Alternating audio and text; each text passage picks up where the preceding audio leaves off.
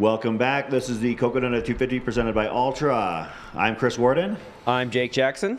And we are here starting day 5 of this amazing odyssey. Day 4. No, we're starting day 5. Is this day 5? Yeah. Monday, Tuesday, Wednesday, Thursday? Oh my gosh, it is 5. Wow. Jake, you ran your race 4 days ago. That's right. This is what happens when you run 100 miles and then go volunteer. Still have Ultra Brain. Oof. Yeah. You know what's so funny is that all of us that are a part of this broadcast team here at Mountain Outpost, recognizing these amazing runners, whether we be hanging out here in studio or at the finish line or at our staff accommodations, you can tell that we have slowly lost our grip on what day it is. I'll be honest. I want to actually shout out to our team last night, Shelby Farrell, Alyssa Clark, and Claire Farrow for holding down the fort. I told our director, Zach Marion, I need some time. And so I abdicated my chair, grabbed a pizza, went home, watched the live stream until about 8:30 or so, and I did actually stop by the finish line because you do. But I was in bed by 10 p.m. last night, which I haven't been in a long time, and got a good night's sleep. I woke up just in time to catch Shallie McRae finish this morning, which I know is a big deal to our followers and viewers this morning. Perhaps I should have stopped by the Fort Tuthill mental check to figure out what day it was this morning. Well, you're here, yeah. So we know that, we've established between the two of us that it is Friday. This is the 5th day of Cocodona 250, presented by Ultra. Thank you to those of you who have been hanging out. Thanks to all of our sponsors, our volunteers. It really takes a whole team of people to put everything together. And you can see on the Coros clock on the upper right-hand side, these runners, they're still not even to the 100-hour mark, 96:41:49. And the runners who are still on course have until 10 a.m. local time tomorrow.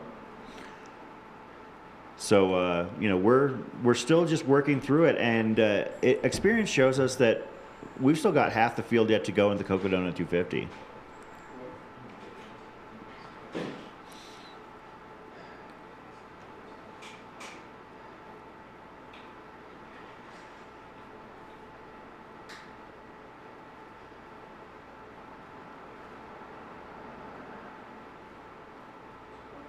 Yeah, it was nice to see last night. We, after we went out to dinner, we were kind of walking around the square down there, and it was nice to see some of the community, that weren't even, crewing or had been pacing the runners coming in, and just being curious. I'm sure a lot of the locals here in Flagstaff know this is going on, but they were coming by and being curious and wondering, why are you guys all standing out here in the cold right now? Oh, you want to see... so here's the thing, Jake.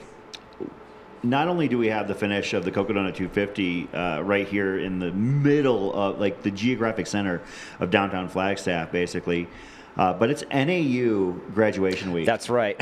So you've got a 28,000 student undergraduate student university in town, just about a mile or two to the south of...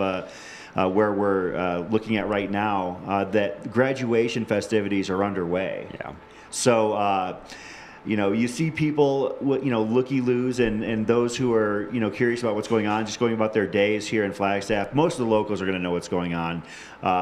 People who are coming to town that aren't a part of the race might be wondering what's going on. But I would say that starting today and through tomorrow morning, you will see groups of revelers and partiers across the screen here as they go from establishment to establishment, cutting through Heritage Square. And it is not uncommon to see, maybe a dozen people, and some in, maybe some alcohol-soaked cap and gown, hanging out in front of the live stream cameras for a few moments. It is really kind of a weird convergence of events going on between the Cocodona 250 finish and the NAU graduation this weekend. We happened to stop into a live or a dive bar to play some darts, and yeah, they had the karaoke going, and everybody was having a lot of fun. So that's good. Yeah, it's an amazing week to be here in Flagstaff. I actually stopped by the Uptown Pub House last night to have an athletic. I swear it was an athletic.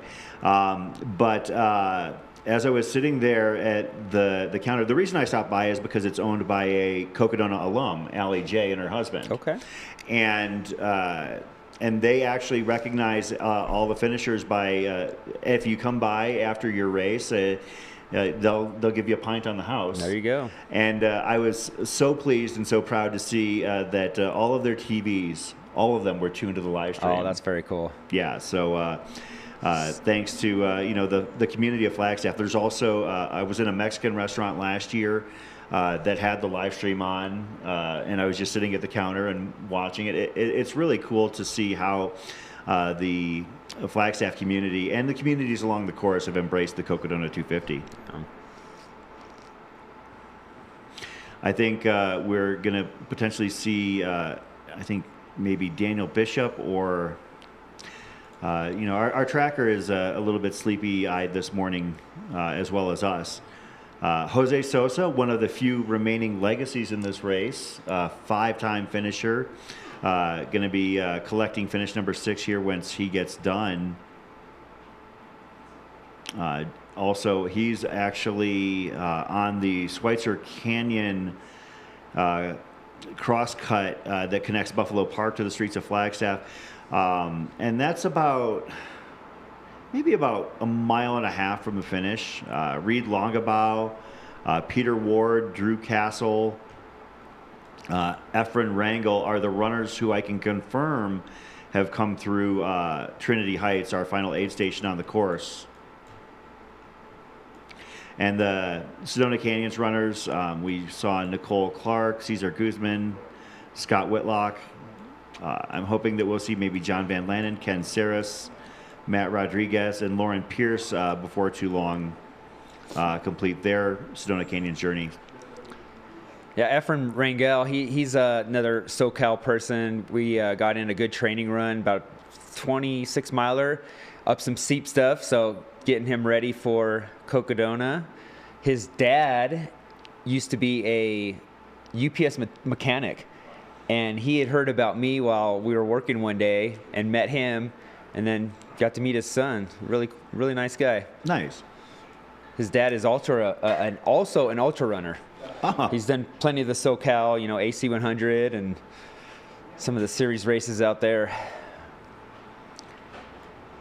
Yeah, AC is an iconic race, one of the originals on the West Coast. Yeah. So hasn't quite come back from all the fires that we've had out there, but they're getting it done, trying to figure out a new course every year. It seems like. Yeah, I think that actually speaks to the mystique and the prestige of that race and how it perseveres. I mean, I remember, hearing about AC 100. That was actually, I believe, Nick and Jamil Curry's first 100-miler. I believe so, yes. And that was before they created a couple of their own. Right. But that race has persevered through all sorts of course changes, calamities on course, having to adjust and move the finish lines, and yet still it is a lottery race. Yes. So it's pretty amazing. Jake, when you finished the Cocodona 250 a couple years ago, do you remember? Well, I know you remember because we all remember, but what was your time here? It was 89 and change, I believe. Okay. Yeah, I had a very rough race with a little bit of what Jeff Browning had with the coughing and the chest congestion. Mm-hmm. Yeah, and it being my first 200-mile race, we didn't know what to expect, so I ended up sleeping way more than I probably should have because things never got better after 4 or 5 hours of sleeping. We got another finish here. Let's see. This might be Shelly Nichols, maybe? That was a Cocodona bib, I believe. Oh, okay. Let's see if we can confirm.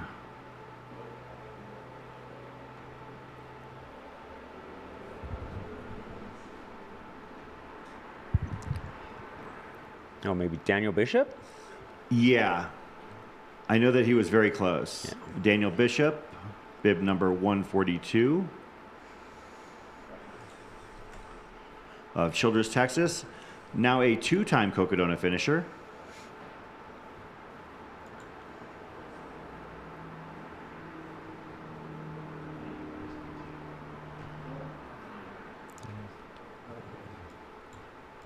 Bib number 355. Drew Castle. Yeah, I saw some love for Drew in the chat. So glad we were able to pick up Drew's final few steps here, as he's already made that most iconic left-hand turn in all of sports, the left on Birch. And then just crossed LaRue Street, going to take a right down Cocodona Alley. You know, I've said the term left on Birch, you know, probably at this point thousands of times over the last few years. I was on Jeff Garmire's podcast last year, and he actually asked me to mock up a call of his finish, and I said, left on Beaver. And he was so dismayed. And, of course, he didn't let me take that one back and recut it. So that's great. But Drew Castle of Escondido, California, now a 2-time Cocodona finisher, an engineer from San Diego, California, got into ultra running about a decade ago, fascinated with the idea of seeing how far he could go on foot, and now when people ask why he does it, he tells them it's because it puts him in some random places that he'd otherwise never be. And he does, you know, rationalize this by saying, why else would I be going over Mount Mingus at 2 a.m.? And he's also a fan of the people that he meets on the trail. He was hooked from the first teasers in 2020. Oh, I remember those teasers and the buzz they created. Oh, yeah. Ran it in 2023 the first time. Been back every year to crew, pace, and volunteer. Spent 12 hours volunteering at Crown King last year, and probably another 2 hours getting to and from Crown King on the road. He knew he wanted to run it again. The furthest distance he'd run before was 258 miles because he missed some turns last time. As you do. And he was excited, amazingly enough, for the first 50K. He's run it 3 times now in training runs and in the race, and it never gets easier. But getting to the top of Lane Mountain is the best you're going to feel until you get to the finish line. Another finisher right there. Drew wanted to shout out his support crew, his partner Ann. Happy anniversary to Ann, and good friends Ina, Mike, and Brian. Wait a minute. Is that Mike and Ina Darris? Oh, I love Mike Darris and Ina Darris. A couple of finishers coming in.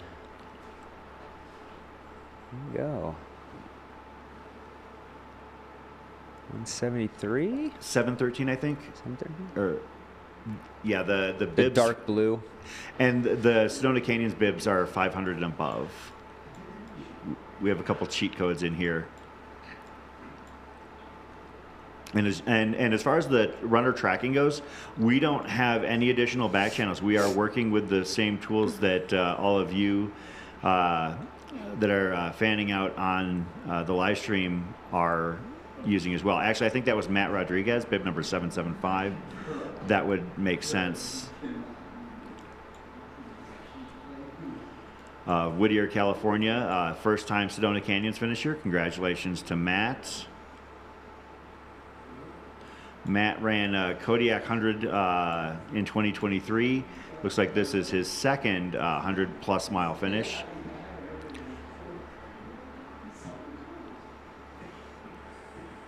And somebody was asking about the Flagstaff Crest runner tracking.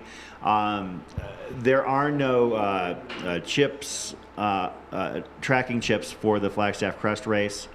One of the things that people are surprised to find out is that while the runner tracking does allow us to follow as fans at this and other crazy tough 100-plus mile races, the GPS tracking devices are primarily a safety function. Right. And the fact that we're able to follow them through these means is really just an amazing it's a gift byproduct. for us. Yeah, I mean, just to figure out where the runner is in general is nice. And so Flagstaff Crest, given the fact that it's a shorter race, we do not have chips on the runners for that one. If you want to follow the runners, they will have timing mat tracking there. Also, if you're following a buddy or something, get them on Strava Beacon or I think it's Garmin Live. Yeah, the Coral swatches will even track. Hopefully, if they start when you start the watch. Bib number 648, it looks like right there, coming into the finish. Ken Ceres of Edmond, Oklahoma, 50 years young with his first Sedona Canyons finish. Congratulations to Ken. Looking at his race history, looks like this is not his first rodeo when it comes to 100 milers. Looks like he has multiple finishes at Javelina 100. Finish at Leadville. I'm sorry, he has one finish at Javelina, one finish at Leadville, a couple other finishes as well in 100 milers and 100 Ks. Black Canyon, Thunderbird 100K. But this looks like it's the first time where he's intentionally gone beyond 100 miles. As we talked about with Drew's comment, you might run a 100 miler, but somehow that Garmin tends to say 102, 103. Right. And it gives you a good reason to might as well just sign up for a longer race next time. So that's true. You already know you can go past 100, so yeah, it's a little further. After 100, it's all the same, right? Oh yeah, everyone's exactly the same. Do you remember what your exact mileage was on Bradshaw Brute? It was actually very close. It was 101, I think. Okay. It was pretty accurate. Because one thing I've learned, and I did have a couple detours added, so not very long ones, but yeah, I was surprised to see it as close to 100 as it was. One of the things I've learned, being associated with Air Viper running for many years, is the fact that when they say 100 or they say 50 miler, your watch is never going to line up. I'm trying to think. There's a race here in Arizona. It's iconic. And it's the Zane Grey 50. Okay. And the Zane Grey, I mean, you look at the list of people who have won that, it's like a who's who. You've got wins by like Hal Kerner. I think Ann Trayson has won it. Carl Meltzer, back in the day, and in more recent times, people like Nick Curry have run it. Goggins has run it. Okay. You've got like all sorts of names. That was one of the races when I got into ultra running, the races that I was like, oh, that one's been around for a while. Yeah. Well, the first year I attempted Zane Grey, it was a 57 and a half miler when all was said and done. We've got another finisher here coming in for Sedona Canyons. As long as the race isn't shorter than what the advertised distance is, then you're okay. I think that's the rule in ultra. Looks like that was bib number 722 or 772. We'll see if we can 721 perhaps. Timothy Case. Timothy Case of Erie, Colorado.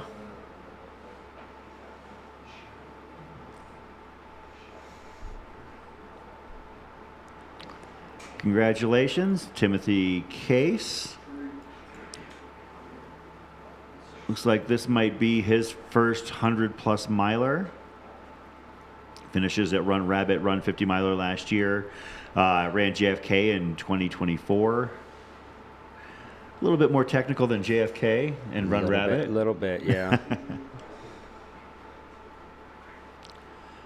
Timothy Case of Colorado, as you can see, celebrating his Sedona Canyons finish here. Yeah, it's funny, Jake. You mentioned, if you run a race and it's, say you run a 50 miler and it comes up 54 miles, you might grumble a little bit, but you kind of just accept that's ultra. It's just more street cred, But heaven forbid it come up 49.6. And that's how you end up running around the square, try to get your watch to the exact number. Another local race here, man against horse. There was a stretch of time, including the year that I finished it, where the man against horse 50, my watch registered 48 and a half or something like that. And there were people who honestly told me, well, you didn't run a 50 miler. Yeah, exactly. Like, come on, Yeah. man. Well, And I ran that as a training run for Javelina because at the time, Man Against Horse was at the beginning of October, and everybody told me, oh yeah, just run a 50-mile training run in anticipation of your first 100. Well, I didn't even get credit for that first 50 miler because it came out to 48 and change. that's where you say you actually accidentally paused your watch when you stopped to use the bathroom. And The funny thing about Man Against Horse is it's one of those events here, as you can see the Cocodona 250 finish line presented by Ultra. Man Against Horse, you literally race against horses on course. And I was actually ahead. I was the second to last finisher. And I was ahead of 4 horses in the final, I don't know, half mile or so. And as I was turning onto, like, you run on pasture, it's actually right by Fain Ranch because you actually go, the Man Against Horse course goes up and down Mingus. oh, wow. Yeah, so that was my first exposure to Mingus Mountain. And I turned onto the pasture, and I turn around behind me, and I see, like, these 4 horses coming up behind me, like something, like, historic or biblical coming at me, kind of in a fan motion coming around the corner after me. And I looked and I started to run a little bit harder because I wanted to beat at least one horse. But even with maybe a quarter mile of a head start with a half mile for them, you're not finishing ahead of these horses. So after about maybe 50 meters of trying to push myself hard, I just walked when I realized that they were covering 10 feet for every one that I was moving. So with that race, how is that broken down comparison with horses versus runners? So the horses actually have mandated medical checks. Oh, so they okay. get vet checks from all of the at all of the aid stations, and they also have like kind of like a, I don't know if you call it a cooling period or so, but they're actually mandated to stop for X amount of time. I can't remember what that amount is. Yeah. Could be 30 minutes, could be an hour, but even with those, I guess leveling out But conditions. It's not equal horses equal. Like 50 horses, 50 runners. If there's a I cap think on how many on. Not that I know of, Oh, wow, although okay. I would assume that Man Against Horse sells out this year because I believe that word on the street was all finishers are entered into a drawing for a Western States entry. Well, there you go. So I'll have to check that one out. right, that's what everybody says. But as long as you run a qualifier, I believe. But that was the scuttlebutt, I believe, for Man Against Horse. So shout out to local legend, put a quarter in the jar, James Bonet, for keeping that race not only surviving but living strong in the Prescott area. Looking at the tracker here, and hopefully Efren did not get off course. They make that left-hand turn. Yeah, we've got race command, and everybody has everybody is forced to carry devices. It looks like if Efren did, it could be that would be one possible place where because it just you keeps could going go. up. Yeah, because that pipeline trail, you have to take a hard left onto it you kind of join the Arizona Trail ever so briefly into Buffalo Park. But our race command is, shout out to a couple of them. I know that Aaron Schmidt and Noah Doherty are among the people who work in race command. And those folks, they have a setup that mirrors our production studio. And they're watching trackers. And when a runner goes off course, they start to contact them. I've witnessed them call runners who have gone off course. So we see another finisher here. I mean, not having a pacer on this section now, that would be an easy spot to miss a turn if you're just not paying attention all the way, which understandably, being out there this long. Potentially. This looks like Reed Longabau, bib number 234.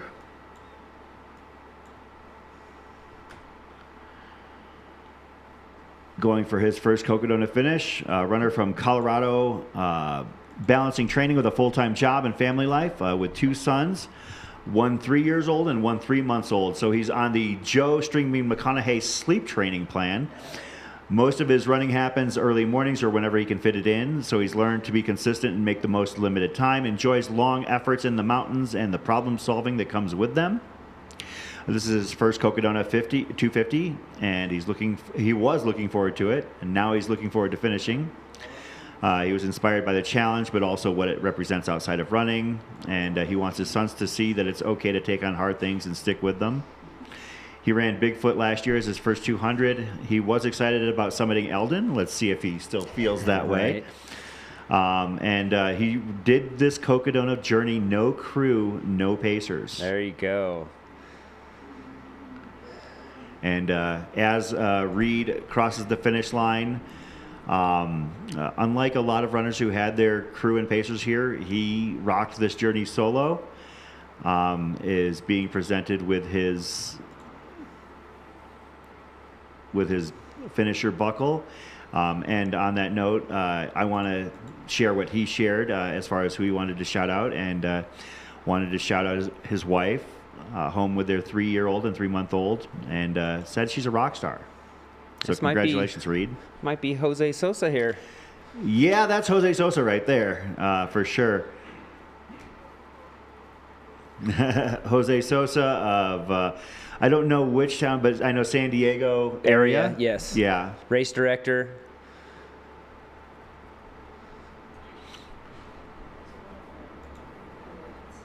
Yeah, he's one of the 4 legacies. I believe that he is. Did Andy Glaze finish last night, or is he still out there? No, he's still out there. Okay.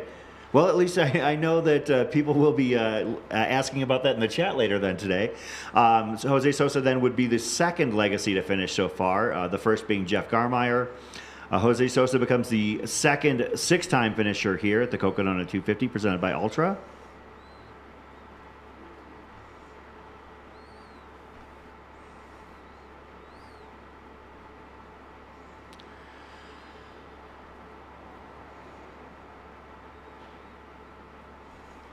Congratulations, Jose. Way to go. 97.06.41 for Jose Sosa, now a 6-time finisher of the Cocodona 250, which by my amateur math puts him at about 1,500 miles on this course. And I talked to him last year and asked him if he was going to come back, and it's like they always say I don't know, but it's like a magnet. They just have to come back.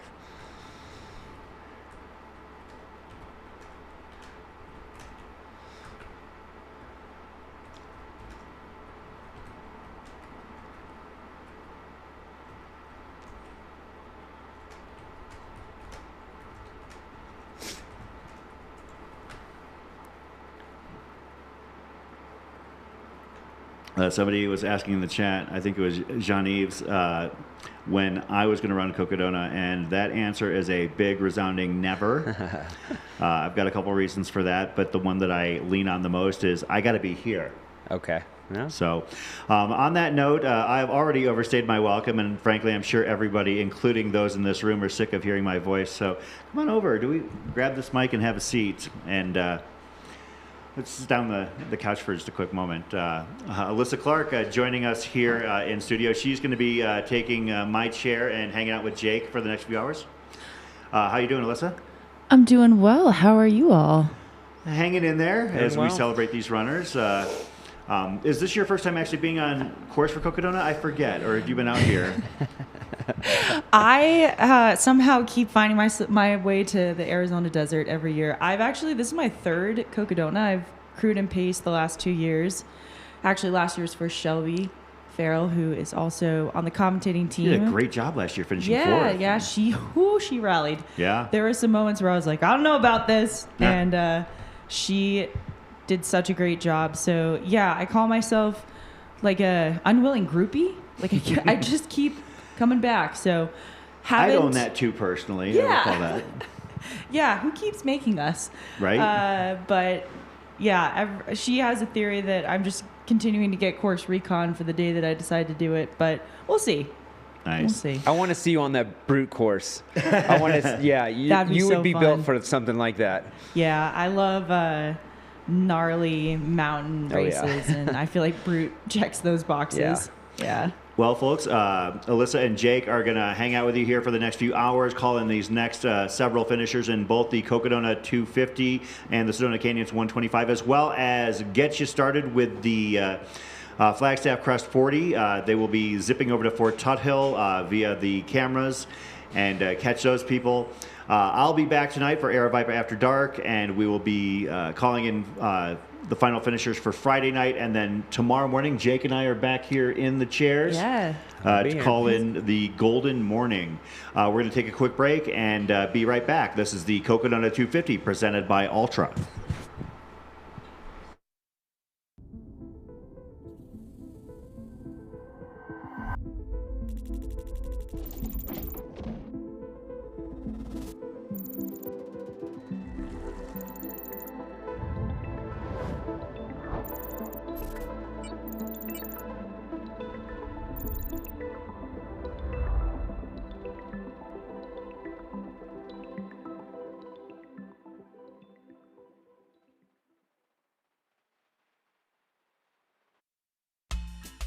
I'm a pledge for the wild kind of town.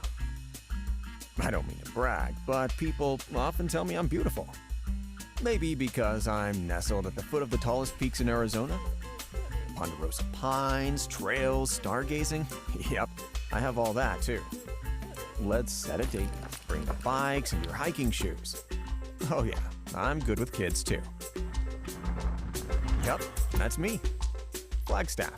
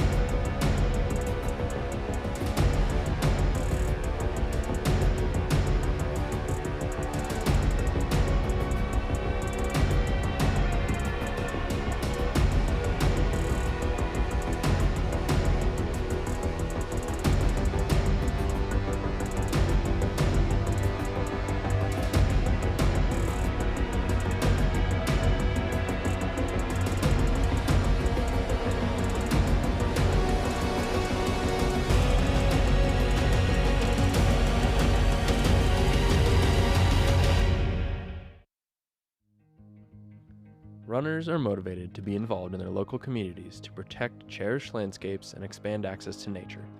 Together, we can make a positive impact in our community by volunteering locally and supporting national outdoor recreation and environmental advocacy efforts. RPL approaches this through community service, education, and civic engagement. As the largest outdoor recreational group in the country, 60 million strong, runners can make a difference.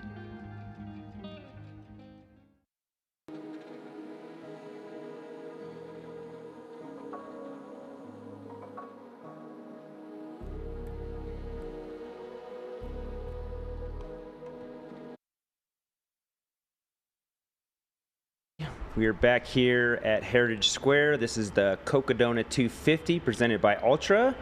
I am joined in the studio with Alyssa Clark. I am Jake Jackson. How are we doing this morning, Alyssa? What's up? What's up? We're back. Trying to wake up still? Trying to wake up. Yeah, I was trying to slam 2 cups of coffee before I got in here, but I only got to 1. So yeah. I'm a little bit sad about that. I was running a little bit late myself. Had a late night, kind of celebrating just this week. It's been a lot of fun. Yeah. Jake, what's insane to me is that you finished a 100-miler like 2 days ago and you look totally fine. Yeah, I don't know how to explain it either. Yeah. It's usually just a good night's sleep and a lot of food, and yeah, I'm ready to go out and run some of the course. We went out to the Hangover Trail yesterday. Oh, you did. And did the loop. Out. Yes, okay. and I'm. If you need a reason to run Cocodona, you got to see the Hangover Trail, because it is absolutely beautiful. I was contemplating. There's part of me that's like, maybe I'll just sneak away today. That was And my head back, but- number one thing that I okay. needed to see before going home, and it was well worth it. All right, Yeah. all right. I'm gonna have to make a pit stop in Sedona. Maybe I'll hit it. Maybe I'll hit it sunset tonight. Or I will say that some of those sections, they're tough. Like Yeah. you're literally on your hands and knees crawling up a that few of sounds those. so fun. But absolutely beautiful. I would almost take a little bit of a nap if it was night going into sunrise just to see it in the daytime. Okay. And also too to just be on it. Yes. Like it seems like a section where there's a little bit of a higher consequence, we'll say, to the actions. Yeah. We were hoping to get out there at some of the, Runners were- final, yeah. but we got out there a little bit late, and That's actually a great update we can give everyone and myself, because I'm wondering the same thing. Where are we at for cutoffs? So the last cutoff that we had happened was Munns Park. That's mile 190. That happened this morning at 2:45 a.m. Kelly Canyon, mile 202.7, will be shutting down today at 8 a.m. So they have about an hour and 45 minutes to make their way through Kelly Canyon. Then we have Fort Tuthill is mile 211. That's today at 12:45 p.m. Walnut Canyon, mile 227. That's this evening, 7:45. Wildcat, I guess Trinity's the final aid station, but Wildcat tonight at 10:45 p.m. So those are some of the cutoffs that we are looking at today.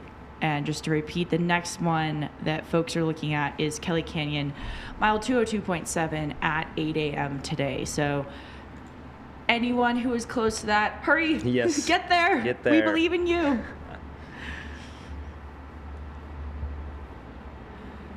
So were you able to get on course at all? Were you? Yes. So yesterday, Shelby and I ran out we got to see Sally because Shelby's been pacing Sally. So we saw Sally at Tuthill, and then we ran backwards on the course. We were able to cheer some people on. Cool. And actually ran into Jose and got to come in with him for a little while. And then, let's see, also was able to see, shout out to...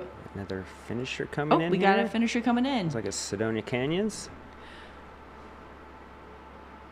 Making the Get a turn. number here. Let's see.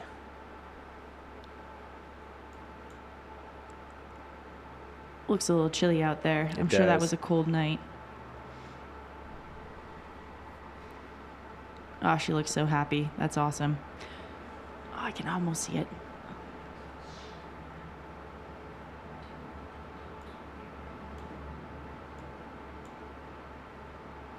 Thank you, camera person, for trying so hard. It's like maybe 5'10", Lauren Pierce. I believe that's Lauren Yes. Pierce. All right, we will see Lauren making her way almost into the alleyway.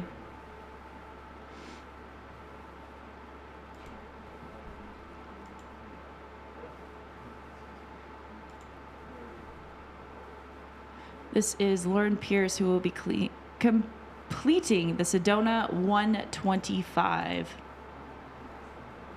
Jake, would you do the 125 at some point? I was actually thinking about maybe doing it next year. Yeah, that makes sense. And really the only reason is because I would have 3 buckles from 3 different races. That'd be cool. So Yeah. good reason, I think. Would you do Cocodona again? Are you planning on it? or- Maybe in 2 years. Yeah. Yeah. Well, it's fun because if you finished Cocodona, right? Yes, 2024. So finish Cocodona. You've done Bradshaw Brutes. You've seen the first half of it again, and then Sedona, you get to see the second half. So Yeah, there was a runner that I noticed, Dai Wu, I think it was his name. He finished the Bradshaw and Sedona Canyons. So I think he might have been signed up for the Flagstaff race too. Oh my goodness. This is Lauren heading into the finish. Perez? Lauren Perez? Let's see. Pierce. Pierce. Lauren Pierce crossing the finish line of the Sedona 125 with a huge smile. Good job, Lauren.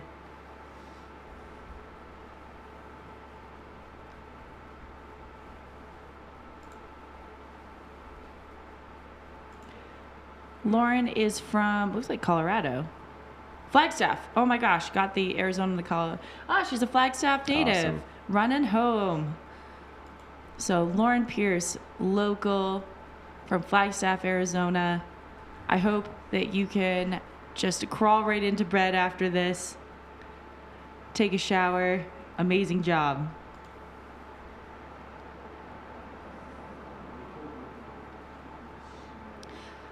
Yeah, there was a runner who did not get into the Cocodona 250, so she signed up for the Bradshaw Brute and the Sedona 125, Okay. and was doing both to kind of span the 200 and Right. well 225, pretty Yeah. close, and get that whole experience, which is pretty incredible.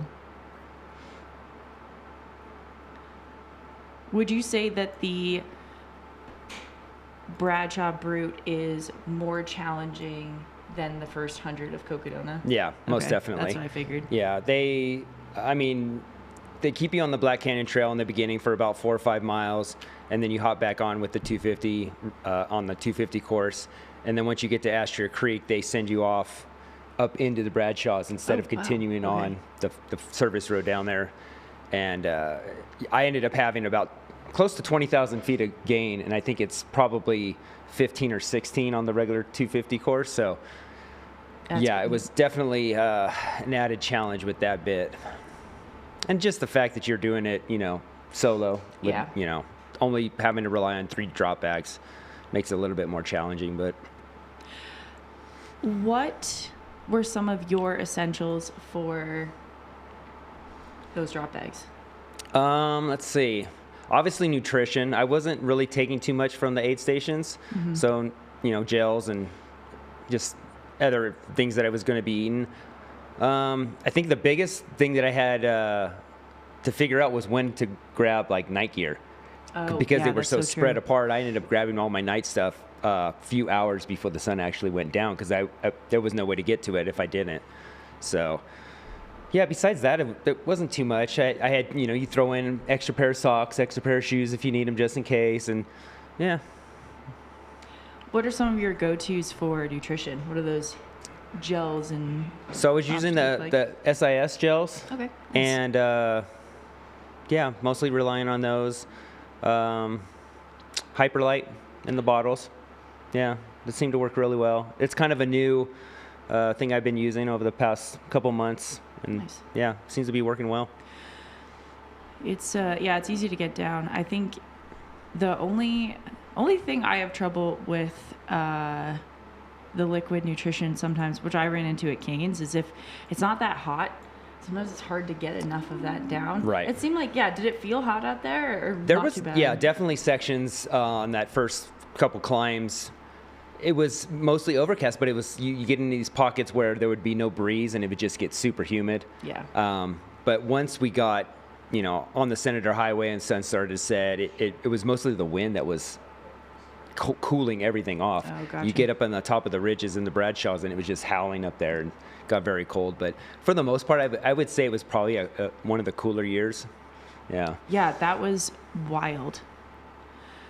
With how there was so much cloud coverage, it just seemed like it was the weather gods were shining on all of you runners out there. Because the day before it was so hot. Yeah. It was 90 degrees at Bib Pickup.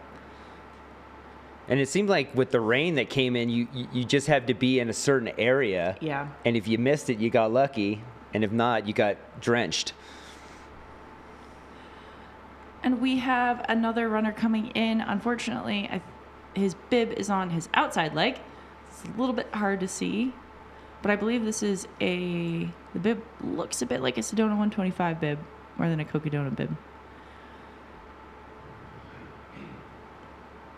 Yeah, we have a few 125 runners coming in pretty close to each other right now.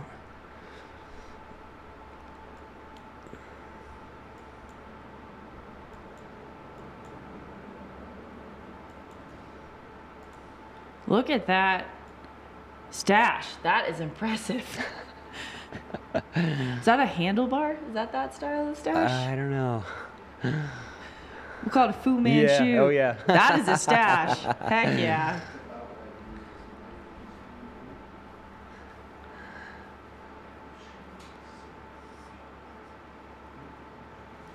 Running strong all the way into the finish. Yeah, Good job. all the way. See if we can get a number here. Fist pump, love it. That's definitely a Sedona 125 runner. He's not done. He just kept going. Yeah, he kept going. He wants to get that round number on his watch. Yeah, how much does that mean to you? It doesn't mean much after being out there that long. Yeah, it's saved. As long as it gets saved and it's in one file, I think that's the biggest thing. And we got another finisher here. Also a 125. This is 774. Looks like Kevin Dayu. Nice job, Kevin. That might have been Florian that came in I would just ahead of him. Awesome work, Kevin and Florian.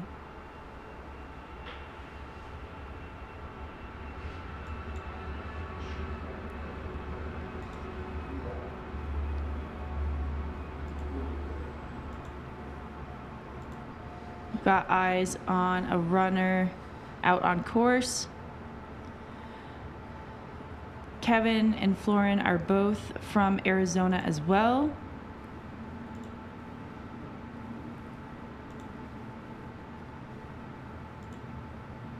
Yeah, Canyons, which I did a couple of weeks ago, was marked as being 98.6 on the course map. It ended up being about 102. Yeah. And my friend was saying, oh man, it's only 98.6, not 100. And I was like, I dare you to go run 1.4 miles after you finish and tell me if you care. Yeah, and most of the time your watch is a little bit long anyways, so it kind of makes up for it. Yeah. Yeah. Especially too, there's always going to be coming in and out of aid stations, Right. adds a little bit. Yeah. But everyone was getting. Because I think even the Bradshaw Brute was a little bit short, and then when they did the GPX upload, the final one, it was exactly 100 miles. So Nice. something must have changed in there. All right, we got another runner coming in super strong. Wow, look at that stride. Looking good. Yeah, he looks great. Coming around the corner, sprinting it in. Strong work. We're getting quite a stream of the 125ers. Yeah, they're really coming in groups now. Awesome. Yeah, definitely another Sedona Canyons runner. 682. Yeah, this is Cameron Biggs. Cameron Biggs from Arizona. Amazing work, Cameron.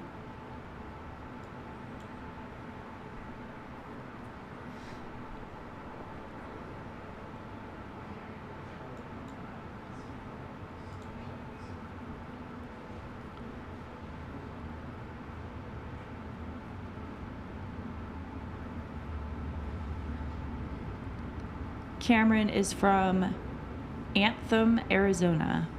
I do not know where that is. That's Anthem is where Black Canyon starts, isn't it? Out that direction? Yeah, or along the possibly. way? Just south, Just yes. south of the start of Black Canyon. We got another person just sprinting it in. I was about to say huffing. I'm not sure if that's striping it in. Yeah. Love the energy. Sprint finish. There Heck we go. Yeah. Yeah, honestly, Great it's come job. down to a sprint finish with a lot of these these folks.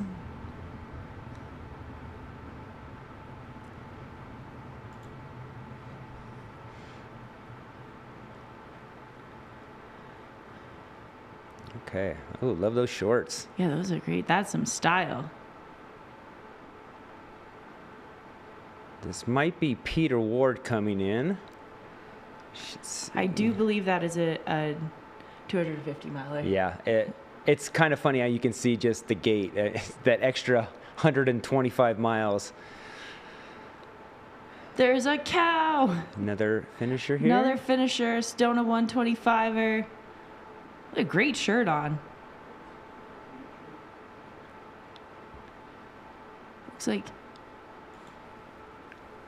147 maybe. Yeah.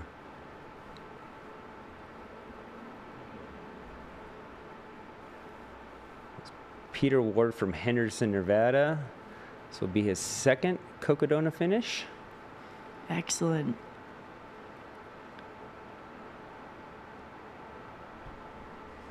Father of twins.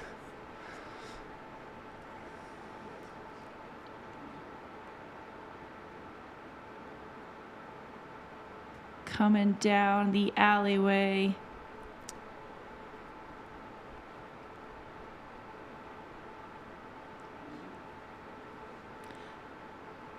We've got another Sedona 125 finisher. Holy cow, they're coming in droves.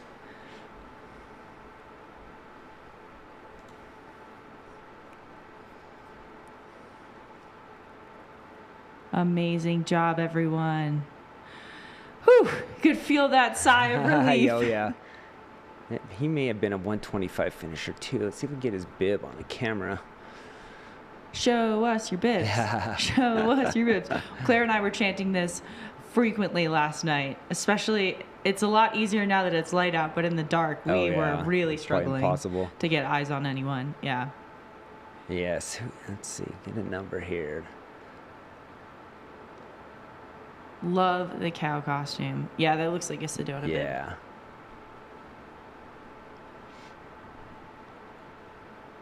Man, those Ultraspire packs have been so popular. I saw so many of them coming up from the back of the pack early on in the race, yes.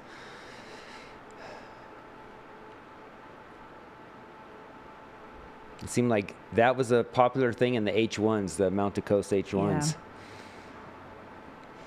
Getting the finish line photo. I'm guessing this is Elizabeth Sedek, because that's the next woman that we were supposed to see coming in.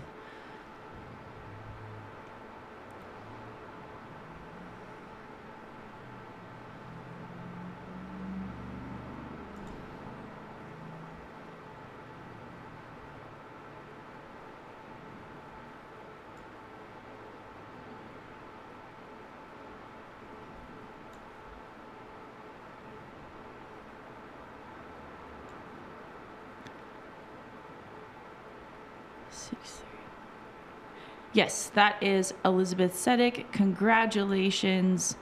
She is a California girl. Hailing from Santa Clara, California. Congratulations, Elizabeth.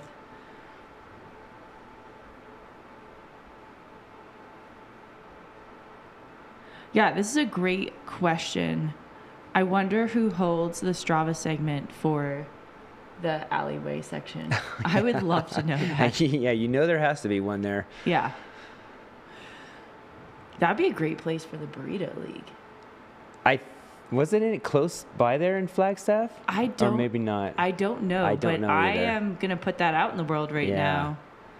Chat, help us out. Where was the Burrito League in Flagstaff?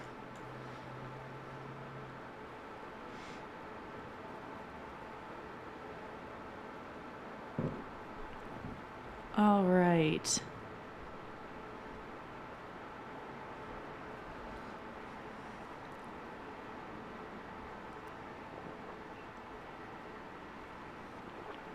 Did you join in the Burrito League at all? No. No? It was in Oceanside. Okay. Yeah, which is about 50 minutes away from me. I was also dealing with a hamstring strain in January, so I didn't think that. Probably not a good idea. Yeah, not the best idea. You. Yeah, I did. I went too far. Yeah, shocking, Jake. Opposite side of the pendulum on me. See, was it near you? It was about a 10-minute drive. Oh, yeah, that's too tempting. Yeah. No, mine, also traffic is terrible up there, so that really put the kibosh on my desire. Yeah. Aw, great picture here. Yeah, how many miles did you log on the Redlands segment? Yeah, it was over 800. Also with a 100-miler at Coldwater. Yeah, you threw in a 100-miler as right well. in the middle of it. Yeah, I started it just for fun and started to meet a lot of cool people. And as it grew, just FOMO kicks in, and Yeah, I think I saw one post you made at some time that was like, oh, I can't believe this 100-miler is getting in the way of my burrito league. right, yeah. I know, and I kept telling myself, you need to like taper at some point, but I think I ended up running like 120 something miles the week before and tapered for like 3 days, just basically driving out there and packing was my taking up the goodness. time. But then getting back, it was on. Like I was out there as much as I could, and That's hilarious. yeah. Did you end up winning that? I came in third. You came in third? Yeah, the two guys that finished, way ahead of me. They were at least 100 miles ahead of me by the end, but they were battling for a while, and yeah. That's It was wild. funny because actually fourth place, he was ahead of me until I got back from Coldwater, and it came down to basically the last day. Oh my goodness. Y'all are crazy. But it was very cool. You have people that only ran a 5K or a 10K or a half marathon, and they're just doubling and tripling their weekly mileage. And yeah, I was curious. I was like, everyone is going to come out of January now either with the best aerobic base possible or every injury Right. imaginable. right. Yeah. Also, thank you, chat. That was on the Flagstaff Burrito cool. League Yes. course. That is Right on. super cool. That makes perfect sense. Yeah. I'm glad we were tracking on that. That's wild. I am just so curious. I'm curious the longevity of Burrito League. Is it going to become a staple? Well, as far What's as gonna Redlands happen? is concerned, they're having it again. Okay. So, I mean, Andy Glaze is a local legend out there, and yeah, he's definitely going to keep that going. But it was a lot of fun.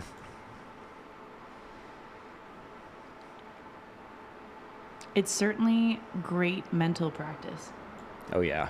And I mean, it was, you run around a track for 24 hours But or you do. 48 hours. Yeah. Yeah, it was like everybody Not kind of everyone expected does, me but just to you go out there do. and do that. And yeah, I think thankfully I had that 100-miler. It probably would have gotten even worse, but. Are you yeah. going to plan any races in January next year? Are you going to keep it clean? I made intentionally just so I could not participate in it as much as I did, because as much as I told my wife that I was not going to go head deep into it, I kind of did, and yeah. No, an ultra runner who took something and ran with it to the utmost extreme that they Yeah. could. I'm shocked. Yeah, It's like we all share a certain personality trait. seriously. Yeah. Well, we are 97 hours and 37 minutes on the Koros clock for the Cocodona 250. So we are approaching that 100-hour mark. I bet we're going to see a lot of people really pushing to get under that time, because we all have these, none of the times really matter, but I Right. think that we all have to find some kind of push at the end of the day to get us there. And that 100-hour mark, I think, is really motivating for a lot of people. This is the coverage of the Cocodona 250 presented by Ultra. I'm Melissa Clark, joined by Jake Jackson in the studio. Thank you for joining us on this beautiful Friday morning in Flagstaff. If you want to see what goes on behind the scenes here, we are at Run Flag. We will be here for the rest of today and tomorrow morning. So stop by, say hi, shop in the store. I got to peruse the store later on because they have some very cool stuff. You can see our setup here, see us talking. We're about Rambling on about whatever we can think about. Rambling on, bringing you the goods.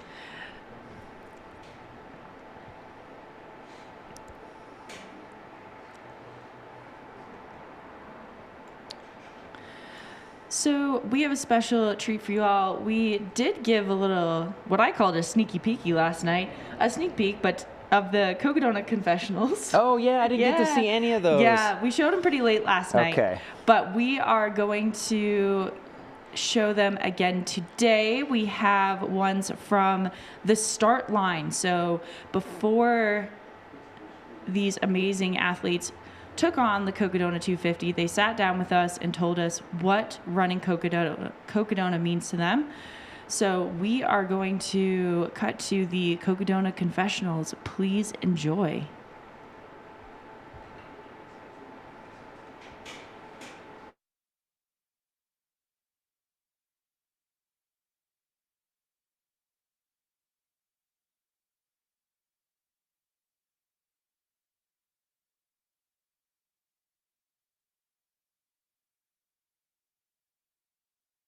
Hey everyone, this is Eddie. I am at the start of Cocodona 250. Actually, this is the day before. So right now I'm all happy and polite and joyful and looking forward to finishing this thing by the end of the week. One thing my mom used to do when I was a little kid was she used to take me to the base of a mountain and say, I'm going to be back at this time.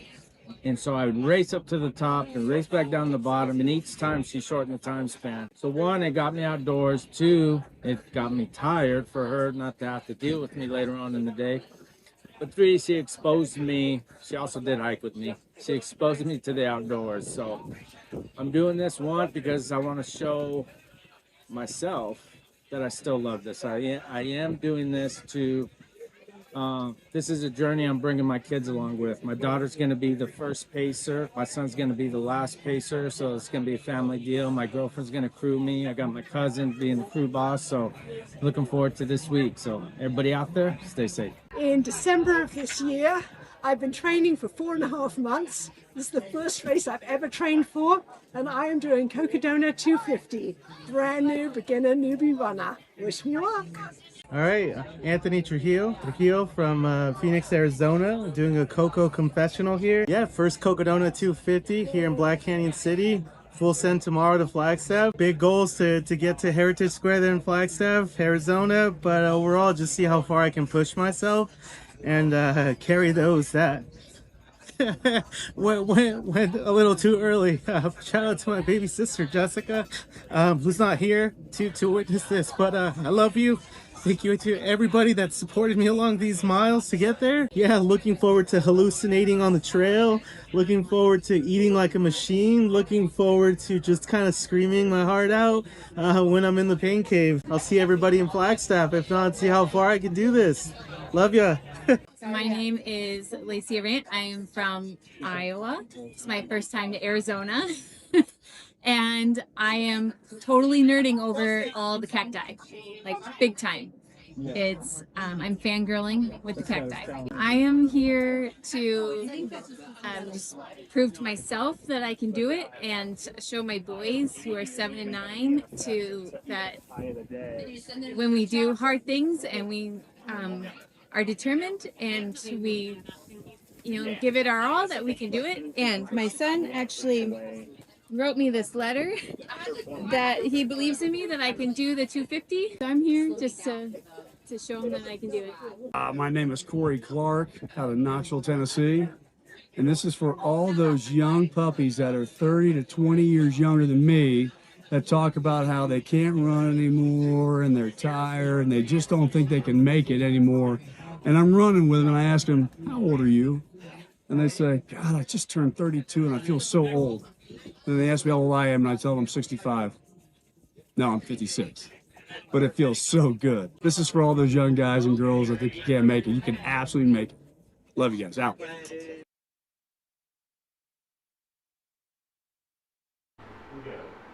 And that was the Cocodona Confessionals. This is the coverage of the Cocodona 250 presented by Ultra. I am Melissa Clark. I'm Jake by Jackson. Jake Jackson. We're watching the the garbage truck's garbage going through. truck. So oh no! Oh no! Oh Don't my stop goodness! there. Oh no! Okay, this is catastrophic. Oh boy! Wow, this is like Snake Gate. Yeah. Garbage truck gate. Garbage truck, what are you doing? Oh my goodness. Could you imagine turning that corner and seeing that there and being like, am I in the right spot here? I would be so confused, Oh, boy. especially after that long. Uh-huh. Okay, so we have garbage truck gate happening Yeah. right now. But those confessionals, I got to see them last night. So powerful getting to, oh, thank goodness the garbage truck's moving. So powerful getting to hear those stories and just see also like the start of someone on this journey that Yeah. I think really changes people. Oh, it definitely does. And the Cocodona Confessionals, we're going to be playing those throughout the day. We have quite a few more. Ultra has been out collecting these stories from the start line, also at the finish line. So we are collating them, and we will be pushing those out to you, celebrating all of these athletes, their stories, their journeys. Absolutely incredible. And we have another Sedona 125 runner coming in, looking strong, rocking that Ultra Spire back. Yeah, another one. Looks like that might be Jamie Limbaugh. That's 525. Looks like. She's so, oh man, Okay. I'm so confused There we as go. well, Jamie. This is great. Jamie, you have the best finish ever right now.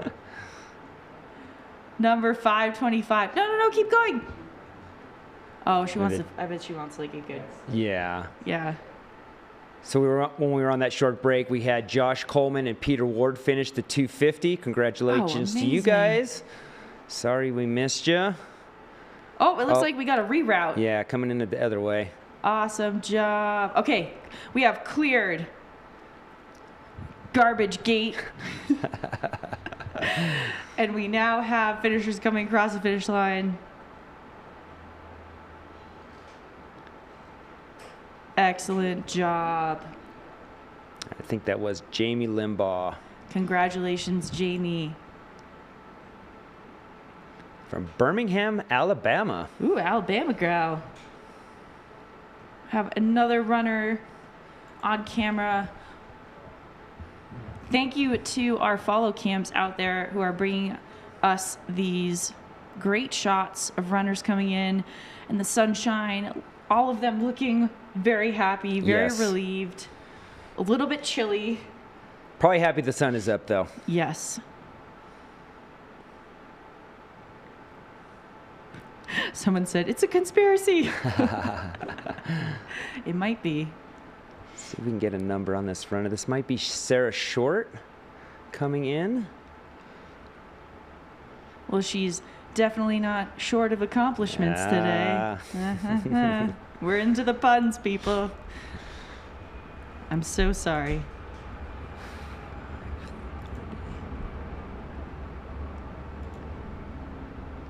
Making her way in. I do not see a number anywhere. Do not either. Yeah, unfortunately, I mean, it makes total sense, but 39. Oh, it's Michaela Molko. Michaela, yes. we believe this is Michaela Muko. Michaela, amazing job. She's a Sedona 125 finisher. No, she's on the Cocodona course. Oh, she's on the Cocodona course. Yes. Ah, amazing. Wow, she looks great. Fall City, Washington. Career firefighter from Washington State. Oh, so she's tough as nails. Yeah, she's been running since she was 12 years old when I first ran my first full marathon. Awesome. Furthest distance run, 100 miles, actually 99 LOL according to my watch. She was looking forward to seeing the Hangover Trail. Well, she got to see it, and now she is here. Coach Stringbean McConaughey. Now that is someone I would want on my side. No, but Oh, that's Why, a that- Sedona. yeah, boy, Yeah. these are getting hard to figure out there. So that must have been. Let's see. Sorry about that.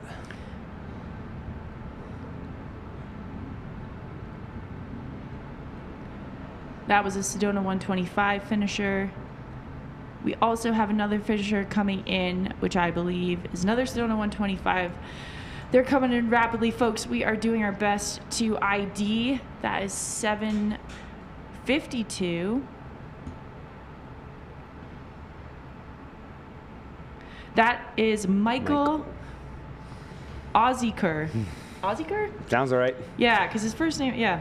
Michael, congratulations. Way to get that finish. Got that belt buckle. He is stoked on that. Michael's from Frisco, Texas.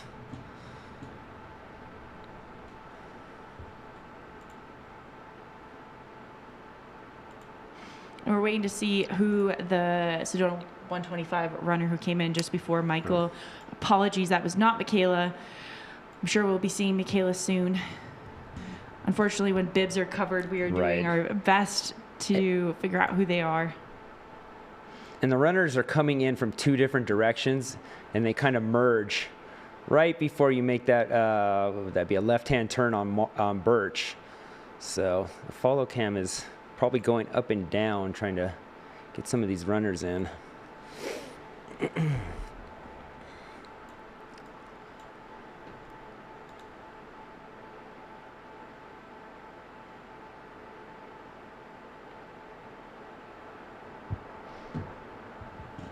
I can tell that runners have made it through a pretty chilly night. There's lots of warm clothes still on, hats, gloves. Yeah, it's crazy the temperature swings in this race. Right. I mean, it will go from, 90 degrees to snowing. It snowed in Flagstaff on Tuesday afternoon.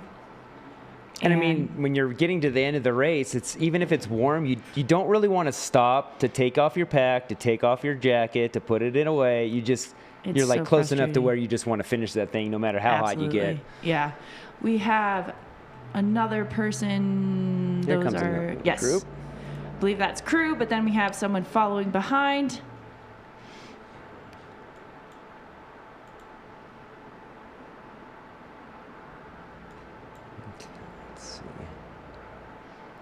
And we will get an ID on them as soon as possible. Or if you know in the chat, let us know.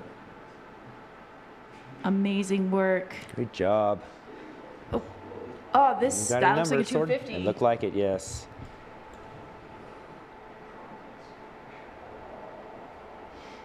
That actually looks like Ephraim, my friend Ephraim Rangel. Ah, Ephraim, awesome. You know him? Yes. Yeah, give us a little background.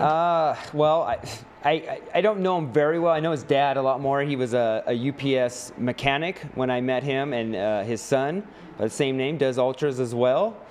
Let's see if he had something. Oh, that's definitely Ephraim. 248. We did a training run about a month ago in our local hills. Very strong runner. From Lakewood, California, 45 years old. We have another finisher as well. Okay. And also, thank you so much, chat. Sarah Short was the runner we were working to identify before. So congratulations, Sarah. And then we have Ephraim who came in. And we have a new runner coming in. Yes. The Sedona 125. It is just a constant stream. Hopefully we can get a number on her. And another runner after this. Holy crap. They're coming in like wildfire. Show us your bib. Show us your bib. And we can celebrate you. Oh no, don't run away. All right, we are, chat, if you know who these two runners are, Sedona 125 finishers, please let us know. They have not turned around, so it's a bit tricky to figure out what their bib number is. Yay, runners. I like that. Just yay, runners. Right. We're proud of you.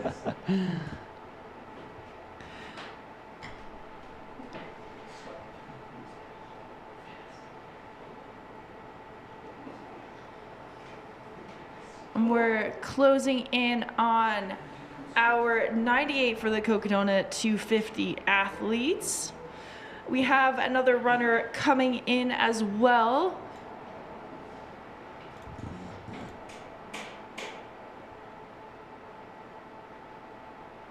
Super strong finish. A Sedona 125. Ooh, did a jump over. Yeah.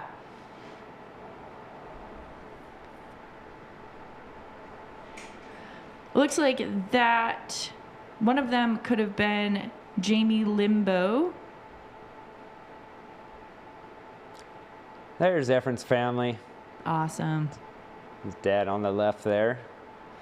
Retired about 5 years ago, and I asked him, how's retirement going? He's like, it's the best thing. I love it. I can just go and do whatever. It's, amazing. Awesome. And we have another runner coming in. crossing the finish line. Amazing work. Number 39. So that has That's to be... Michaela. Yes, Michaela. Yeah. Awesome work. This is Michaela Mulco. From Fall City. There we go. All right. Jake, do you want to give us a little rundown? Firefighter from Washington State. She's been running since she was 12 years old when she ran her first full marathon. She was looking forward to seeing the Hangover Trail, like we said earlier. She said, before getting into ultra running, I was big into skating and surfing. Ooh, and taught cool. skateboarding lessons in Seattle with an organization called Skate Like a Girl. That's awesome. Don't be fooled, though. I wasn't that good and got last place in one competition that I entered. I can do a kick flip, though. That's impressive. I don't even remember the last time I did one of those. Grew up in Southern California and still love surfing. It's just a lot colder and harder to get to in Washington. Yeah, that sounds freezing. Yeah. I mean, it's not warm in SoCal. Well, yeah. I mean, the water's, it's still cold. All right, we have another runner coming in to the finish. We also have a beautiful drone shot. I believe that's Buffalo Park. Yes, Buffalo Park. Sun is shining. Amazing job, runner. This is a Sedona 125 runner. And it's been very folded up, which I get. I would do that too. Michaela did the 250. Yes. Awesome job. Yes. And then the current runner that we are seeing is a 125 runner. Getting his belt buckle.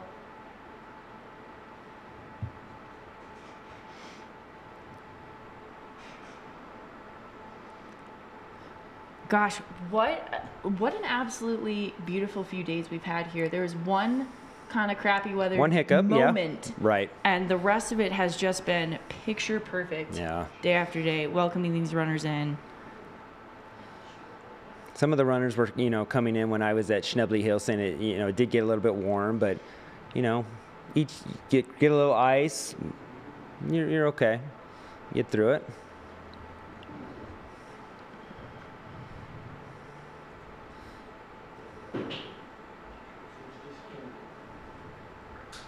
And I think if you have the ability to do some heat training, knowing that first day is going to be really warm, you're probably heat acclimated anyway. So Yeah. the higher you go, the cooler it gets. Did you... Never mind. I'll ask that later. Got another runner coming in, it looks like. Walking hand in hand. That's I nice. love it. Congratulations.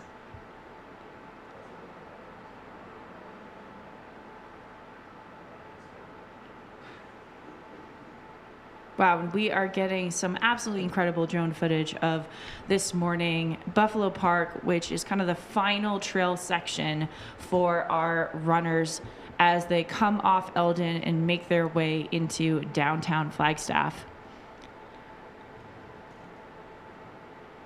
Now here, that's a popular spot for some of the elite runners, the NAU runners. They do some sprints out there because it's pretty flat, pretty groomed. I am honestly so just like kind of dumbstruck at how great the running is here. You kind of have everything you could want. Right. We're getting a group photo of Michaela's crew and family. Amazing work.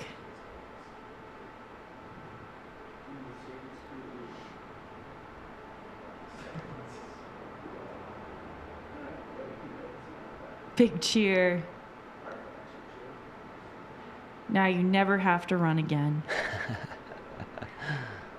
I actually stopped saying that to myself after finishes. I just said, you don't have to run for at least a few days. Right. Unless you're Jake. Yeah. And Jake's like, I feel fine. The next day, I try to get out and move.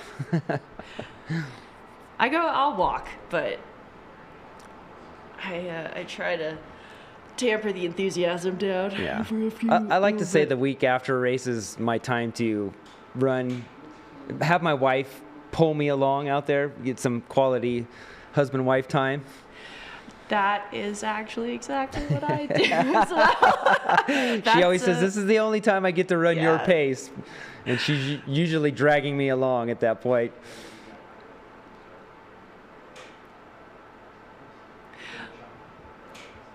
All right, we are going to be moving to the Flagstaff Crest start, starting in just a few seconds.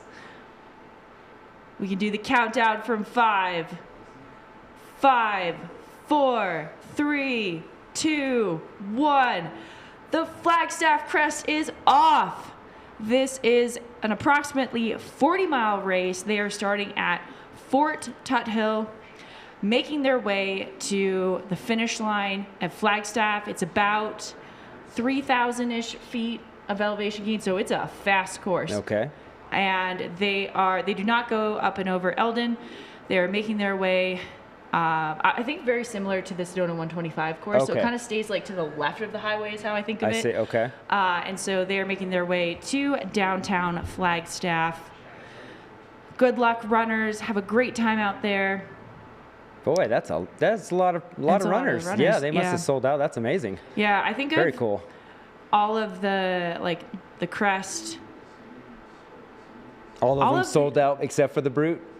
I think so. Yeah, probably. Well, I think this is like one of the gateway absolutely entry points of like, especially too. I will say every single year I've been at Cocodona, which is the past 3 years, I've been like, oh yeah, I'm gonna try to jump in the 40-miler on Friday, and then I am dead. Done by and then, it never happens. Yeah. But I will say that also we'll try to get an idea on this finisher. Congratulations. And then I'll finish my thought or my little story.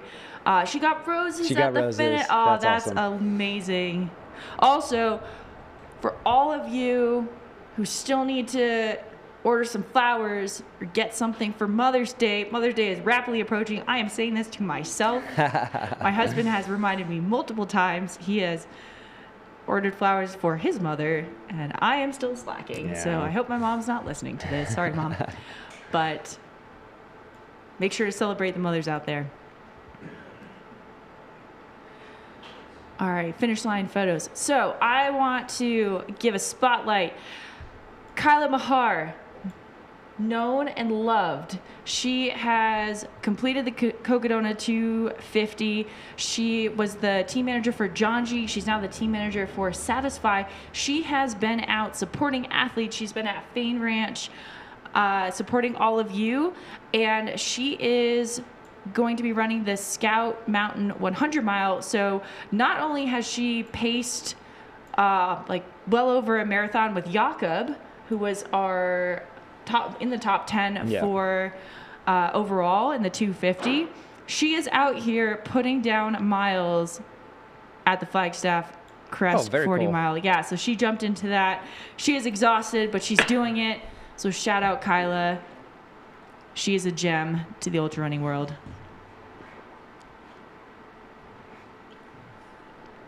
And we have just crossed over the 98-hour mark in the Cocodona 250. We are seeing runners leaving Fort Tuthill for the Flagstaff Crest 40-miler. I am Alyssa Clark, joined by Jake Jackson in the studio for our live stream of the Cocodona 250 presented by Ultra.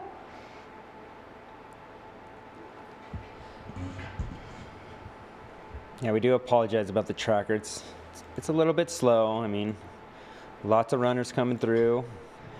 Yeah, I want like a secret tracker for us next year. That was going to be one of my requests, is like, how do we get to know things before we're supposed to know things? Well, it's like, where is the technology going to go over the next, 2 years, 5 years? So we'll be able to type in someone's name or their bib number, and it'll take us exactly to where they are with maybe a drone showing us exactly where they are at some point. Yeah.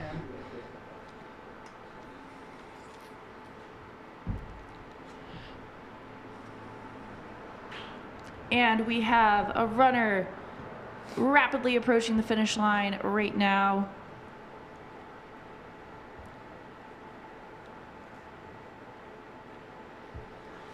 Excellent job.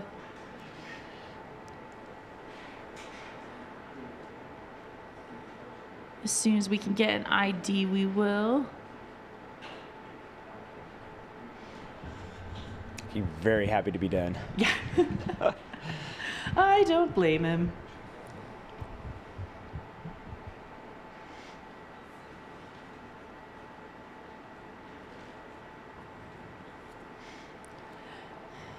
Getting the belt buckle.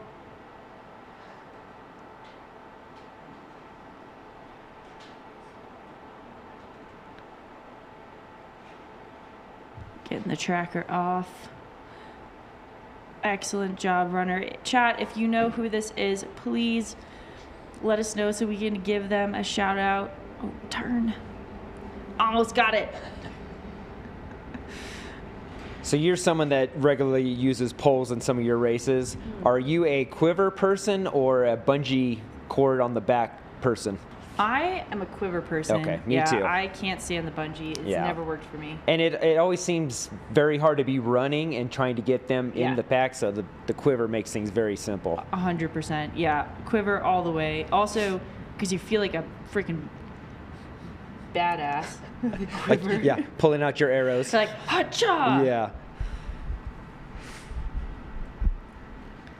Oh, we're hearing maybe Robert Berry. Okay. We're getting Rob Berry. Yes. Let us know.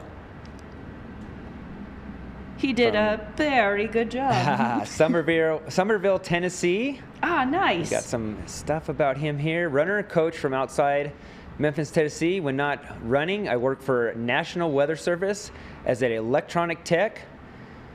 His wife and live in the small town with their 3 dogs. Oh, fun. It's been a Lots of good running dream to partners. run this race since year 1. His longest distance is, okay, so he ran Cocodona last year, made it 150 miles, and had to drop out due to cellulitis. Oh, ouch. Well, Robert, congratulations. That's probably, there's an extra layer of happiness here. There's nothing like a finish line. Closing that book. Yeah, has eluded you. I've had a few that have eluded me, and gosh, it feels so good. So congratulations, Robert. I hope the dogs smother you in love when you get back. Yeah, I dropped at Deer Pass, and he said stepping out of the aid station towards Sedona will be pretty special. Well, congratulations on your finish.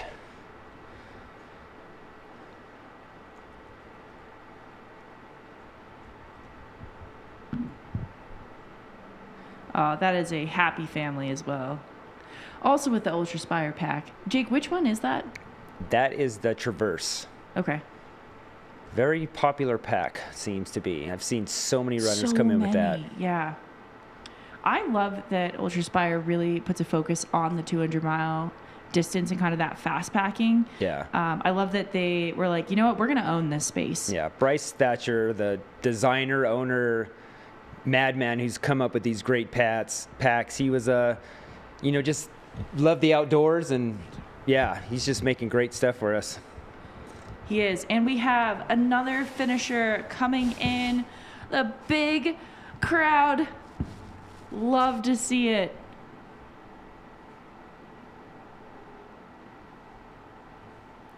Congratulations.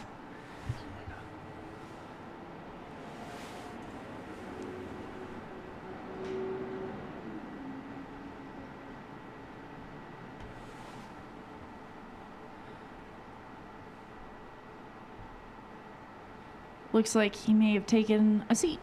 That's what I do. Yes. All right, we're back up. I think this is a 250 finisher.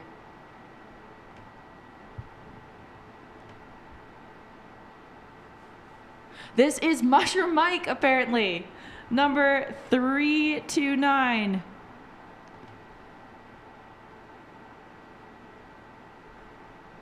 Yeah, it is a great beard. That's an absolutely incredible beard. We're hearing that this is Mushroom Mike. I know that there's been murmurs in the chat excited to see him finish. Look up numbers. Look at stuff. This is Mike.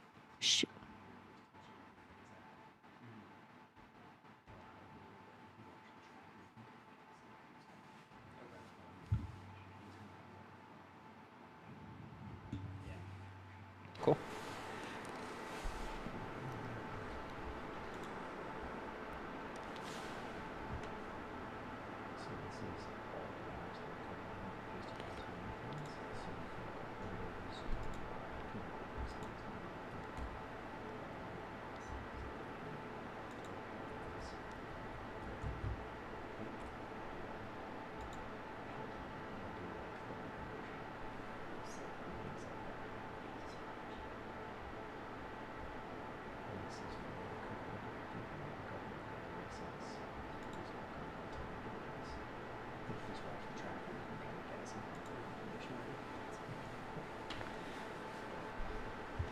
Congratulations, Mike. If anyone can tell us why he's called Mushroom Mike, I would love to know. But this is Mike Schaub. He is from Bozeman, Montana. There's quite a crew there. It's a really good running scene.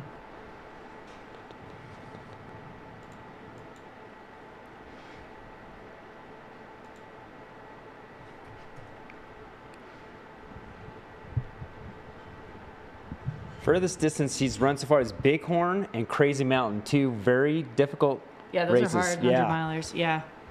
Also looking forward to going through the Hangover Trail. He grew up as a hockey player. He thought running was stupid. Yeah, I think a lot of us did. Yeah. Started running in 2019 after finding trail running through my wife and thought, what a great way to stay in shape for elk hunting. Wow, there you go. Makes sense now. Saw movies about 100-mile races and said in 5 years I will run a 100-miler. In 2023, I ran my first Bighorn 100, and now here we are, trying to finish my first 200-plus race, and you just did. Congratulations, job, Mike. And yes, chat, I assume the obvious is that he likes mushrooms, but I wasn't sure if there was anything beyond that. Yeah.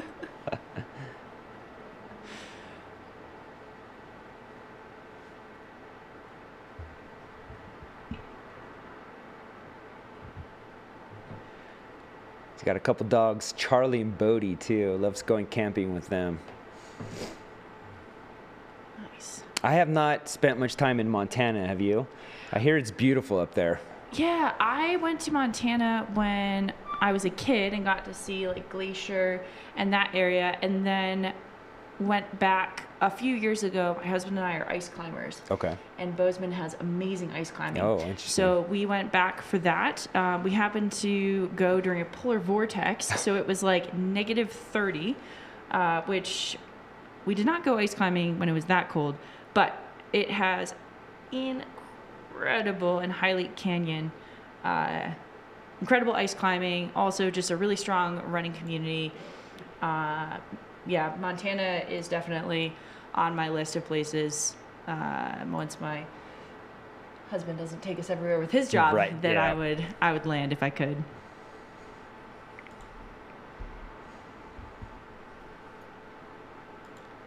Is Crazy Mountain or Bighorn on your Crazy list? Mountain is intriguing. It's always hard to plan things that are, you know, you have to fly to. For me, it's I'm usually doing races that are, you know, close. And we have eyes on another runner making their way in. This is a Sedona 125 runner. And yes, the ice is terrible at -30. It just shatters. So you can't really ice climb when it's that cold. Awesome work, He's runner. looking strong at the end. Yeah. I bet he's going to be psyched to get that jacket off. Yeah. Going down the finish line.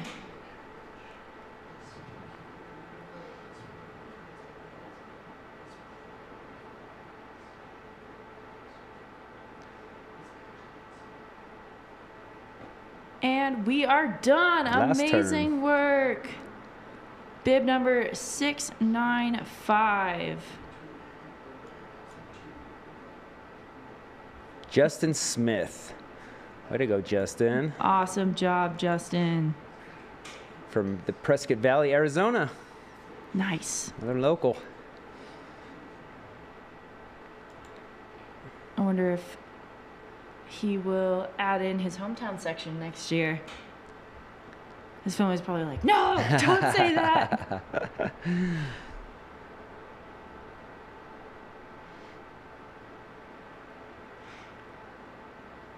Congratulations, Justin. What a strong finish. Whole family's there. Love he's got the GoPro out too, you know, gotta get that finish for the gram. Gotta get the finish. If you didn't film it, did it exist? Yeah. Jake, you gotta teach me your ways at some of the filming. I am terrible. You just go out and shoot everything and then hope you got something good. Yeah. I forget. I'm Yeah. like, oh, we're already running, never mind. I know. It's so hard to like think about those things. No, you've certainly been very good at that, bringing us along on your journey. I just like to frolic in the meadows. Yeah, I can't wait to go home and look at some of the footage I got of the Hangover Trail. We were out there kind of trying to get it done quickly so we can get back and have some dinner, and it was like every turn you had to stop and admire it, just how beautiful it is out there. And we actually met a runner that unfortunately did not finish the race, but she was out there with her family and they wanted to see that section. And yeah. She had finished. She was a previous finisher, but still. Always tough. Actually from, I believe, Atlanta. They flew out, and my buddy that I was running with was from Atlanta, and they actually knew some of the same people. So it was kind of random. You just run into somebody across the country and you know some of them. If you don't think the running community is small, let me tell you. Yeah. For being such a niche sport, we run into people that we know. It's weird. Yeah. Just random spots. All right, we have bib number 825. That is a perfect shot. I love you, whoever gave us this shot. This is Bart Mangino.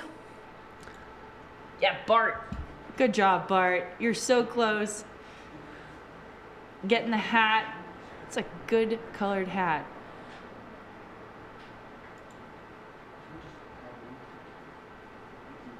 Bart is from Arizona as well, it looks like. Okay. Prescott. Same. Prescott Valley. Okay. Yeah. Maybe they're friends.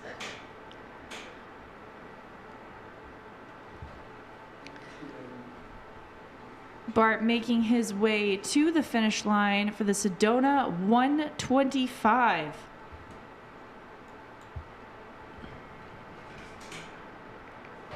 Congratulations, Bart. Well done. Not even a long drive home. I know. Yeah, those are always lucky them. nice. Yeah. Oh, the worst. I had to drive back after Moab. Oh, boy. It's a long ways back to San Diego.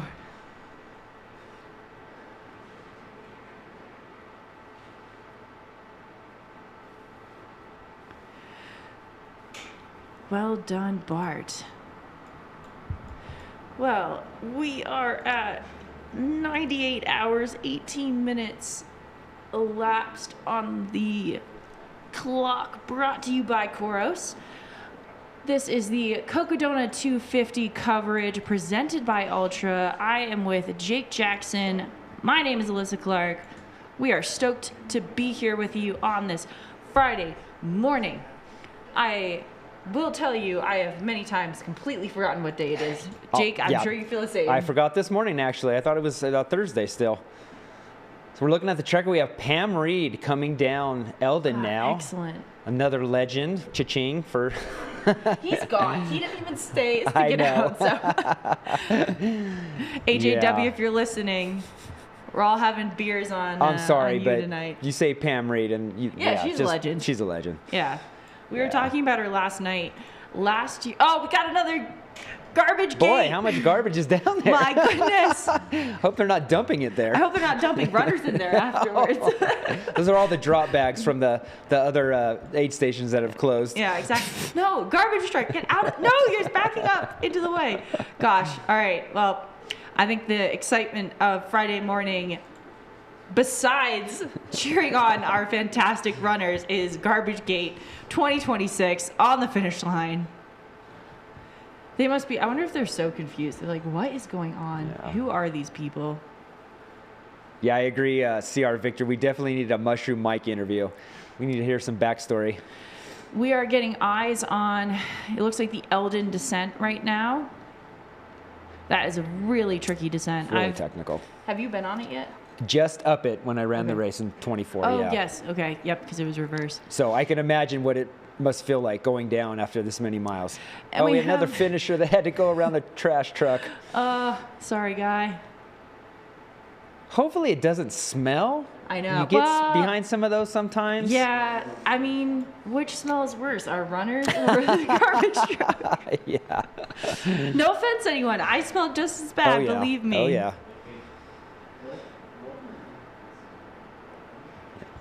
We are getting eyes on a runner coming down Eldon, moving really well. That is impressive at the end of a 250-mile journey. Yeah, I don't know about you, but those race clothes, as soon as they're, taken off, they go directly into a trash bag and sealed up. Oh. So, yeah, you don't get anything else contaminated in your, suitcases and bags. Just throw it all into one bag, shoes and all. We're getting word that that finisher was number 193, Jean Perez.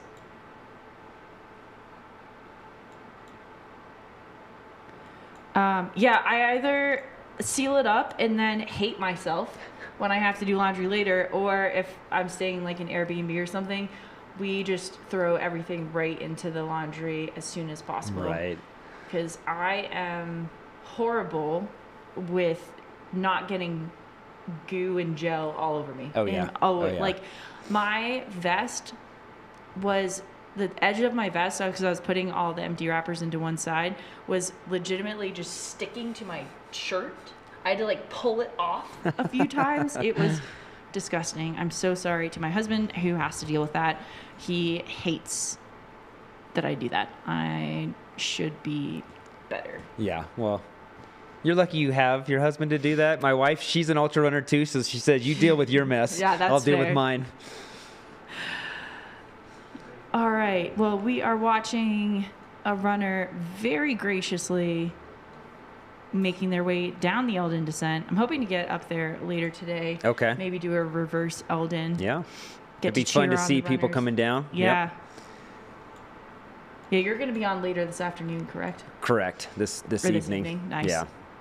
I haven't decided what I'm going to do after this. I was thinking maybe drive down the Fort Tut Hill. It's not too far away. Get to say hi to Chris and see how things are Yeah. going down there. I haven't seen him yet.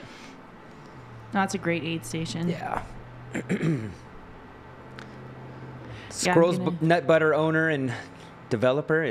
That stuff, you don't go anywhere without it. At least I Oh, don't. I always have Squirrels Nut Butter. I think we're both on the team. Okay. Together. Yeah. Yeah. Go Squirrels Nut Butter. Use it for everything. Chafing, your feet, the blisters. Sometimes I'll even use it for chapstick when you're in a pinch. Yeah. No, I've used it also for skin protection. Okay. Yeah. All right.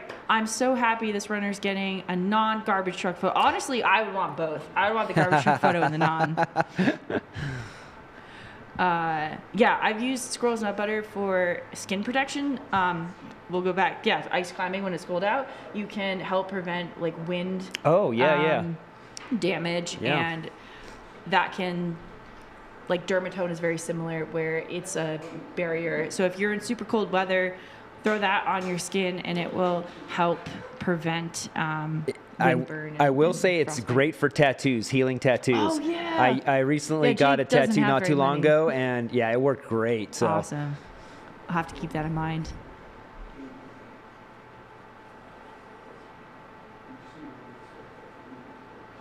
That's a great shot coming down Eldon. Yeah. So beautiful up there.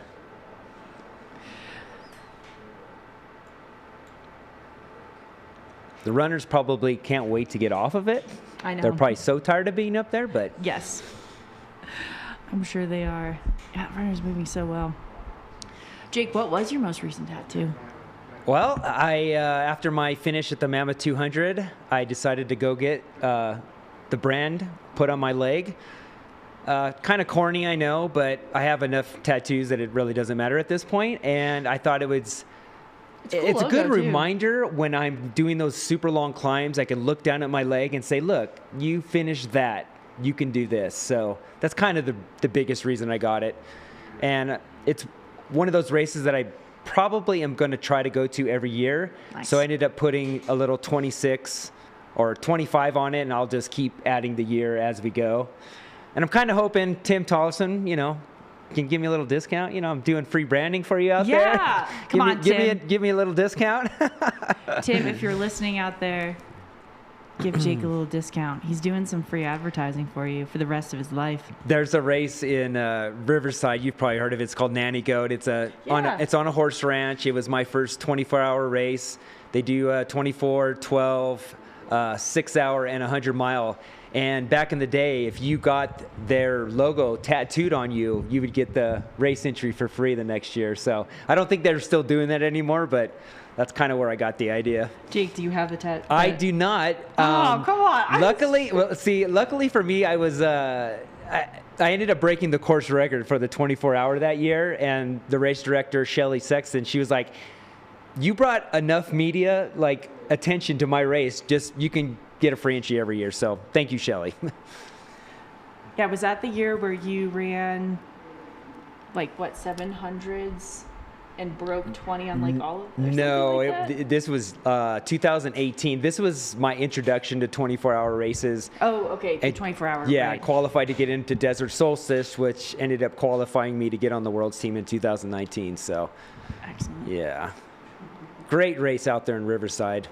Beautiful horse ranch. You can see the horses and the pigs and the chickens running around while you're doing way more fun. your miles.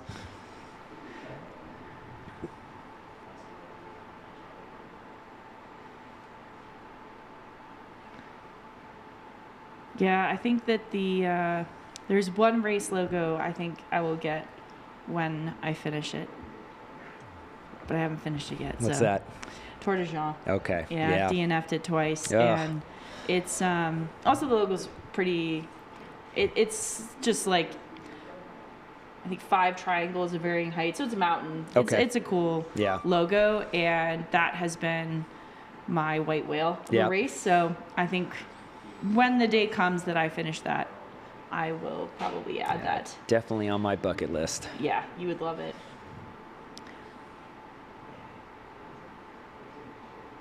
Do we have another finisher That's here? what I'm trying to see.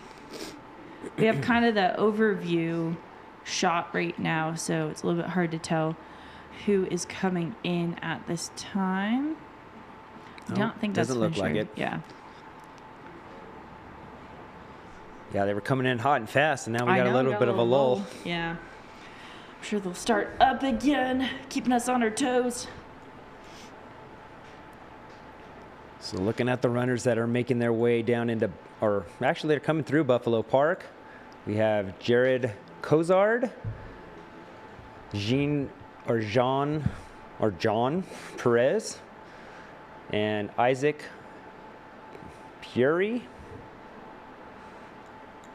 Yeah, we'll go with that. Yeah, and Alex Elizabeth coming in, just making their way into Buffalo Park. There was a finisher, like a Sedona Canyons finisher. Excellent work. Did not catch the number though. Hopefully they'll come back and take a picture and we can see who they are.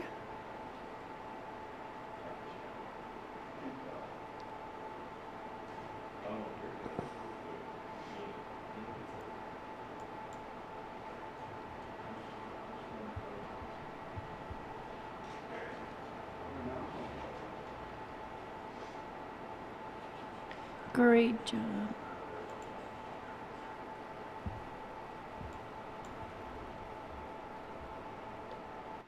Chronicles or Confessionals? Zach.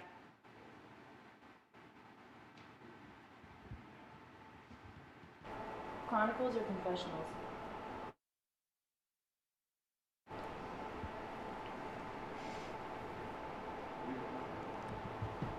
Congratulations. It looks like we have 2 runners in. Yeah. Awesome work. What's that number?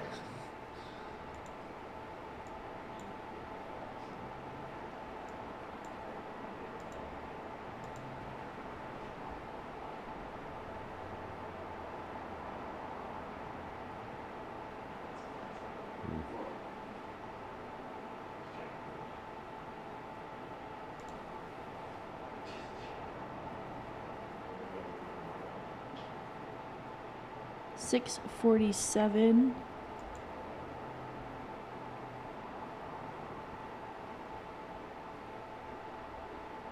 Austin Himes.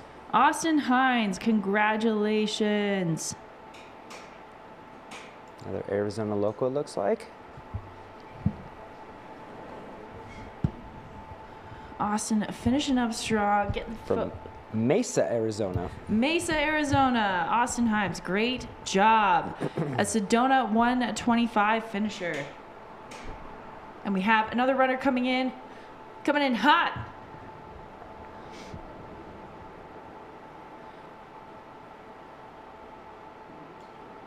Strong work.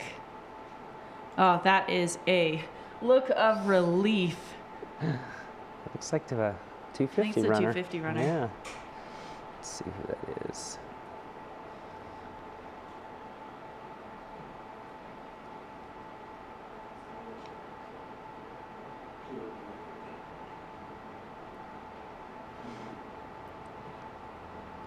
Got the little one there. Absolutely amazing. That's always great. It.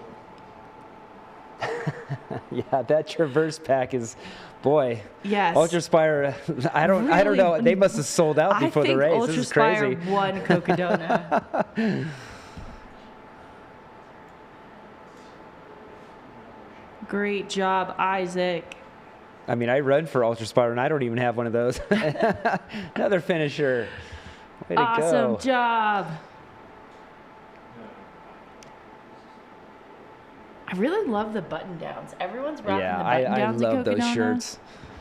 Absolutely. I feel like they're so great for the desert. Got the pack off. That's the first thing I would take off. Yeah. Is get the pack off. It's especially in these longer races, you're carrying a lot of weight. There's just so much fatigue.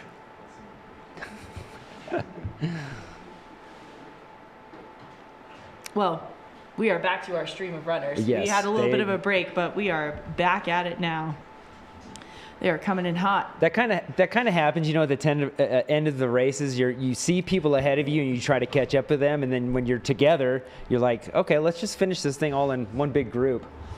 Yeah, well, especially we are closing in on that 100-hour mark, so I think we're going to see a lot of runners, as we were saying earlier. People chasing those times. Yeah, pushing absolutely. for that sub.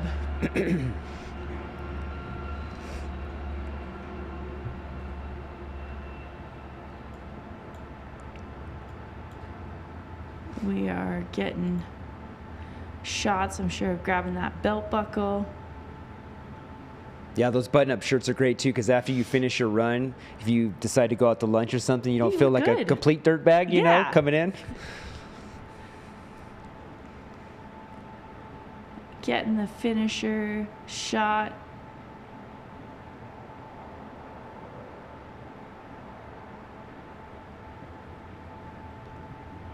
Yeah, I know. I feel like there's a few brands in particular that really have transcended kind of,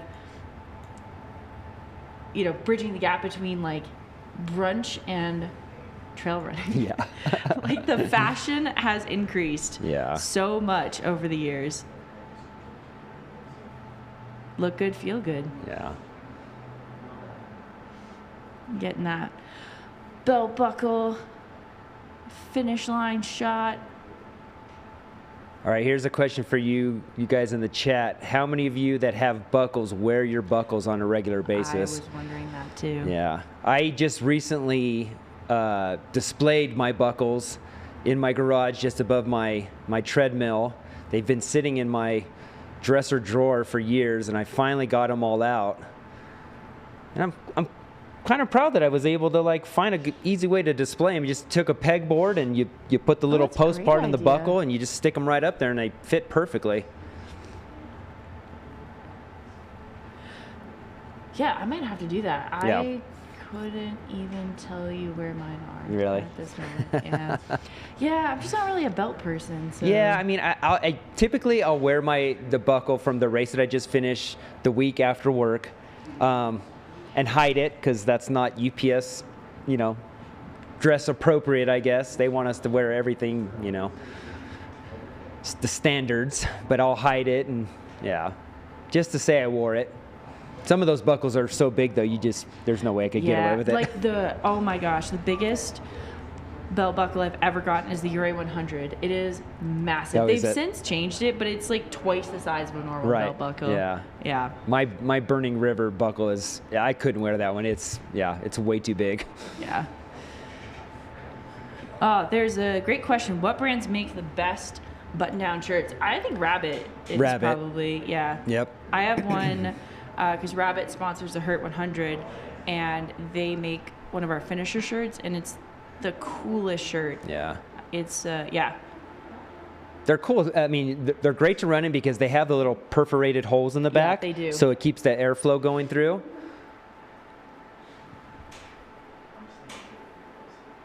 So we got somebody in the chat. I tried to wear mine from Desert Peak Ultra. Awesome belt buckle, by the way, but the wrong kind of belt. Yeah, you got to have that nice belt to go with your buckle. Yeah. I actually ended up ordering one from the belt buckle. I think that's my favorite is Moab 240. Okay. They do a great job on their belt buckles, and I ordered a belt from the person who makes the belt buckles as well. Oh. Yeah. So you can,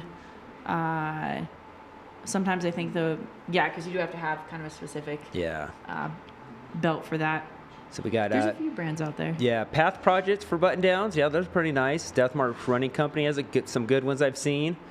Jolly Gear, I've never heard of them. Check them out. Native Americans wear the Arrow shirt. Not sure what that is.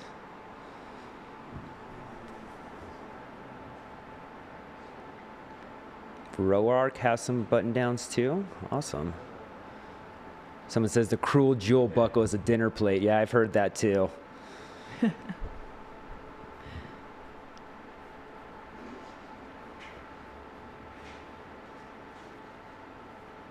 Yeah, sometimes you see a race and you see the belt buckle, and that's the main reason you want to run the race. Have you ever done that? I have never actually had that be a factor in, but I applaud any reason that gets you stoked on the race. Has that come up for you? A few times, yeah. The one I did earlier, Pirates Cove, was a 24-hour race down in San Diego. I really thought their belt buckle was really cool, so I ran that one. Yeah. Makes a lot of sense. Yeah. Also, I love that it was brought up about the Arrow shirt. It was brought to my attention, or like I was given a little insight of how many runners, Native American runners we have in this race, which is so special being on Native land. And I want to give a shout out.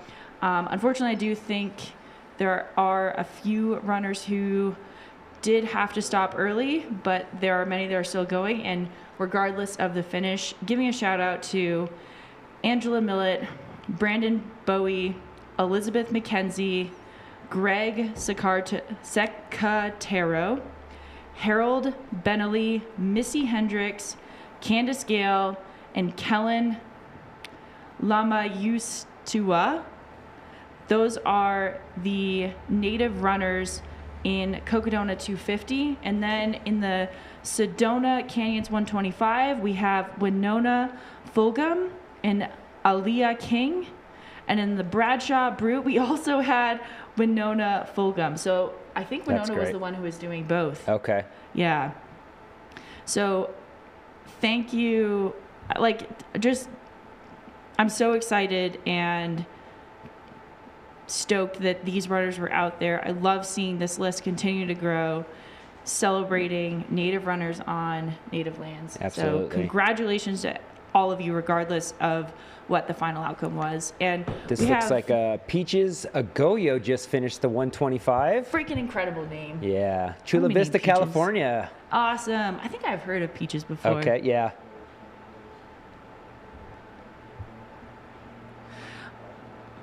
All right. Well, congratulations, Peaches.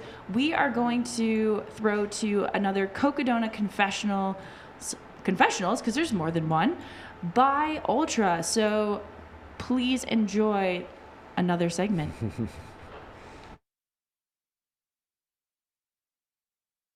My name is Deanna.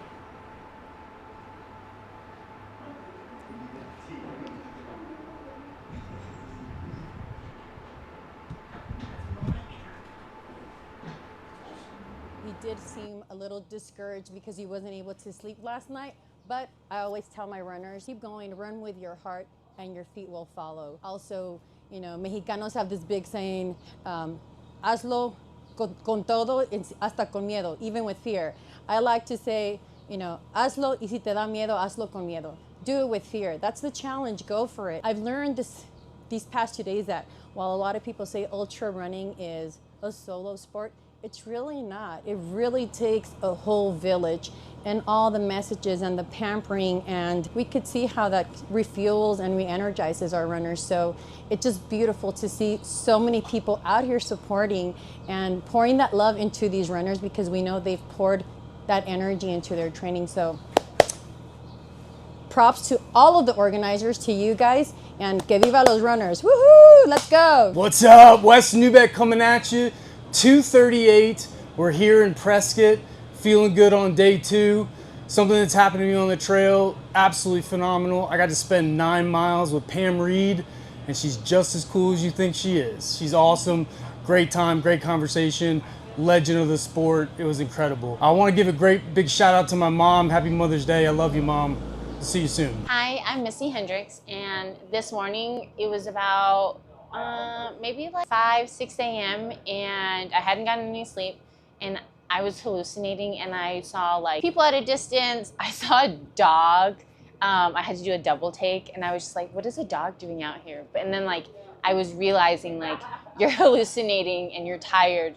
But just seeing all of those like things that weren't there, I think it was like all the things that your mind wants to see, like you want to see other people, and like who doesn't want to see a dog out there? Like I probably would have chased down that dog to like go pet it if it was real. My confession is, okay, I have some tea for you guys. I think everyone here knows who Calvin is. Everyone knows this guy to be super positive, bubbly, motivational. Yesterday, he was freaking cranky. This dude was freaking cranky. All right? It's only because we don't get a lot of sleep. So he was sleep deprived, and we had to cheer him up. So if you see Calvin around, cheer him up, please.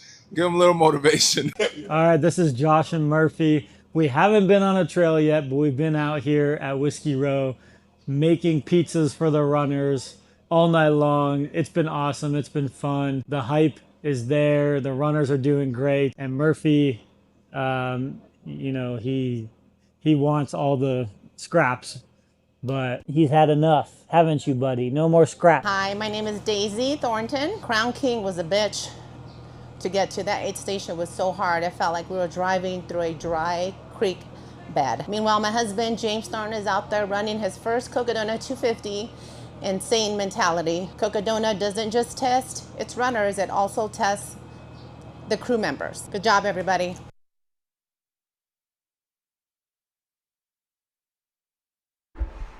Welcome back to the coverage of the Cocodona 250 presented by Ultra. We are closing in on the 100th hour. We are 98 hours, 43 minutes on the Koros clock at this point. I am Alyssa Clark. I'm Jake Jackson. By Jake Jackson. We're here. Woo!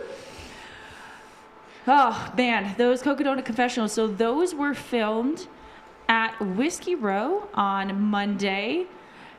great to see kind of people in it. We heard from crew, we heard from runners, and we are seeing Another finisher coming in. a finisher coming in. 793. Let's see. Jim Hunt. Jim Hunt, congratulations. Another Arizona resident from Phoenix. Man, Arizona's showing up strong in this Arizona race. I wonder why. Yeah, going back to that crew, they were talking about being a crew member and a pacer. It's like, that is a tough job. Oh my gosh. Don't get it wrong. You're not just sitting around at aid station waiting for your runner. You are. It's stressful because you have to have everything out for your runner perfectly as much as you can, and yeah, it's stressful. I honestly, like, Cocodona week is probably one of the most tired weeks of the entire year for me. Yeah. I always get to Wednesday or Thursday and feel like you need a vacation from your vacation. Yes, my brain is melting. Whew. Yeah. But it's so inspiring. When you're not running, you get to see all the runners coming in. And oh, yeah. I love it. No, me too. Yeah, I can't stay away. No. Here we are again.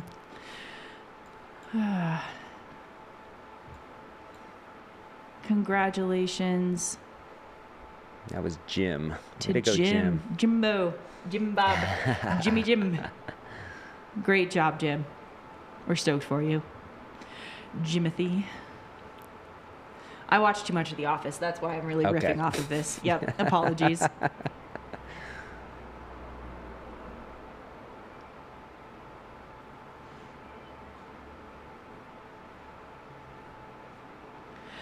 And a few runners that we are waiting on that I think are some of our fan favorites.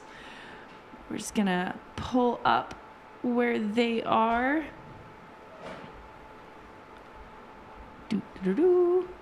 All right. We are awaiting Pam Reed. She appears to be at about mile 247. We have Mr. Andrew Glaze. He's at mile 243.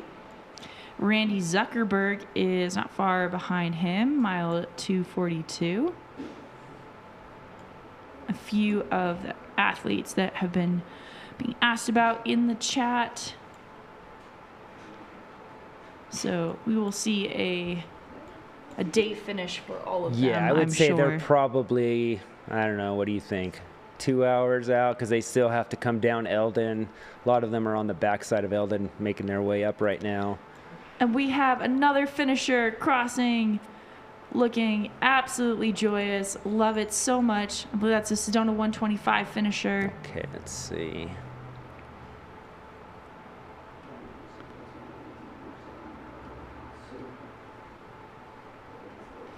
Could Amazing be Courtney work. McIntosh maybe. Let's see if we can get a number.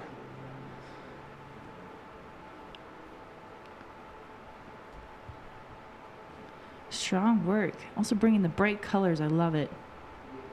Oh, we had two runners. They came in together, looks like, taking awesome. two of them. Oh, yeah. So okay, that might maybe be, they ran together. Yeah, Mark Hectic?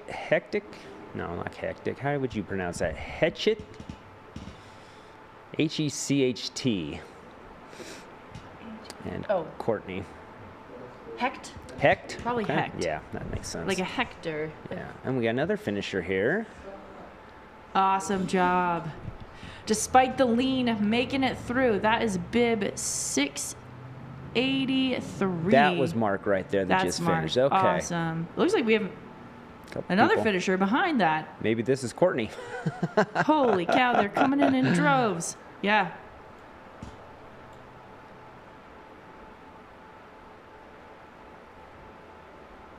Another Ultra Spotter Traverse Pack. Yep.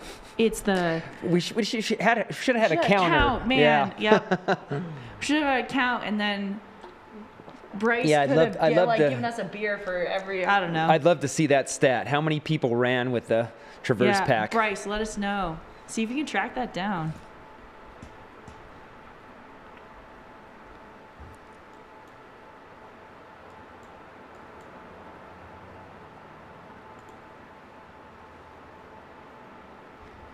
What a beautiful morning. It looks like it's picking up a little bit windy. I bet it is windy at the top of the Eldon right now. Oh, yeah, for sure.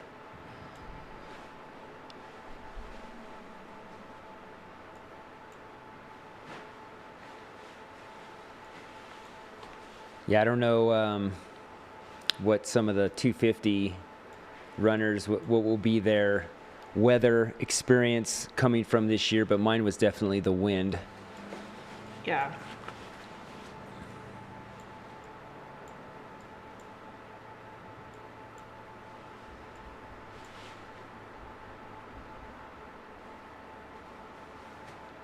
And we did experience some smoke from the fires that started a few days before the race. It was still blowing over the start of the race. Really? So Okay.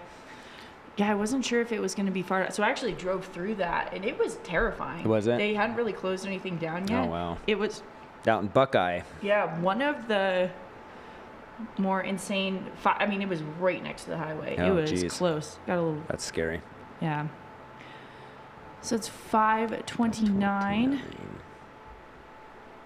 I agree with you. That was Courtney that just stepped in, getting her picture taken right there. Awesome job, Courtney. Courtney McIntosh, again, representing Arizona. It's like we're in Arizona.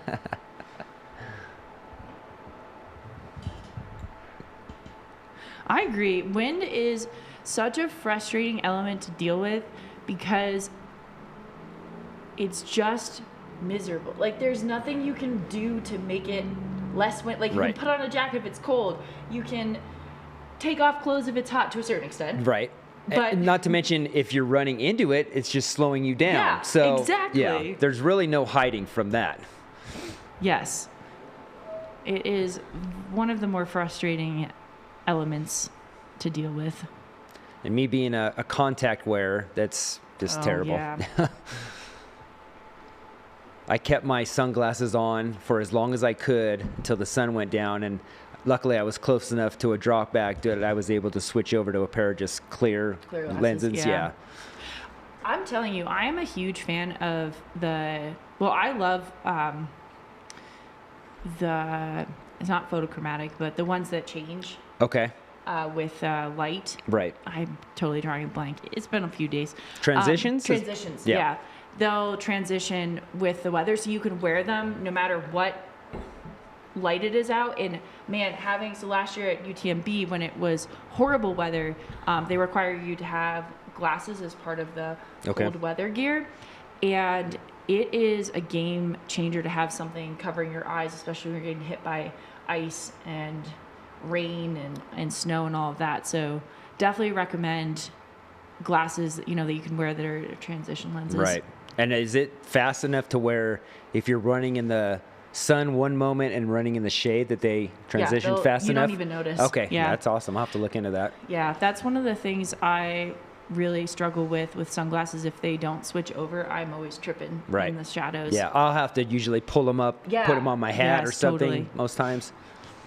Do you also do this? Sometimes if I'm wearing sunglasses, I do this less now because I wear them more. But if I'm having trouble thinking, I'll put my sunglasses up to help me think better. Really? Yep. Okay. Drake's like, I have never done that in my life. Yeah. Melissa. Usually, I'll take my hat off. Maybe the constriction Yeah, of the maybe hat it's- too much. Maybe that's my way of trying to get the blood flowing again. Yeah. No, I'm like, man, I need to think through this. Take the sunglasses off. Yeah. Do that a little bit less now. All right. Got another finisher coming in with the family. Love it.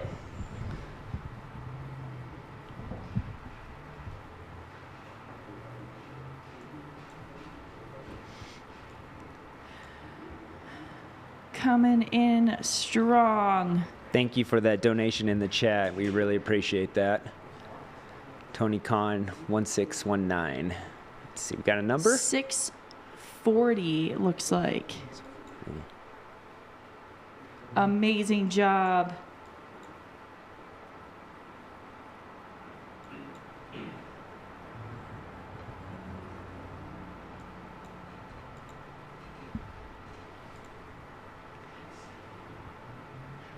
That is, I believe, Kaylin Daly. 34 years old, finishing the Sedona 125.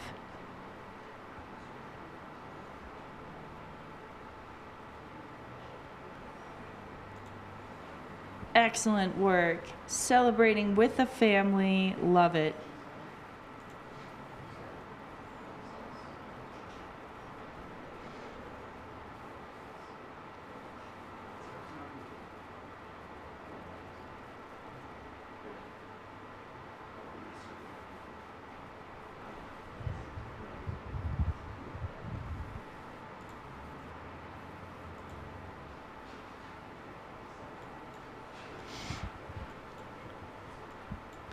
And if you are just joining us, this is your live coverage of the Cocodona 250 presented by Ultra.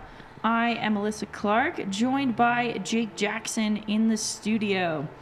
If you want to see what we are up to, come hang out with us at Run Flag. We are just a stone's throw away from the finish line. You can see what's going on behind the scenes. Give a huge thanks and a pat on the back to our production team who have been here 24/7, working throughout the night and day to give you this amazing coverage. So thank you to the Mountain Outpost production team, our camera people, just doing a great job. Yeah, if you want to bring us coffee, we'll love you forever. And ever, getting some finish line shots here. Large coffee fun in the chat. Yeah, Run Flag is a great store. I mean, there's like one-stop shopping for everything running. Also, I loved, this was brought up earlier in the week, that this is where the one and only Jim Walmsley used to work. It's where he got his start. Interesting, okay. Yeah, so there be legends. Oh, sorry, AJW. All right, well, that's going to our coffee fund. There's history in these walls. We need to come up with another word for legends, I guess. Yeah, icons. Icons. And we are seeing Buffalo Park, one of our 250-mile racers coming in. Just a little bit of that lean. The lean scares the out of me. This is runner 138. This is Keith Allison of Cranebrook, British Columbia. 61 years old. Over 60 runners. Wow. Staying young by chasing big dreams. I know I can run 100 miles. I want to find out what 250 miles feels like. Haven't seen it up close before, but that's not the same, is it? Yeah, well, he's over 250 miles at this point, and will be coming across the finish line in just a short period of time. Yeah, UTMB finisher. Oh, awesome. Swear I'd never do 200 miler, and here I am. Yeah, that's what we all say. I stopped swearing I was gonna not do things a long time ago. Yeah. He says he's, I know it's aggressive, but looking to set the over 60 course record. I wonder what that is. Heck yeah, I would love to know if anyone knows. We've broken into a run, chasing after that. If anyone knows what that record is, let us know in the chat. That's awesome.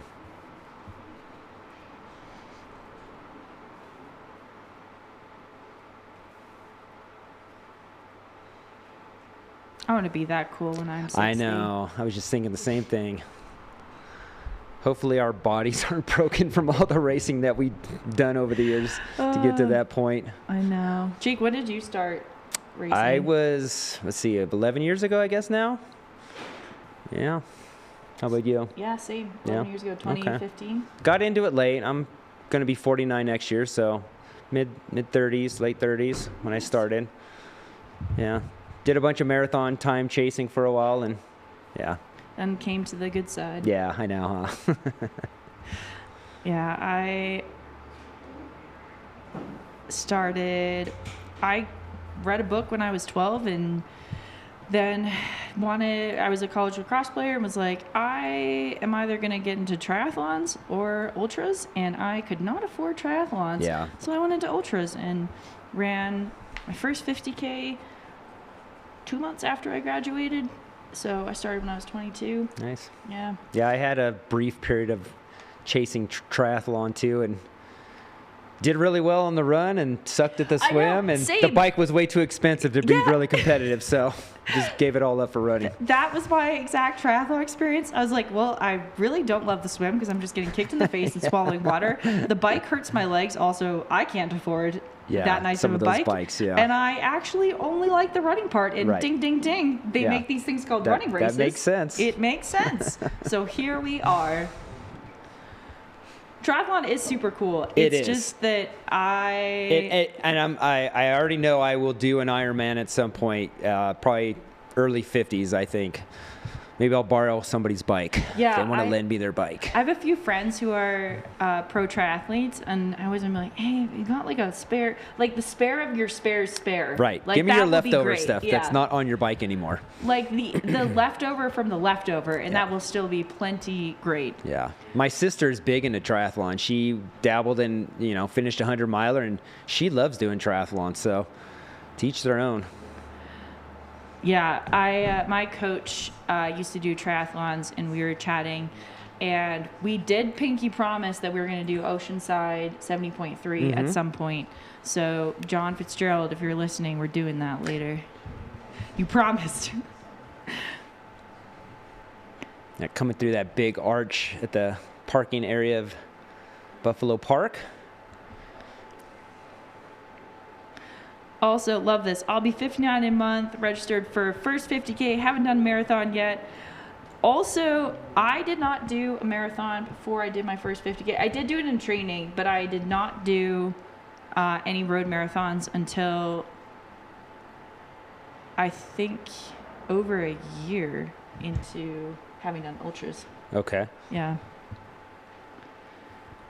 Yeah, I was definitely influenced by friends that were doing the same as me, just, trying to get into Boston, running fast, marathon times. And they were, deep in the triathlon stuff too, and started doing ultras. So I just kind of followed them. And where I live, I'm about an hour drive from Kodiak 100. So it made sense to just transition over. So it looks like the 60 plus age group record for Cocodona is, I'm seeing two different times, either 103.05 or 106.41. So either way, we will hopefully be seeing a new record. I think this is going to be well under 100 hours. Yeah, he's definitely within range. In the words of Heather Jackson, F swimming. I don't think she knew how to swim when she first signed up, and then went on to become a podium finisher at Kona. Yeah. That is absolutely incredible. That's super cool.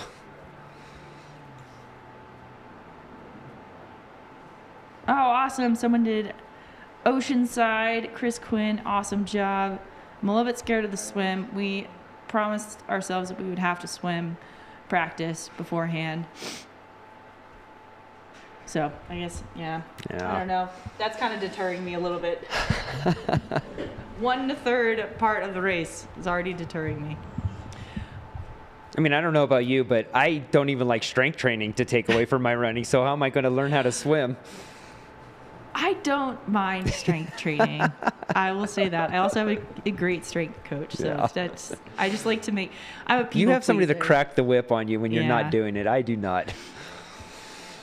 I'll text you anytime, Jake. I'm just gonna randomly text you and be like, Jake, do your strength. It's funny. My friend Bryant Shook, we live out in SoCal, and he was the aid station captain for Schnebly Hill. Still out there. He sent me a text that he's so delirious because he hadn't slept at all. But we had kind of made a pact because he's thinking about going out and doing the Mammoth 200 that we were going to start strength training this year. And yeah, neither one of us have been like holding each other accountable in that. Oh well.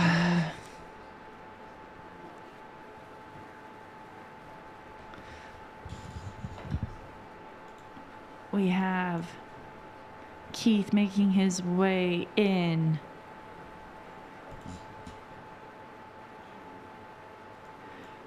Gosh, what a absolutely beautiful morning they have here in Flagstaff. Blue skies. A little bit of a Love it. breeze up on I Eldon. know. Luckily, they're not on the top of Eldon for very long, Right. so they're making their way down super quick. No.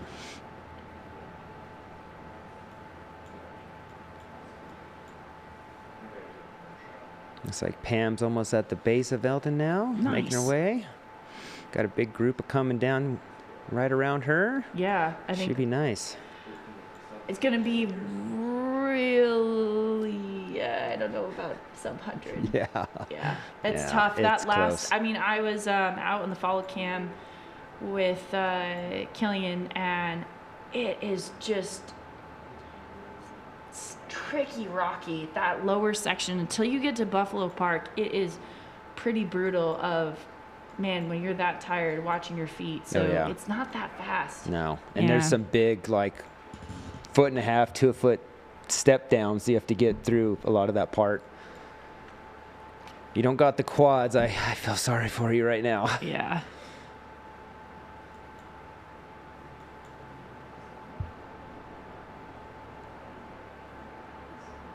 I know sub 100 had been a big goal for Andy every year. That's, Yeah. you know, he comes out here and does this crewless and without a pacer and We trying to get have- over under 100 hours. Yeah. We also have another finisher. All right. Just came in. Sorry to cut you off. No Jake. problem. No problem. Yeah. Want to make sure we're celebrating all of these athletes.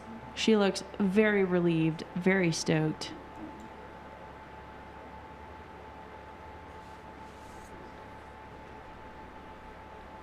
Amazing job. We are working on getting an ID.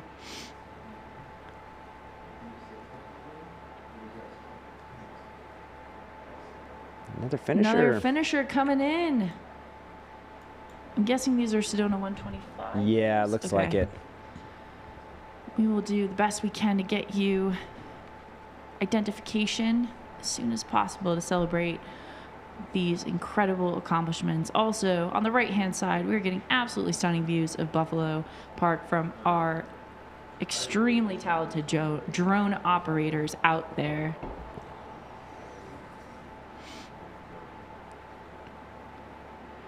It's looking like Alex Elizabeth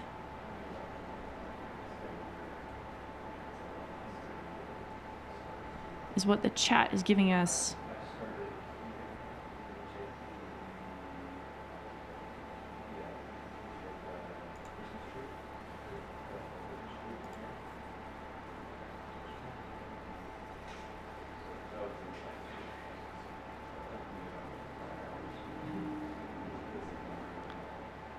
So that could have been Cocodona 250 finisher. Yeah.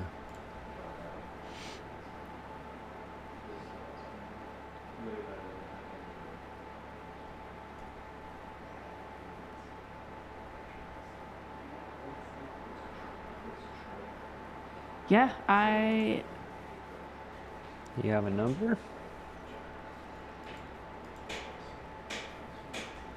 that was 18 minutes ago that the number pinged.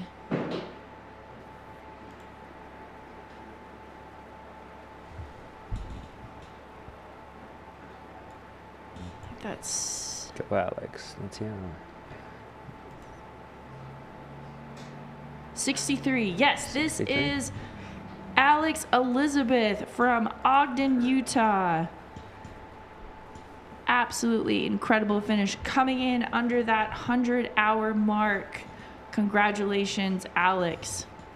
Based in northern Utah, Korean American trail and ultra runner. Works as a project manager in corrections. I have a background in public and environmental health. He said, every time I run 200 miles, I swear I'll never run 200 miles again. Furthest Alex, distance run, you and all of 310 us. miles. Wow, that's crazy. Wonder which race that was. Also, Jake, hello. We're here. in the studio. What's up, everyone? They do this a lot where they kind of like throw it on you? Yeah, they throw it on us, so I'm glad that I wasn't looking like an insane person at this moment. Picking our nose or doing something I know. embarrassing? Yeah. Everyone, I'm Alyssa Clark. This is Jake Jackson. We are here covering the Cocodona 250, also the Sedona 125, and soon the Flagstaff Crest 40 miler that took off at 7 a.m. this morning. This is presented by Ultra. We are closing in on the 100-hour mark. So that is a really pivotal point of the race. I feel like that's one of the big check marks. So we're going to see, I think, a run for that final push onto the 100-hour. Yeah, I'd be curious to know what the stat is of 100-mile finisher or 250-mile finishers after 100 hours. If it's more or less than, it's got to be more, I would think. I mean, just looking at the tracker here, all the ping dots, there's quite a few of them still. There is quite a lot. And we're getting some on-the-ground footage of an aid station. I would guess this is Wildcat. And we Kinda just looks had like the cutoff for Kelly Canyon too, 10 minutes ago. Oh, yes. So hopefully all the runners got through there in time. We're sending all the positive energy to those runners who are chasing the cutoffs. You are the absolute freaking beasts of this race. Like, I cannot fathom where and how much you are digging. Did you get to see the cutoff? I did. Yeah, it was so inspirational. Teared up a few times. Oh, who is this moving out? Let's see. Get a number. The cutoff this morning, the one we just passed 10 minutes ago, that was for Kelly Canyon. That's mile 202.7. And then our next cutoff is going to be at Fort Tuthill, mile 211, today at 12:45 p.m. Let's get a clear picture of that bib. Was this 112? 112. We're looking at Steven Salter of Denver, Colorado. Get it done. He says his speciality is starting fast, falling apart, and just hanging on to till the finish, hopefully avoiding a DNF. What inspired you to participate in this race? I heard there are great quesadillas at the aid stations. They definitely are good. Oh boy. Furthest distance, 135 miles in most recent backyard ultra. Okay. Love it. Got some maybe multi-night experience there. Well, at least one night, 135 miles. Yeah, at least one night. Yeah. What section of the course are you most excited for? The first section, because it is the only time Courtney DeWalter won't be a full 24 hours ahead of me. That's great.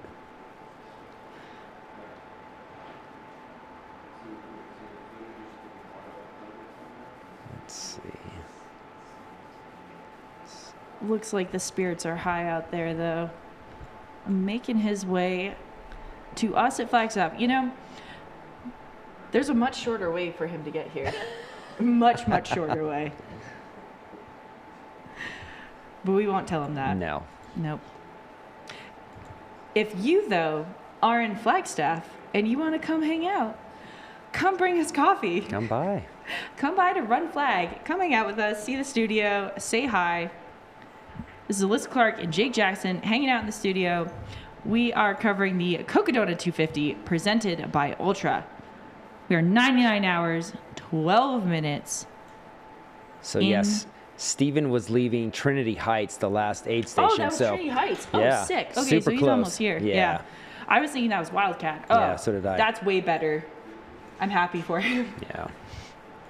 Trinity Heights is a little tease because there's like that paved section into the aid station, and then it goes right back to some rockiness.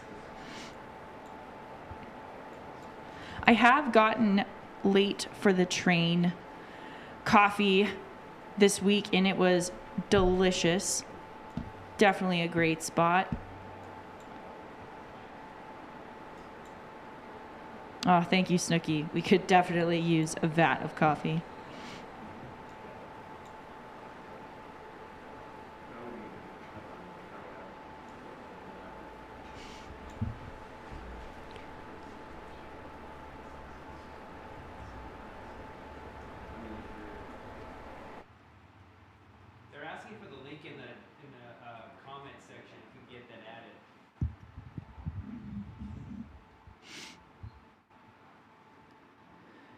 and we are going to get the link to the tracker up in the pinned to the comments for you all. Thanks for pointing that out. Want to make sure you can access all of the results as we celebrate our runners coming in to this iconic finish line.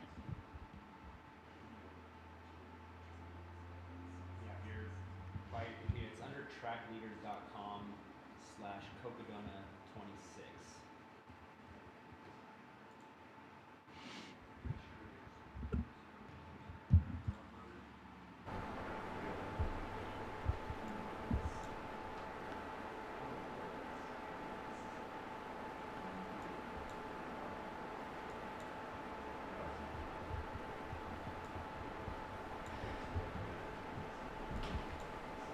We are going to be streaming Cocodona Confessionals throughout the day here.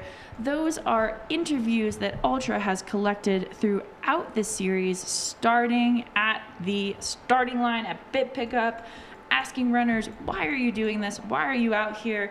We got to see one earlier from Whiskey Row where they were pulling in crews, pulling in volunteers. We got to see a cute puppy. That was awesome.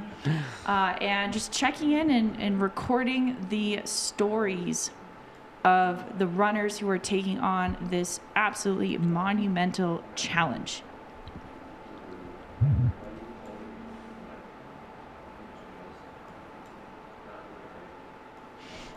I'm sure you've seen a lot of the course. What's been your favorite section that you've seen, that you've run on? That is a great question. Well, I still haven't done the Hangover Trail, so I do want to see that. I feel like that will probably add into my calculation once I see it.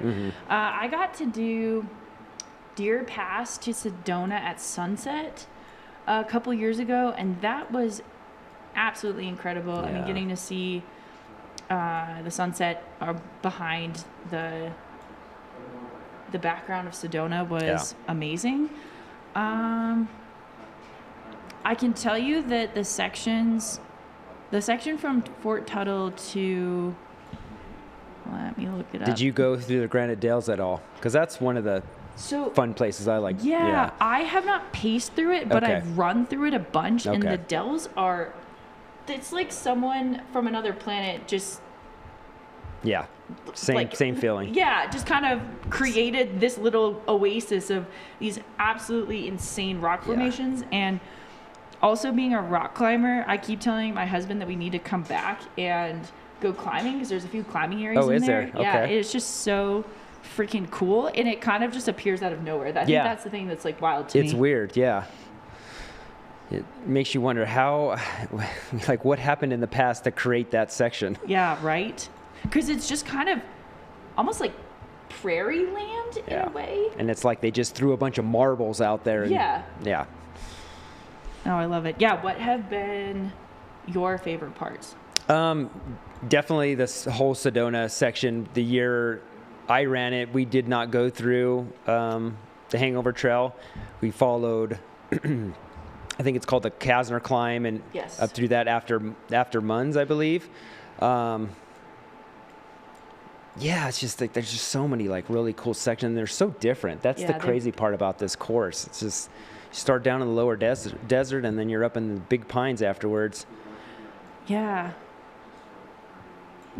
The section after, what is it, Walnut Canyon is really beautiful. I know, and I got to spend a few days in Flagstaff after helping pacing crew at Cocodona in 2024, and got to run up Eldon a few times, and Eldon itself is it really sick. is. Yeah. All right, well, we are getting a head cam right now. Hopefully we can get word out to our friend who is standing right in exactly the best spot possible this morning. It's like Fort Tut Hill. Yes, getting some squirrel's nut butter action. I am sure that there's going to be an increase of energy trying to get runners in and out of here as fast as possible. They still do have quite a bit of time before the cutoff. The cutoff is at Was it 12:45, I believe? Yes, 12:45. I almost said 12, but I wanted to make sure. 12:45 this afternoon. So runners have some more time, but yeah, I want to get them out as fast as possible. This is the spot where runners will come in and have to do a medical evaluation to make sure that they're in the right mindset to continue on for the rest of the course. They ask some pretty strange questions. Yeah, Jake, do you remember? I've asked several people who've Yeah. run Cocodona what the questions are, and they have not remembered, which is like a little bit telling to me. Right. But I mean, there's simple questions like, what day is it? Do you know what city you are in or where you're at? What's your last name? They're just asking questions to make sure you're not completely, like your brain is still there. I've heard that Jeff Garmeyer likes to joke in those. He always tries to come up with trick questions. Yeah. Which I feel like that could really backfire on you. I was talking, Kevin Goldberg and I were on the live stream yesterday, and he was telling me he purposely gives out like wrong answers just so they will pull him from the course. Every year he's done that. Oh, yeah. Maybe that's actually the strategy. Is like, and they're always like, you're just messing with us. You're fine. Get out of here. What a bummer. No, that would be pretty. Fort Tuthill would be a pretty rough place to get pulled. Yeah. I mean, it's amazing spot to go into because it's you can see it right here. warm. It's inside. It's warm. They have great beds in there, and it's always hard to leave when you're in an aid station like that.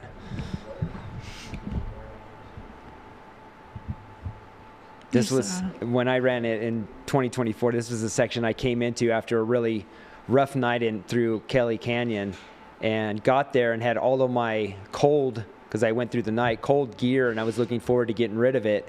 And unfortunately, my crew thought that I had slept longer than I did, so they were not there. Oh, no. And luckily, my friend Mandy Holmes, who had paced me earlier, she was there, and I was able to get rid of some of my layers.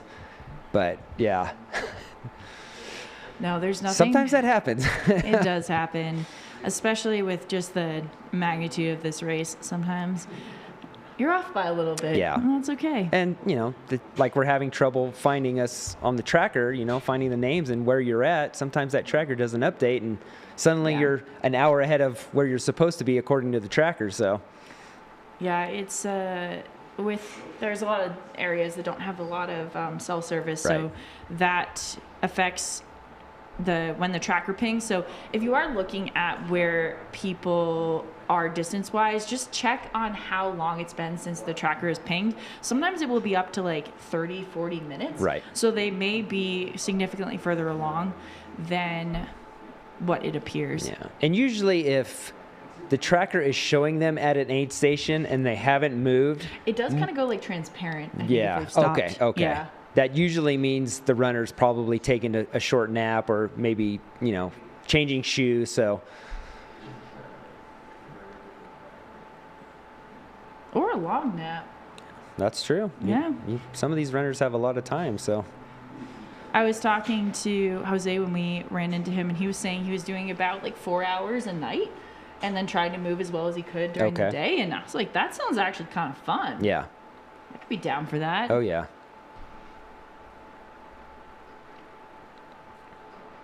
In my limited experience with the 200-plus mile races, anything over a half an hour is just too long. I know. Yeah, it's because you get into that REM cycle and your body starts to recover, and when you get back up, it's really hard to get back moving again. And yeah, but I mean, I run 100 miles and then you sleep for 4 or 5 hours and you feel a lot better. So kind of depends.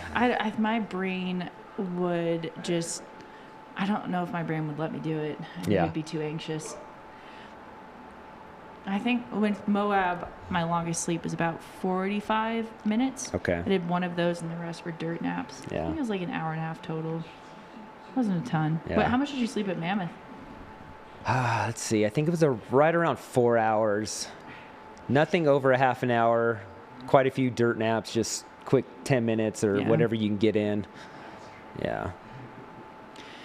Those dirt naps are life-changing, though. Yeah. You go from hallucinating to being back on this planet. Right.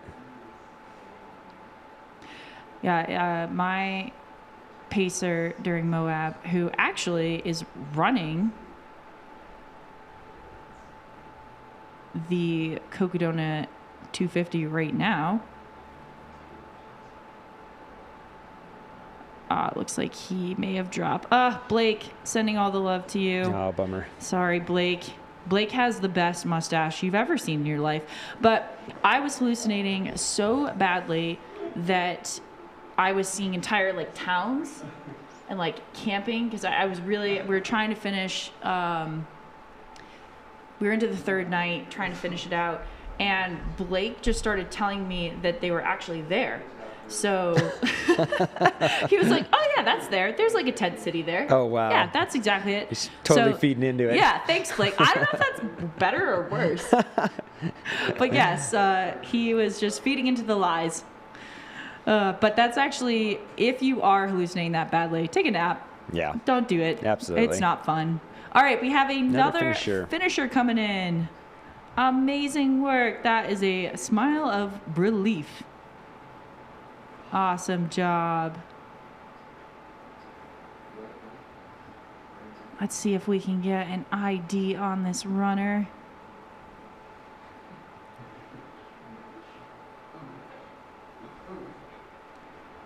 Excellent. We're getting the tracker off.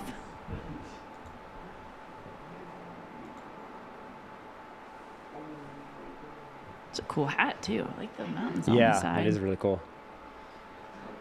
Yeah, I had never hallucinated until Mammoth last year, and it was real bad.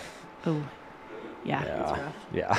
I mean, it was not bad in a bad way for me, because I was kind of enjoying it, never having the experience before. Yeah. And, you know, at first you'd see something, and it would kind of, okay, let's see, we got Alec Eckert was at 7:30, I believe. Yeah. Way to go, Alec. Congratulations, Alec.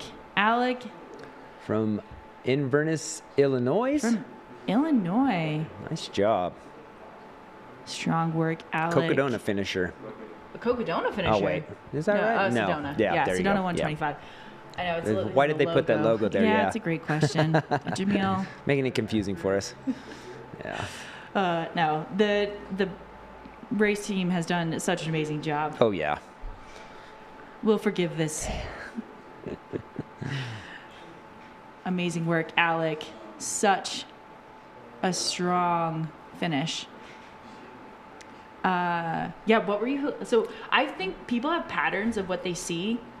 I definitely do. What were some of the things you were seeing? It was a lot of... there was a lot of downed trees that had been laying on the side of the trail for a while, so a lot of them had turned white from the sun. So I was seeing these big marble, like, sculptures of animals was a lot of... what seemed like to be the big theme. But the most memorable one, I've told the story before, but it looked like in a distance that there was a human that was standing next to the trail, and we were, of course, in the middle of nowhere, so there would be no reason for a human to be standing there, but they were flexing like a muscle their arms, and I looked up and I was like, okay, we were kind of close to Halloween time, and I was like, okay, maybe this guy's out here just having a little fun. And the closer I got, it just was a shape of a guy standing, like flexing his bicep muscle at me. And I basically just had to tell myself, don't look over there anymore, because it was like freaking me out. Yeah. And of course, when I got up to it, it was a bush or something, you know, something dumb. Oh man, yeah, it's so wild. It's weird because with hallucinations, you're not 100% like there's still a part of your brain that's holding on to the fact it's not real. Right. Like it's not 100% in. Yeah. There's a tiny bit of sanity in there. And I was hearing voices all over the place too, which was kind of weird. Where there would be auditory hallucinations are awful. Yeah. Just sound like people were having parties out in the middle of the wilderness, and it's like I kept thinking, well, maybe the trail, you know, crosses back. But there was nobody there. And this is Alec. What is Alec? Allison. No, sorry. That's Keith Allison. Yeah. Alec Eckert. Alec Eckert, we'll say. Alec, amazing job finishing the Sedona 125 miles. Freaking far. That's a long ways. Also, what's up, Dave, thank you so much for tuning in.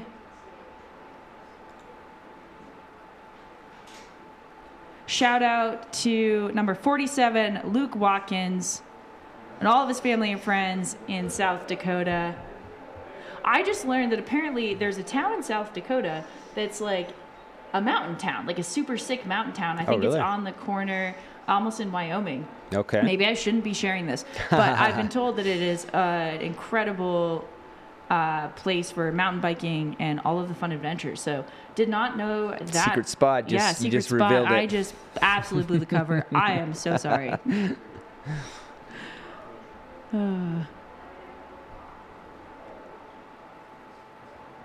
Hey, Tommy Montoya, good seeing you in here. Yeah, Noble Canyon, that's a fun one. We have two, maybe one finisher. I can't tell. I think this is his crew with him. Yeah, looks like they all have the same shirts on. Yes, they're all matching. Yeah. Yes.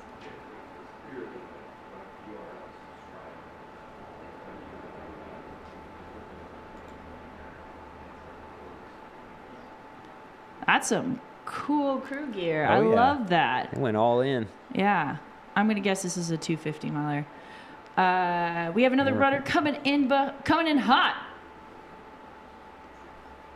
Awesome job. Let's see if we can get some IDs on these runners. I believe this, if the chat, thank you for helping us, looks like Keith Allison. Keith Allison, okay. So 138. Oh, this is Keith. This is Keith, the 61-year-old. Yes, 99 Awesome. hours, 30 minutes, shattering the over 60-year-old record. Keith, absolutely amazing job. So stoked for you. He hustled in. Yeah, he was moving. He was moving so well. Aw. Way to go. That is some teamwork. He says, so grateful to have Spousey crew chief Gwen, Pacers, Mandy, Becky, and Erica, and crew assistant Krista. So that's the crew right there. Love it. Great job. Excellent job, crew. Like that, it's a team job. Yeah. Team effort out there. Amazing work, Keith. And hopefully we can get this Sedona 125 runner back in so we can ID her and celebrate her accomplishments. Keith is 61 years young. Wanted to see if he could run 250 miles. Keith, I think you have your answer. All right, looks like we've got our Sedona 125 runner coming back, taking a picture. She's come a little closer. Oh, yes, excellent. This might be Julie Shepard Powell. Chat, can you confirm if this is Julie?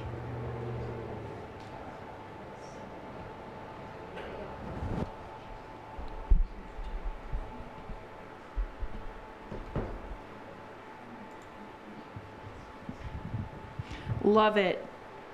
Yes, it looks like we're saying Julie Shepard Powell. Amazing job, Julie. Also, Keith, if you're listening, you inspired someone to sign up for their second 100K and prep for Cocodona in about 2 years. That is incredible. 613. Yep, that's Julie. Julie, congratulations. Yeah, what a strong finish. From Boone, North Carolina. Ooh, nice. I love seeing the East Coast, over there, coming over here on the west side. It's awesome. Love it. Jake, where are you from originally? Southern California. Oh, okay. Yeah. Born and raised. Yep. Haven't moved around too much. SoCal boy. Yep. He did break the 60-plus record. Keith, you are the new record holder. Lots of records being broken. We have another runner coming in here, coming in hot.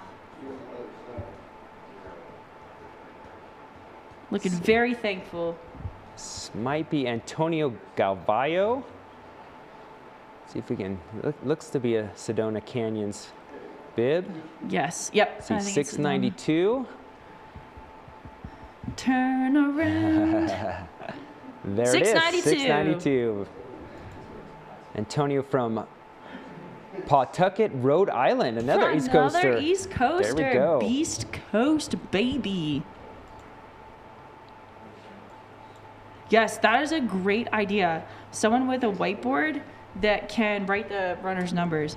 We are stretching the limits of our personnel here. Everyone is pretty wonky tired, but if a volunteer wants to do that, I would freaking love you forever. Yeah. I would. We just need somebody standing at the corner with a microphone just saying, 223 coming in. Yes, that would be awesome. Yeah, I love that idea.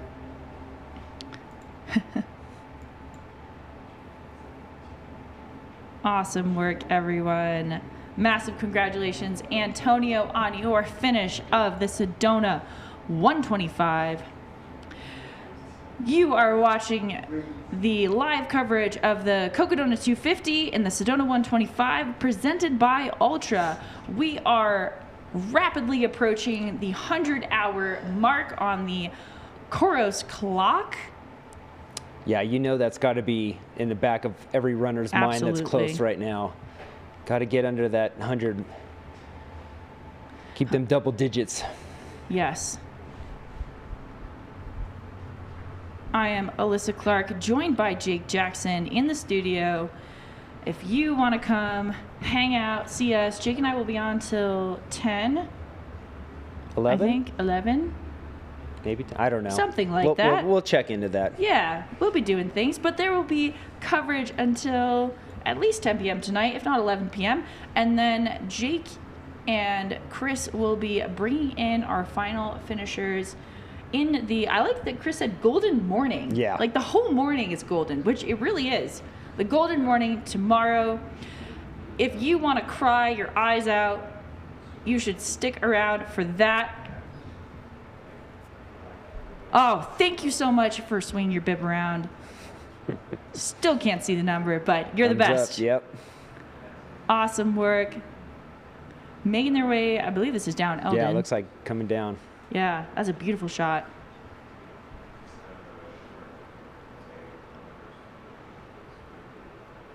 Little bit of a lean. Don't lean too far. Yeah. Oh, the lean scares me. Yeah, it definitely I know does. that it's not that big of a problem. Got All right, another got another finisher.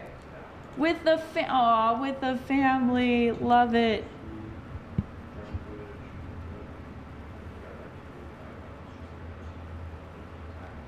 Excellent work.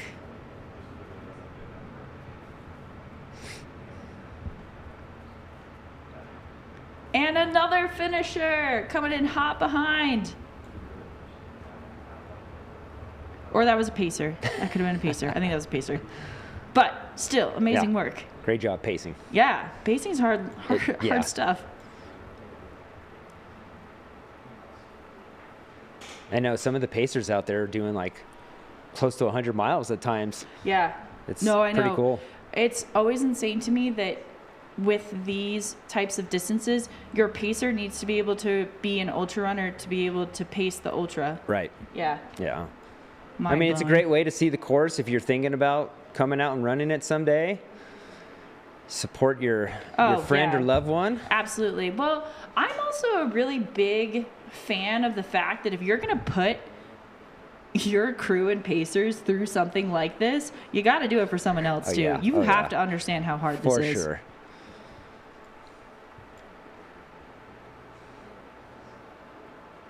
All right, we're getting a finish line photo.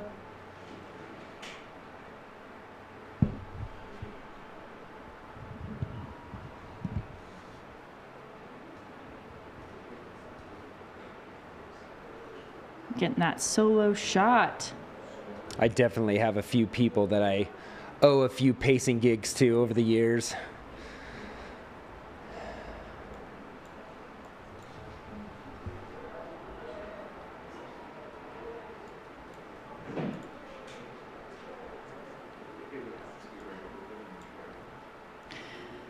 So there was a question of what causes the lean, and it is it's basically like muscle compensation fatigue, but it is exacerbated by depletion of electrolytes.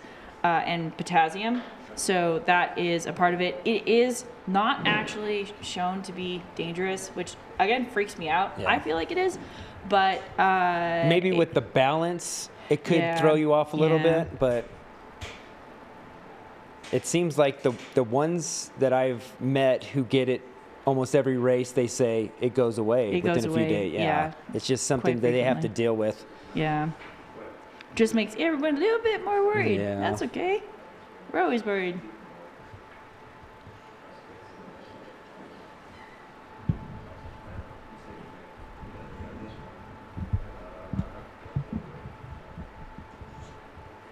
Yeah, I've been in a bunch of like 24-hour track races where that lean kicks in, and when you're going one direction, it's kind of almost a benefit because you're already leaning that way anyways. But when you switch directions, you're wanting to be pulled into lane 2. And oh, that's funny. Yeah. I never. Especially at races like 6 Days in the Dome, where you have they have a blue barrier that goes around. It's a ice skating facility for the speed skaters. They used to train there, and you have that blue barrier, so you're constantly like I noticed a few times the leaners, they were leaning almost into the barrier, running into it. Yeah. So you've done 6 Days in the Dome? I've done the 48-hour there and the 24-hour there. Oof. It's a very interesting race to run indoors for that long. Yeah. It's controlled temperatures. You're not really worrying about that, but what is the temperature?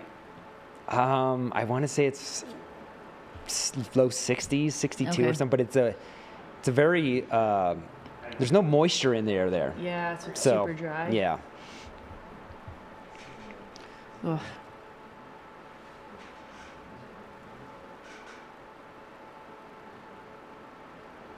Yeah, I think I like being in the I don't see you ever doing that type of race. So we should, a little origin story. Jake and I met at, well, we're going to call this runner in and then we'll talk about this. But we have runner coming in, flying through. This is a Sedona 125 runner, looking super strong. We should be able to get a quick ID on them because they did have their bib out front. We should be able to see it.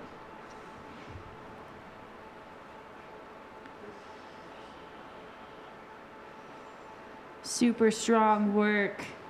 Got a bib. 919, that, or 919, Rebecca Garcia. Rebecca Garcia, excellent job finishing the Sedona 125. From Las Cruces, New Mexico. Awesome. So very good at desert running. Yeah. All right, we have eyes on Mr. Glaze. We have Andy Glaze on the right side of the screen, giving the camera a wave. Also love to figure out who he's with. Looks like he made a friend out there. Andy Glaze, he's moving well. They look good. Yeah. Yeah, they look great. That might be Steven Keller right with him, right in front of him.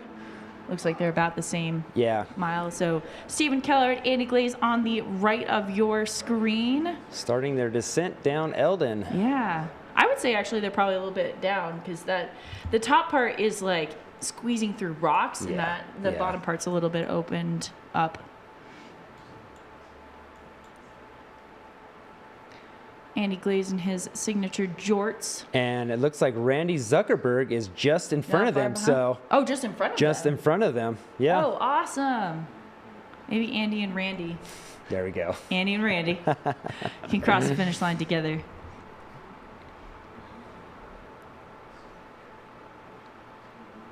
Andy will be our third 6-time finisher, I believe. Correct.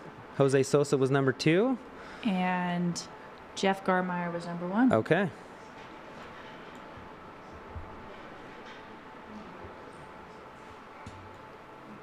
We're watching. Yeah, Andy has always been, that he does so many races, runs so many miles, and he does a lot of them solo. It's kind of been like my inspiration for seeing if I could do some of these longer races by myself. A lot very self-supported, which I find impressive. I always say to my athletes, if they're kind of getting a little bit of anxiety about pacers or even crew, I'm like, those are all optional. Yeah, the Like, you can logistics do putting this on together your own. everything before the race is sometimes more stressful than the actual race. Yeah, absolutely. I feel this way about pacers. Pacers are exceptionally optional. Yeah. Like crew, I think crew does really save you some time. Definitely. If you can. Absolutely. Just because the amount of mind fog and fatigue to work through your drop bag and grab everything and just make sure that you're taking care of yourself. But I think pacers are very much a luxury, Right. not a necessity. And, races this long, sometimes there's not drop bags at every single aid station. So if you're coming into the night or coming into a hot daytime section and you want to either put on layers or shed layers, sometimes you just are stuck carrying what you have on you because you have nowhere else to put it. Yeah. Yeah. I know you have to choose your clothes so wisely. Oh boy. And when if you're something solo. gets off track in your plan, timing? Yeah, you sometimes are. you're carrying your night gear during the day because you have to have it, and you just are not going to get to the next drop bag area to get what you need. Yeah, or you mistime it and you end up wearing shorts into the nighttime and it's freezing. Right. Yeah. That's how you end up at aid stations sitting under a blanket for hours on end until it warms up again, which happens all the time. It does.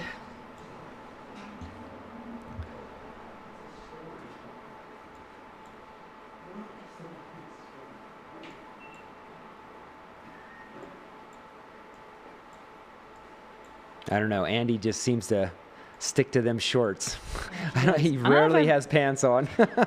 Some people are like that. They're just perpetual short people. Yeah. It's like it hits 25 degrees and they're like, oh, it's shorts weather. Yeah. I mean, when I was at the last aid station that you have crew, what is the name of that? I think Wildcat, maybe? Yeah. Mike McKnight came through with his crew there, and they were trying to get him to put on a jacket because he just had shorts and a T-shirt on. He was like, no, I'm fine. And he, powered through without one. So. I mean, some people just run so hot Right. that they're like, I will die, and I run so cold. I'm like, no. Yeah, I'm the you opposite. must. I Right. get anxiety for them. Yeah. All right, who do we have coming in next? Who are we expecting? So in the 250, it looks like we got Colin O'Brien coming in. They are in the Buffalo Park area. Jeffrey Barrington and, Steven Salter. He already finished, correct? Is he one of the ones that already finished? The tracking's not updating with them. I don't know. That's a great question. And if you are just tuning in, this is the live coverage of the Cocodona 250 presented by Ultra. We are rapidly approaching the 100-hour mark on the Coros clock. I have Jake Jackson here in studio with me. My name is Alyssa Clark. Thank you all so much for joining us on this beautiful Friday morning in Flagstaff as we are watching the finishers of the Sedona 125 and the Cocodona 250.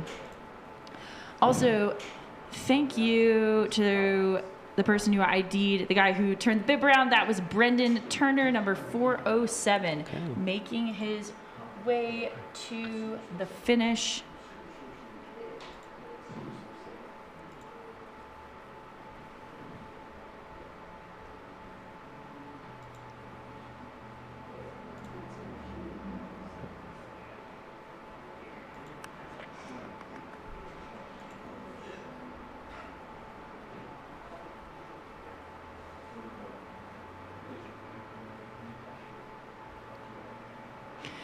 So while we are awaiting a few more of our athletes to come in, we are going to play you another edition of the Cocodona Confessionals brought to you by Ultra. These are the personal stories of our runners, crew, volunteers, talking about why Cocodona and what they're doing out there.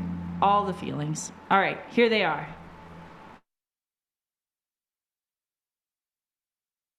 Hi, my name is Amelia Keegan. I have just so enjoyed this race so far. The first day was definitely brutal and a lot of climbing, but oh my gosh, the views have been amazing. After I took a short nap at Camp Kippa and got a Frappuccino, I was a new person. And yeah, I've just enjoyed meeting so many amazing people, hearing so many incredible stories. The course is beautiful.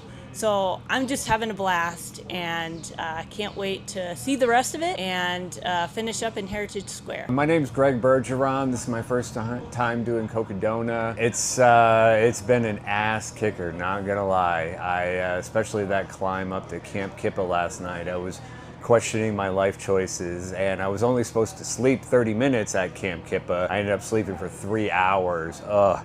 That was rough, but I woke up and it felt amazing. And so now I was flying down the hills down to here. And then I met my awesome crew that took great care of me. And so I'm rocking and ready to go. So giddy up, let's go. Hi, my name's Brian Connor, and this is my first Cocodona. Yesterday was quite the challenge, the first 37 miles. Really, introduced me to Cocodona. But then we had this sneaky, gnarly climb from Arastra Creek up to Camp Kippa, which kicked my ass. But all in that, so far, it's been great, and excited to get up to Flagstaff. Yo, James Hessen from Centerville, Maryland. This has been quite the adventure. That front 100K is an incredible course. Kicked my butt as well as a few others, but the highlights were incredible. Met so many amazing people. Ran 5 or 10 miles with Pam Reed last night, the absolute legend, and that alone has been the highlight so far. Other than that, the volunteers, the aid stations, the sleep station, like just an incredible experience. So looking forward to the rest of the adventure. So my name's Erin Wingeter. I'm at mile 75-ish of Cocodona 250. My first 37 miles was ironically very, very good. The last 37, I made some poor choices, which had me overheating, then running into here with a sports bra on. But I was telling my crew, I only have one rule for my running ultras, and that is I don't quit. I either miss a cutoff or the medical staff tells me I have to stop. So I would definitely quit if I quit races. I would quit right now, but I don't. So guess we'll have to get some pizza. I definitely want to honor, I'm here with my sisters. I want to honor my mom. She passed away in August of last year. So I'm trying to make her proud too. Sorry, I haven't slept yet. This is the other poor life choice. You should sleep during these races, probably before hour 29 and a half. Cameron Haynes. Love everything about this race and about the people, but kind of sad about my performance. Jamil Aravipa, everything that goes into putting on this event, thank you so much. You guys enrich so many lives. You are such an anchor to this community. And it's changing, there's so many people who are taking advantage of these opportunities, these events, to get out there and explore the mountains and to learn more about themselves and about the people that they love and help and, help them navigate through an adventure like this. And it's like without these type of events and these type of get-togethers, who knows if that would ever happen for like a large portion of these people. You've created this opportunity, and it's changing, I don't want to say changing the world because that sounds like kind of over the top, but it is. It's changing the world because people see these clips and they see this excitement, and they, these stories unfold. And for those that aren't here that are watching from afar, it's impacting them as well. So we can say changing the world, and it's true because these clips and these viral moments are going all out, all throughout the world, and it's so special. And I just have so much respect and honor and love for everybody who helps make this possible. So thank you.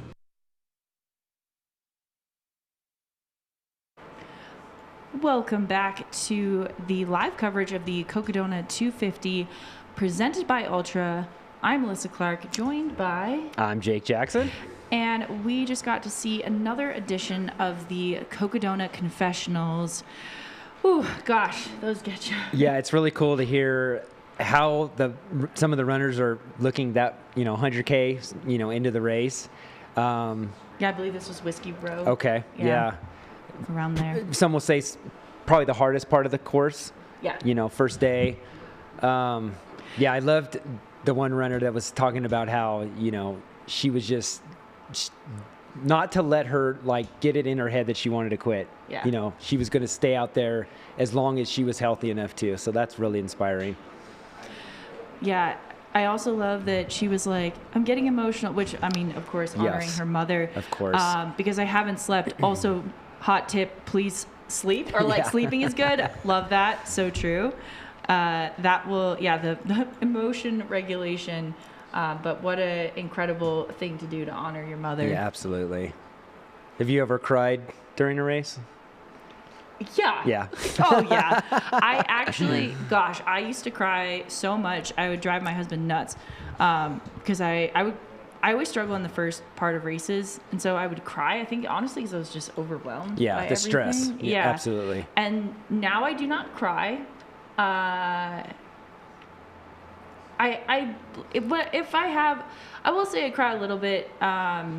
Like races that go really well, I'll cry at the finish line because right. I'm just proud. Yeah, absolutely. But Tears of joy? Tears of joy. Right. Yeah, and relief. Yes. Like Hurt 100, definitely cried at that. I do not cry in races anymore though. I kind of don't let myself open that door. Okay. Yeah. What about you? I've definitely cried after races. My first 100-mile finish, I definitely cried in the parking lot for a brief moment. We got another finisher here. Amazing work, Sedona. 125, 574. 574. That's Lauren Coultier. Congratulations, Lauren. From New Jersey. From New Jersey, Dirty Jers. Another East Coaster. Yeah. Man, East Coaster's coming out strong. Amazing job, Lauren. And crying during the race, the only time I've had that happen was Cocodona 2024. I was wondering that. Coming into Fort Tuthill. For whatever reason, I was so happy and excited to get a hug from Chris Thornley there. He gives the best hugs. And yeah, I was just, you just let it all out. And truthfully, I actually felt a lot better letting out some of that stress. No, sometimes you just need that, like, emotional release. Yes. Congratulations, Lauren, on your Sedona 125 finish. You can cry all you want. You did it. Yeah, with Andy coming in, Kevin and I, we were trying to figure out some good crying like phrases, and Andy's is smile if you're doing it wrong, and I came up with cry or you're doing it wrong. Yeah, I like that. We have, it looks like eyes on Andy and what was that gentleman's name? Gosh, so sorry. Brendan. Brendan. I think. Brendan Tanner. Yeah. So Andy Glaze, Brendan Turner are making their way down Eldon at this point. Once they hit Trinity Heights, we should be able to get a little bit of. And it looks like they did pass Randy at some point coming down. Hopefully, they gave her a high five. Yeah. They look to be moving pretty well down that technical section. Yeah, they are moving really well. They haven't hit the really bad switchback part. Oh, okay. They still have quite a bit. But making their way down. You got a couple runners coming through Buffalo Park still. Getting close.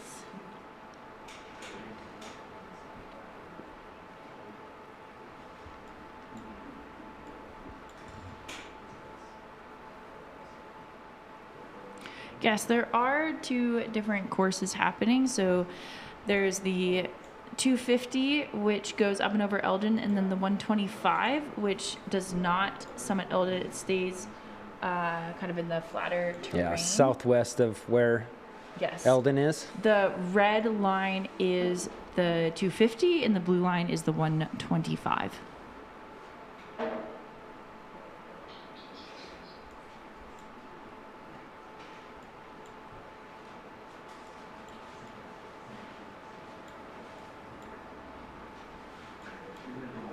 Well, it looks like Andy has got he's got a time he has to hit because someone needs him to finish by 11:30 because of work calls. Oh, so Andy, wow. I hope you feel the pressure. We have people waiting on you. You're doing great, Andy. Keep it up. Andy, a fire captain, I believe, out of Laverne, out in Southern California. Yes.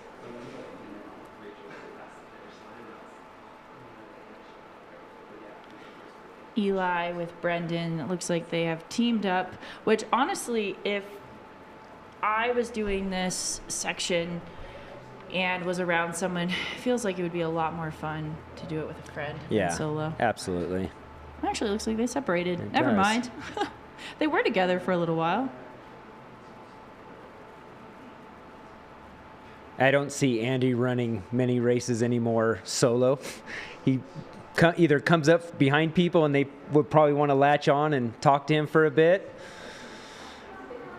I remember a couple years ago, I was running Jackpot 100, and him and another guy ran the entire race together, just chit-chatting the whole entire time. So.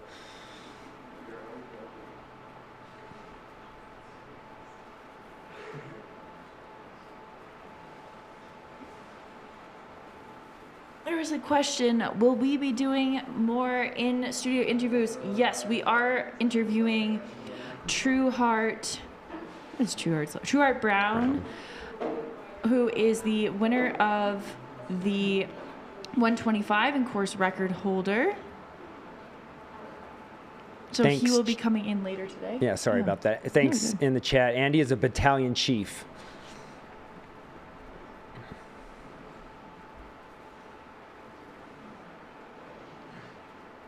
Yeah, I got to meet Trueheart out on the course. Made a new friend on awesome. Instagram. Super cool guy.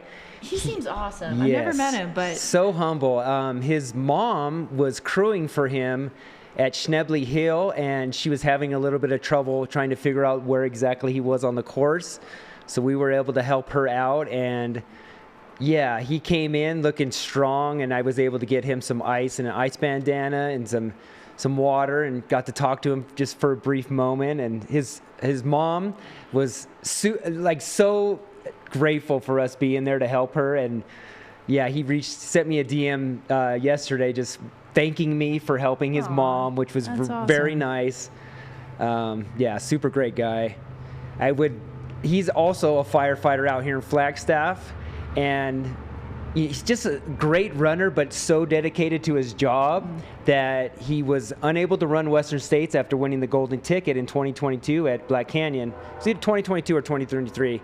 But yeah, it was fire season during, Western States, and wasn't able to cash in that ticket. And very fast runner. I wish he was able to race more, someone that talented, but got to take care of the work priorities first. absolutely. I really admire people who can find that balance with the racing. And I think sometimes it's really easy to get caught up in there's only one thing in the world, and it's ultra running. I feel like that kind of fits our personalities. And, there's so much outside of this vortex. Yes. Don't realize it until tomorrow after our coverage is over. But I love that he's invested in, being a firefighter is kind of as noble as you can get. Absolutely. So greatly appreciate all the first work responders. He does. Yeah, absolutely.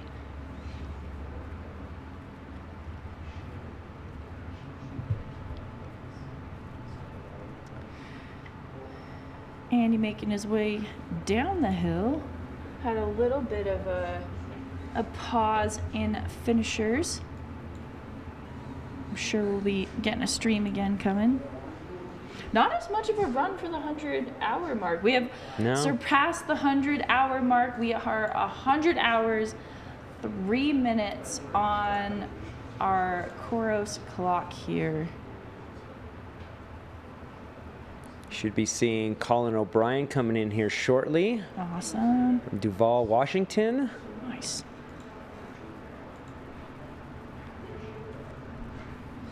Little backstory on Colin. He's a 41-year-old husband and father of 2. Family is his proudest accomplishment on this planet. Inspire me more than anything. That's awesome. He's also a firefighter for almost 20 years. Very cool. And the firefighters are coming out on fleek.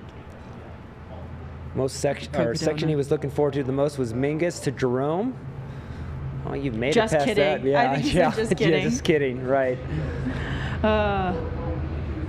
Yeah, I got to do that section last year in the pouring rain and mud, and it was rough. Yeah. To say the least. It was so cold. Colin is coached by Liza Howard, another legend. Cha-ching. Cha-ching. Yeah, no one carries quarters anymore. No. Though, so. He said, please go support Liza's non-profit organization, Band of Runners. Non-profit organization dedicated to introducing military veterans and their surviving family members to the trail and ultra running community. They host a trail camp, which, yes, I've heard a lot about this camp. It's amazing. And as well as a fast packing trip in the Wind River Range every year that is free to veterans and Gold Star family members. bandofrunners.org if you're interested. Yeah, go donate to them. Awesome. This is Colin's second Cocodona finish.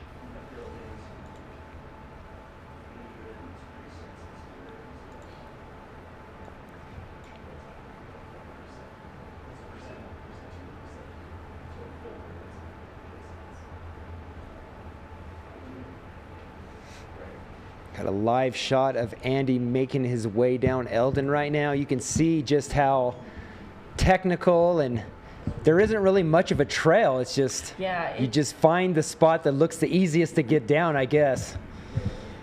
That, yeah, having been up and down that, there's more than once where I was like, wait, where's the actual trail? All right, we have a finisher. Okay. Is that Colin? It should be. Let's see. Looks it. 115. Thank you to our camera for zooming in on that. Chat, can we confirm it from you guys if you know Colin here?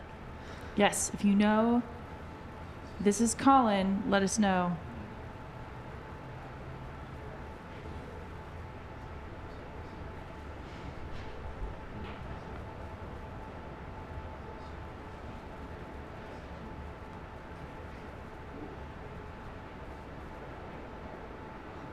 Excellent work.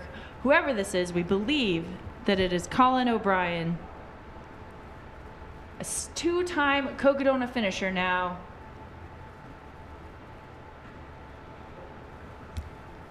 Congratulations, Johnson is saying Colin. yes. Yeah, 115 is Colin. Yeah. Okay. There we Awesome go. job, Colin. Also, firefighter. Yeah, 20 years, I believe it said. Wow. Finishing up Cocodona 250 for the second time, so 500 miles on this course. Holy cow. Oh, I didn't really. Okay. Co-worker of fellow Cocodona participant, Michaela. Michaela. Oh yeah, Musiel. Michaela finished not too long ago. Not too long ago, right. Nice. Very cool. Well, they'll definitely have a lot of chit-chatting to do after the race back at work. Stories to share.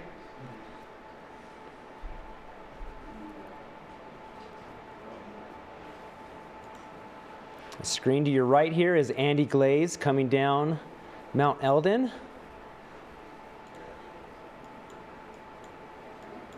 Andy, Andrew, I don't know. I've known Andy for a while now, and it's always been Andy to me. A lot of you know him as Andrew. He's about 4.3 miles to the last aid station, Trinity Heights. Nice. He's got according to about the tracker. 8 miles to go.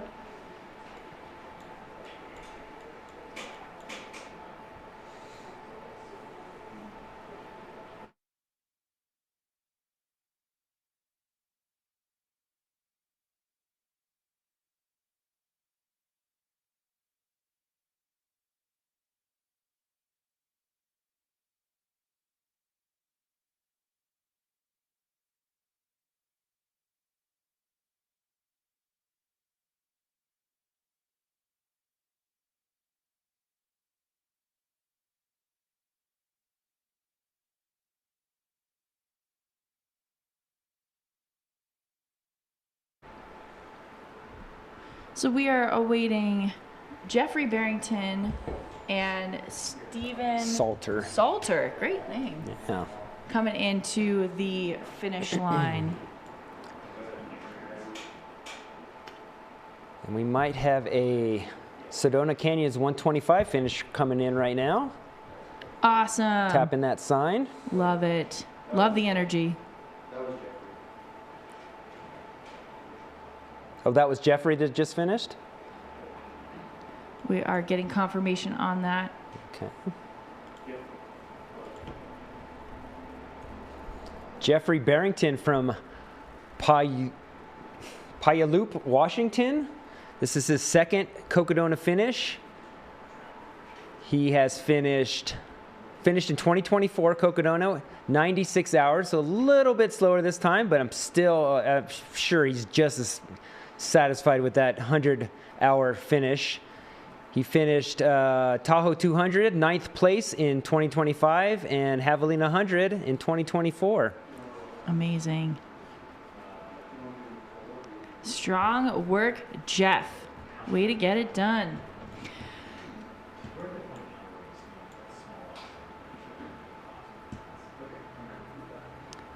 What is the cutoff for Fort Tot Hill? That is 12:45 this afternoon. So runners still have some time in there to get to the finish. All right, we are going to have a short ad break, and we will be back soon with the live coverage of the Cocodona 250 on this beautiful Friday morning.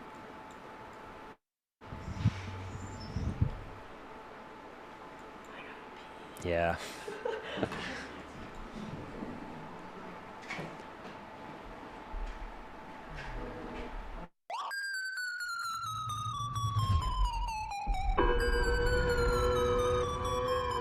Split that.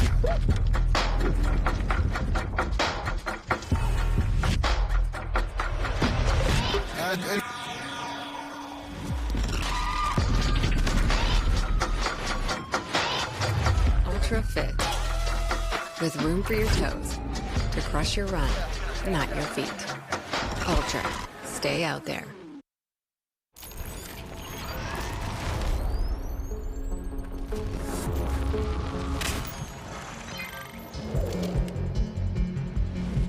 Last lap, 6 minutes, 17 seconds.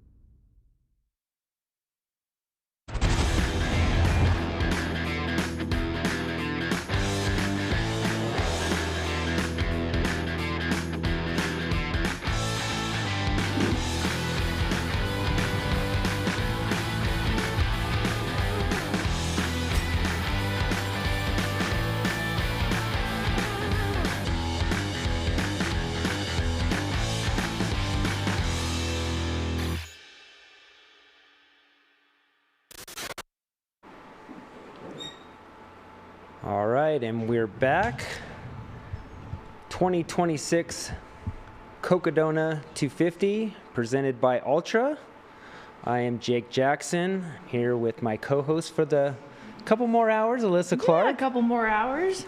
I was just shoving some granola in my face. I'm trying to get that done. Yeah, Not trying to crunch eat on the and cam. get a couple sips of coffee in between these ad breaks. Yeah, they work us hard over here. Slave drivers. Ugh. And I believe we just saw another finisher. Just hopefully comes back onto the screen so we can celebrate him properly.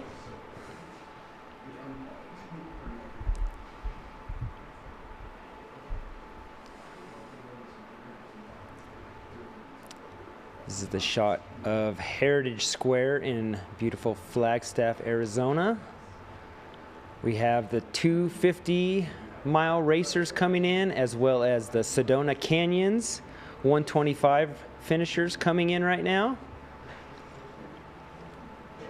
the crowds, it looks like we're starting to get more and more people coming in to cheer in their runners, and Yeah, hopefully it is. some locals coming out to cheer them in too. I'm also possibly eyeing a Distance to Empty podcast hat out Yeah, I there. saw that. Yeah. That So was Kevin not a finisher Goldberg- coming in with the car. No. Kevin Goldberg, you owe that person some more swag because they wore their hat. Maybe you owe us swag because we're calling it out. Yeah. Truly, though, if you do want to hear everything 200-mile races, the Distance to Empty podcast exclusively covers multi-day efforts, 200-mile distances. So check out the Distance to Empty podcast. It's a great podcast. Yeah. I always want to run through a brick wall whenever I hear the intro song. I'm always like, yeah! Yeah, So, they yep, do check it really out. great race-specific, like course previews. So if Yeah. you're got something on the calendar and you want some insight, yeah, that's the place to go. Distance to Empty pod. They also do the Flagstaff Bound series. So if you have seen a runner out there, you might be able to hear a bit more about their backstory. So yeah, we're big fans. Big fans of the pod. Big fans of Kevin and Peter. Big fans of the Mingus Basketball League too. Mingus Basketball. So did you get Yeah. to play? I did not make it up there in did not time. I didn't. either. Yeah, went in and did some volunteering, but I heard from what Peter said yesterday when we were talking, it was a huge success. Hopefully they'll continue to do that in the future. Yeah, Yeah. now they're going to be torn between running it and doing the MBA. Yeah, and there was a little bit of an issue that there was several runners that had the same points. Yeah. So they were trying to figure out how they were going to decide who actually won. Yeah, we were talking about that yesterday, and I gave some suggestions Okay. on it. So I think they have a plan. So stay tuned for Nice. who the winner of the MBA is. But I think he said some- 8 runners had. I believe 8 runners 20 had, 20 yeah. points. Yeah. So everyone's a winner. Woo!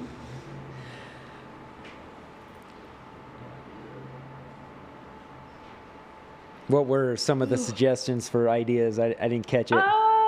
Well, I don't know if I can blow his cover. Okay. But I will say, we'll just leave it like that, yeah. Here's what I will say was my suggestion is that any sponsored runners should be taken out because, or like runners who get a bunch of gear. Okay. Because it is gear related, and I was Right. like, let's reward. Maybe the- they might not use it as much as somebody who's Totally, not or sponsored. might not be allowed to use it. True. Yeah. So that was my suggestion. If there's anyone that kind of fell in that category, Yeah. to be like, you're fine. Yeah. We'll give it to someone. I thought it would be one of the ideas when we were talking was having runners start at the very end where you make that right hand turn just to dribble a ball to the finish Ooh, line. smart. See who could do it the fastest. I like that. And not double dribble or kick the ball or I would love to see people fresh off running 250 miles try to do that. That would be iconic. Yeah. I'm down.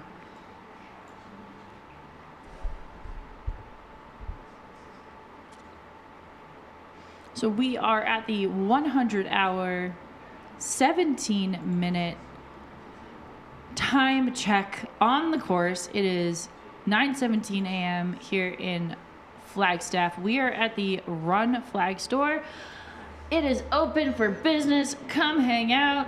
Bring us coffee, please. Yeah, you don't need to bring us coffee, but we'd love to see you stop by the studio. You can see all that's happening. We've got a pretty sick studio set up this year. Thank the cameraman.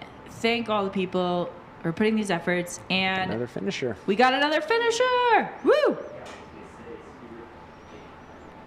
Over the finish, looking so happy. Absolutely love it.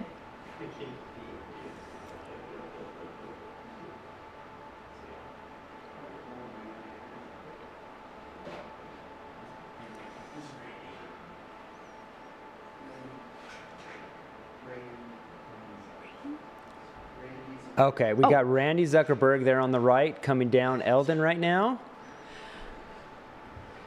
Great drone shot here. Yeah, this is beautiful.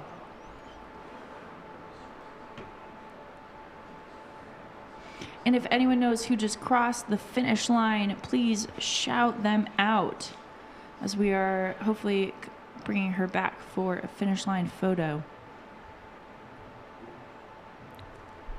This will be Randy's second Cocodona finish. She finished last year, 28th place. I got to run with her a little bit, last month, I guess it was now, at the Desert Peaks Ultra. She finished the 100K, came in fourth female. Didn't get to talk to her too much there, but we ended up connecting on Instagram, and she was just super excited to be coming back to Cocodona. Yeah, I feel like it's her soul race. Yeah. And if you don't know who Randy Zuckerberg is, she is the sister of Mark Zuckerberg. I'm sure you know who that is. She's from New York. I forget exactly what she does. I think she does a lot of investing now. Okay. I don't know how much of her involvement is with Meta anymore, but all right. I am also, there was a question. Sedona, let me pull this up. Trying to get some information on Sedona 125. So that's Cocodona. Okay, Sedona started on Wednesday morning. I believe it was at 7 a.m. Yes. And the cutoffs that we're looking at, so looks to be the same it's the now. same. Yep. So it's the same cutoff. The one that we are approaching. Oh, we got another finisher. I will get back to that. Okay. Got a finisher on screen. Amazing job.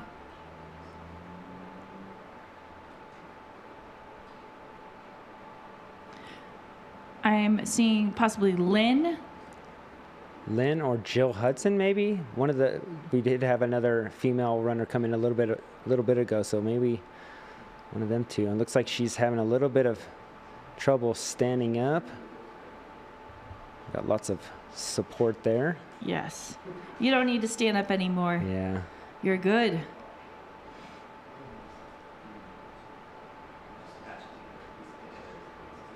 Amazing work.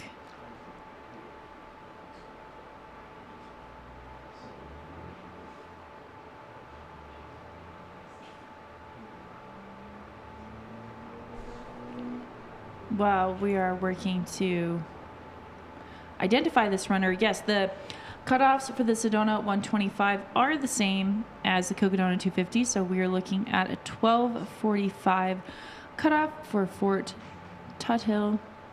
That is next. Someone in the chat says Randy is a Sirius XM host and speaks at events. Very cool. I'll have to check out her station. Yeah. Her channel. Yeah, I had passed her. Where did I pass Randy? It was, I think, on the Senator Highway somewhere. Just a ball of energy when I came by and said hi to her. She was just so excited. All right, we have some info. That was Jill Hudson. Okay. She's a retired high school principal from Seattle. She's finishing her 100th 100. Oh, wow. Holy nice. crap, that is impressive. Let's check out her ultra sign up. Yeah. Jill Hudson, so impressive. Incredible job out there. Wow, look at all these races she's already got lined up for this year. And she is 64 years old. Wow. Okay. She finished Jackpot Ultras earlier in February. Very fast runner. Yeah, we have another runner who just finished. Bib number 759. Wow. 324 races on ultra sign up from Jill. That's impressive. Wow. And this is Shane Butler, who just finished the Sedona 125 from South Lake Tahoe, California. One of my favorite places in the world. South Lake Tahoe is beautiful. Yeah, it is. Congratulations, Shane, on your finish. So strong. So Jill, I'm looking here, 324 finishes. She has Oh my God. 3 DNFs. Oh, one of those Western states. Yeah. Oh, that's such a bummer. But still, That's 3. incredible. That is incredible. First ultra was in 2006. 2006, geez. Holy cow. Okay. Congratulations, Jill, and so excited for you to hit your 100th 100 this year. That is astounding. Do you know how many hundreds you've done?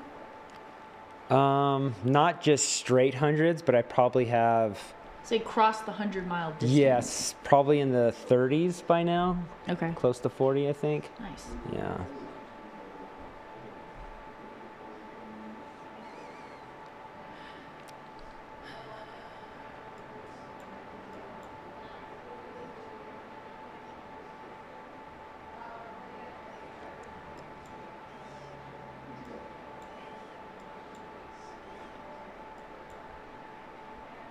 Randy Zuckerberg on the right of your screen, also with a previous runner that we've seen, and I apologize, you all shouted him out in the chat, and my brain is a bit tired, so I'm also terrible with names. And remember.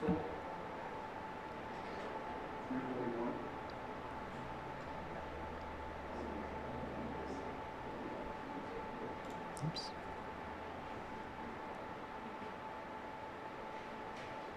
$341.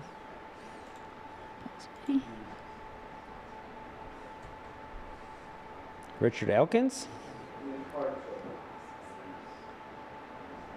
Believe that's what we were just told, that this could be. Nick. This is Nick Hartle. Bib number 241. I heard 241. Nick Okay. Hartzell. Thank you. There we go. Our in-studio people are so great. I am just bad at listening. So, Nick Hartzell from Phoenix, Arizona, on the Cocodona 250 Quest, 46 years old. Absolutely amazing. Making his way down Eldon.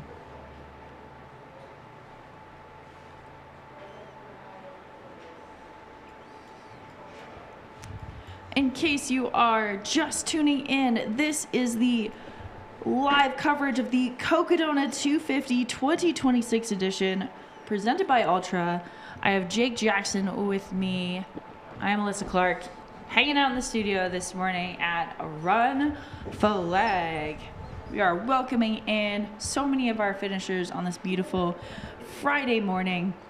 Our Sedona 125 finishers, our Cocodona 250 finishers. We have Randy Zuckerberg on the right-hand screen, and then we have eyes on our finish line as we welcome runners to complete their journey.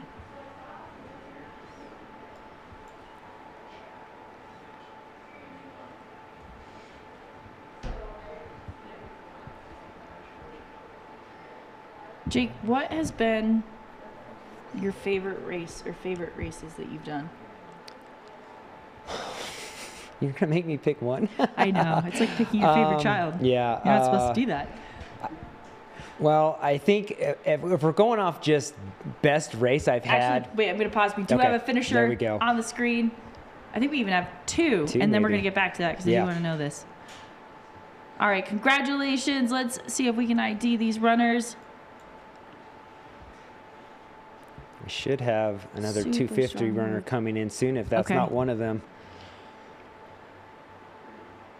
Maybe they ran in Nice. together. Got a close screen. 685? 685. That's a 125 runner. That is Eric Reed. Eric completing the Sedona Canyons 125, a Flagstaff native. So There we go. he has made Running his way home. home, running home. Very short commute to the finish, or to home from the finish. It looks like we have another runner coming in right now. Huge celebration for this runner. coming in, I'm going to guess this is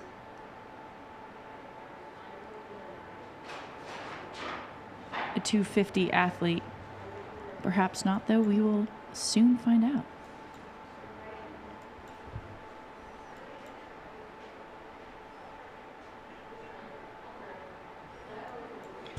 That is a Sedona 125 finisher. That is Kimberly McLean from Fort Lauderdale, Florida. Oh, never mind.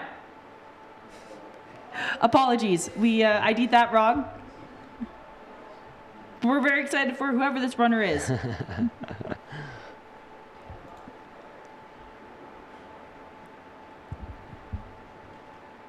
Amazing work to Eric, who we saw just finish, a Flagstaff native, finishing the Sedona 125.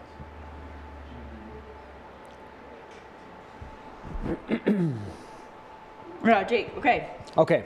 I'd have to say probably Angeles Crest when I ran it. Okay. 2018. All right. It was, I think, the last year that they ran the point-to-point course before all the fires and everything that happened up there. But that was one of the races that I can remember that I didn't have any like major lows, didn't have any stomach problems. I hope that course can get back to that point-to-point finish someday. I do wonder, they've now put it in the fall, so right, I'm they hoping moved it back that some. that might help. I think it's in October now. Yes, it's it happens to be the same. I wanted to run it this year, but it happens to fall in the same time frame as Mammoth, so had to pull the plug. Second race, it's going to sound very weird, but the year that I got to run for the 24-hour national team in 2019 out in France. Special. It's it's looped mile course, but just being a part of the team and the whole experience, that was the last time that both the women and men brought home gold. So that was super special. Yeah, that's amazing. What about you? I would say people are saying that was Pam Reed. Oh, really? Yeah, that was Pam Reed. Awesome. Oh my goodness. Way to go, Pam. Way to go, Pam. Oh my gosh, Pam Reed. Yep, I'm going to put money in the jar. Absolute legend. Okay, yeah. Pam Reed last year completed Western States Badwater Hard Rock Triple. Insane. This must have been easy for her. It's never easy, but Pam Reed, just an icon of the sport. Also an Arizona native, so congratulations, Pam. Another prolific racer, 265 races finished on Ultra Sign Up. It seems like every race I go to these days, Pam's there. Yeah. We also have Randy Zuckerberg on the right hand of the screen, making her way down Eldon to the finish line. Massive congratulations, Pam. And at the age of 65, she's not slowing down. She is not slowing down. I see Arrowhead 135 finish in January. The Bear, another hard race. I mean, yeah. No, so impressive. All right, we have two other runners on the screen. We have Jason Garcia, 167. And it looks like Ed Shelton. Making their way down off Eldon.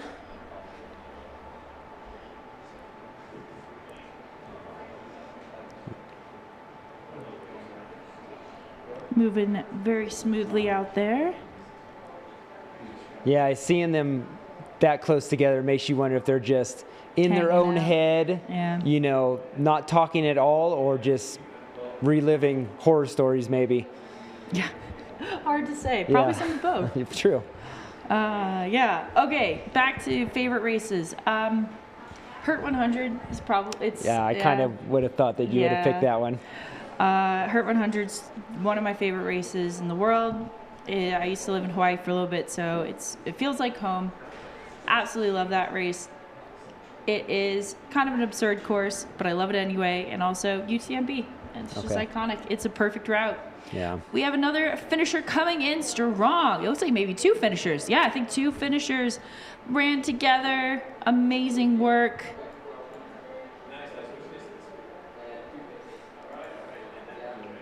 Awesome job, you two. Celebrate. Enjoy. Bask in the greatness of this moment.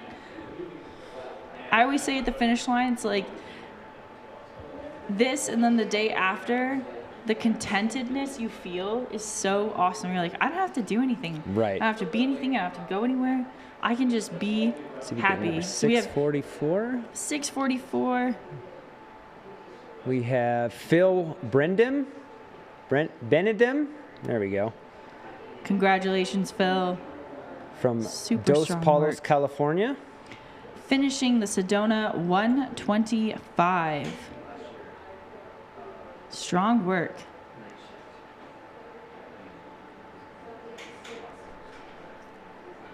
I don't know if old Dirty Rob is actually my friend Rob, who says the San Diego 100, also an incredible race. I think a sneaky hard race out there. Yeah. Yeah. Jake and I actually ran this together a couple we did. years ago. The last year, no, they had 2 years. Now it's in May, or Right. it's at the end of April, which is much easier. Because normally it's run in June when it is incredibly hot. Yes. We had a very hot year. We had a snake encounter. We had a snake encounter. That's it was right. a water snake, right? That's right. Yeah. Going through that one water section. And we'll get back to that, but bib number 751. 751 is Kimberly McLean. Congratulations, Kimberly, on your Sedona 125 finish. From Fort Lauderdale, Florida. Amazing job. I bet she had plenty of heat training. Yeah, I bet she did. A little humidity too. Yep. Yeah, but we were out at San Diego. It was, I think it hit the 90s. Yeah. And it it's was just definitely so warm. exposed the entire course. And yeah, we were going through a river crossing, and all of a sudden Jake and I are like, oh my God, there's a snake there. You saw it. I never saw Oh, it, so I'm trusting it was a snake and not just a stick or something floating. Oh, it was definitely a snake. Yeah, there's a lot of sneaks out there. Yeah. Yeah. I was glad that I was not in the water when you saw it. I don't know where you were when you saw it, but Yeah, I think I was on the edge out because I was stopping a lot in the rivers to cool down. Right. And I was like, nope, that's stop it at that one. That's a little bit too scary.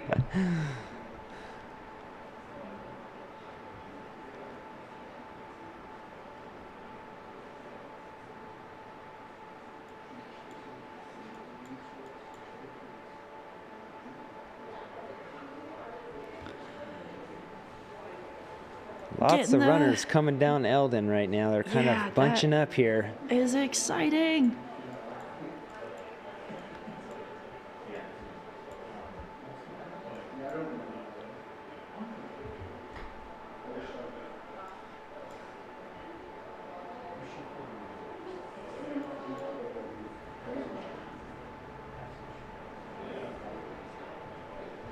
We were talking about yesterday about races that acknowledge runners when they do the races solo. Yeah, San Diego 100 San Diego's one of them, along with AC 100. You get actual different buckles Yeah, you do. that Yeah. actually say solo on them, which is, I like we were that. saying, I think more races should do that, acknowledge the ones that are doing it, It's on also their own. like a different, like they have a separate category for solo.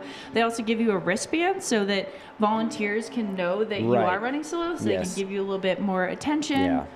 And I did notice when I came into Crown King, people realized that I was running solo, the Brute 100. Oh, okay. And so I did have, it seemed like I had a group of bunch of handlers, help. which was really nice. That's awesome. Getting the drop bags and whatever food. That's all. The volunteers are just so Oh, great. yeah. They're the lifeblood of these events. Yeah. If you, so here's my take. You run a race, you volunteer. Yep. Or you run a race and you crew and pace. Yeah. I think really if more runners could have that kind of 1-to-1 ratio or as close as you can to it, I think we would all continue to better the community. Yeah. So yeah, run That's been volunteer something one. I've been trying to do more over the past couple years. Yeah, after I ran San Diego with you a couple years ago, I told them, I was like, if I am in San Diego every year, I will volunteer. So luckily been able to fulfill that promise for That's the past awesome. couple of years. But it's so crucial, and yeah, you just understand how much work goes into these Yeah. things.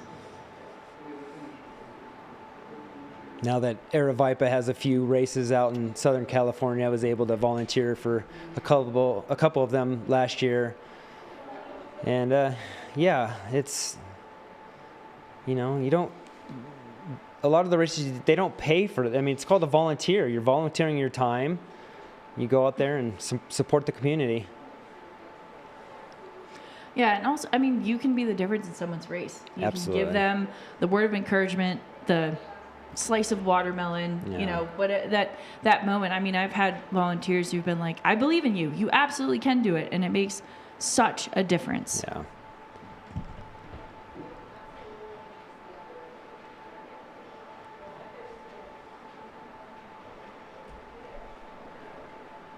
If you are just joining us, this is the Cocodona 250 presented by Ultra. I am Alyssa Clark, joined here by Jake Jackson in the studio. Thank you so much for joining us this morning. We are coming at you out of the Run Flag store. If you are in need of any gear, come down, check it out, come say hi to us. We would love to see you. We will be bringing you coverage throughout the day of the finish line. Also getting some eyes on the course with our amazing drone team, drone pilots. Did you happen to see how many drones were up at the start? I counted It was like 7. a Christmas yeah, tree. they were everywhere. Or like a Christmas light. Right, yeah. It was wild. God, that was insane. The start was wild. Yeah. It always is. I somehow keep, you know, showing up at the start line, and every time I'm like, I'm gonna go back to bed afterwards for a little bit, and I know. never do because I'm too stoked. Yeah. Also, then we had the Bradshaw Brute starting at 6 a.m., so we got to see you guys off. Yeah. We were all very much appreciative that people actually, I mean, that wasn't the huge crowd that the we 250 wanted to bed, but see you all. yeah, it was nice to get a cheering, you know, as we left too. So that was cool. Hey, John, how you doing? Good to see you in here on the chat. Also, there was a question of how many people got in off the lottery. So there has not been a lottery until this year, so Right. we don't know what that's Yeah, going to look like. it's still, you can still register. Get Yeah. in there and register. Put your name in. If you have ever even possibly kind of considered, maybe you should do it. Yeah. If you are physically able and healthy to do so. Yeah.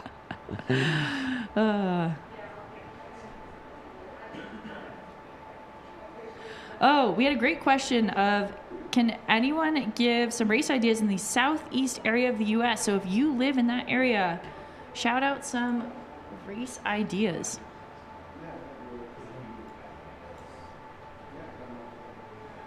There's quite a few races, popular races out in Florida. Georgia. Georgia, Quite a bit. yeah. Yeah, Alabama, the Pinhoti 100 is a great race. Yeah. Now they have the Southern States 200, so there's a 200-miler out there. How many people will be accepted next year? So I think there were 400 runners in Cocodona this year, so Yeah. I'm assuming that it will probably be a similar number for next year. I think permitting kind of falls into that 400 area, you know, plus or minus a few. Yeah. Also, there's a question of when do we end, when do we start? So we've been going to about 11 p.m. If anyone was on the stream last night, Claire and I were having far too much fun. And we were back in the studio this morning. We had Chris and Jake kick off at 5 a.m. So we are running from about 5 a.m. till 11 p.m., trying to bring you as much coverage as we possibly can. The live cam on the finish line does run throughout the night. We do have a producer staying here, making sure that you all can see every finisher of this race. Oh yeah, awesome. Thank you so much, everyone, for putting in these suggestions of racers. So many iconic races in here. if you want to have somebody you can follow to check out, I hope I don't say your name wrong, Martin Schneshnikloth. It's Ultra Kraut on Instagram. He's got a awesome YouTube channel. He does a lot of these kind of obscure, less known 100-milers. I know he's trying to get in 100-miler every weekend or so this year. But yeah, check out his Instagram. He does, the full self-filmed videos during all of his races, and just some of the amazing places that you probably would never hear about otherwise. So give his channel a look over. Ultra Kraut. Love it. That's a great recommendation. Yeah, I have been fortunate enough to get to know some of the folks at the Pinhoti 100, and that is such a great group. They are so welcoming. It's a very old race. I actually believe Rachel won the Pinhoti 100 a few years back. Yeah, I think so, yeah. Yeah, it's always been on my list. It's pretty late in the year. It's November, and I'm always pretty tired by then. It looks like I think we just have some crew walking in at this point.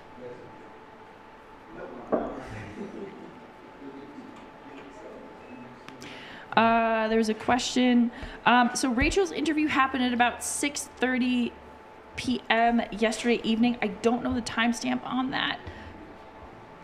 But the interview is on YouTube as a single file. So you can just Google Rachel Enterkin Mountain Outpost interview, and that should come up. Also, will Mountain Outpost be at High Lonesome? Yes. So our next two races, we are going to be producing Western States, but that will be on the Western States channel. We are covering, though, Hard Rock 100 and the High Lonesome 100. Those will be our next two races on this channel. So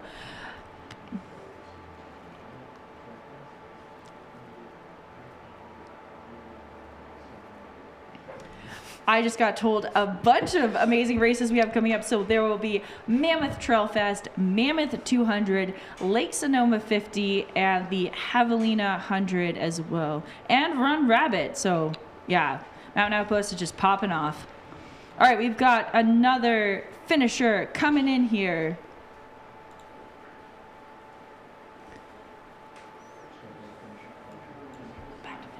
All right, got him coming in. Amazing job. Sedona 125 finisher, bib number 8. Either 8. Did you see it? No, I didn't see it. Okay. Looking it up. 883. Yeah, Aaron Hernandez. Aaron Hernandez from Arizona. It looks like somewhere. Scottsdale, Arizona. Great job, Aaron. Congratulations, Aaron. What a legendary finish for the Sedona 125 on this beautiful morning. We are watching Cocodona 250 finishers, Sedona 125 finishers coming at you. It has just been a steady stream all morning. It's been so fun to call in these incredible athletes and welcome them to Flagstaff.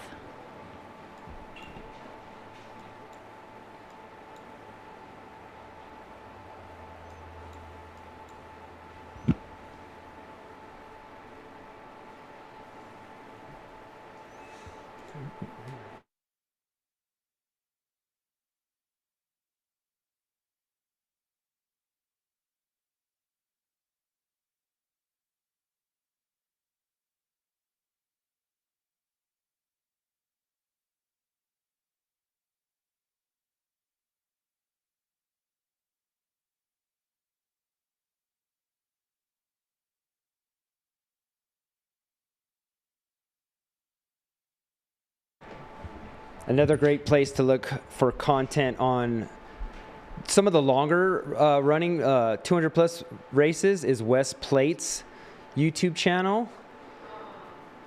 He's another one of those guys that just films himself. I think his wife gets some of the stuff. She usually is crewing him, and yeah, another great ultra running content creator. There was also a question, so you can go to mountainoutpost.com to see all of the places that we are live streaming. We have another finisher coming in. The lean going strong, but he is through. Awesome job. I honestly feel like this is the most leans I've seen in a race. Oh, really? Yeah, this has been wild. Such strong work out there. This could be Will Burkhart that just finished another Sedona Canyons. We have another finisher coming in as well. We'll work on getting both of these ID'd as soon as we can. Looks like a Sedona 125 finisher.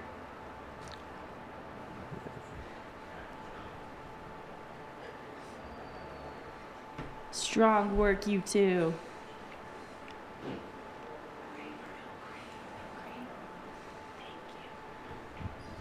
All right. Congratulations, you two. Amazing job. Love to see the families there. Yes, so you can go to mountainoutpost.com to learn about where we are streaming. All right, I saw 46. Something 46. 246, Dmitro Sokolovinsky. Oh. Sokolovsky. Sokolovsky. Dmitro Sokolovsky, maybe? Yeah. I don't know if you say it fast enough. Moorpark, California.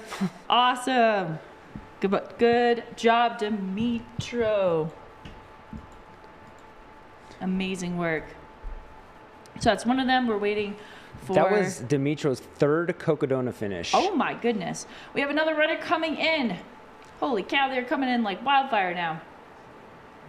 Awesome job. Awesome beard. Yeah, that was a great beard. That was stellar. All right, let's hope they get these finish line shots.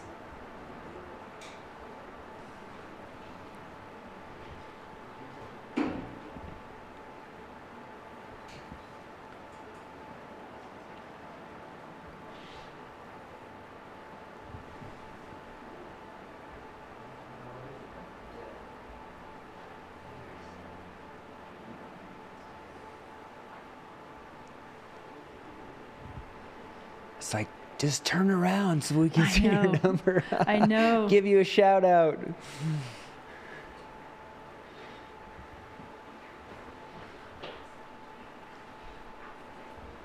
And shout out to Run Flag who just delivered me coffee. Thank you so much. You're freaking lifesavers. We love this store.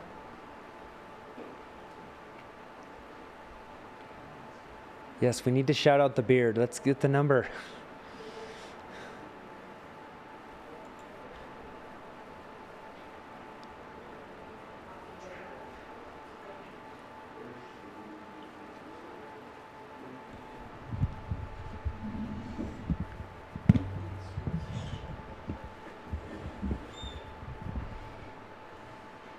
Show us your number.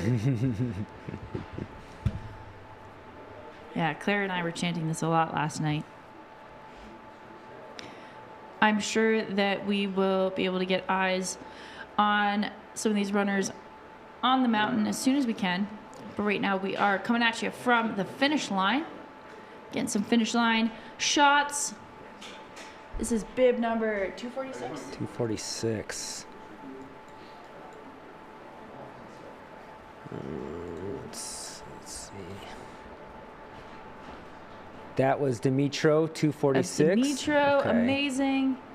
All right, and this is 860, which is Andrew Robinson with the great beard. Great job, Andrew. Andrew's from St. George, Utah.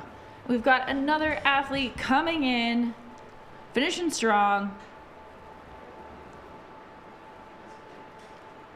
Somebody asked about, where was it? About the Eldon Crest race. They don't have trackers, so we don't have a pin dot for them.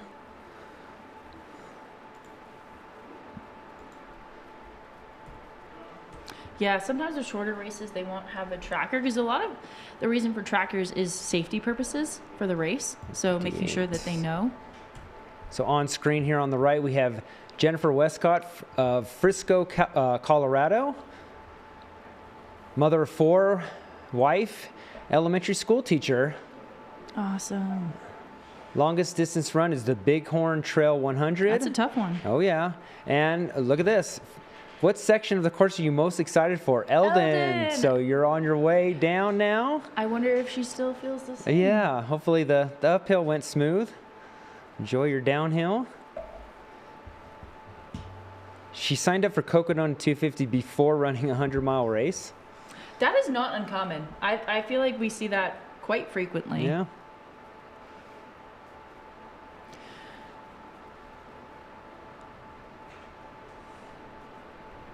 Shout out to the moms out there getting it done.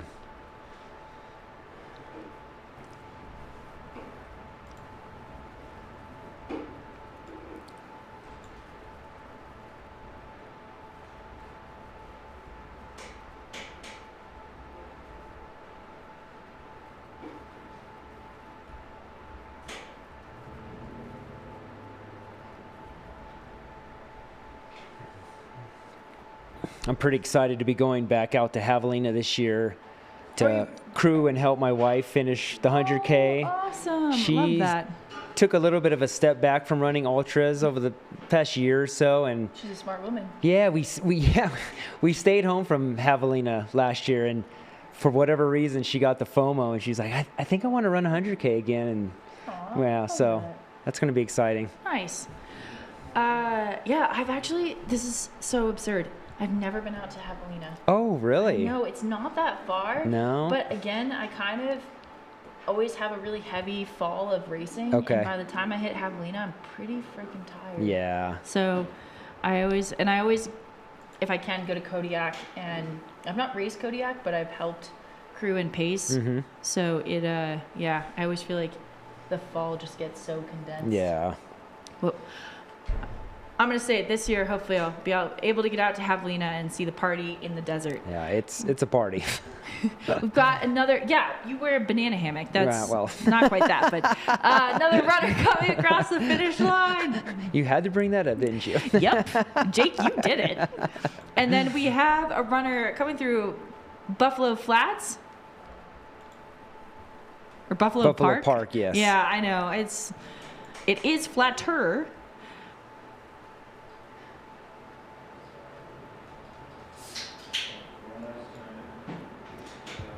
That was a finish line. We have runner on the other cam. Should be having David Veronci coming in here shortly. Another 250 runner.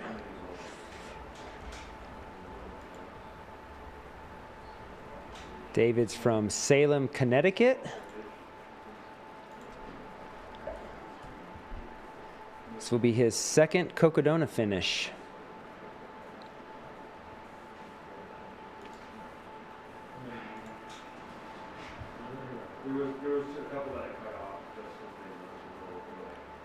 Moving so well on the right here.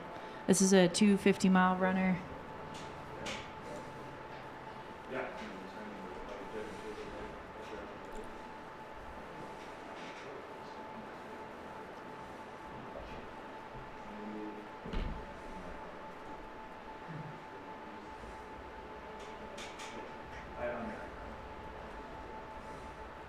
Yeah, you can really see from this drone shot how long of a just straight shot through Buffalo Park. That long stretch right there. I came through through this section in the night, and it just felt like it went on forever. Forever. We got another Sedona 125 finisher. Amazing work out there.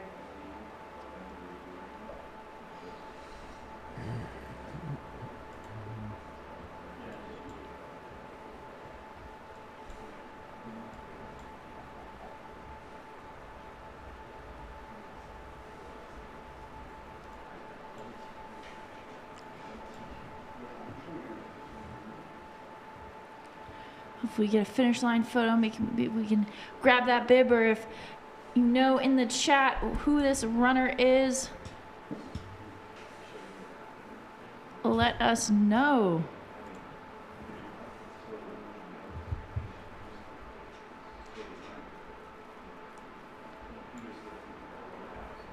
So that is Casey Reichmuth, who just finished. Reichmuth from Louisville, Kentucky. Awesome.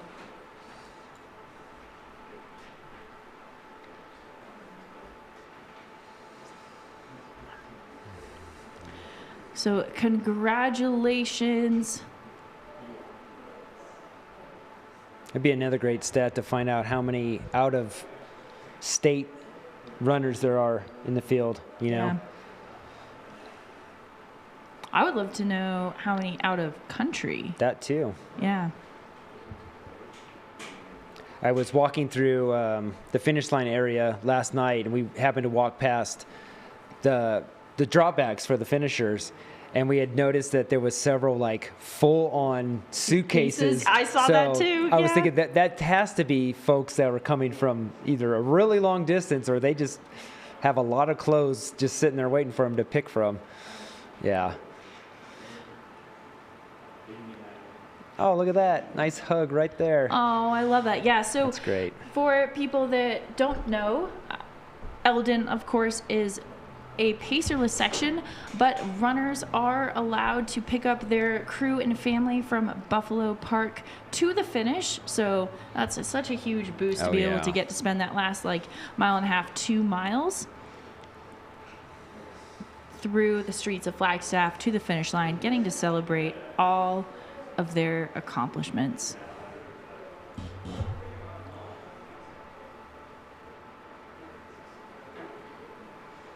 Yeah, that section from there to the finish is about probably 2 miles. Yeah, I was gonna say maybe about 2 miles. They still have a little bit of a dirt road section through here till you make it down into the actual city streets. Yeah, it kind of peels off. You go down this beautiful dirt trail, and then you hit the road, you run past the hospital. Right. And then you take a left, and then a right. And then a right. And then a right.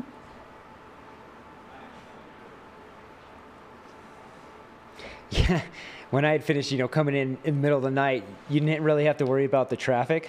So we were you can just run down the road. Right. Yeah. But these folks are going to have to actually stop at the crosswalks, make sure it's safe. Yeah, we almost had a biker take us out who was on an e-bike and did not care that we were on the side of the road, but we were in the bike lane. I will give them that. And they're just like, I will run you over.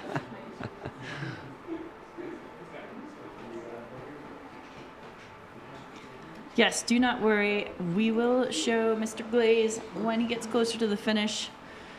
We want to celebrate each and every one of these runners who are accomplishing such amazing things.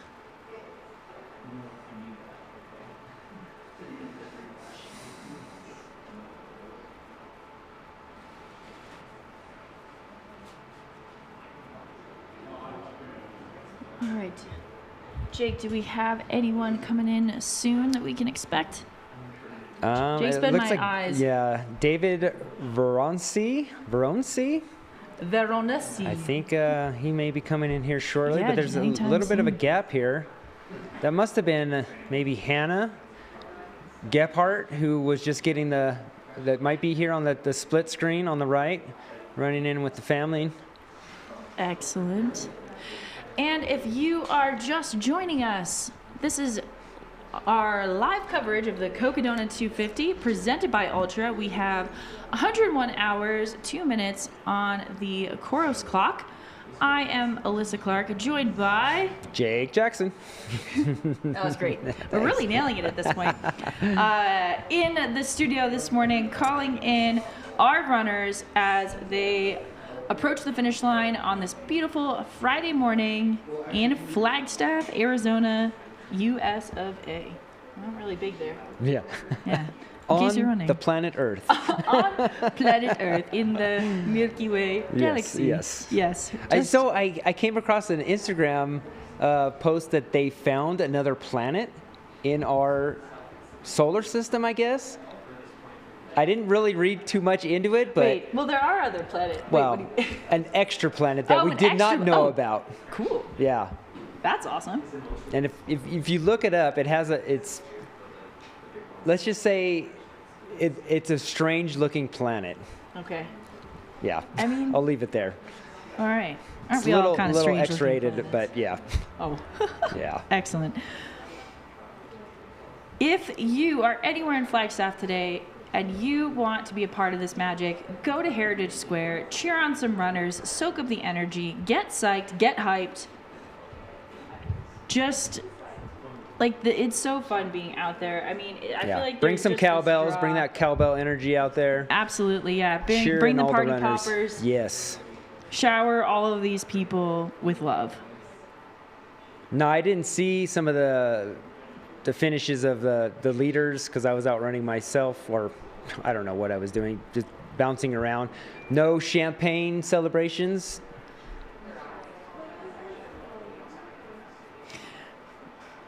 Also, tomorrow we will have the golden morning, but particularly the golden hour between 9 and 10 a.m., which is the last hour of the race. It is one of the most, I mean, I was at the Hurt 100 golden hour one year and just sobbed for like an hour. I was like, This is what humanity means. So if you want to be inspired and just like stoked on freaking humans, go see Golden Hour tomorrow from 9 to 10 a.m. Saturday morning in Heritage Square and witness, honestly, just like humanness on display. We've got another finisher cranking in. Excellent work here. This is a Sedona runner. Number? I think it was 341. 341. Let's see. Richard Elkins Jr. That was a 250 runner, if that was him. Richard, come back if that's you. Would that make sense with the... You saw it was a darker bit.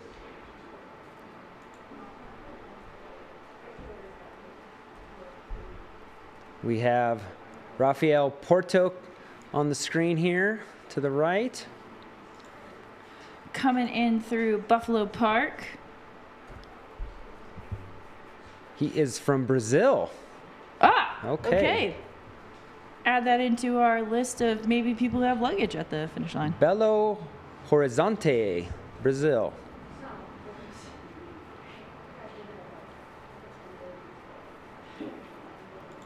So I believe we are getting info that the person who just came in is Jose Vajelo, bib 741. Yes, Jose. He leads a local trail group in San Dimas, California. San Dimas, right in my neighborhood. Oh, awesome. Called That's cool. Ultra Sports Athletes. Awesome job, Jose. Congratulations. You remember San Dimas High School Rocks? Yeah, what is that? What is that from? Bill and Ted's Excellent Adventure. There you go. No, I don't think I was involved. You've never seen that movie? No. Yeah. Oh, okay, it's maybe I gotta classic. watch it. Yeah. Keanu Reeves back in the day. Great actor. If you have Andy Glaze's personal number, I do not. I do, but I'm not calling him. Yeah, I think he's probably in the zone. I think he's pretty locked on. Yeah. Yeah. He'll be here soon, everyone. We promise.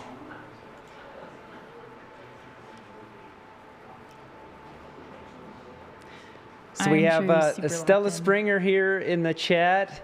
She started the Bradshaw Brute with me. We were doing the car at the finish line start. She was like my buddy before the race. Fortunately, Stella did not finish. She came into the race a little bit underprepared for some of those longer climbs and made it to Camp Kippa and decided to pull the plug. But after the race, she was already determined to sign up and come back next year. Love it. Yeah, Stella's so inspiring. She was on the 24-hour national team in France last year. Super mentally strong runner. She somehow digs deep in those last hours of those 24-hour races. It just blows my mind. That's what is truly so impressive to me about the time distances is that it doesn't go any faster. You know what I mean? Like 100 miles, you're done when you're done with 100 miles. After 24 hours, like you're stuck. Yeah. You're not getting out of it. She won AC 100 last year too, so she definitely is capable of running these hard, trail Where races. Where she come out of? Oh boy, she's probably gonna hate me for not knowing. Close to LA area. Okay. Yeah. Okay. Well, hopefully she gets redemption next year. Yeah. I'd love to see that.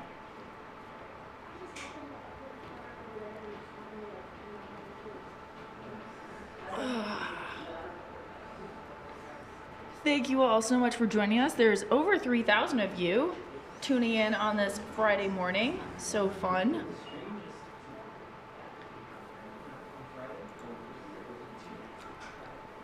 We're waiting a few more finishers coming in.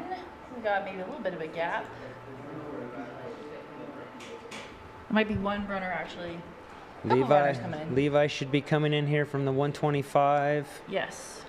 Miriam, not too far behind him. This might be Raphael coming through the archway through Buffalo Park. Love it. Raphael from Brazil. Yeah. Doing a great job. Belo Horizonte. I wonder if that is something in Spanish. Horizontal, I'm assuming, but what is Belo? I am not a Spanish speaker, unfortunately. Me neither. Yeah. Live in Southern California, and that's kind of shameful. It is. My husband and I say this all the time. Where it's like we are. Took it in high school, but I don't remember any of it. Yeah, we got people hauling through the archways of Buffalo. I think they may just be out. Might be family. Yeah. Trying to catch up with him. Brazil would be Portuguese. That's a great point. Thank you. Yep. Thank you, everyone. We have been on way too long. Yeah, I thought bello means beautiful in Italian as well.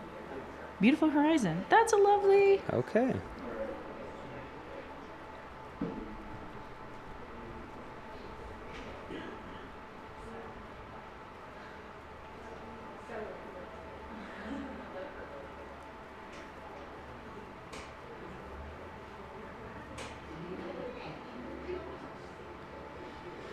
We got a kiddo at the finish line enjoying all of this energy, finish line feelings.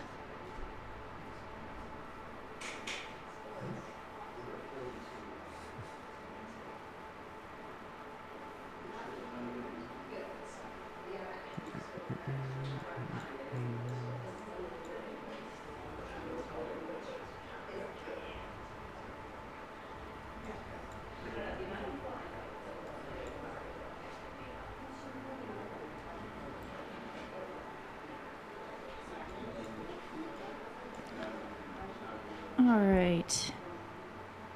Yeah, Andy's still a couple miles out from the Trinity aid station. I bet he is going to be stoked to see that finish line. Yeah.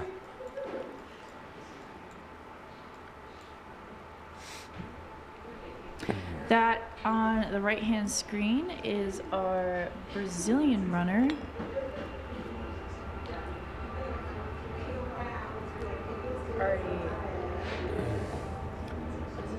Apologies. Rafael Porto. Rafael, thank you. Rafael, that was on your right-hand screen, but now we are back to the finish line. Awaiting more runners coming in. Rafael is moving so well through Buffalo Park. Hopefully we'll see him through this finish line in just a short period of time. Yeah, it's definitely warmed up in Flag. 70 degrees. Oh, wow. It's already, and it's only 10 o'clock in the morning. It's going to be a warm day out there.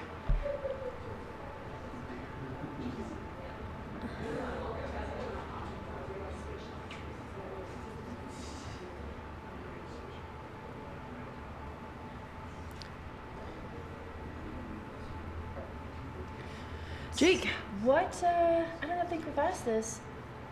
what do you have coming up on the schedule? Well, what did you just do, I should say? Yeah, I've had a busy past couple weeks. I ran the Desert Peaks 100K. Week after that, I did Leona Divide 100K to get my Western States qualifier. 10 days later, I did the Bradshaw Brute 100, and I thankfully don't have anything until Mammoth 200 in October.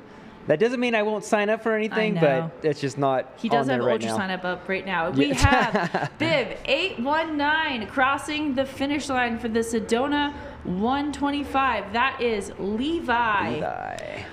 I am so sorry, Levi. I'm not even going to attempt to pronounce your last name. Tisinigini. I tried it. Okay. Levi, Great job, Levi. Amazing job. Flagstaff local. Such a strong finish. Awesome work. What a champion. Congratulations, Levi. Woo! Also, Jake failed to mention that he came in second at the Bradshaw. Second, yes. I was 3 hours behind. Ryan Rogers from Palmer, Alaska. First 100-miler. First ultra. That's wow. Came out last year to crew a friend at Cocodona, and decided to come back, and picked one of the harder 100-milers. So yeah, you can pick. Absolutely crushed it. Stoked for him. We were chit-chatting a bunch up into about the middle of the race, and he told me that his, I believe, 12 or 13-year-old daughter told him that she wanted him to win. So I'm very happy that he gets to go home and tell his daughter. Yeah. That's amazing. Awesome. But with all of those miles on your legs, super impressive that you pulled off a second place on a very, very hard 100-mile course. Yeah. And it's funny, the other Ryan that was up in the front with us, he finished about 15 minutes after me, so he was hunting me down. Oh, yeah. Yeah, this is Levi on the screen. Congratulations, Levi, a Flagstaff local. So very short commute to his home. Yeah. To bed. Yeah. Yeah, amazing. Yes, so Jake, yesterday we ran into each other, and he's like, yeah, I'm really, really holding off until Mammoth 200. But, and I was like, Jake, there is someone who has control over this decision, and it is you. It is me. I'm a sucker. He is. Yeah. But. And do you remember what I told you when I first saw you? Yes. So Alyssa's finishing up her run, and it's a little bit of an uphill to where the commentary people were staying for this week. And she turns the corner, and I'm driving down the hill, and I see her walking. So I roll my window down, and I say, there will be none of that here. No, you said. What did I say? You quoted the Nike. Right. Yeah, I said, were like, walking will not be tolerated. Yes. Called out right away. Yeah. I was on my cool down. Right, yeah. I'm going to say that, but I was walking. I'm still. I'll give you credit, though. When I did leave, you started running uphill again. I did start running again. I could not. You made up for it. I couldn't be, I had to prove I was tough. Boy, did that cause a stir in the running world. Yeah, that was, people were not stoked on that. But they remember it. I've seen it so many times now. Yeah. Cutoff time at Fort Tuthill is at 12:45. That is a cutoff for the Sedona 125 runners and the Cocodona 250 runners. That's 12:45. We're coming up on about 2.5 hours? 2.5 hours. Yeah. Math There we was go. fun. Not too Great. bad. Crushed it. But yeah, so Jake, you have Mammoth coming up. I'm sure you'll jump in something. There's also just so many fun races and so. Yeah, that's the problem. There's so many races to do these days. Yeah. They just tempt us. Yeah. What about you? Anything soon? Yeah, so I will be doing the Broken Arrow Triple Crown. Very cool. And then I will be doing a race of the UTMB week. Figuring that out. Okay. Yeah, kind of in between. Making some decisions of priorities. And then the big one is the Diagonal du Faux. Oh. On the Grand that's Reunion a tough Islands. one. Yeah, I've heard it's hurt on steroids. And I First time being out there? Yeah. Okay. It's been a dream race for a while, so I want to put it all out there and see what I can do. Very cool. And Yeah, that's a solid couple of races. Yeah, it'll be fun. I might also throw in if supposed to be out at Hard Rock commentating, so I might jump into the Kendall Mountain, Silverton, Alpine double, just like a 50K and then I think an 18 miler. So maybe hang out in the San Juan Mountains for a little bit. But yeah, I'm pretty stoked. It's gonna be a fun season. We've had a little bit of snow in Southern California, so I'm really excited to get back up into San Gorgonio and some of the bigger climbs. It's been a kind of a long winter not being able to do some of those big climbs out there. Yeah, I will say that there's a loop out of Idlewild, California, which I think is one of the best mountain towns, that goes up to the top of San Jacinto. It's the backside of the very famous Cactus to Clouds climb, and there's a big loop out there. You hit also the Taquitos. You run a little bit on the PCT. It's about 25-ish miles, almost 6,000 feet of climbing. I think it's the perfect loop. Yeah. It's absolutely stunning. We should do it sometime. Okay. Yeah. Absolutely. Yeah, I'm looking forward to the next couple of months. I have a friend, Chad Bruce, who's signed up for the Triple Crown, so he's going to be getting out on the weekends and getting some big, long runs in the mountains. So I'm looking forward to not really having anything planned, just going and having fun. Yeah, that's awesome. Yeah, it's so important. I think, a lot of athletes are really structured, work so hard, race a lot, and it is so important for the mental space to just go run. We got into this to just adventure and have fun, and I think sometimes we can get caught up in, all the workouts and the focus, and we have to nail this and all of that. And at the end of the day, it's like, throw some snacks in your pack, bring a little water, go out and get out in the mountains, wherever you love. And my daughter will be getting out of school here shortly for the summer break, and we like to get to do like a week-long vacation. So, spending time with the family is always important too. So, yeah, bit of a reset from a busy first half of racing this year for me. Yeah, I tend to race late into the season, and so my spring's been a little bit quieter. Okay. Which has been nice. And then, it's full steam ahead from this point on. Yeah, being Southern California resident, it's just so hard, not to train much as you want during the winter. Yeah. No, that's our best season for training because, where we live, it gets so hot in the desert. Yeah. It gets up to, 100. So you're either getting up really early in the morning. luckily, it is the desert, so you still have some cooler temps. Mm-hmm. But the best running for us often is in the winter. Yeah. And you always catch a little heat for complaining about, it's raining today. And then you look on the East Coast and it's, 15 degrees. Yeah. Snow and. Oh, man. All right. I saw some celebrating, but I think that was just general enthusiasm for the race. Yay, Cocodona. I'll share in that general enthusiasm. So I was doing a little research on Andy's previous 5 finishes here. His best looks like it's 1:03.29. So he has a potential to go under his, set a PR here this year, which would be pretty cool. I know he's always had a big goal of going sub 100 hours. So at least he might get a PR here.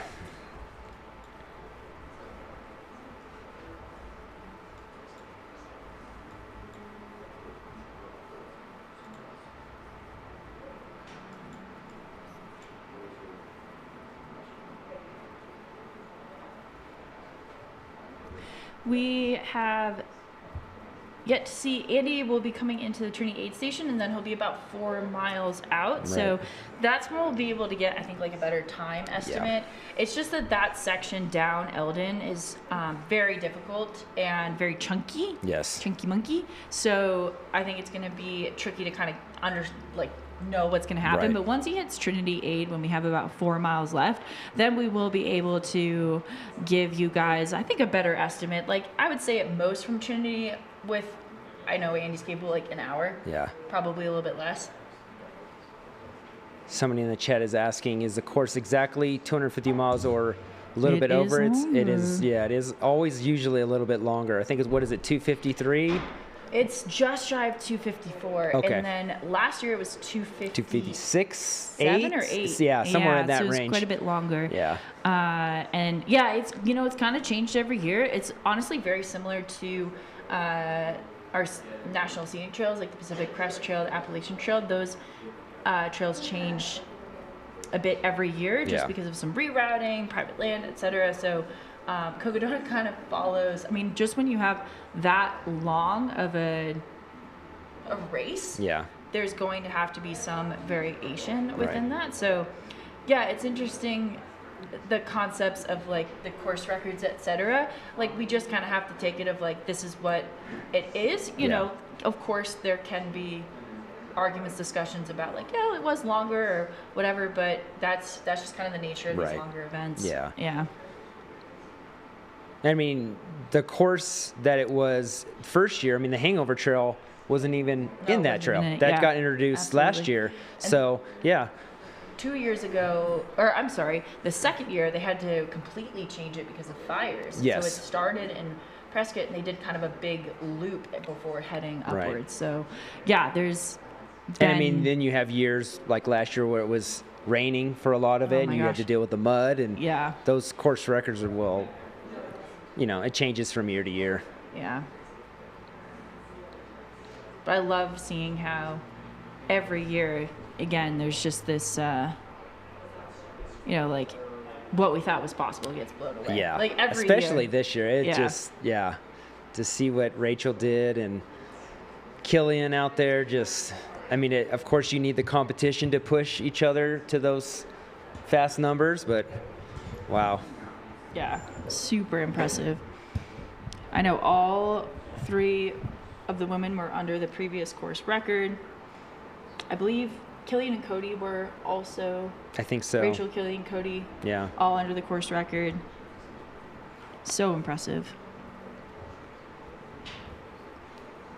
Yeah, last year's winner, Dan Green, he'll be running Mammoth this year, so it'll be really cool to see what he's going to do. Runner too, that I'm excited to see. I think Mammoth is just going to blow our minds how fast. Yeah. I mean, gosh, the two, I mean, Jimmy and Rachel obviously setting very high standards on that, but I think Mammoth is incredibly runnable. If you're good in altitude, then you can really move on it. Did you see Matt Daniels has signed up for his Mammoth too? I saw that. Yeah, first 200 miler. Oof.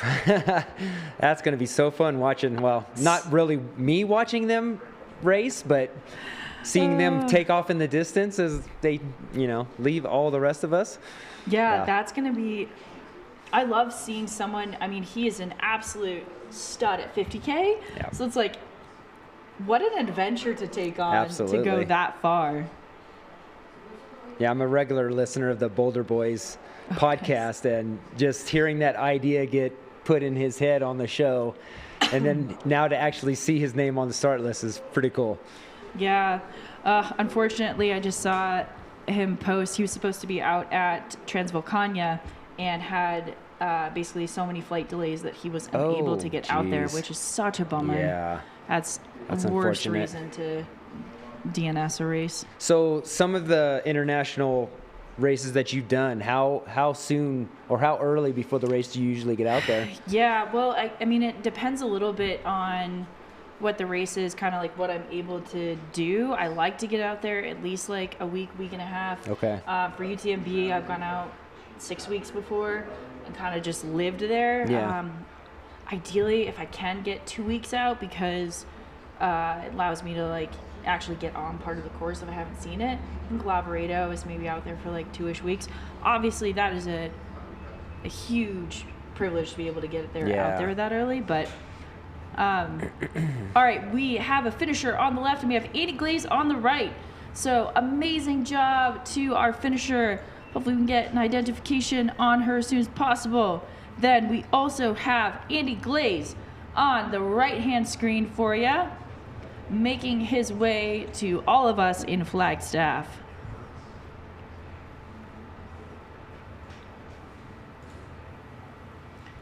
So let's see if we can get an identification on the runner who just finished.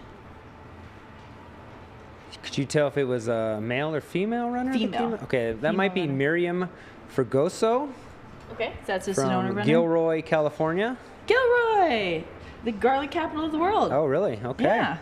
Fun fact: I used to live in Monterey, which is not too far from Gilroy. All right. Yeah. Maybe she brought some garlic powder Lots with of love him. going on there at the finish line. Yeah, love it. That's Oh, great. that's a great group hug. I want to be in the middle of that hug.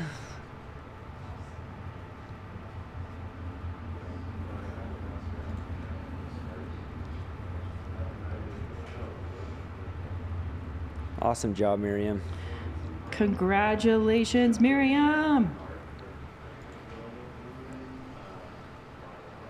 So what's been the shortest time arriving to a race and having to run? Night before, maybe? Yeah, Or at Tour maybe- de Jean I did just like a couple of days. Yeah. But yeah, I don't know. It's just, flights are so unpredictable at this point that I would give yourself Yeah. like that at would least 2 days just stress in you case. out, yeah. Yeah, and also like I've had a bag completely lost, never showed up, Oh, never boy. got it back. So that also it kind of like doesn't give you much time if that does happen. Yeah. To be able to make up for it. Another runner coming in. Another runner coming in.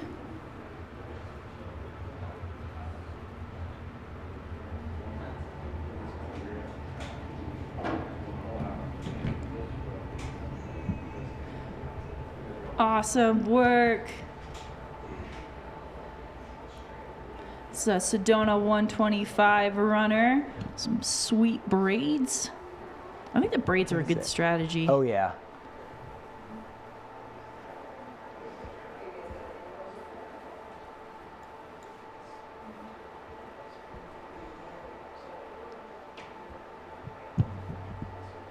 All right, getting Can that. you get that number? I know, my it's a little too far. eyesight is not that good. I know, mine isn't either. If we get a little bit See, closer. somebody in the chat, 653. Okay, so that was Miriam that finished just now. Awesome, Okay, Miriam. who was Okay. the other one that So it came may in? someone's saying Hannah. I think Hannah was the previous one. So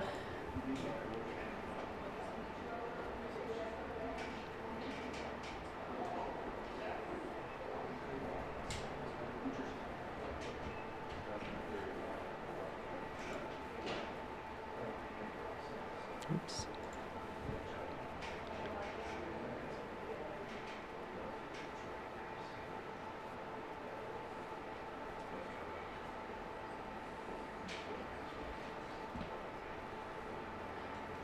yes, that is. It's like 653. Yes, that is Miriam. We can confirm this is Miriam Fregoso. She is from Gilroy, California, as I said, the garlic capital of the world. And she has just finished the Sedona Canyons 125. Amazing job, Miriam. The first one was Hannah. Hannah Gebhardt. Hope a little Oh, she a information. 250 runner? I think she was. I think so too. Oh, Hannah, awesome job. Hannah is from West Glacier, Montana, a 26-year-old. Second Cocodona finish. Wow. Been running for about 10 years on and off. Grew up riding horses and fell in love with fitness and the outdoors in high school. I'm a seasonal worker, lives in Arizona in the winter, and I'm a server, as a server, and live in Montana in the summer. I've been a raft guide for the last 6 years sick. on the Flathead River. That's very cool. That is super cool. We also have Andy Glaze on the right of your screen. Just went back to the finish line, but we were trying to get footage of Andrew Glaze for all of Hannah you. rode horses competitively growing up and have lived in a van, a bus, a pop-up camper, and now a real camper. Nice. Yeah, whitewater raft guide in the summertime outside Glacier National Park. Ran into a grizzly bear and 2 cubs last summer on a beautiful hike. Oh. That's kind of scary. Yeah. I feel like I've had one. Pretty tough. I've had one bear encounter as a trail runner, and that was during AC 100. Oh, and it was black bear. Yeah, well, maybe. We don't have grizzlies. No. We have a brown bear, yes. but it's not a grizzly bear. Black bear. Yeah. Yeah. That makes a lot of sense. Spooked the cubs. They went up the tree. Oh, yeah, that's the scariest. Yeah, and the mom, thankfully, was on the other side of like a creek, so they never did come over towards me. Right at sunset too, so that was kind of freaky. Oh yeah, I was like kind of running scared after that. Like, no, just get out of there. The disturbing the cubs and the mother, because that mother is not going to F around. Yeah. Yeah. Nope. Let's see. I've jumped over plenty of rattlesnakes. Yep. Well, yeah. I mean, it's funny. Jake, how do you feel about snakes? Do they really bother you anymore? Not really. Yeah, me neither. Usually when my wife and I go out for runs, I'm the first person to go out on the snake and the spider web catcher. The problem is if you don't see the snake and then they're they like, see oh my it. God. Yeah. Absolutely. That's happened with my husband and I before. But yeah, you know, they're just like, they're part of our ecosystem. I mean, I see during the summer, like, and especially this March has been insane because it's so warm. Yeah. I see a snake per run pretty much. Oh, really? Yeah. I'm usually running earlier in the morning before the sun comes up during the week, so I don't really come across them too often.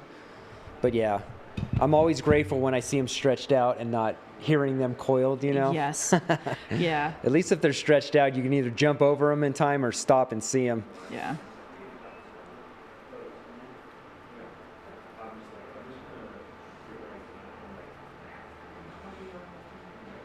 So it says in the chat, Miriam and her husband, Junior, run a nonprofit called Garlic City Hybrid Training. Love it. Okay. That's awesome.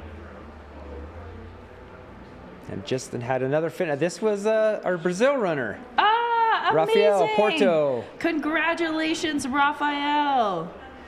What a strong finish.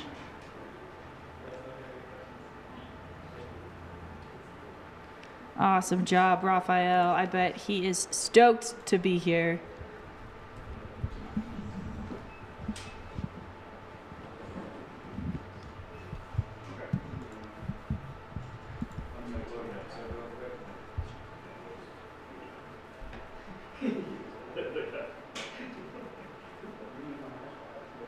Oh, he's done Tour de Jean. Yeah, he's done a bunch of pretty good races. Yeah. UTMB twice. TDS. Nice. Awesome.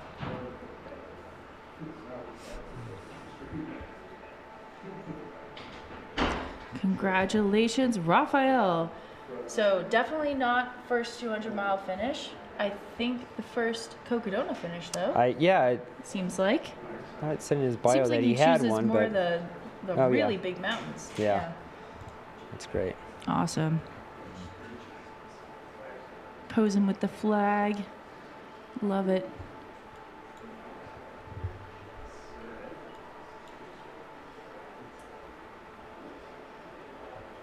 So our next Cocodona 250 finisher coming down into Buffalo Park right now is Luke Watkins. Yeah, he has a whole fan crew. There was people shouting him out in the chat earlier. Cool. Luke Watkins from Phoenix local, yep. Phoenix, Arizona. So awesome. We're stoked to welcome you in, Luke. Get here as fast as you can.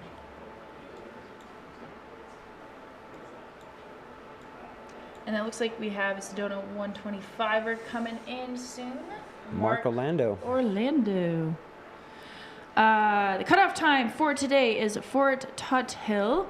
That is at 12:45. So closing in on 2 hours. So going back to our discussion on the wildlife encounters, I ran a race 2 years ago now up in Quebec, Canada on the East Coast. Oh, cool. Yeah, Ultra Trail Folion. There was, descriptions of some of the wildlife you might come across in the runner manual, and elk was one of the ones. And there was a specific section that we ran through that you were more likely to see them. And I happened to be going through that section at night. And there wasn't any requirements on, carrying anything, a bell or anything like that. But was going through one section by myself, and I happened to hear branches being broken off trail, and I wasn't. It had to be moving away from the trail, because it was like snapping branches, and pretty scary. Yeah, you know what the scariest animal to encounter is? A moose. Moose. Yep. Yeah. Moose are terrifying because they're dumb. Yeah. They're so dumb, and they're really aggressive, and they're massive. Yeah. And they will just crash through whatever the heck they want to. Right. Yeah, I would almost rather run into a mountain lion or a bear than a moose. Yeah. I'd rather not run into any of them. Right. I mean, okay, I'll say this.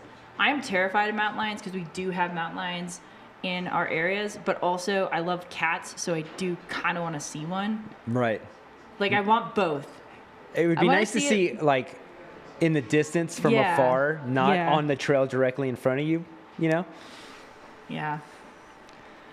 We have a short trail that I run on quite a bit from home, and we have a local mountain range that wild donkeys roam. That is so fun. So it's really cool that I have a Tuesday group that I run with every morning, and they're always around when we're out there running. But occasionally, when I go on this specific trail, you find pieces of the donkeys out there, and there is a local mountain lion that's out there. Oh, that has lots of snacks. Yes. I mean, I'm glad that they have something else to eat than the runners and bikers that go through there, but it's always really disturbing to come upon a leg or, never found anything worse than that, but yeah. Ooh, they're definitely out there. Just, it's just this, the way of life. Yes.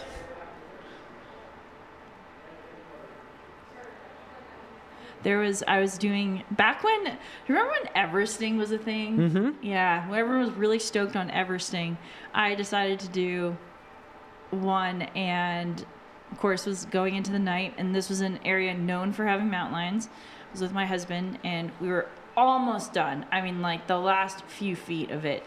And we go up, I've been going up and down this one trail, and we decided, like, we'll just go up this side trail just a little bit.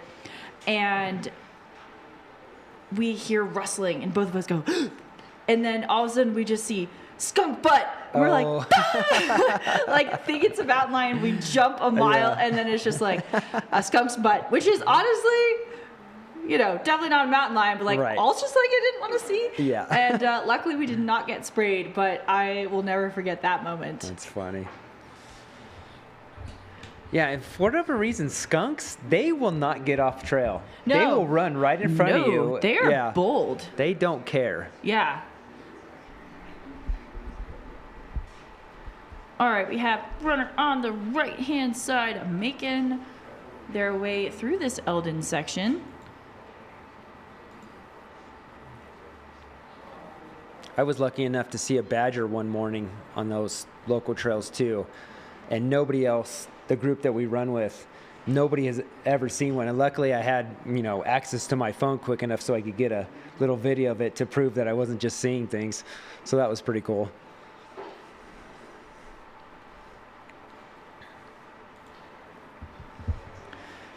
Yeah, I know. I always take pictures of the snakes that I see.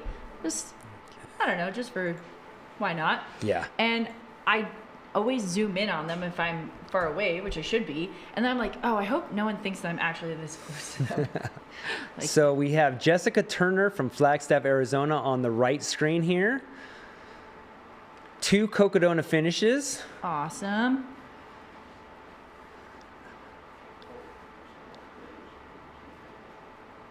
Let's see, she finished in 2023 and 2024. So she's on her third? Third, yes. Amazing. She says she's a math nerd and judge my level of sleep deprivation on how much I'm struggling with basic math. Yeah, ultra math. And we have a finisher with his puppy. Oh boy. Yeah, that was awesome. I would finish with my cats if I was allowed. They are kind of leash trained. Are they? You do Yeah. take them outside? We did. When we lived in the van, the only way we could keep them from not getting, well, they did get really fat, but even fatter was walking on the leash. Okay. Yeah. Hopefully we can get a yeah. number on this runner that just finished right now. Might be Mark Orlando, 806. Yes, we believe this is a Sedona finisher.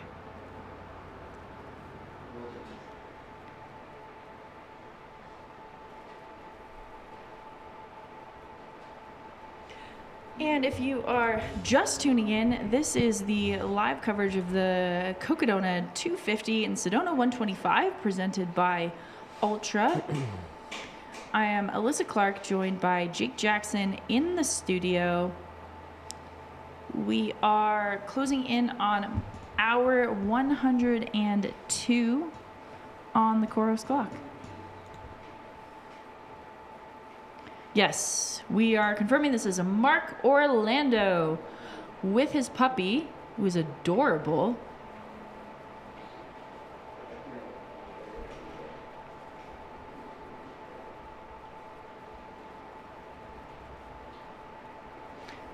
He is a Sedona 125 finisher from Glendale, Arizona. Congratulations, Mark, on your finish. I wonder how much of his dog got to run with him. Who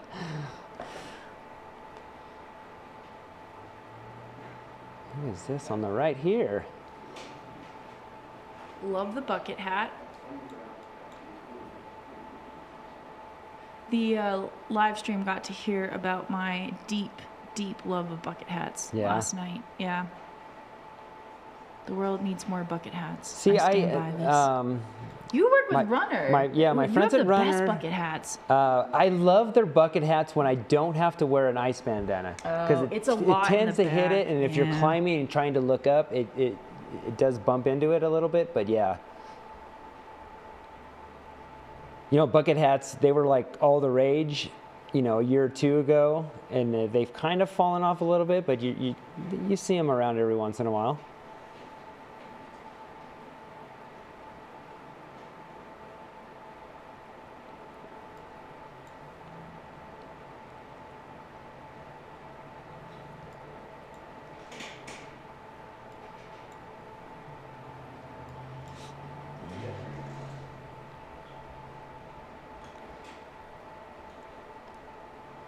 We might have Jessica Ranali coming into the Trinity Heights aid station here. Excellent. If anybody in the chat recognizes this runner here, let us know. Also, I believe that is the Ultra Spire pack. It is, once Going again. strong.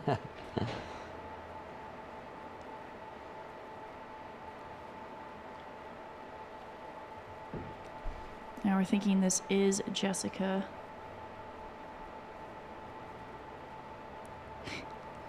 Chris said, I wanted to get AJW a bucket hat for Christmas, but wanted to remain friends.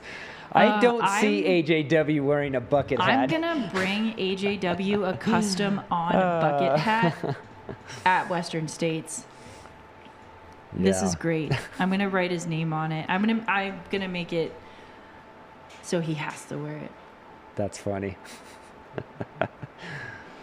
We believe this is Jessica. Yeah. What is her last name? Ranelli? Jessica Ranelli. From Beamsville, Ontario. Is that ON Ontario? Is that their flag? Yeah. Seems like it. Yeah.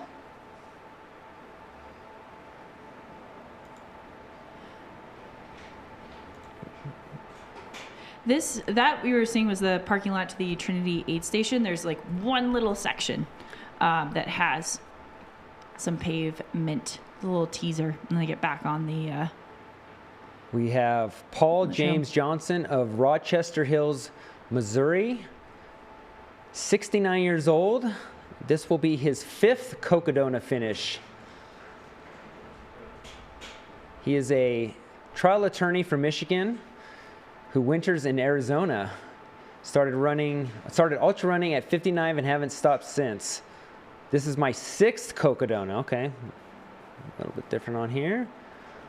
He's finished the Arizona Monster 300. Oh, wow. Very cool.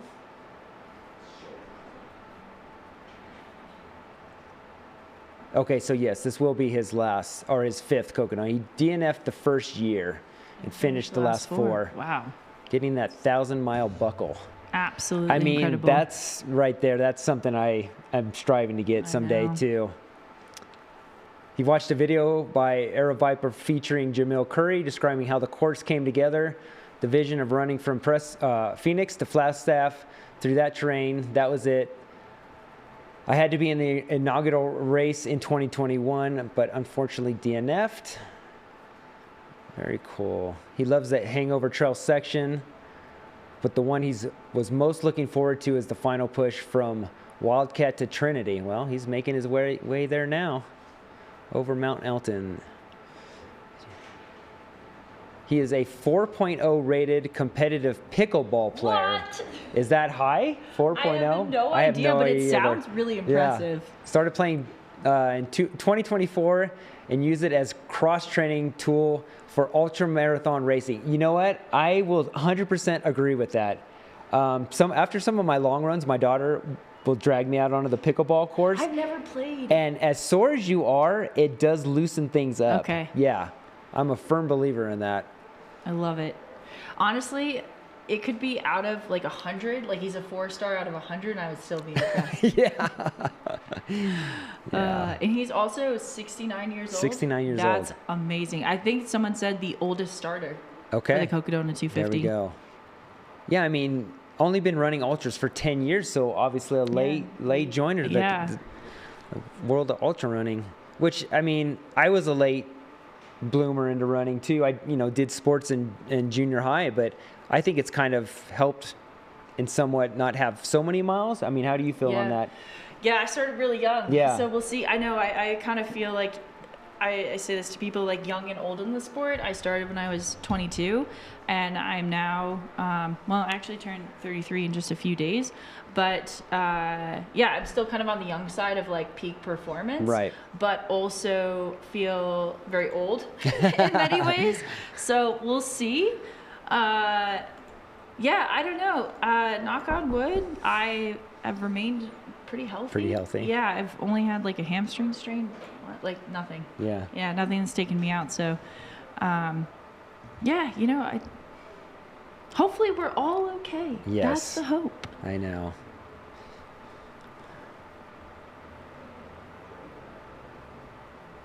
I think just with how much knowledge we have on recovery and nutrition, we'll definitely be able to get more miles out of our bodies. I think also, for the most part, we are kind of being very aware of the impacts of ultra running, where it's like, hey, you got to let your internal systems, right, gotta let your hormones all. A lot of people will look at the amount of racing I do. I'm not going 100% at every single race. Yeah. I almost very rarely go 100% on most of these races because I do know, I have to get back to work for one. Yeah, I have a family to raise, so.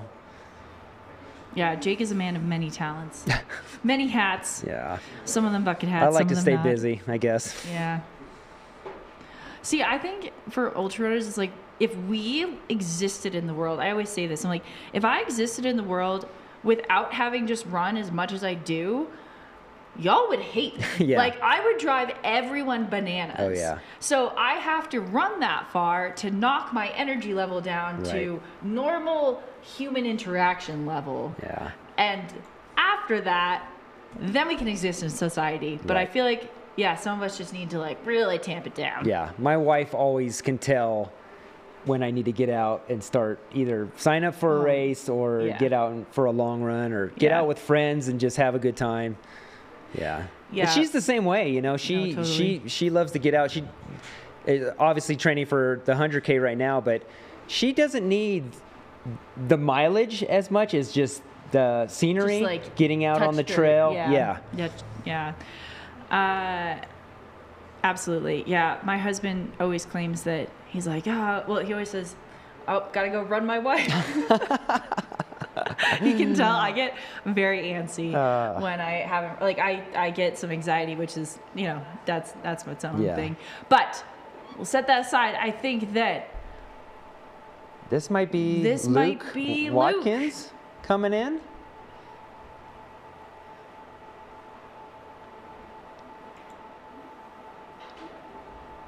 From Phoenix, Arizona.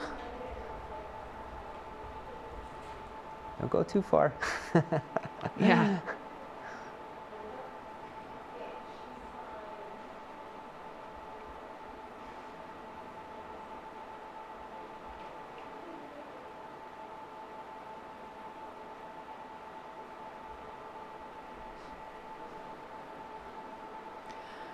It's always fun to see those after race photos. Yes. The before my gosh, and after. the wear. You're like, oh yeah, this is, as I'm just saying, yeah, we're getting so much better about taking care of ourselves. You see the wear on people. You're like, whew, baby, that is rough. We have lived a life. Yeah. I mean, essentially, they literally just ran through a work week. Like an entire work week. Yep. All right. Another Ultra Spire back. Shocking. Do we have any background on Luke? Luke, fill out your runner survey. Luke, you didn't slack on running 250 miles, but you did slack on giving us information so that we could Let's check out his you. Ultra sign up here, see if we have anything on. Where's he from? 42. I think it's at Phoenix. Where is it? Phoenix. Yeah, Phoenix, Arizona. What a great family photo. That is a very tall dude. Finished Tushers, Mogollon Monster. That's a difficult one for sure. Crown King Scramble, Black Canyons. Crown King. Ooh, multiple finishers of Mogollon. That's one that's on my bucket list too. Maybe next year. Yeah. I'd love to do Mogollon. Hard Rock qualifier, right? Yes, nice. I believe so.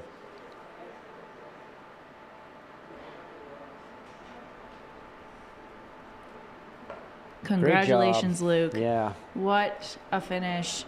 What a welcome by the fam. Go get that finisher's photo. Yes. Oh, the blonde hair, that's definitely Luke. Yeah, no definitely. question, yeah. Also the kind of like the mullet. A little bit back there. That's a very popular look. It has become. Yeah, the mullet mohawk. I'm not mad. Nope. Yeah.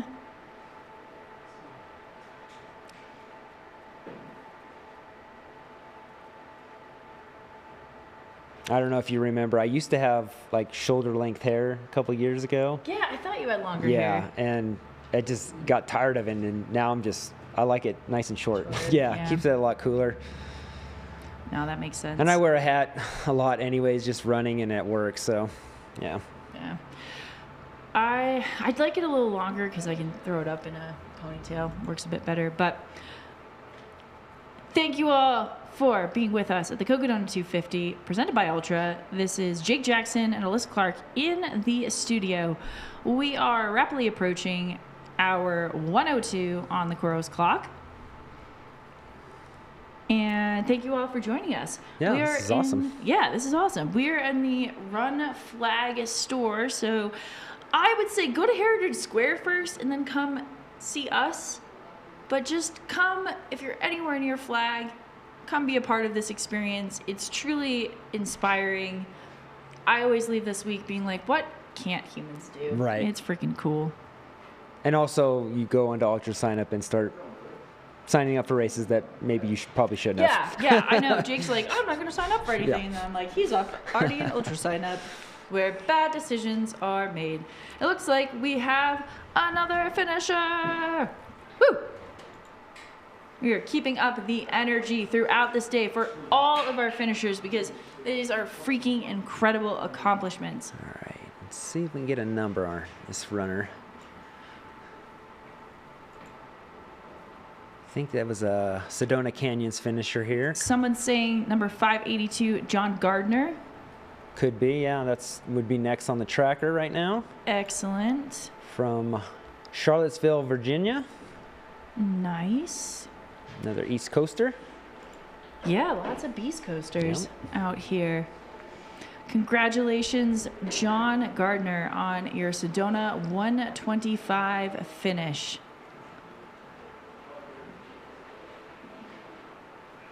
Amazing work.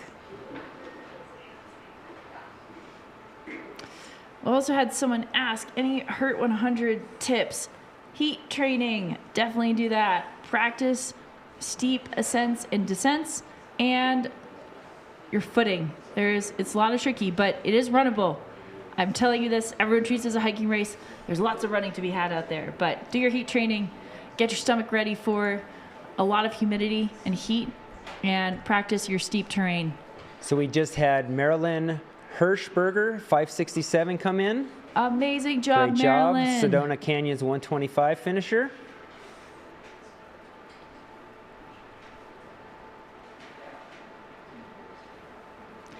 And this will be Jonathan, just finished. Way to go, Jonathan. Jonathan Gardner. Jonathan Gardner from Charlottesville, Virginia. Amazing job out there. You can see the joy. Yeah. I love it. Getting it done.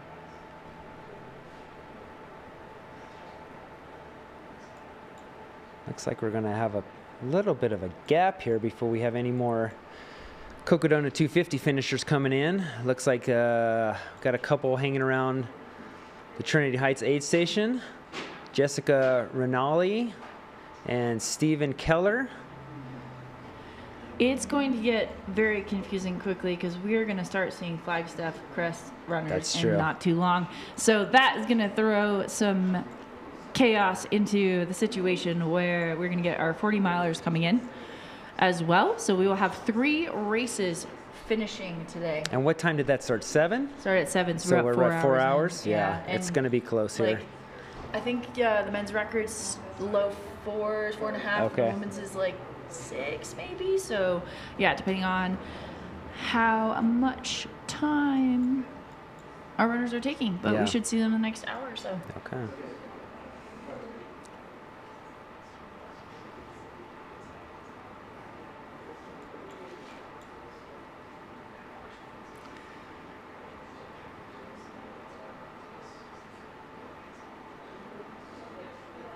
Jonathan getting his picture with the family here. Getting the picture. Yeah, it is going to be bananas in Flagstaff because apparently it's also Northern Arizona University's graduation weekend. It is, yeah. I found that out last night. I bet that trying to get housing in Flagstaff this weekend was insane. Yeah. Yeah.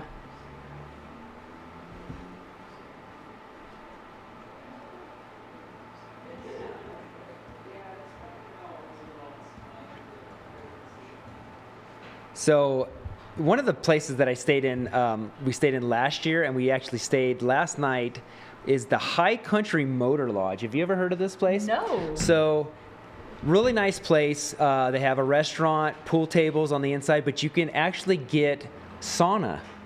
It's I think it was $75 for 2 people for about 45 minutes, and you can go from sauna to a cold pool. Nice. And a spa. And we did that last year after my DNF. That was like my reward. Yeah. Yeah. And it's amazing. Yeah, really cool place. Right here lovely. Downtown. In Flagstaff. Okay, Yeah. awesome. Yeah, check that out. That sounds lovely.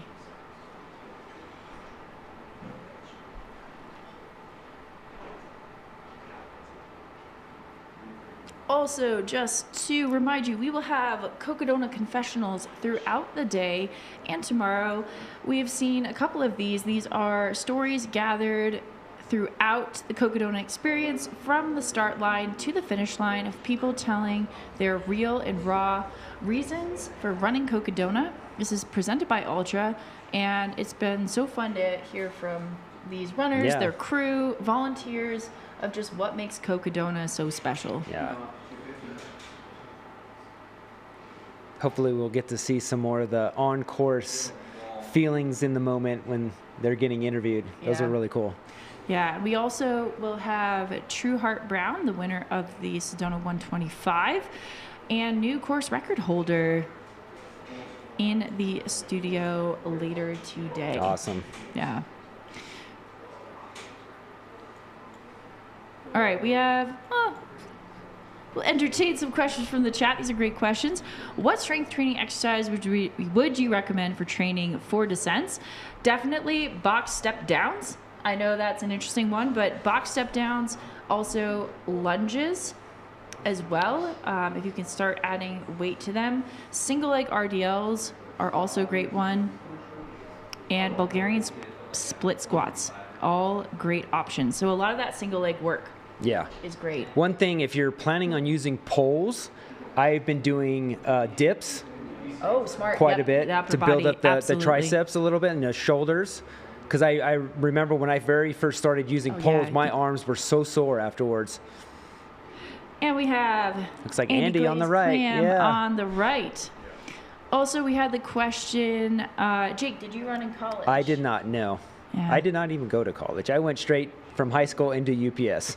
That's awesome. You were, How many years do you have left before you can retire? I just hit 30 years in March, and I plan to, tops out the, what am I thinking here? Pension. There we go. Tops out at 35 years. So I'm probably going to do about 36 years and then retire early. You're not that far. No. That's awesome. Nope. I also did not run in college. I was a Nordic skier in high school. I did a lot of that, so there was a lot of endurance training involved in that. But I was a college lacrosse player, much like Debo. Yeah, Debo. Yeah, Debo. And I really want to lax bro out with Debo at some point. But then I've always kind of been involved in endurance sports and very quickly transitioned. I said I'm going to run a marathon or do a triathlon out of college, and I skipped the marathon and went to an ultra. Here we are. But then we have Mr. Andy Glaze coming into the Trinity Heights aid station. That will mark about 4 miles left in the race for Andy. Gosh, he's going to come so close. I know. To I his wonder if he even PR. notices it. How close he is. I bet he has an idea. Yeah. Let's see if he stops. That will be the deciding factor. If he stops for too long, he probably won't. My guess is he won't. I bet he's super dialed. Yeah. Super Might get focused some on more getting- water, if that, and just keep going.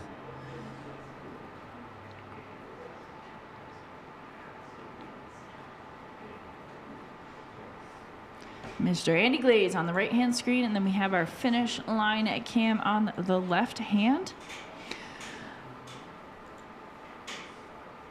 We also had a question, have either of us done an Ironman? We have not, nope. but I think both of us kind of want to. Olympic distance is the furthest I've done. Yeah, I've done just sprint. All right, Andy Glaze coming in. We'll see if he stops or if...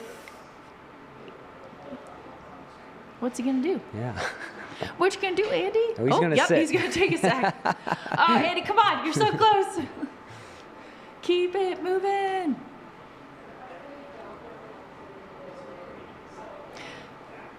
Yeah, there's a question of our desire. Yeah, I think both of us, our biggest hang-up is the bike. Yeah, like Getting a bike, securing yeah, a bike to yeah. use. Yeah. So if anyone wants to loan us a tri-bike at some point, we are down. I have a road bike. It has the extended. You get into You aero. can get out down into aero bars. But- Yeah. Yeah. Yeah. I actually just got a gravel bike for my birthday. Cool. And I'm very excited about it. Yeah. I had 2 pretty bad accidents, cars going in front of me, Yeah. and that's kind of what sealed the deal for me not to want to do it. Yeah, it's not an if, but a when with Yeah. bikes. I've had some bad crashes on bikes. And I mean, Redlands is a very bike-friendly community, but people are in the morning, they just blow through stop signs and just aren't paying attention. Yeah. We have another runner coming into Trinity Aid Station. And the final cutoff is tomorrow, Saturday, at 10 a.m. in Heritage Square. So come out and watch Golden Hour, 9 to 10 a.m.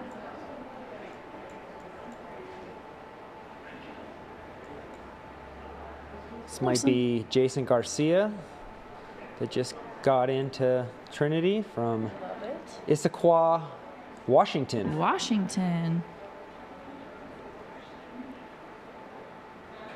So we have Andy and Jason at the Trinity Heights aid station, which is just over 4 miles out from the finish line. So hopefully we can see. He's just Andy relaxing. does not seem like he's in a rush. Come on, dude. You got an hour and what, 22 yeah, come on, minutes? Andy. Get that PR. Also, a lot of people got to go to sleep, go back to work. Yeah. Like you're holding up the live stream here. He's just milking it. He really is.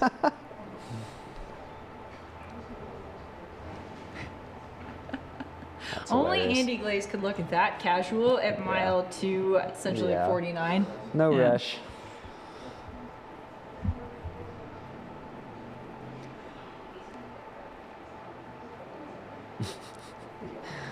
In the chat, Andy's straight up chilling. Yeah, that's for sure. Andy, if you could read the chat right now.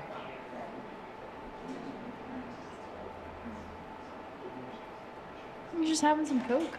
Yep. Yeah, hanging out. Just another day out and getting some miles in.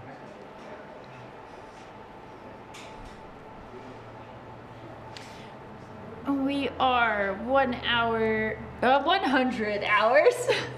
1 hour. 102 hours, I should say, and 10 minutes into this. Wow.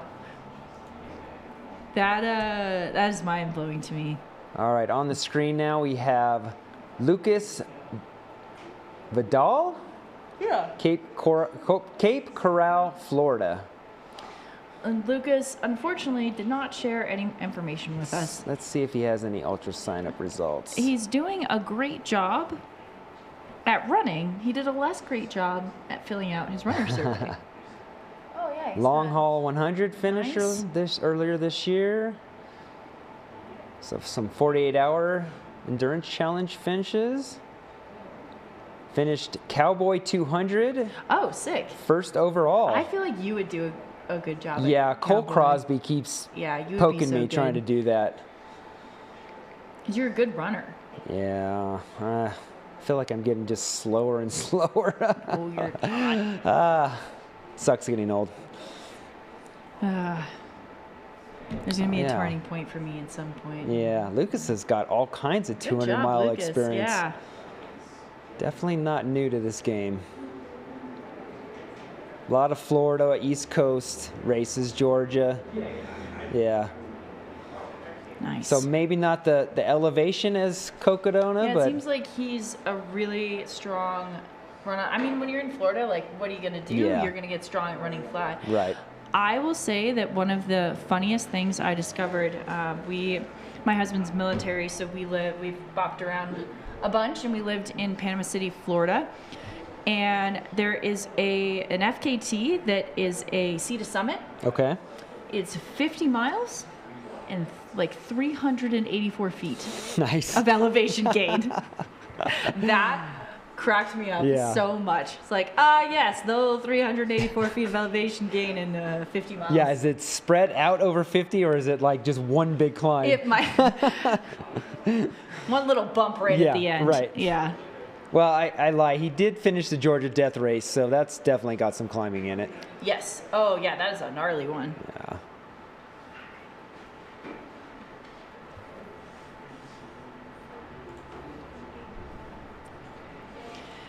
Yes, my husband is a Navy diver, so we were down for dive school down in Panama City Beach, That is so Florida. wild.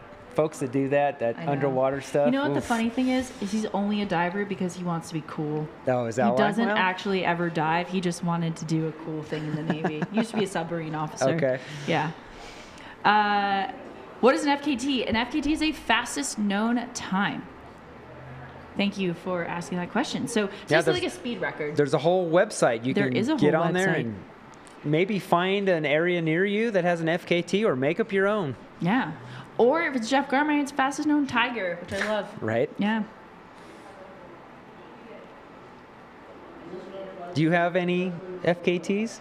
You have to, right? I do. You do. I know you do. I don't remember where it is. It's down in San Diego, though, right? Yeah. I have a couple. A Do you couple. want me to? Yeah, let's hear a couple of them. Okay, so my FKT is probably the longest one I've done is I actually has been surpassed, which is awesome. The women's supported record on the Pinhoti Trail, which was 350 miles. So that was when I got to kind of experience that when I was in Florida, fighting the mountains up in Alabama and Georgia. Then I have the San Diego de Guida. That's the one, yeah. Yeah, it's like a 50K-ish run. I have the double Mission Trails in San Diego. I also have run, because I do have a bit of a mountaineering background. I've done Lone Pine to the top of Whitney via the Mountaineers route. Dang. And back. So I have the women's self-supported time on that.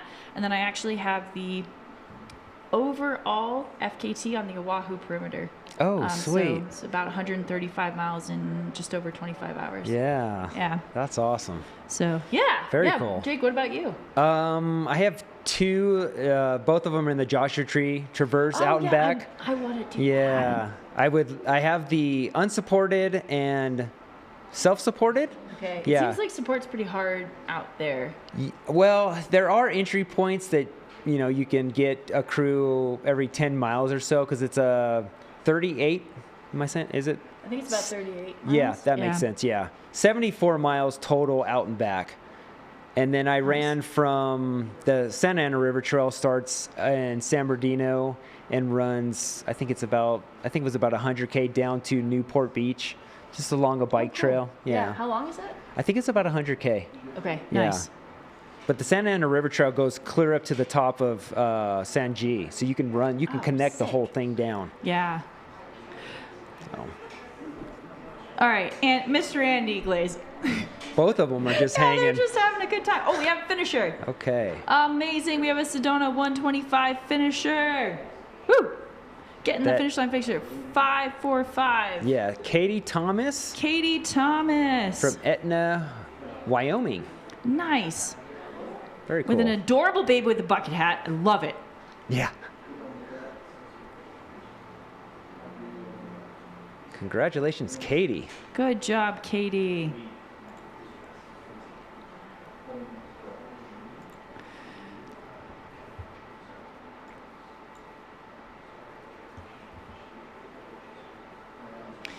That's a great question as we're waiting to see runners come in.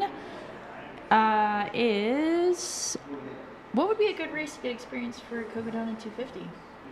Well, I just ran Joe Corcione's Ultra Peak 100K out in Tucson. That first climb was perfect for the first climb of Cocodona. Same, technical steepness out in the desert. It wasn't as warm as probably Cocodona would be, We thought it was but going to be so warm, and it didn't end up being hot really at all.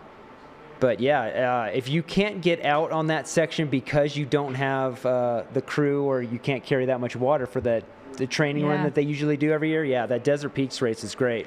We have Randy Zuckerberg into the aid station. So Randy has caught up with Andy. Maybe they will get to finish together. We got Randy and Andy. Let's do some content, guys. Come on. I think Randy is super far ahead of her PR. Is she? Okay. I think so. I'll have to check to see her. She finished maybe like Saturday morning or night, and she is going to finish Friday morning. Well, maybe a little afternoon.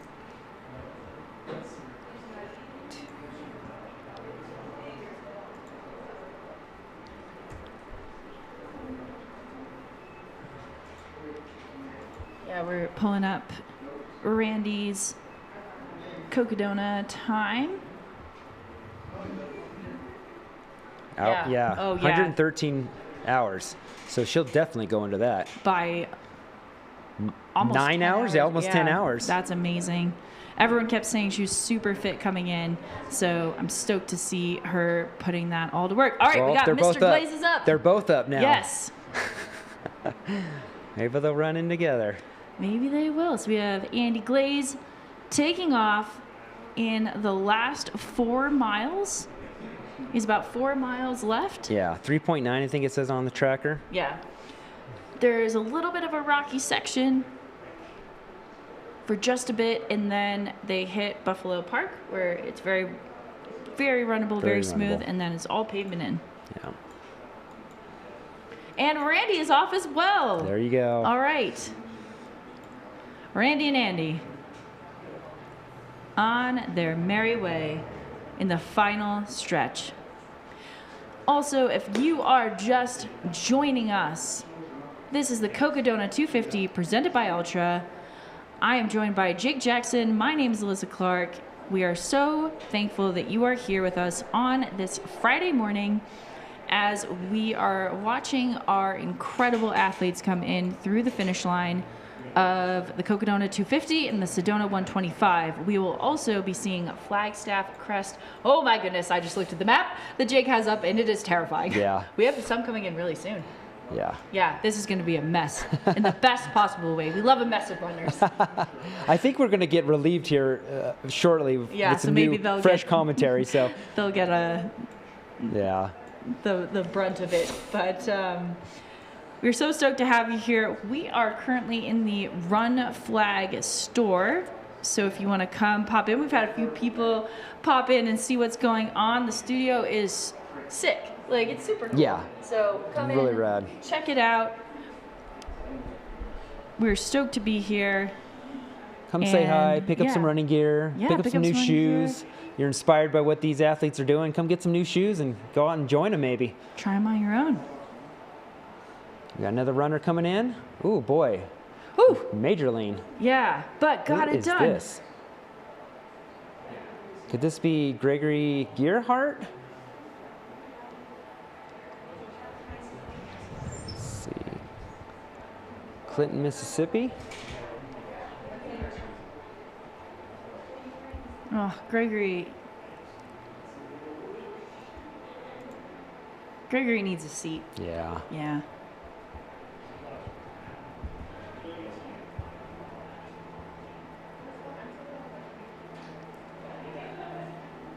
We have another runner coming into Trinity Aid Station, enjoying the nice little paved section.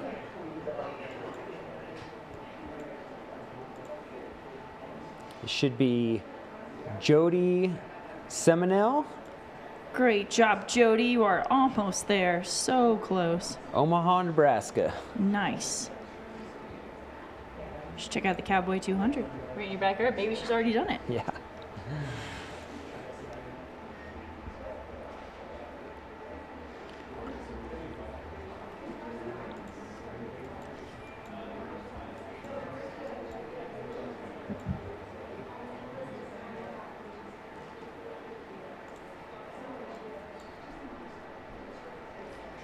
All right, we have Jody coming into Trinity Aid Station on the right hand of the screen. So Gregory, that just finished, 69 years old, finishing 125 miles in the Arizona desert. Amazing. All the way up to Flagstaff. All the way to Flag. Where's he from? I was trying to, where did I see it? Clinton, Mississippi. Mississippi. Nice. Amazing job.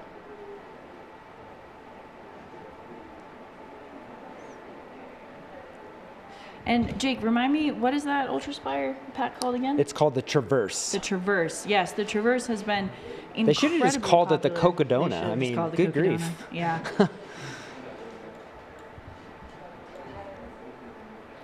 And we have Andy Glaze and Randy Zuckerberg pretty much leaving together Yeah.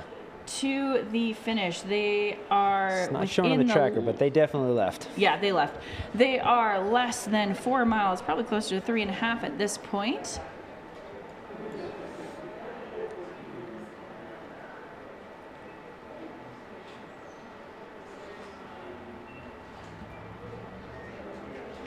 And we are going to throw to Randy Zuckerberg's Cocodona Confessionals that she recorded before the race. So we'll give you Randy's words straight from her mouth.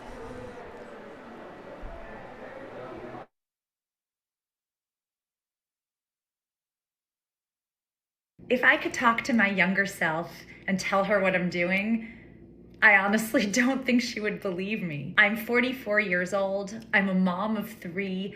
I've never thought of myself as an athlete. And for most of my life, I believed the narrative that this is the age where things slow down, where you get smaller, you get quieter, you get more limited. In fact, I remember asking my mom as a teenager if she would run a marathon with me, and she said no.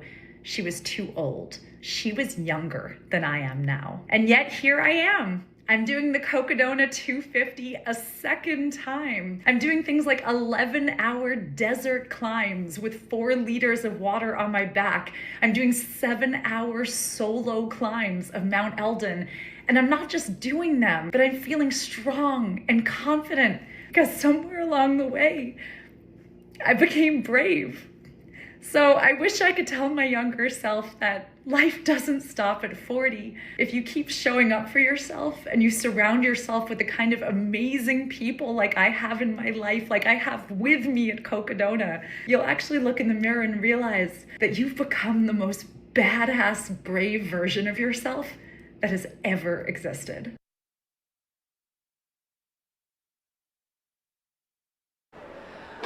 All right, we are back in studio. This is the Cocodona 250 presented by Ultra with Jake Jackson and Alyssa Clark. And oh my goodness, that got me. Yeah, Yep, it that got me a little bit too. Someone brought an onion sandwich in here. And yeah, holy cow. That, the bravest version of yourself, that's freaking incredible. Yeah, absolutely. Yeah. I mean, being 48 myself, getting a little bit up there in years, it's kind of the same mentality where it's just like you want to just get the best version of yourself, and ultra running, it seems like, is the best way to do it in all ways. I mean, Vlad the Impaler didn't start impaling until what, like 35 or 40, so why can't we? And if you guys are fans of Andy and Randy, and you're sitting here watching, what's going on, reach out to your friends, send a message. Let's get some more people here cheering them on if they've inspired you, or any of these runners that are coming in right now. Mountain Outpost YouTube channel, just send a text, let's get the chat going. Let's get some cheering going for these runners that are coming in. And if you are anywhere near the finish line, near Heritage Square, go see these runners in person. And cheer Randy and Andy into the finish. We got Caitlin Johnson of Fort Collins, Colorado on the screen right here. Looking spry. 2 Cocodona finishes already.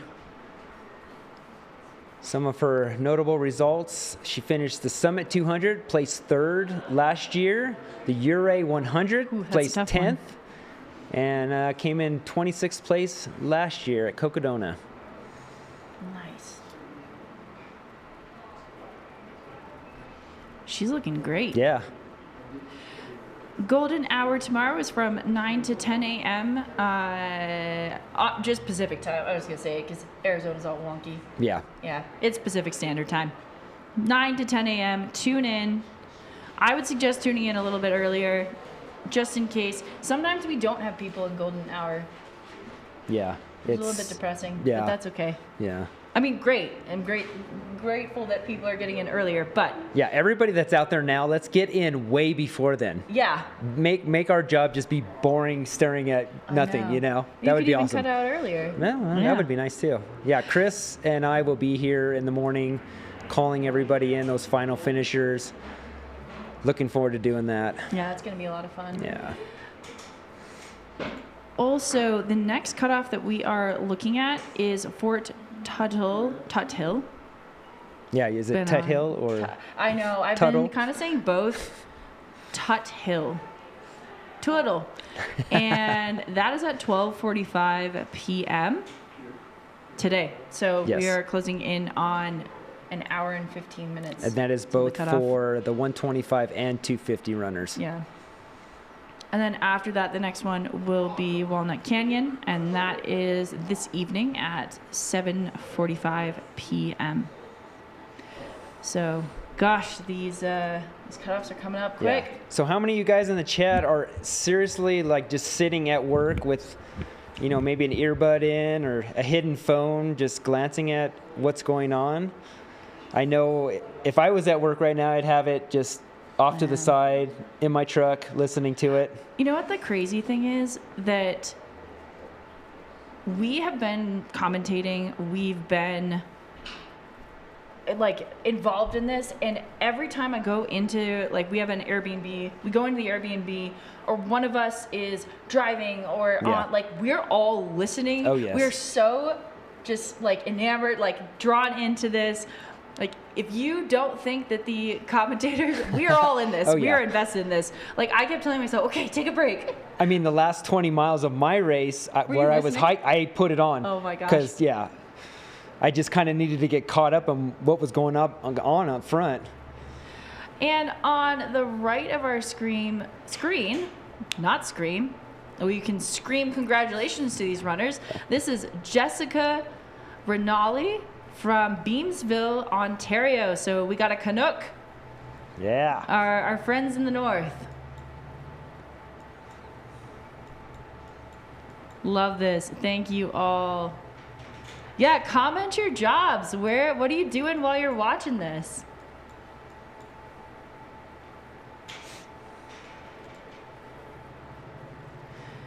And what do your co-workers think of what you're watching? And we are watching Jessica Rinaldi coming through Buffalo Park, making her way to the finish. Great fit with the purple bucket hat. Yeah. Looking good.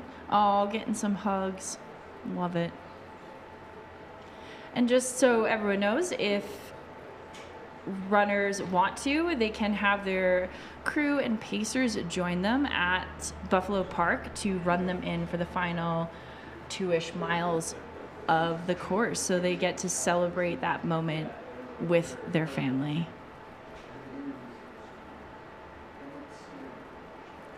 Wow, so many awesome jobs out here. Yeah. Love that there's a dog learning about Cocodona.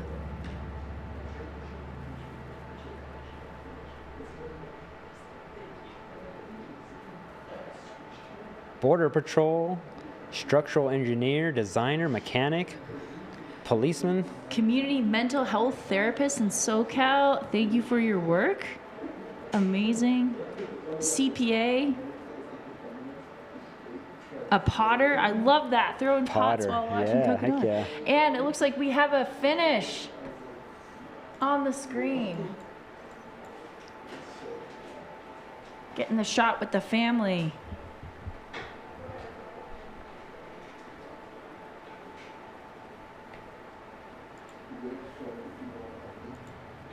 Shout out to Cheddar the dog. That's a great name. Did you get it from Brooklyn Nine-Nine? That's my question. Amazing job, runner.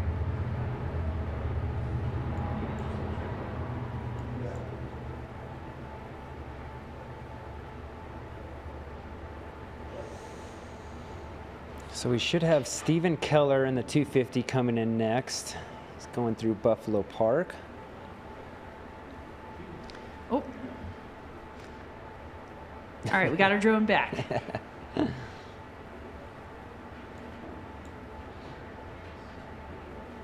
That's one thing I was thinking about, maybe getting my drone license as well. Maybe do a little of that.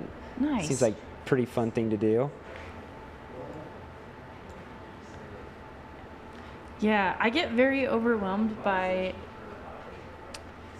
things like that where it's like, oh my gosh, I have to learn all of this. Well, it's funny.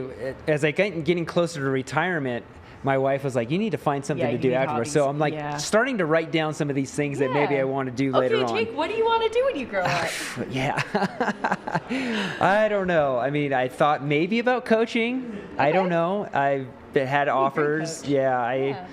So that's something I was thinking about. Wood turning on a, what are those called? Where you carve like bowls and okay. Doing something. I go down these rabbit holes on YouTube sometimes and I find like, oh well, that would be kind of cool to learn how to do. I like that. Yeah, on a lathe. Yeah. Okay, nice. Yeah. So.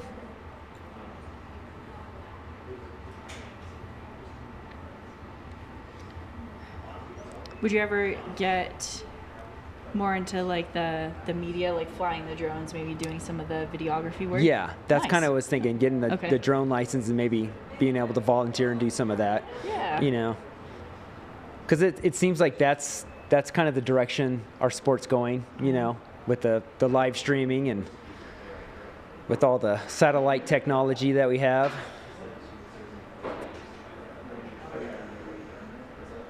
No, that makes a lot of sense. Yeah, I mean, I think one of the most incredible things is like we do these races to be in these beautiful environments, and now we get to share a lot of that with others and Right. inspire them to get out. Absolutely. It's awesome.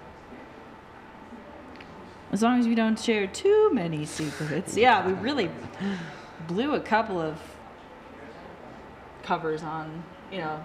I think we all knew the Hangover Trail. Yeah, and then, the place in South Dakota that I was mentioning, it's a mountain town. Yeah, and it's like you have some people who hate all the cameras and I think there's a technology, balance. but yeah. I think there's times where you put it away and you're just in the moment. Right. Yeah. And 'cause- there's plenty of races. You don't have to do all the ones that, No, you know, no, there's plenty absolutely of them not. out there. Like San Diego 100 is a great example. That is home roots. Like it's so local feeling. It's Right. amazing. And yeah, there's so many grassroots races still out there. Absolutely. All right, we got a runner coming in. Oh, the stoke is high. Amazing job. Woo! That is some energy and enthusiasm. I love it. Another tattoo lover there. See lots of tattoos on Yeah. the legs. Both of them. Yeah. Love it. See if we can get a number. So it's Sedona 125 runner with the Ultra Spire Traverse Pack. Should have bought stock in I Ultra know, Spire. Ultra Spire. Jeez. You're an athlete for them, correct? Yes. Nice. You've been for a while, right? A couple years now. Yeah. Awesome. Amazing job out there.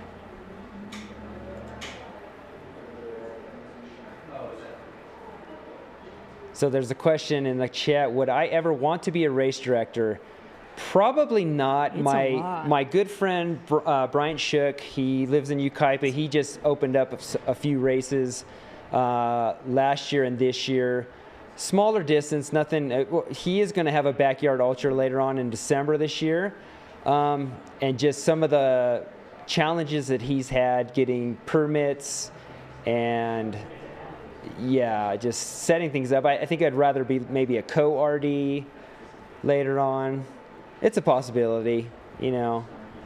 I love being involved with the running community, and I don't know if I want that much stress. It seems like a lot.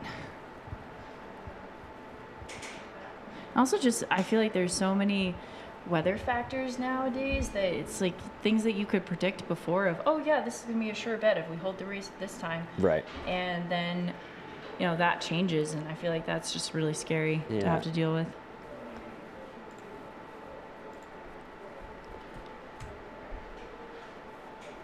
So this is Brad Peterson of Queen Creek, Arizona. Nice. Has one Cocodona finish. Did not fill out his runner survey.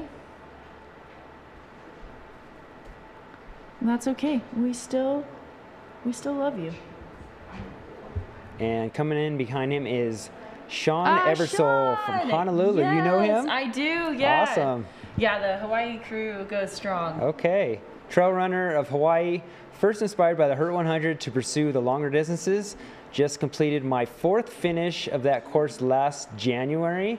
This will be my 5th 200-plus miler, first Cocodona, and is very stoked to have gotten in off the wait list about a month ago. Yeah, that wait list was quite long this year. Yeah, but I think it moved. Yeah. Yeah. Oh, awesome job, Sean. Longest distance, the Arizona Monster 300 last year. Looking forward to the time passed through Sedona during dusk or dawn when the lights hit the red rocks just right. Yeah, that's a beautiful time to be out there. This will be his 19th 100-plus mile, 100 or more mile race, 5th one in the 200 class. He says, I thought these were supposed to get easier. They do don't not. get easier. Yeah, they definitely do not. It never gets easier. You just go faster. He wanted to give a shout out to his wife, Leah, who is holding down the fort back home with the kids. That's awesome.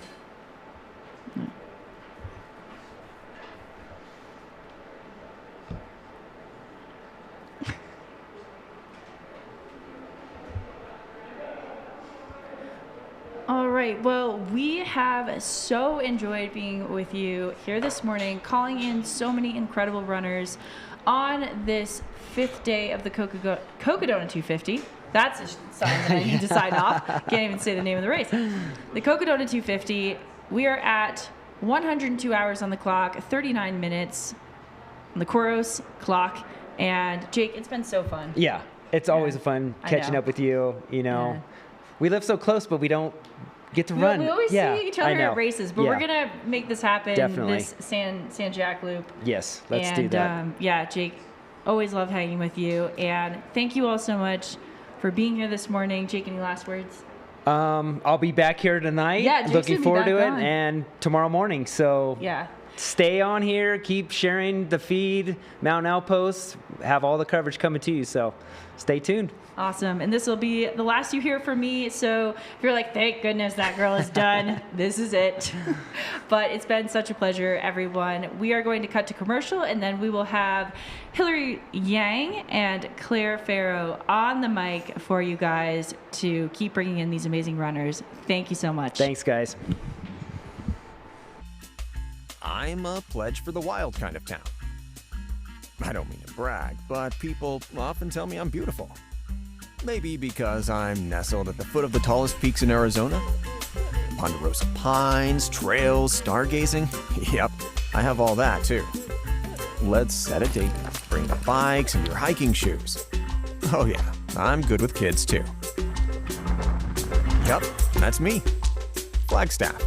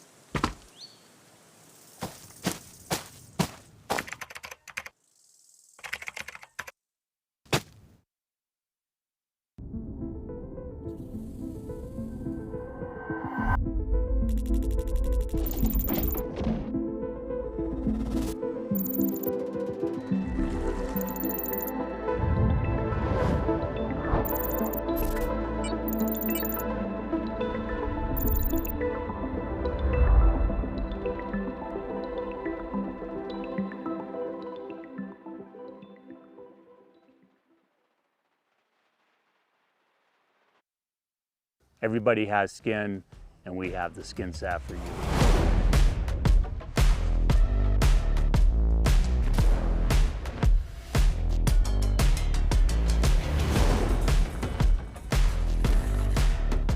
The salve was originally created to heal damaged skin, and it does that very well.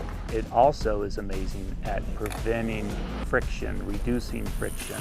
So whether you're using it as a moisturizer, a hydrator of the skin system, or going out, you're in a big race or adventure, the skin deserves squirrel's nut butter.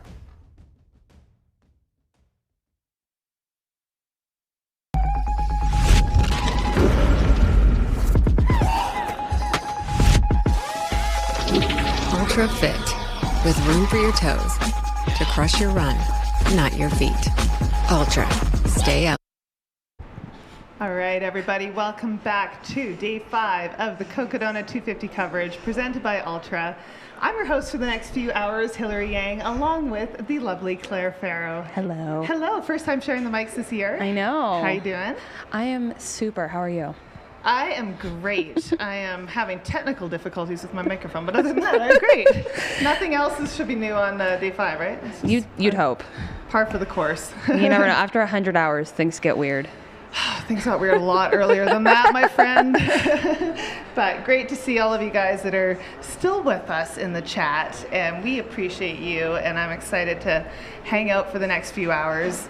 We have some fun guests lined up as well. We're going to be doing a few interviews, get some, one of my buddies who finished yesterday had a really great mid-pack race, and I'm really stoked to hear his perspective. But yeah, we have lots of fun things going on. Also, Claire, do you want to talk about trivia tonight? We've got some fun trivia tonight. So we have tonight trivia night at Babbitt's from 5 to 7 p.m. There will be free pizza, free beer, a ton of prizes, and I did hear a rumor that Rachel will be there helping out. So, I mean, where isn't Rachel? I saw her at the finish line greeting Sally McRae. I don't think 4 she a.m. slept. No. She's going to ride on cloud 9 for, I don't know, at least another couple days before she crashes. She needs at least as many days as she was out there, you know? That's actually a good point, yeah. I mean, at this rate, she's closing in on it when you run this fast. Yeah, no, it's really cool, honestly, to just see not just her stoked, but just like everybody that's hanging out and cheering all of our runners. And there's a lot of people that are just like around. You can look at the finish line cams and see how many people are just like enjoying the whole experience of seeing all these people finish. Absolutely. It's a very good vibe out there. All right. Oh, there's Andy Glaze on the screen. I know. Randy, I'm sorry. Randy and Andy just sound too similar. Randy Zuckerberg, which actually, I don't know if you guys caught her Cocodona Confessionals yesterday. Mm-hmm. Did you see it, Claire? Oh, yeah. I was crying in the club. I was crying, yeah. It was really beautiful. Just all of her reflections on what she's learned as a woman in her 40s and a mother, and just discovering what she's capable of. And I just resonated so much. I did not expect to just start bawling my eyes out on the live broadcast. And here we are, Randy Zuckerberg, all smiles. She knows she's close. So close. I feel like that person at mile 20 of the marathon saying you're so close, because it's like you still are so far away, like still a couple miles away, but you're also, after 250 miles, pretty close in the grand scheme of things. Yeah, right. It's all relative at that point. Yeah, no, it's really, really cool to see her coming in and moving as strong as you could hope for at this stage in the game. I mean, I don't think I look that good power walking normally. So. Yeah, absolutely. We do have that finish line cam keeping us on track as our runners come in, which we are so much fun, right? Just to be able to see them all finish, and so much relief right now. Some very, very happy finishers coming through. Yeah, absolutely. All right. Well, I know you got out on the course this morning, Claire. Were you out for a little run? No. I'm hopefully going to, once we're done here, me and Liam might head over to Eldon. Oh. So catch some people then. I loved doing that last year. It was really fun to see everybody just making their way down. Yeah. I did that last year during the last couple hours of the race, and that was really special. Yeah. I mean, just for those of you watching too, looking at those temperatures on the bottom of the screen, it is a lot warmer today, I think, than it's felt the last few days. Like, we lost that cool breeze, and it's just quite hot out there. And, especially looking at, say, Randy coming down this last stretch, but anyone who's on these exposed sections of trail right now. Yeah. The direct sun, I went for a run at 11 yesterday in Buffalo Park. It's really toasty in the direct sun when you're up at 7,000 feet. Yeah, absolutely. Totally. And I mean, that's something that we talk about a lot, is that dry sort of desert heat at altitude hits a lot differently than it would at sea level. Yeah, I was trying to make up the science for it. I'm convinced that it's because, you're about a mile closer to the sun. The air is a bit thinner. So the sun just hits a little differently. Yeah, that checks out. Yeah. My face is peeling from just all the sun, and my sunscreen just not being adequate enough for it. I know. I definitely have a little bit of sunburn despite my best efforts. Yeah, it's hard to avoid. I mean, you see all these runners in their sun shirts for good reason. This year definitely got a few cooler days, which I think has helped with the DNF rate. It seems like it's a bit lower this year, I think. And speaking of that, we actually do have a fun little interview that we're going to do with the RD for Cocodona, Steve Adderhold. He's going to come in the studio just in a few minutes and give us a little bit of insight into what it takes to put on this race. Look at that joy.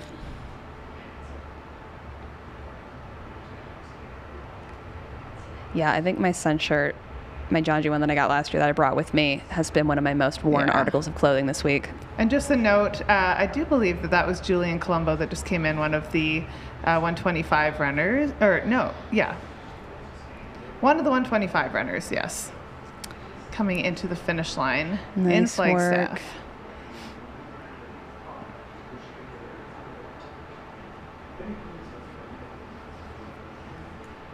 Yeah, it's fun today because there's like all these different distances. Mm-hmm. Yeah, 250, 125, 40. Yep.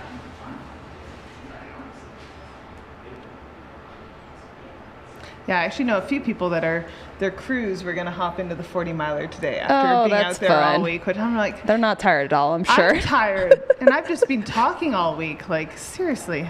Yeah, I was telling someone before we got like the schedule for when we were going to be on, I was thinking about trying to hop into the 40. Yeah. And then I was like, I don't think that's in my best interest. I know how tired I'll be. Yeah, exactly. By the end of the week, I do feel like I ran the whole thing, and I'm done. We're good. Very, very tired.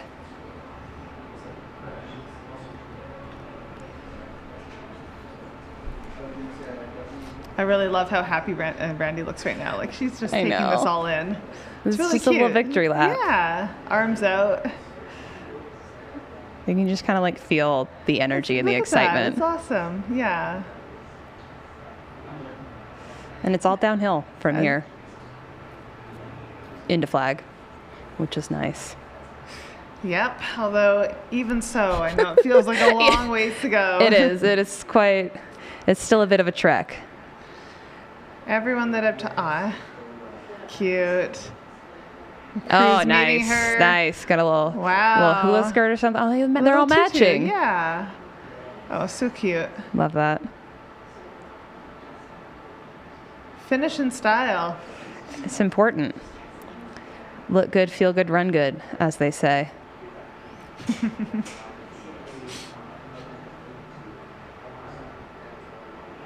Wonder if they're going to make her try to run this last little bit. She's like, please don't make me run right now. We're done running. You got to finish strong. Yeah. I don't think I would be wanting to finish strong. Finishing it all is finishing strong. Yeah, no, absolutely. All right, I do think that is Andy Glaze on the screen now. Just a brief shot of him there. I saw the jorts. They're hard to miss. Yeah, totally.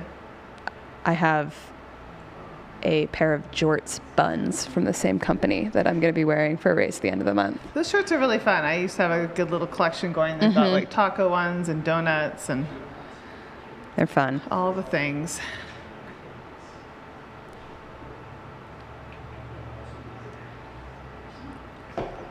Looking strong. Look at that run. I know.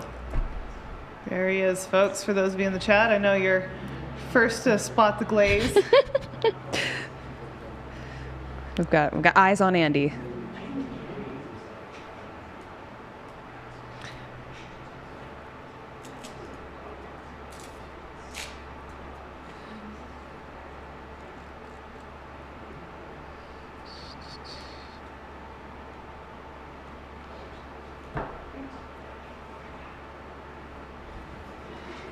And we are expecting our next 250-mile runner coming in shortly. I believe it'll be Jessica Rinaldi.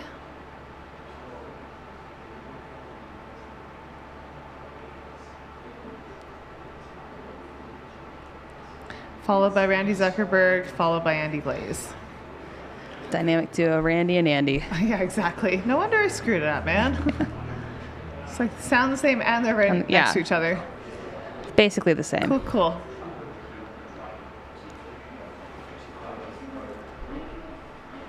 Actually, yeah, there you go. You can see both crews. Nice. Good shot. Stay together, guys. Makes it easier for everyone.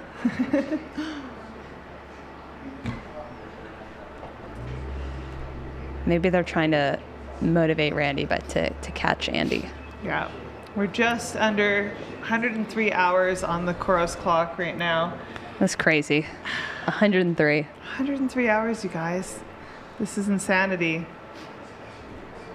It is crazy to think runners are going to be running until tomorrow as well. It's just like every single day I have to like remind myself what day it is, where I am, like how long this has been going, because it just feels like the longest day ever. Yeah, absolutely. And just for those of you guys that want to come out and cheer on our final finishers, the cutoff is 125 hours and it will be at 10 a.m. tomorrow morning. In Flagstaff. It's going to be really special. If you haven't seen Dylan Harris's film for Aravaipa called The Cutoff. So good. We were watching it this morning at the Airbnb. Watch that first and then cry and then come and watch with us. Yeah, I feel like sometimes the crowd for DFL is bigger than the crowd for the winner, which this year I don't know about that because the crowd for Rachel was pretty incredible, but it would be great if we could get a bunch of people out for those final finishers too. No, absolutely. I feel like we do. Like, I do think that in a race like this, like, people do really appreciate just how hard these guys are working. The longer you're out there. Yeah. Everyone's working hard, but you're just working hard for longer. Yeah. The people out there the whole time are doing this for twice as long as the people finishing at the front, which is crazy to think about. Very mental. We're almost exactly. Is that a finisher? Yeah, that's a finisher coming in. So I do believe that was Jessica Rinaldi. Nice work, Jessica.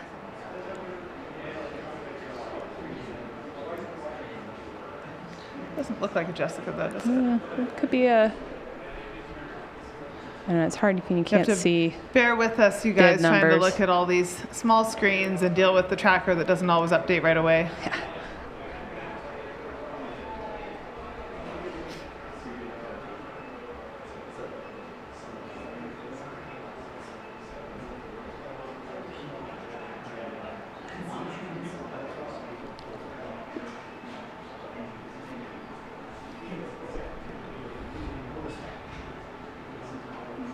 Well-earned buckle.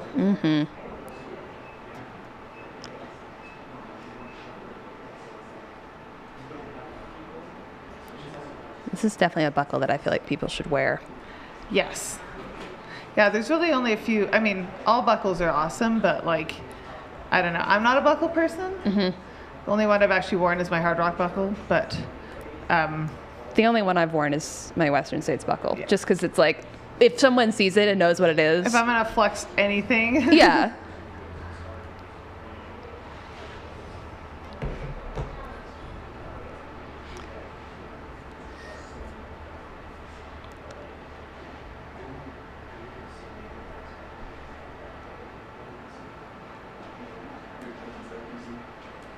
For those of you that are curious, I'm just looking back at Andy's races to see his past outings at Cocodona, which, you know, he does so many races. That takes a while. Yeah.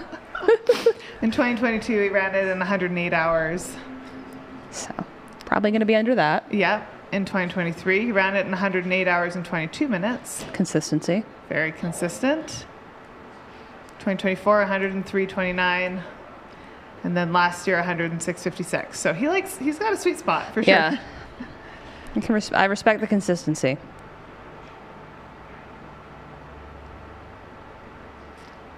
He might actually PR as well. So it looks like to me his fastest was in 2024, 103 hours and 29 minutes. Okay. So yeah. Cheer on Andy to a PR.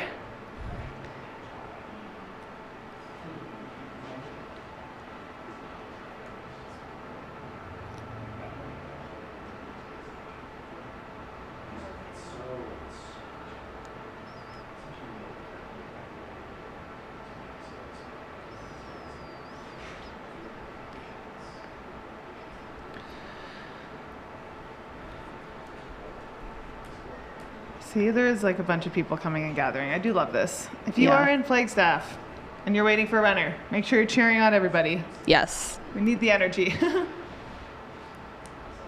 Go hang out in Heritage Square. There's places to sit and cheer, enjoy yourselves, soak in the atmosphere. And I do wonder who'll come in first, Randy or Andy. Yeah. because they were quite close together, but it does look like Andy's moving really well. Yeah, no, he was definitely running at a pretty fair clip. He's picking it up. Got to get that PR.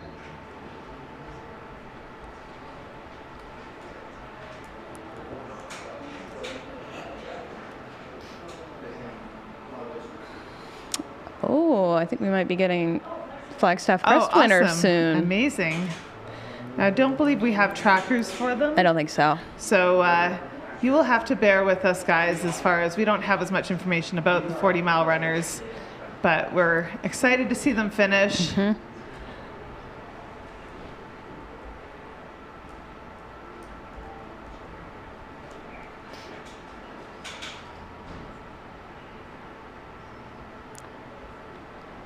The race started at 7 a.m. this morning.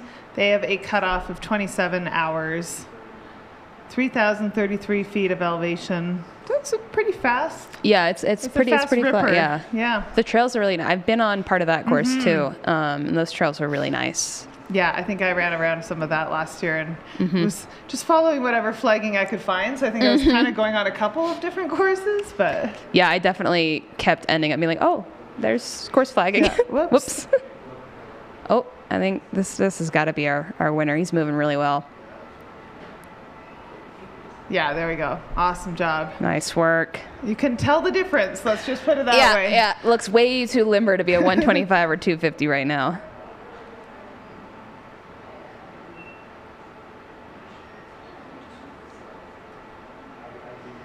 So if they started at 7, just snuck in right under 5 hours because it's almost noon. Yep. So that's the limit of my math abilities today, I think. Totally. I mean, that is a fast 40 miles. That's kind of incredible.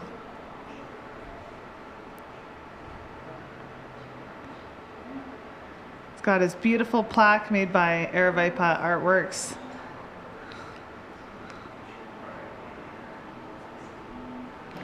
Solid outing. Here comes Andy into town. We got a nice little follow cam on him here for you guys. We got the Andy cam. No worries. Just crossed over into that 103 hours. But if he comes in the next 29 minutes, which I feel like he's got a good chance yeah, of, he's moving pretty good for that. I think he's going to make it. He's going to get his PR. Unless he wants to stop and take a nap right now, but I doubt that. Or go live. That is actually, yeah, that's possible. That's Andy very goes probable. live on Instagram, then maybe you won't get it.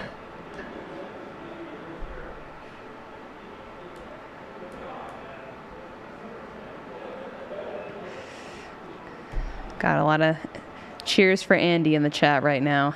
Yeah, absolutely.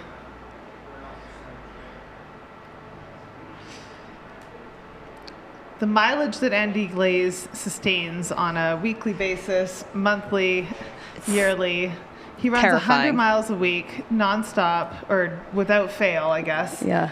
And manages to do that while also being a firefighter and racing. That's the crazy thing. Like if I was running 100 miles a week, I wouldn't run one step more than that. Yep. 100.0. And it's not like he can put the extra bonus miles towards next week's mileage. Yeah, it's not like a rolling 7-day. That's what I would do. Yeah. Oh, I'm ahead of schedule. I feel good if I get like a couple 100-mile weeks a year. That's enough for me. Yeah, smile or you're doing it wrong. Very apropos, Andy. Always good at smiling despite the pain and persevering.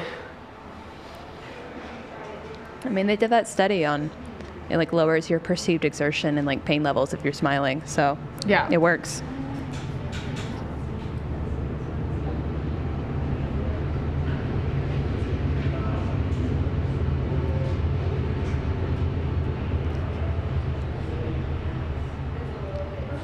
I love how they have to wait for the light. I know. I feel like I can't decide if I would welcome that break or be annoyed by it. Because I feel like sometimes if I am actually running like he is and I have to stop, it's really hard to get back in the flow. Yeah. Just as a side note, thank you, Chris Warden, for letting us know that was Avi Mayer that won the 40 miler. Nice work, Avi. Incredible. And shout out Chris for just like all of your amazing commentary this week. Yeah. Chris Warden spent a lot of time on the mics, and I appreciate that he's still tuning in even when he doesn't have to be here. So that is dedication. He's always there to help us out with a fact check.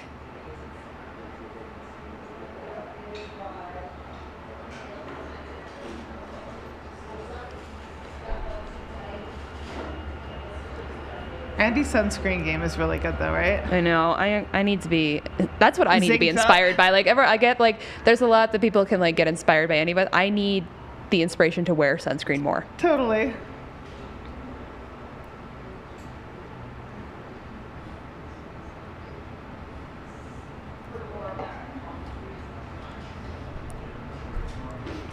Honestly, I'm impressed. He's moving really well. It is so hard to just like run these last few miles. Yeah. When you know you're so close, it's kind of agonizing. Yeah. Well, because you're also like, I have so much time. Like, I don't have to run in. Right. Yeah, here he is. Just getting every last ounce of potential and effort out of his body. Going for that PR.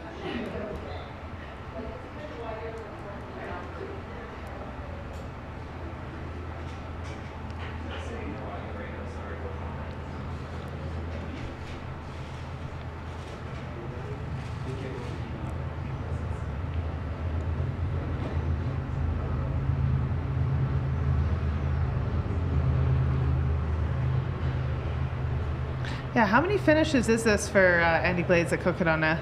Is this all I do think he is one of the six yeah, time. I think so too. That's 1,500 miles, you guys. That's crazy. Is there a buckle for 1,500 miles, or do they wait and give it to him at 2,000? I feel like I feel like it's 2,000. Yeah.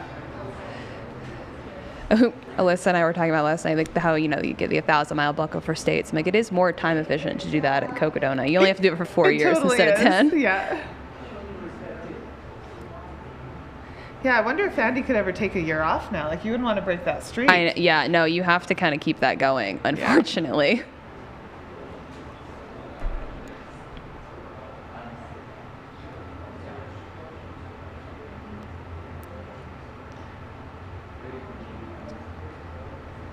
And I think that might have just had Jessica Rinaldi finish there we the go. 250 right there. That makes sense. Awesome to see.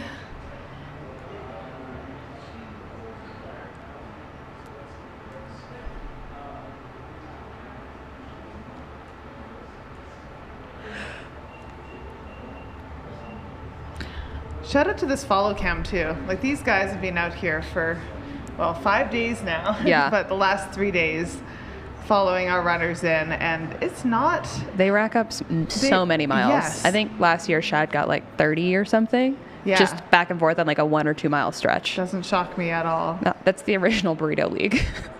Going back and forth like this.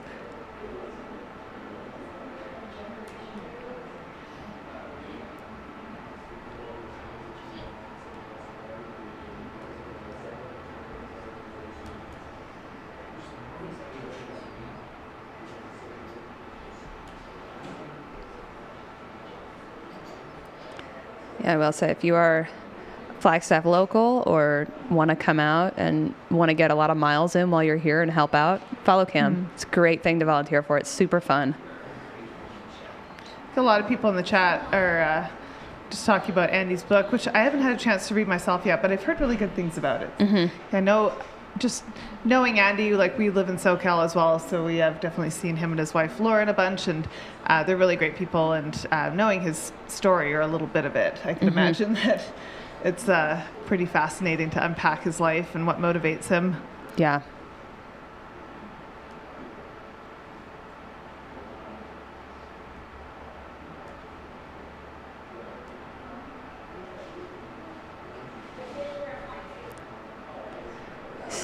Just trucking away out there.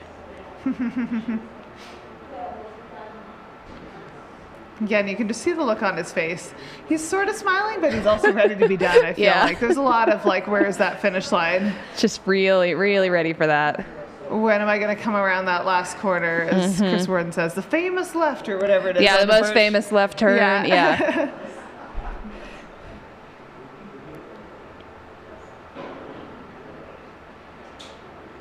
Just a fun note from Shad, who is out there getting this awesome. Is this Chad getting the footage right now, or I wouldn't be one surprised. Of our bikers? Well, anyways, Shad.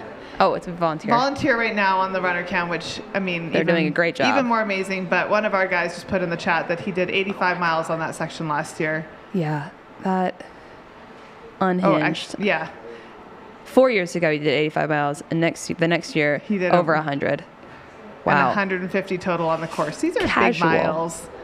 That's a lot of time on feet and just a lot of taking care of yourself. A lot of time in the saddle. Man. Yeah, so if anyone wants a big training week, I know a way you can get it. Yeah, there you go.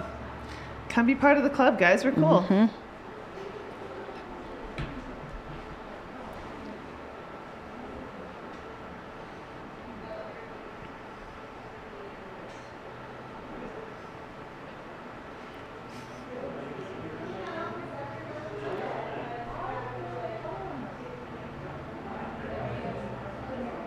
Love seeing all you guys in the chat. Thanks for being here for us, for them, cheering Andy and cheering all these runners. Don't go away when Andy finishes either. For all you Glaze fans, we've got a lot of amazing there's people still that are plenty finishing. of people to cheer for.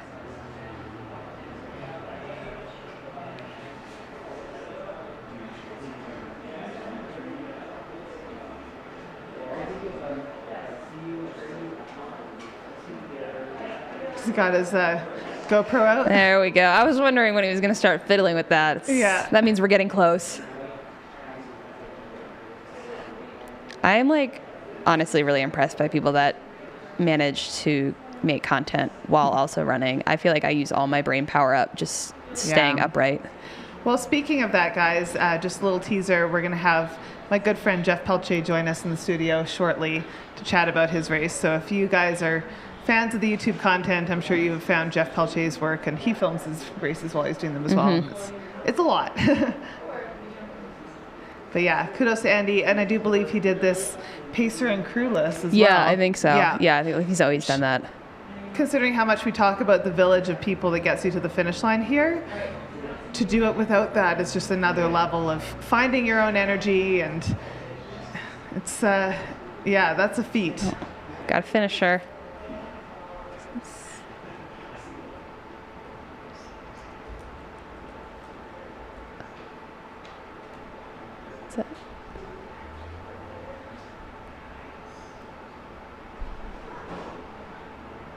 I believe that was Harold Torres in the 125.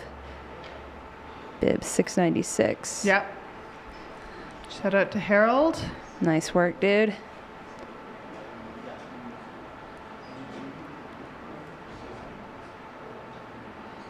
And yes, Jeff Pelchce is the Jeff that will be joining me shortly in here. Yeah, that'll be a great interview, I'm sure. Yeah, absolutely.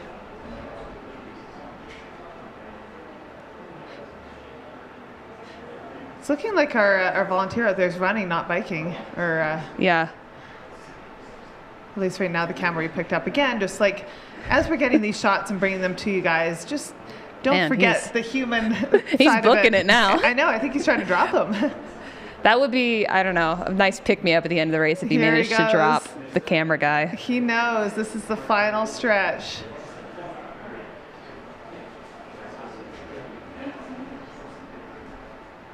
It's almost to the alley. He's so close. Yeah. I love when I start like recognizing. Totally. Like I know exactly where he is. Mm-hmm. He's about to round the corner, come down the chute. So close. And Andy There we go. Glaze is going to get his sixth time finish. We also have another runner coming through.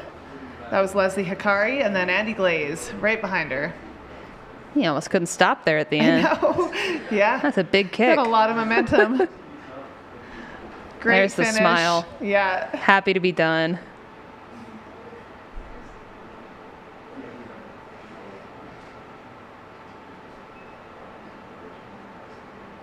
A lot of love for Andy. In the chat, also a lot of people there to see him finish, which is awesome. Mm-hmm. Yeah, I know Andy's been a big inspiration to a lot of people, and just the consistency of how he approaches running and life and balancing it all. Yeah.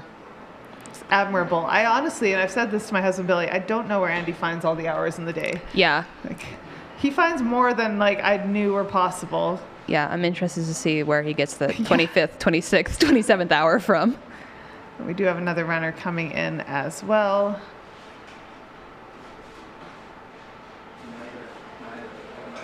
I believe that's Earl Philpott.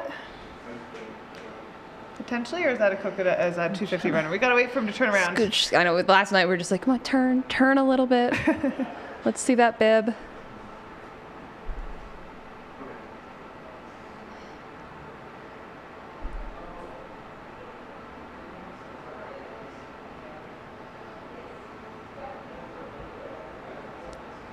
Yeah.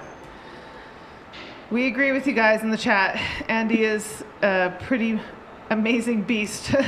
I'm sure his wife Lauren is happy to see him finish though, and ready to have him back home to maybe put his feet up for a day or two. I don't know. He's still got to go. You know, I guess he's done his 100 miles for this week, but next week is coming swiftly.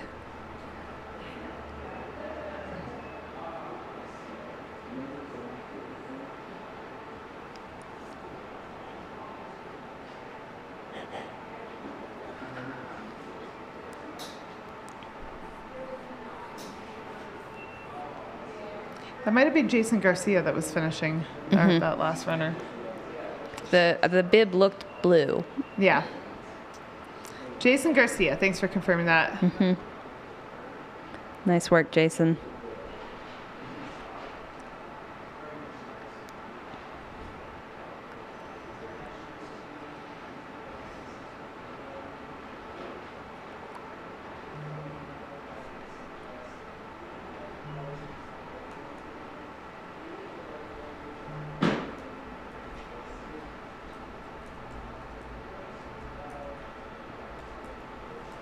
Oh, thank you to the chat for identifying the 125er who finished just before Andy, which was Leslie Hikari. Yeah.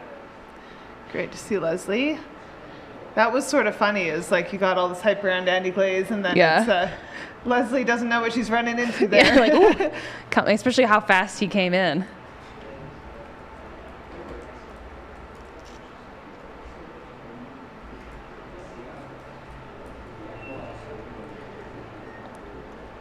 Someone in the chat asked if we ran the race too. No. It feels like it, you guys. We've been doing our own By the time endurance you talk event. about it and stay up all week, you kind of feel like either a train hit you or you ran the race. Yeah. What are the two?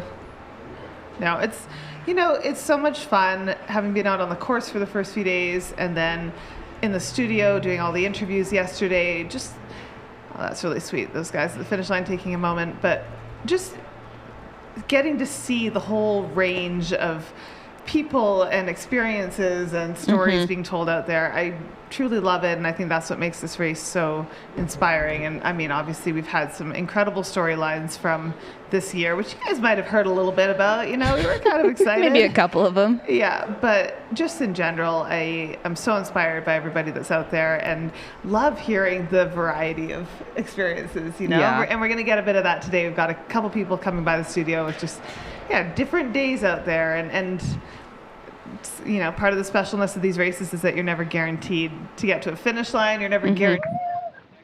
Oh, we got Randy. Here comes Randy in the tutus.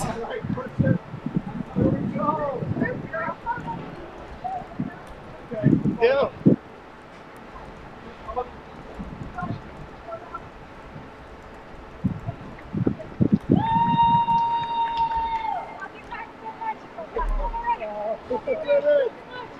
Oh, what a nice moment. Yeah.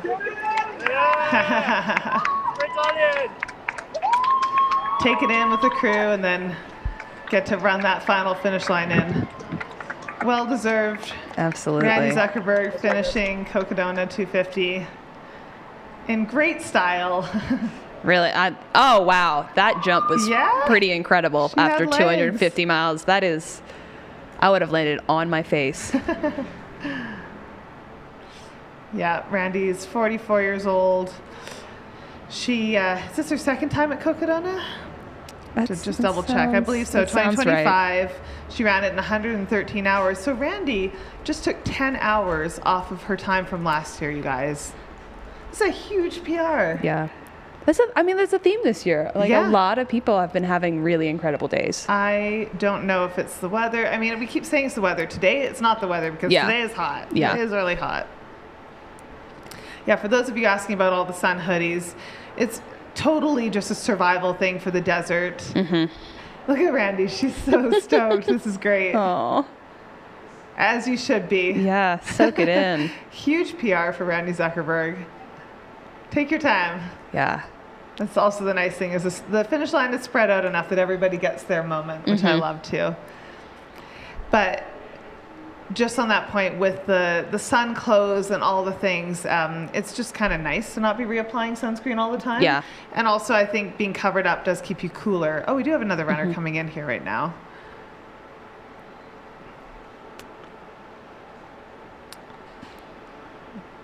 All right, we will confirm who that is. Bib. Yeah, I think that might be a 125 one.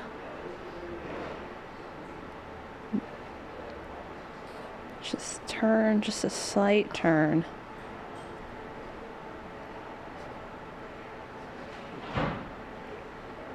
Aww. Yeah, I'm a huge fan of sun shirts. I tend to wear them, and then you only have to put the sunscreen sort of on your face, and like it's just one less thing to think about. And if you douse them down, sometimes you get a little bit of like air conditioning. For me is almost like the best part. Yeah, 166, 766. Dave Donald Collins. There we go. Thanks, Donald, for confirming your identity for us. Yeah, I feel like in dry environments, like in where I'm in Colorado a lot, getting them like wet in a creek or something, and then you get that evaporative cooling is so nice. Totally.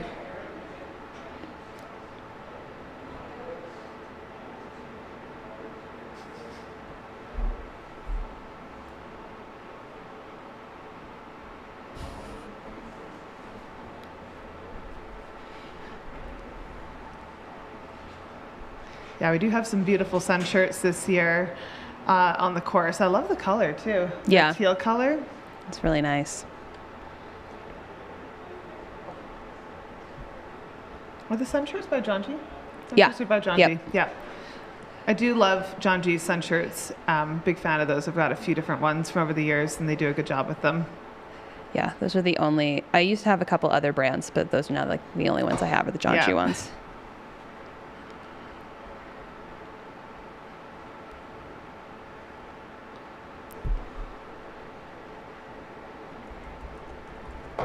Like that and hats. I'm always trying to figure out the best hat. Trucker hat, or do we go with the big sort of safari adventure hat? I always have to like kind of go with the bucket hat type thing because the regular hats make my ears look really like I just look really strange in regular hats. So you're one of the few people that looks good in a bucket hat. No, that's actually not what I said. I look worse in a regular hat.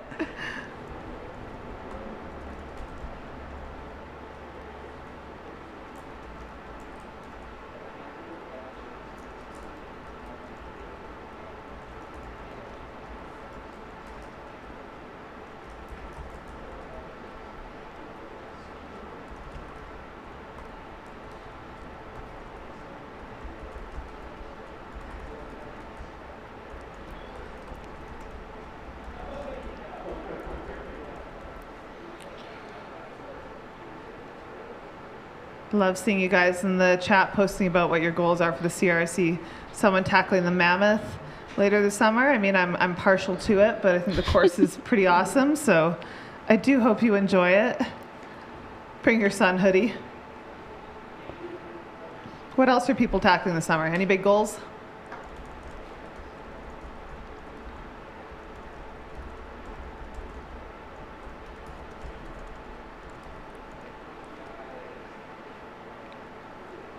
I know I'm on the wait list for Hard Rock again, but now that I'm having a baby in September... Yeah, maybe not this year. I'm really hoping I get in off the wait list and then can defer until that's the dream. Back. Yeah. That's the dream, yeah. So wish me luck, guys. I think I'm like number 6 right now. I feel like the women's wait list just doesn't move as much as the men's. It doesn't, but I don't know. Tara Dower told Six me. is pretty close. Yeah, I was talking to Tara Dower, and she was like, I don't know, I was like number 11th, and then she was first on the wait list, and it didn't end up running. I know, but she that was like in the such a gym with her bummer. gear on, ready to go, and that kind of scared me because I was like, oh, maybe I will get in. Like, I got to get my volunteer work in. Yeah. We got Mogi on Monster, first 50K, Angela's Crest. Oh, Georgia Jewel. Shout out Heck to yeah. the SoCal crew. Georgia Jewel is such a good race. Malibu Canyon 100K. Some fun SoCal races. Love that, you guys. I did the Malibu 50 miler as a training run for Hard Rock. Not really same terrain, but you know, timing worked out. But Yeah. Whatever. Tromsø. Ooh, Norway. I would love to go and explore Norway. I love a good like travel race. Yeah. Vermont 100. You guys have some big goals. Also, just like a reminder to all of us, it's not that we're just doing 50K or just doing 100K. It's all hard and it all feels really far when you're doing it. So don't ever sell yourself short on what you're doing. And, you know, I kind of like mixing it up. I like going back and forth. You can't always be looking for a longer race than your last race, right? Oh my gosh, like, yeah. I mean, that's how we ended up here with the 300s, and then who knows what comes next, but... Sri Chinmoy, Yeah. 3,500 kilometer or whatever it is.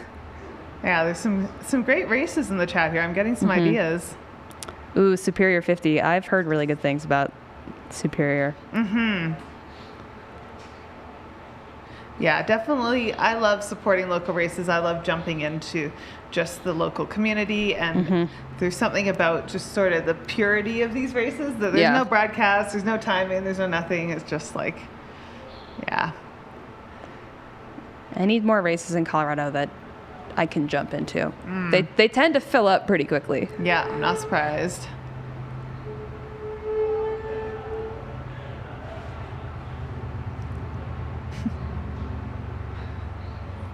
Shout out to Remo Spagnol in the chat. Hi, Remo. I do remember your Mammoth 200, and I do remember the lightning out there last year. We had a crazy weather year. Oh, jeez. Hope you're doing well. I like my summer goals to make sure my dog doesn't get fitter than me. Extremely relatable. Same.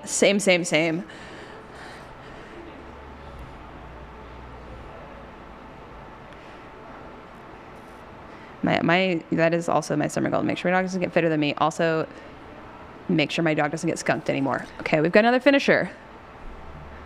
We do. Let's check in. I think that might be Nick Hartzell. If that's a 250-er. Yeah.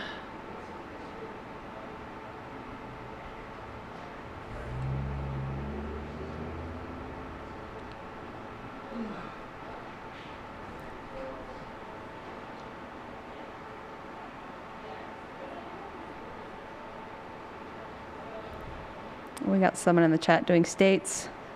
Oh, heck yeah. Love that. How many years did it take you to get in? That's the real question. Yep. Took me 9 years to get into Hard Rock. Feel like now we're sort of like looking at a decade for a lot of these races, right? Yeah.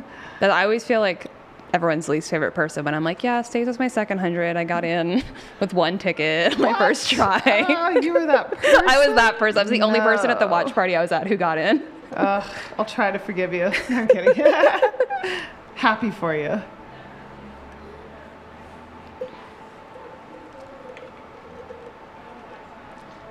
Yeah, there we go. Nick. Nice. Congratulations, work. Nick Hartzell. Whole family.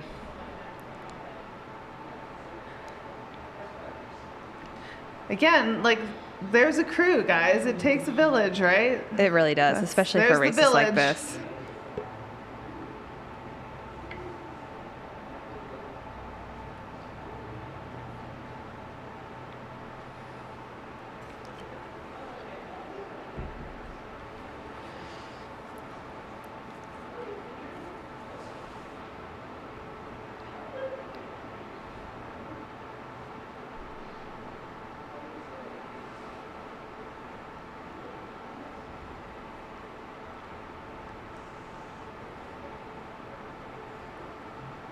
I did see someone mentioning a race in Iowa. I can't say that Iowa's ever been on my radar. Yeah. for running. But I'm curious. Hitchcock 100, December in Iowa, you guys. 20,000 feet of up and down. Compelling. 20,000 feet in Iowa is, I'm intrigued as to how. Yeah. Ooh, someone's doing Hennepin. Nice. I paced at Hennepin this past fall. Saw Chris Warden out there. Mm-hmm. Super fun time. My favorite part about Hennepin was at the aid stations, they had, I swear, about 15 different kinds of soda at every single aid station. It was incredible. I could have as much Mountain Dew Code Red as I wanted. I was living my best life. I mean, I love that. I love Coca-Cola, but good to mix it up. Yeah, if you want to fuel via soda, Hennepin 100 is the race for you. I live, laugh, love Midwest. I love it.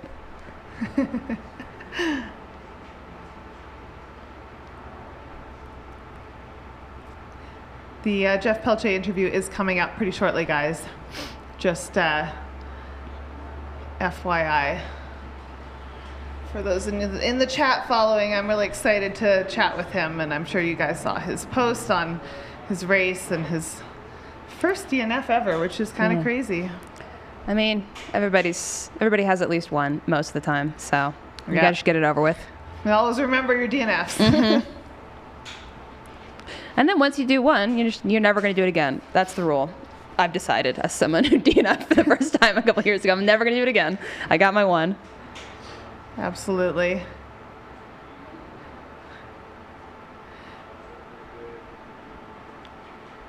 Yeah, I won't.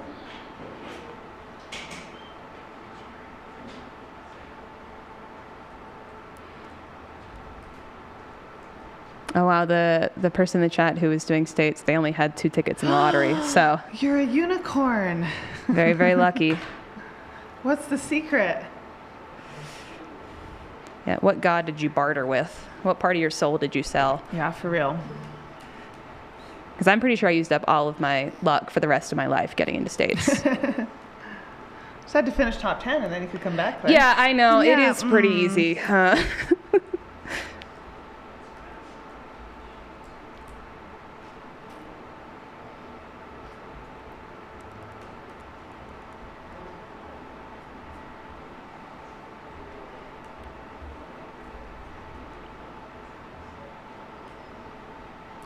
For those of you in the chat asking if Andy Glaze finished, you're behind. You missed it. Yeah, he did finish. He finished with a smile, with a sprint. Yes, he did. GoPro in hand. 6 Cocodona finish. I'm sure the video will be up soon. Yeah.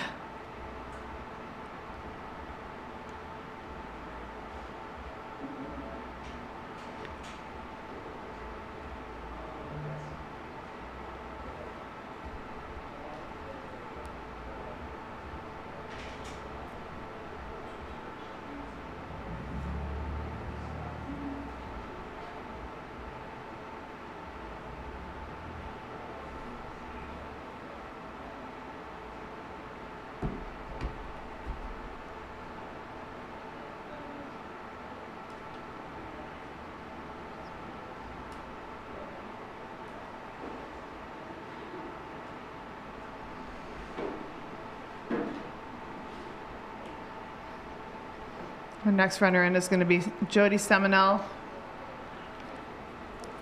number 54. Looks like she's got some fans in the chat. Ready to bring her in. She's from Omaha, Nebraska. Nice.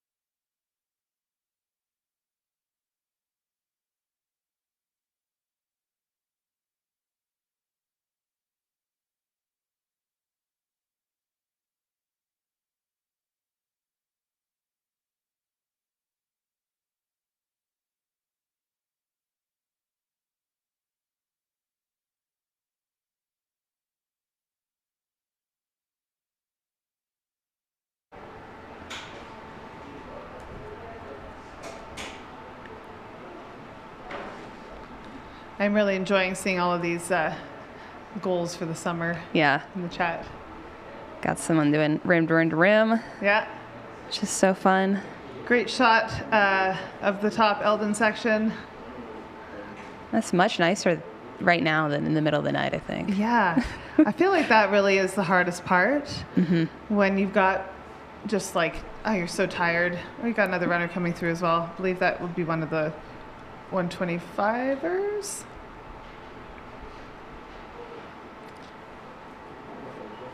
Potentially Earl Philpott or Jeff Dees.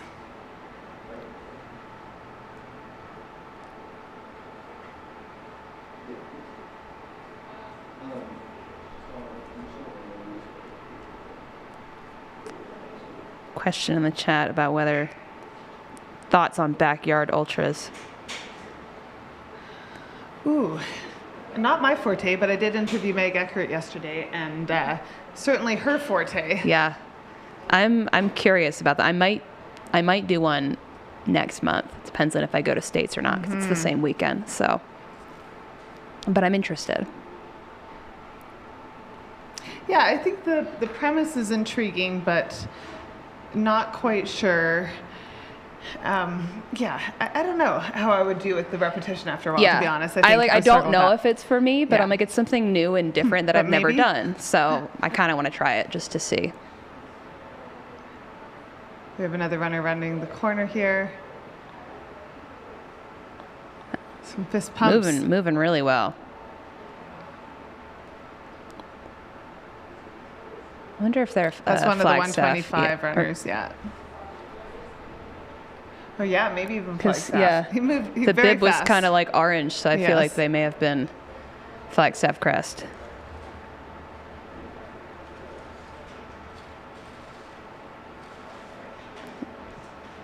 Another fast finish there. Yeah, those are Flagstaff crest guys. Nice work.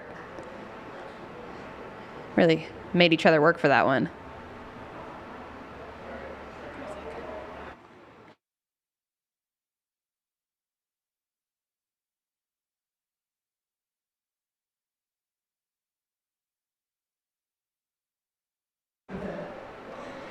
All right, you guys, we do have a special treat for you. We're bringing Jeff Pelchce into the studio right now. Have a seat on the couch, Jeff. Thank you. Make yourself comfortable.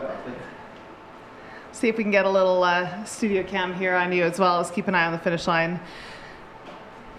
We can do both things at the same time. Look at that. Here we go. All right, everybody. Well, I'm excited for this. We have Jeff Pelchce here. How's it going? Hello. Good. Yeah. Not too bad anyway, not too bad. Yeah.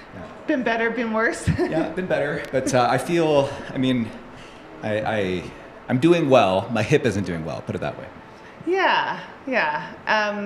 I know, obviously, you didn't have the day that you wanted out here, and I appreciate you being willing to come in and chat with us about it, because I know when we talked about it yesterday, it was still feeling pretty fresh, and I'm sure you're still sort of working through the whole thing. Yeah, I mean, I've had some time to process, so I DNF'd at mile 190 at Munns Park, and so yeah, obviously not the outcome that I was hoping for. But I kind of came into the race with, I came into the race with a bit of a hip problem, which I thought was just kind of tightness. I had a massage, I thought I had dealt with it, and that kind of led to some compensation issues pretty early on. So I didn't really have a great race from the start, and it just kind of got worse as it went. So it just, got to a point where I had to make a decision, and I've spent the last 2 days now reviewing that decision, and I've come to some conclusions about it. So. Are you feeling some peace around the decision, at least? I am. I think as ultra runners, many of us have a very high pain threshold. We're sort of taught to push through pain and discomfort. Personally, I don't often feel necessarily like I can't do the distances. It's just sometimes maybe what I need to learn is when to stop. And I think that's what I had to learn on this one. The difference between hurt and harm. And honestly, I think the one thing that the only regret that I might have at this point is not stopping sooner. So I do think maybe I did some harm to my hip. I'll get an MRI when I go home. But I'm no longer regretting the decision to stop by any means. Yeah, I mean, it's interesting, isn't it? Because we talk a lot about pushing through pain, and sort of that is like something we almost celebrate in our sport, is like persevere no matter what. We've seen a lot of people sort of dragging legs into the finish line, but knowing where that line is of where you're actually doing damage is really hard. I don't think it's easy to do that in the moment. Yeah, I mean, I paced Jeff Garmire last year, for example, and he was having a bunch of issues, and he ended up finishing quite strong. And funny enough, I came across Jeff on the course again this year. I don't remember exactly where it was, but there was somebody lying on the side of the trail, and I come up, I'm like, it's Jeff Garmire. And he's like, I didn't expect to see you here. I'm like, well, I didn't expect to see you either, right? So he thought I was further ahead. I thought he was way ahead. So he was having all these stomach problems, and he had to push through a lot of discomfort. And at some point, he was able to turn it around. And then he flew by me, and I wished him luck. And of course, Jeff had an amazing finish because he's an amazing athlete. He's a really strong guy. But that was a little bit different. That's when you have stomach problems, you can turn your race around. You can have a strong finish, which is very different than if you have an injury that you're pushing through, where it's getting progressively worse. I think that's what I had to come to terms with again, is that I still had 60 miles to go on a limp, basically. And it wasn't that it had just come up, it's that I kind of had been dealing with it from the start. So I just ran 190 miles on like a compromised, like I had adjusted my running stride. So again, I think there's we have to be able to differentiate in the moment between these different narratives. Yeah. Well, it's interesting because, I mean, I chatted with Cam Hanes and Max Joliffe at the finish line, both of them there to cheer Rachel on, both of them deeply disappointed in their races. And Cam especially just with a head injury, like he took a bad fall, hit his head, and there was like serious concussion concerns and vision concerns. But even so, it's like no matter how legitimate the reason is, it's sort of the human nature of it is like you've set the intention to run this huge thing. You put all the time and resources into the training, and it's very hard to pull that plug, regardless of how much you know that you actually might need to, right? Yeah, I think you almost want to be pulled by the medics almost, right? So, but sometimes you have to pull yourself. And again, I think sometimes these things, what I've come to terms with is the decision is made for us, whether it's by a medic or just by our bodies, which is different than those times where we see these comebacks and these strong finishes. And I knew there was no strong finish in my future. And so, again, I think for me that was an important lesson. My very first DNF, which, I mean, maybe I was due for one. I mean, so it's kind of fun. Like, we've known each other for a long time, like over a decade in the sport, also as fellow Canadians, like kind of coming up in trail running together. And I've seen you tackle a lot of long, hard races. Like I remember when you did the Grand de Grand. I remember when you came second at Moab 240 a few years ago with the battle to Jesse Haynes. Last year at the Mammoth, you were 6th place in our inaugural year in 57 hours, 55 minutes. So I know coming into this race, you not only had expectations of yourself, but you had a legitimate history to back it up with being able to do these long distances and your body be able to handle the mileage and the training and everything leading up to it. So it's sort of a lot of, and I know how much time you put into it. Like if you follow Jeff on YouTube or social media, you document all your training. You're very open with sharing it all, and just like, I think that makes us appreciate just how much goes into getting to the start line for these races. So I know you're not giving that up lightly. Well, and I wouldn't say I'm the most competitive athlete, but I like to think of myself as a consistent athlete. Like I'll set a realistic goal and usually achieve it. I mean, like Mammoth, I nailed my goal within 5 minutes, I think, and like insane for a race where we didn't have a time prediction on it. Right? You could argue I should set really more aggressive goals, but like I've always thought of myself as a consistent runner. So I think that's where on this one I had to, kind of change that narrative I had in my head. But I mean, as a storyteller, like we were documenting the race. And so I realized at some point that I almost had an obligation to demonstrate good decision making as much as obviously an obligation myself, like to not hurt myself and frankly ruin the rest of my season. I mean, I would also say the counterpoint to that is just like when you're thinking about the story you're going to tell, it's not the story you want to tell. So you're wrestling with that as well, right? Yeah, exactly. Billy and I were just having a conversation about this, Billy Yang, and this idea of trying to be the director, like telling, shaping a narrative while being also the character inside of it is kind of hard because I think many of us I tend to be biased by wanting to always show a success story. And when I see that maybe the story's turning to more of a story of, call it failure, as a director, it's like, great, we got a good story to tell, but as a character, I'll do everything I can to resist that. And I didn't, for example, document the pain I was going through until very late when it became obvious that I was going to be a huge part of the story. I was so I'm gonna have to do that in the voiceover because I just wasn't willing to admit it to myself. Yeah, and that's interesting, right? Because in hindsight, it's like, oh man, you wish you had sort of let the cameras into that moment. But in the moment, it feels, even though you're the one that's going to go through it all and decide how to tell the story later, it's still so vulnerable, right? Yeah, and like vocalizing it makes it real. So you kind of almost want to deny it. I was just watching back some of the footage that Derek Lytle, who I was collaborating with, filmed of me.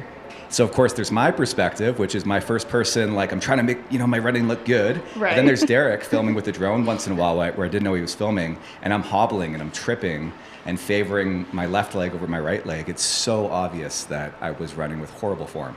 Yeah, I mean, I saw a couple of those videos. It's almost heartbreaking because I know what a good runner you are. And for you to be like unable to lift your leg up and then just have to see Jeff's bruised and scraped knees in the studio here to appreciate it. And you did that fairly early on. I fell the first time at mile 3, shattered the lens of my camera. And I fell again maybe 10 miles later, blood just dripping down. My shoulder was all cut up. So by the time I got to Crown King, I was already just a mess. And 36 miles into a 250-mile race is not a great start. Exactly. And I was having a hard time lifting my legs, so I was dragging my feet a lot. And Yeah, it's, again, really hard because mentally you just sort of think, I can overcome any of this. Give it enough time, it'll turn around. Like if anyone knows the sort of things we repeat to ourselves of just like getting through the hard moments, like you've done enough of them to know that, right?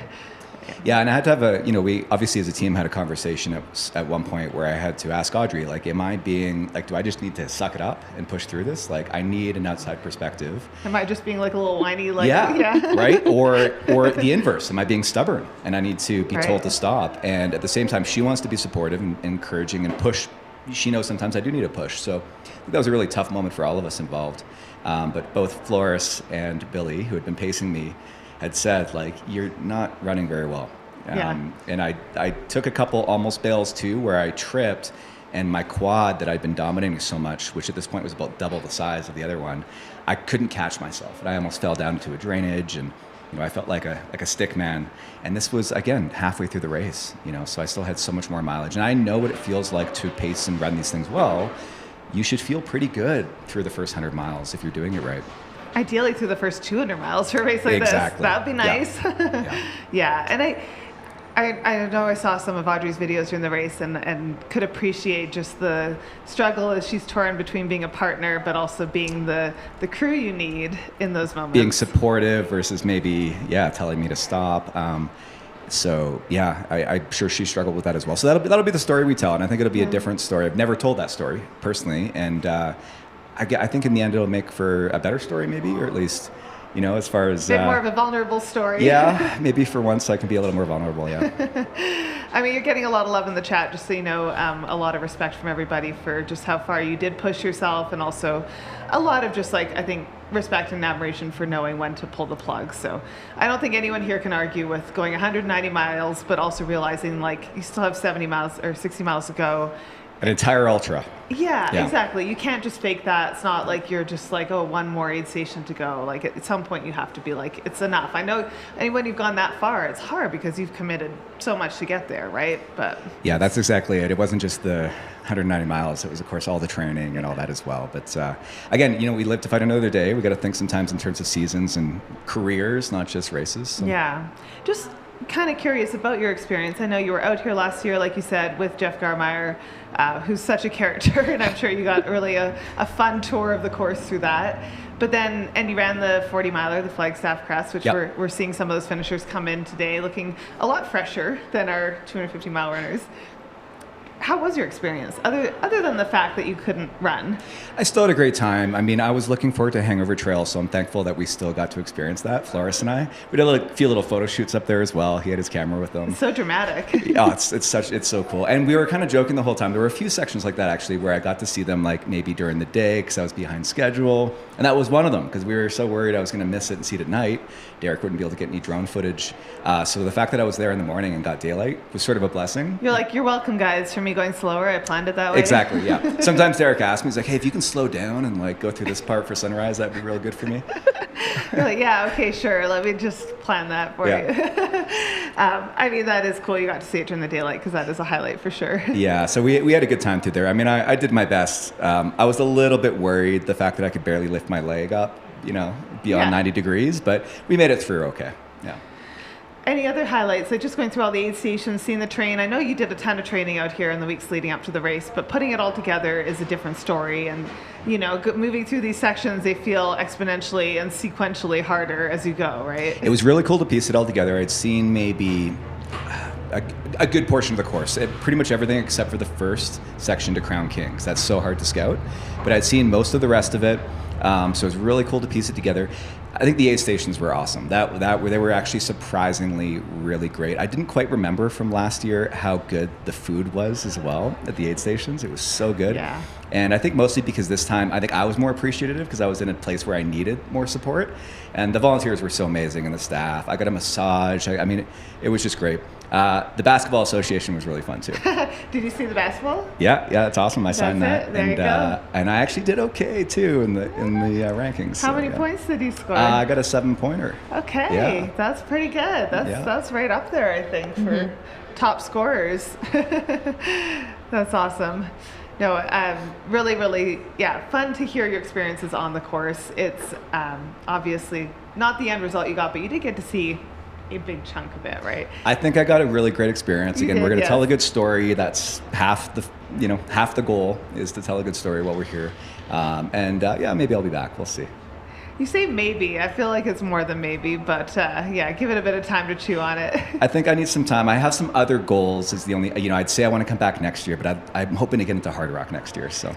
I mean, we were just talking about that earlier. I mean, you are someone that has more than paid your dues and time there. How many years have you been waiting for that? I've kind of lost track. I mean, it's about a decade. I should have, I think if I volunteer again this year, 512 tickets in the lottery. So hopefully, yeah.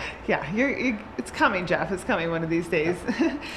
Any other highlights from the course? Aid station food. Did you try some of the specialties out there? Yes. So the bean burritos were surprisingly good. I started putting those down, and there was one point where they had hot dogs. I don't remember where it was, but Billy and I had hot dogs. Really? And they were kind of crispy. I think they were barbecued or something. And both of us were I don't think we've ever seen hot dogs in a course. Usually it's burgers, right? But yeah. Those hit the spot. Did you try the chili mac? I was hearing lots about that. I avoid things with tomato sauce. I find I get acid reflux during a race, so I don't do tomato sauce on course. Yeah. That's fair. or anything spicy for that matter, I should say. Yeah. No, it is fun for us. I mean, I was out at, I think Sedona was probably the one where I spent the most time, the precision aid station out there. But just seeing what the different flavor that everybody brings to the aid stations and all of that, right? The aid stations were amazing. I can't stress that enough. And the volunteers, that, you can tell the race has been going on for long enough where all the kinks are sorted out, but also people are now taking ownership over the aid stations and a lot of pride in it. So that was a lot of fun. And I think it would be a fun race to come back and volunteer at, maybe at one of the aid stations. Yeah, that could be cool, or pace it, or otherwise just, again, continue to be involved in the community, but also, I appreciate your thoughtfulness with sort of figuring out when to run it again, or the knee-jerk reaction is oh, I didn't finish, I have to come back right away. I think some people do get maybe, I understand if you have, maybe a DNF, you want to come back and get redemption, and I hopefully have lots of time. I can still do that in the future, but I think sometimes we get kind of caught up on goals as well, and it's okay to move on and try other things. Yeah. I actually love that. I do think you can spend a lot of time chasing one thing, and then maybe even if you finish, then you get into the thing of, I know where I could have saved time, and now I have to come back and do that again too, right? Yeah. I mean, having said that, as I say that out loud, I can't imagine not coming back and putting the whole thing together. So let me just say this: it's just a matter of when. Yeah. Okay, that seems fair. Yeah. I've been asking everyone this: what's something that you are taking away from the experience? Well, can I just talk tactically? Sure. Yeah, so I got a real bad cough starting on day one. I think a lot of people did. I think there might have been some smoke around Black Canyon City, I heard. Yeah, there was. I still have a bit of a sore lung.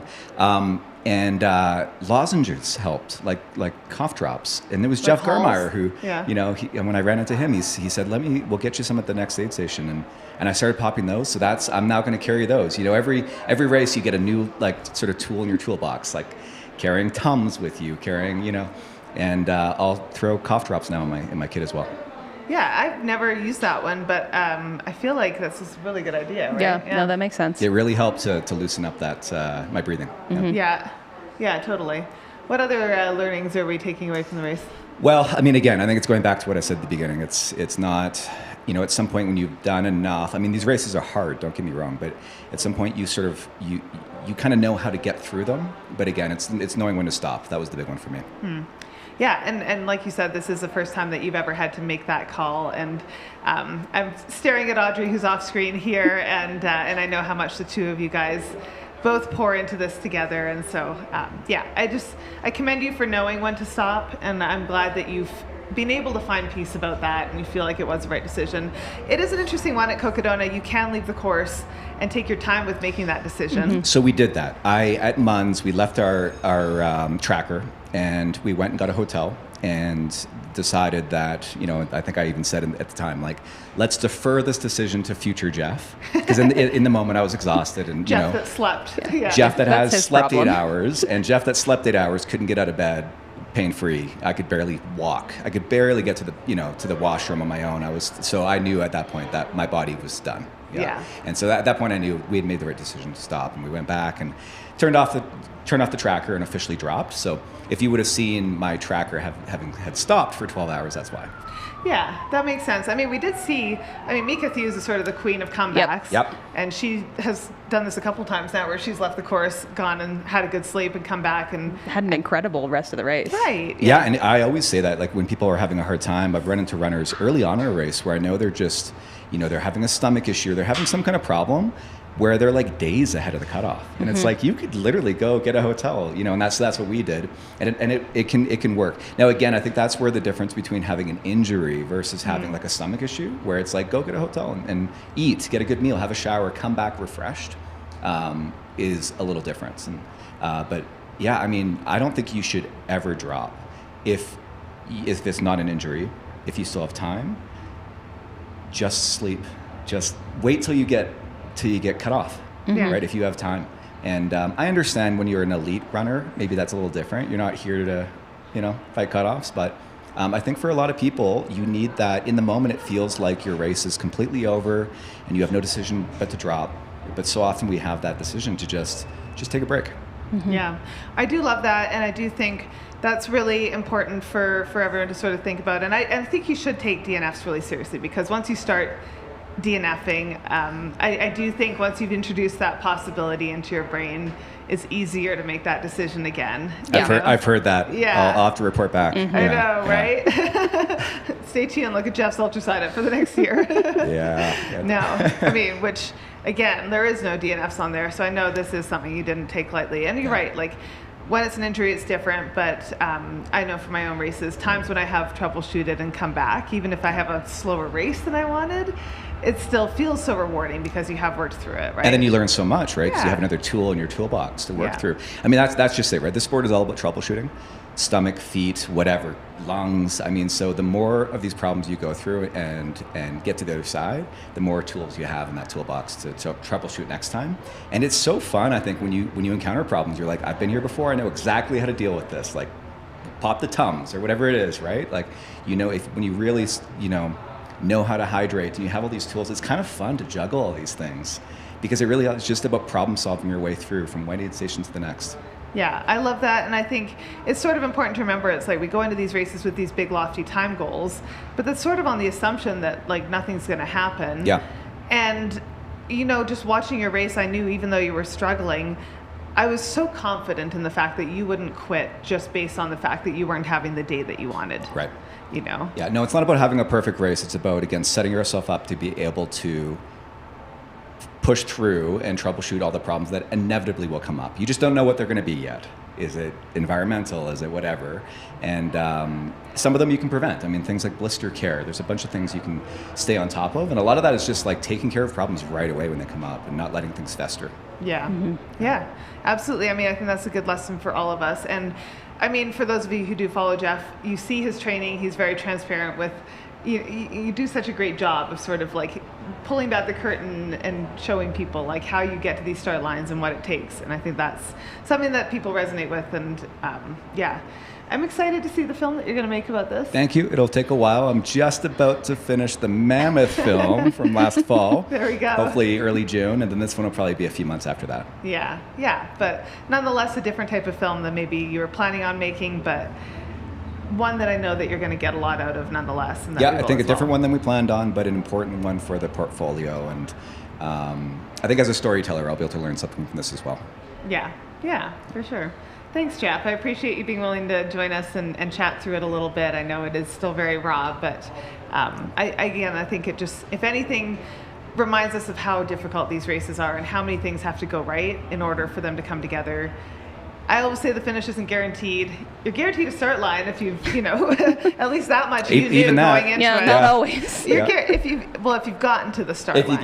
Yeah. But for you going into it, it sounds like you already had that little thing that it was like maybe in the back of your mind it might have been nothing, and then in your case turned out to be a something. And Yeah, and I guess it was maybe a humbling experience that I needed as well at this point. But I do want to just say thank you to everybody who, I got so many messages, comments, but also private messages from people. Like, the community has been so supportive. It's awesome.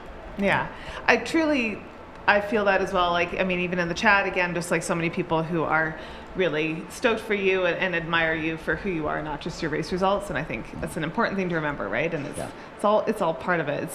It's vulnerable putting it out there, but it's all part of the experience. And yeah, we look forward to seeing you live to run another day and hopefully be back on your feet soon. Yeah, thanks, guys. Yeah, thanks, Jeff. Good to have you. All right.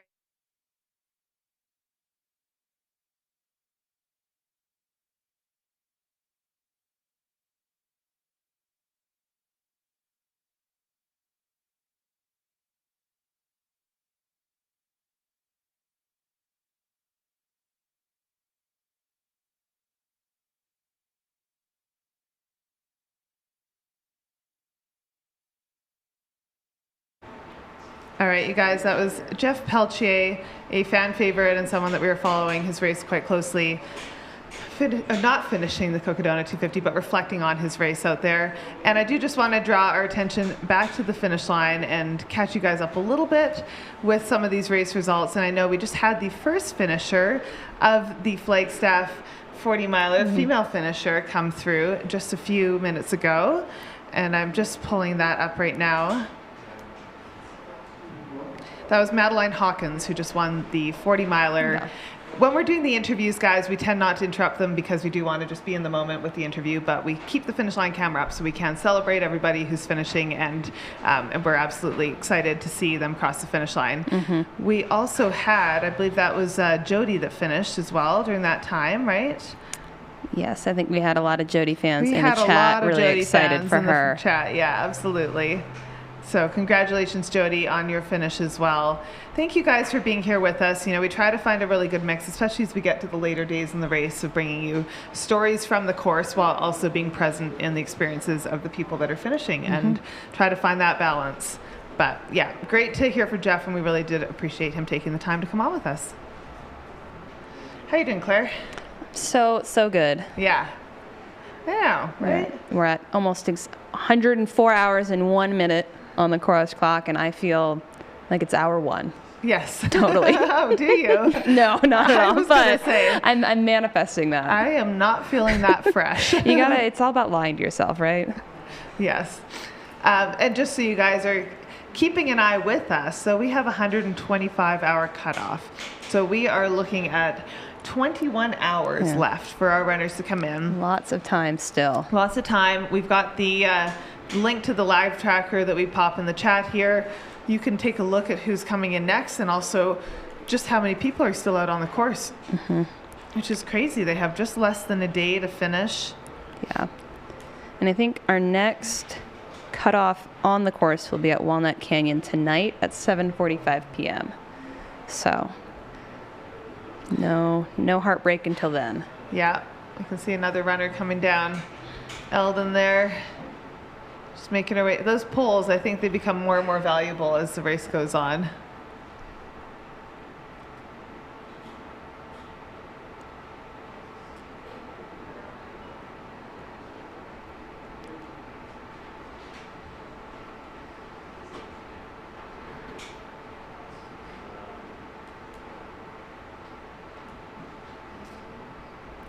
That was, I believe, 129 that we saw on the screen there, the Eldon viewpoint. See if we can get an idea on our runner trying here. to scroll through. Sarah Malone. Nice. We'll see you in a few short hours, Sarah. Short. Yeah. Short hours. Probably won't feel short. No.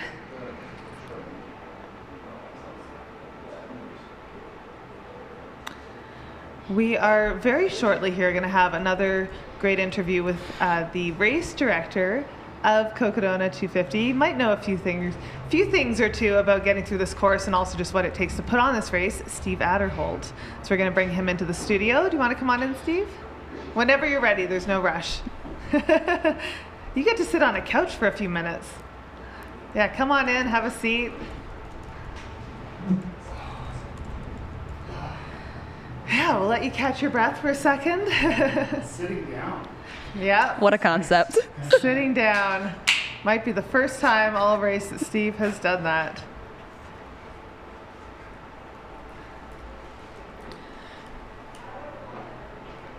There we go. All right, you can grab that mic beside you anytime, and we'll get going here.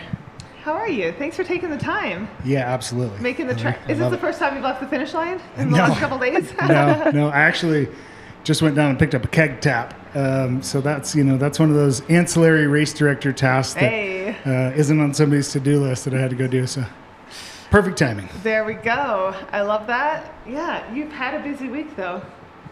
I think we all have, from pacing and crewing and in many different ways. Behind the mic and putting on a race. So yeah, it's been a good week. Yeah. And a hard week. Yeah, for sure. And there's a lot of logistics that go into this.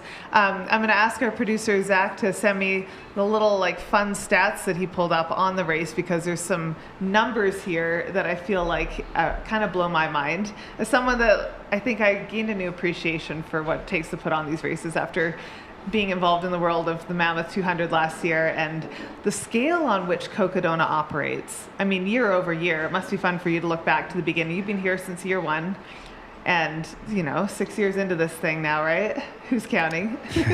Yeah. I mean, it's every year has been a new race. I'm getting excited for the point when we can kind of reach where the logistics plan stays the same. That'll be nice. Do you think that'll ever happen, or is there always going to be a wrench thrown in it? Well, there's always a wrench thrown in it, for sure. But I mean, I have had to reinvent our logistics and staff plan every year because of new distances and more runners and more aid stations and just all the changes. Spotted owls, They're very cute, but they get in the way of running races, that's for sure. They've been a topic of much conversation here, especially where it concerns the Eldon section, because I feel like it's sort of fascinating for runners to have to navigate that late in the game on their own without a pacer. Yeah, I mean, I would never do that. Intentionally, Intentionally, that wouldn't be the point. It does make a very interesting and challenging finish, that's for sure. Up and over Eldon without pacers. Yes. I mean, I've been up there just on its own, and Eldon on its own is always just a beast, right? Let alone when you're going on 3 or 4 or 5 days of no sleep. But yeah, especially coming down Eldon Lookout, that's pretty rough. But yeah, that's a consequence of a couple of things with the Forest Service. One is the Mexican spotted owl. Their hatchlings are coming out right now. And so there's a few mating nesting pairs up there on the top of Eldon. And then also the Forest Service has a recreation plan that only allows a certain amount of people through. So we're just threading the needle on all the things that we have to get through to make this race happen. Well, and for those of you folks who are on the lottery, which I think is going to get even more popular year over year, part of the whole trade-off with the no pacers through there is to allow more runners on the course overall. And so there's a constant juggling act, I'm sure, for you on how to navigate that and try to maximize the number of people that get to be out here and enjoy this race, but doing so in a safe and sustainable way. And on that note, I just want to read out a couple of the stats for this race, which you're probably well aware of, but for me, you have 60 staff members, probably more than that, 60 plus staff members, over 1,000 volunteers. You've been the RD since the beginning. We've got 5 different races going on. And I feel like every year, like you said, you're increasing the number of races and the different logistics that are happening. It. No more races. adding. Are you sure? No 300 miler next Positive. year? Definitely no 300. We don't go there. Yeah. No, there's a 40, 80, 100, 125 mile race. The 100 mile was new this year, and that was sort of a fun little spicy addition to the crew. Yeah, the Bradshaws are a really cool range. And obviously that's where the 250 starts, and that's that big challenging first day and night, really. And I really wanted to showcase the Bradshaws, and there's a few areas that we still haven't received permission to go through yet. Hopefully in the future the Brute will be much more single track and just very challenging through the Bradshaws. One thing that I love about Cocodona is many of the distances are great for folks that are back of the pack that need extra time to get through on cutoffs. So especially the 125 and the 80. Yeah. The Brute's kind of the other side. It's supposed to be very hard. Like graduate no pacers, level. no crew, graduate level. Yeah. So it's fun to have a mix of different things. Yeah. And when you were throwing out the stats, I figured you were going to have the 16 box trucks that we have going all over the place, from refrigerated trucks to drop bag trucks to course setup crews to it's crazy all the logistics that are going on with the staff. I mean, even getting those around on some of those roads, right? Like you need off-road capable box trucks. Well, yeah. I mean, we get the smaller box trucks for the ones that go up into the kind of the mountainous areas. But we had one staff member this year take one of the 16-foot box trucks all the way from Crown King all the way to Camp Kibble on Senator Highway, which I would never send any staff member, even in a pickup truck, to do.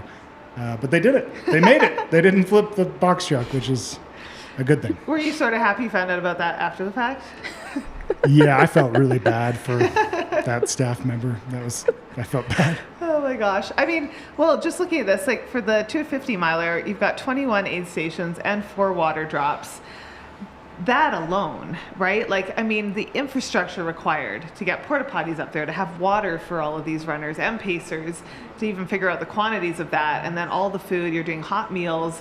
Hot meals require electricity. They require griddles and stoves and all these things. Like, truly, Steve, my mind is blown just like scratching the surface of the machine that this is. And I know it's a crew of people that put it on, but also just a lot of responsibility and a lot of things that have to all work together, right? That you're constantly juggling. Yeah, I like spreadsheets. Apparently, you must. But it is a huge group of, the staff, yes. We have over 60 staff, and many people are coming back every year. Aid station captains are coming back every year. Volunteers, pacers, crew are coming back every year. And it makes the race better because everybody is putting in what they know to make the race better. So I can't claim credit for it being so great. It's a team effort. Yeah, and I appreciate that, but it is ultimately a lot of responsibility, and I'm sure you never stop worrying until the last runner is in. Like you're just always thinking about the humans out there that are going through this experience and how you can make sure you have all the safety nets in place for them, for the volunteers, all of that, right? Yeah. Yes. Hence the fact that you probably haven't gotten much sleep this week. That's true. I haven't got the past month really. Yeah. I have like Alice Cooper's "School's Out for Summer" song in my head when that last runner crosses the finish line. It's like, yeah, it's time to celebrate for sure. Yeah, absolutely. Something that I learned a lot about when I was pulling together the Mammoth with Tim Tollefson was the Forest Service piece of it and the relationships there. And for one, how important those relationships are. There's a lot of education required on both parties' parts, as far as like what's important to us is not necessarily as important to the Forest Service. Understanding, like you said, the owl habitats and what you need to do to work with that, to make sure that we're responsible recreators in these places. What's something that you're sort of proud of as far as managing that relationship, growing it, developing it in a way where we can have access to these places, but also do so in a way that is good for everybody? Well, man, that's a big question. On no sleep, I'm so sorry. All good. I think the building the relationships is the key part. There's 68 permits for this race. Wow. The forest, we go through 4 different districts of Forest Service. And it really comes down to relationships. And, like you said, we have competing but parallel goals. Losing words quickly. Interests, yeah. Yeah, interest. Thank you. That's what I was going for. So just sitting down to work with them to figure out a way through. The course has gotten cut up and changed a lot over the past 6 years. Now we're set. We just received a 4-year permit. So that's a big deal when you get to that level where they trust you. Yeah, it is. And we've done that by working with them. So it's been good. But we've also learned a lot of the process, the internal processes through the Forest Service that you wouldn't know about if you just submit a permit. And I've been doing that for 17 years, but I've never been through this review process with multiple endangered species. So if there's any race directors out there and you have endangered species and you're going out for a new permit, I would be happy to pass along the lessons learned, because it'd be better to know from the start than at the end. I'm like, maybe I should have called you up before we did the mammoth permits, but also maybe not knowing was the saving grace, because there was a lot of hair pulled out along the way. But 68 permits is insane, and like you said, speaks to the relationships and sort of understanding how to manage all of that. Just for your own background as a runner, have you done a 200 miler before? I have. I did the Moab 240. You did the Moab 240, yeah? Yeah. So I was on a running adventure with a buddy of mine. He was a fellow race director, great guy, and we miss him dearly, Matt Gunn. And I was planning ahead of the first Cocodona race, and it was in a few months, and we were out together, and he's like, you really should run a 200 miler before putting on your first Cocodona. And I was like, oh, Matt, dang it. Really? So then a couple months later, thankfully that year it was the year before, or the year of COVID, so there was space in the event, and I got to run it. And then this my co-race director and partner in life, Erica, she also kind of did the same thing. So this was her first full year, fully integrated as us working co-race directors. And she ran the Mammoth. The Mammoth. Absolutely. I was quite nervous when I knew you guys were out there. I was like, oh my goodness, they're going to know. They will really know. It's hard not to look at other events whenever you're like, why would they put the portable toilets there? Come on. Yeah, totally. But no, you guys did an awesome job. Especially a first-year race is always so hard to put on. There was a couple of rogue porta potties where I'm like, no, that's not where I put the pin on the map. Well, most of the time it's not where it was on the layout. But yeah, I still have the Mammoth bracelet to celebrate Erica's amazing accomplishment at your race. Yeah. It's something I'm sad that I was signed up to do Bigfoot 200 a couple years ago as we were planning the Mammoth out, and then there was a fire on the course 2 days before, and they turned it into just like a series of 4 out and backs, which I didn't feel like was true to the 200-mile experience that I wanted to do. So I still haven't done one. I'm jealous that you have, because I feel like once you start race directing them, you don't get the same amount of time that you used to. Well, yeah, I'm signed up for the Summit 200. I just saw that, yeah. And I have Is that why you brought Erica on, so that you can go and run some more races? No, that's not why. But how's training going? I haven't been training, so we'll see. I've got a little bit of time before the race. We'll see what happens. Yeah, you got 2 months, Steve. You're fine. Looking at the race, I mean, this year I think every year I'm sure it's felt like you've leveled up in every way, whether it's the scale or the response. This year especially, it feels like we've just hit another height with Rachel's overall win, and I think the media buzz that's going to come out of that is going to be a lot bigger than the ultra running community, and already is. What are you proud of, like in creating this whole experience and helping build this ecosystem and environment? I think I'm the most proud of the community, the culture of Cocodona. It feels like a family. I was just coming down the street from picking up that keg top. I ran into Shelby, and Shelby was saying it's a family. Yeah. And that's really, I mean, Jamila and I set out to create from the beginning 5 races, 5 days, a trail running celebration in the United States. So I think we're getting there.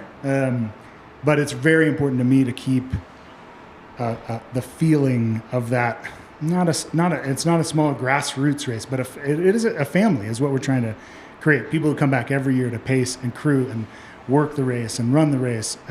That's special. And I think it adds to that's what I'm the most proud of. Yeah.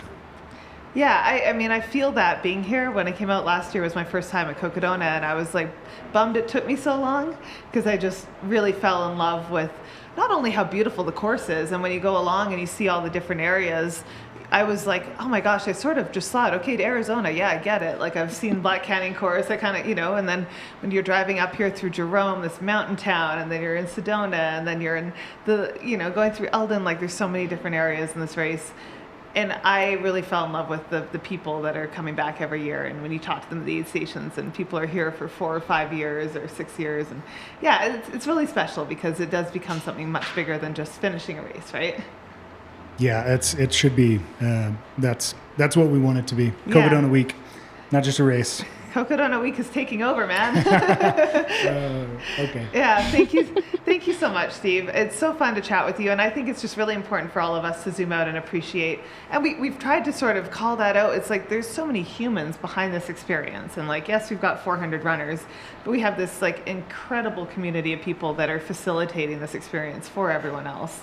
And I think that it makes it even more powerful, right? It's like we have to remember that, and that's what makes the experience so special for each and every person.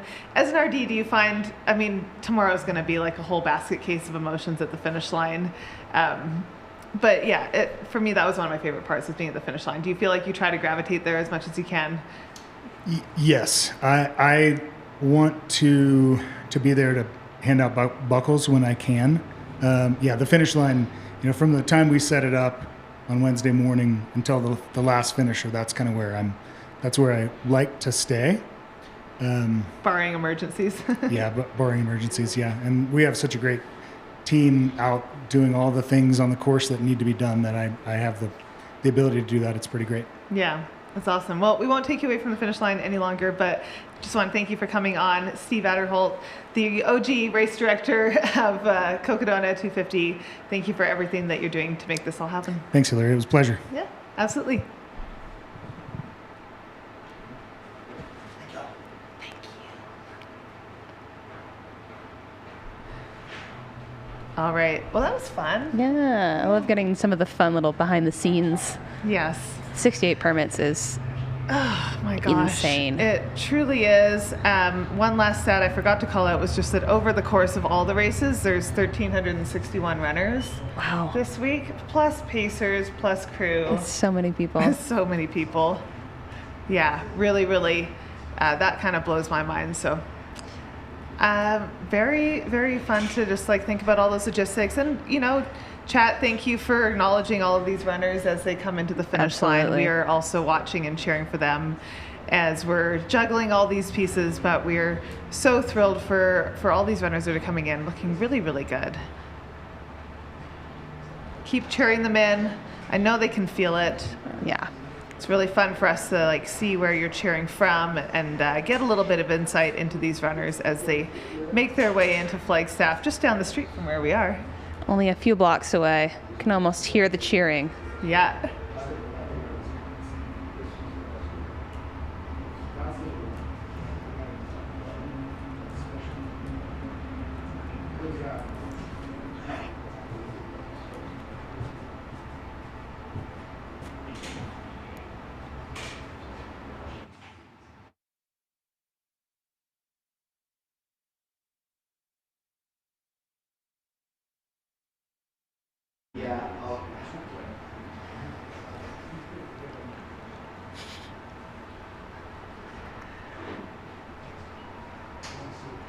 I don't know who Frankie is, but I feel like I got to shout him out because my family is Scottish on both sides. Oh. So my maiden name before I became a Yang was Matheson, and very Scottish.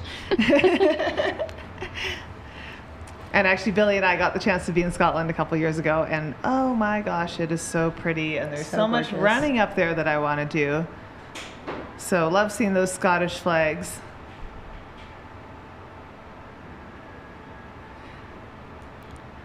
We're going to take a very short 2-minute ad break, folks. We will be right back with you. So don't go anywhere. Everybody has skin, and we have the skin salve for you.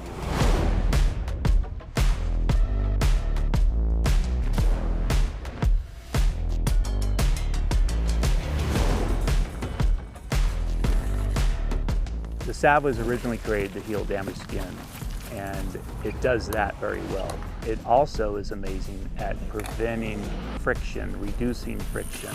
So whether you're using it as a moisturizer, a hydrator of the skin system, or going out, you're in a big race or adventure, the skin deserves squirrel's nut butter.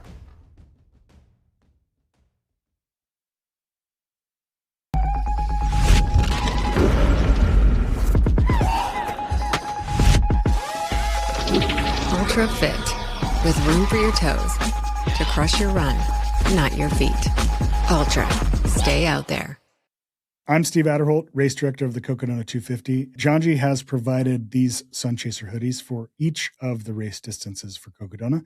It's our runner shirts. First thing, they're great because they have a hood. So if you're wearing a ball cap, man, it's such a great way to protect your face and your neck fully from the sun when you're out there playing. Integrated thumb slits, so you can cover up some of your hand. It's got a watch slit on both arms. It's UPF 50, so you don't even need sunscreen. Thank you so much, John Chief. Thanks for supporting Cocodona.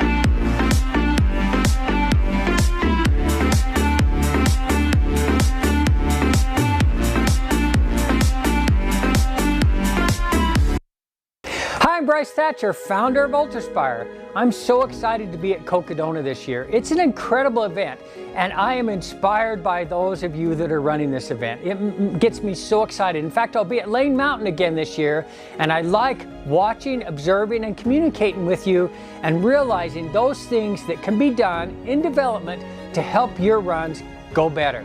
Hence, the Traverse and other products that we've developed specifically around you incredible athletes that are able to go so far and do such incredible things. I'm so excited for you this year.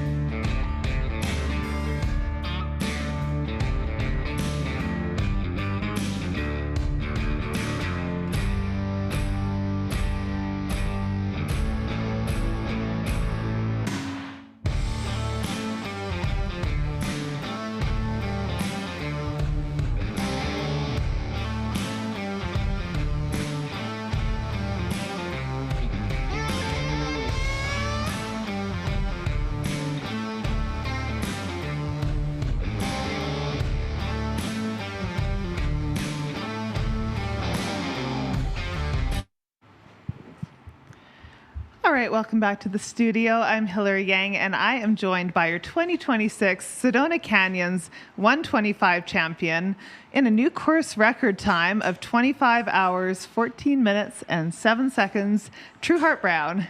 Hello, Trueheart.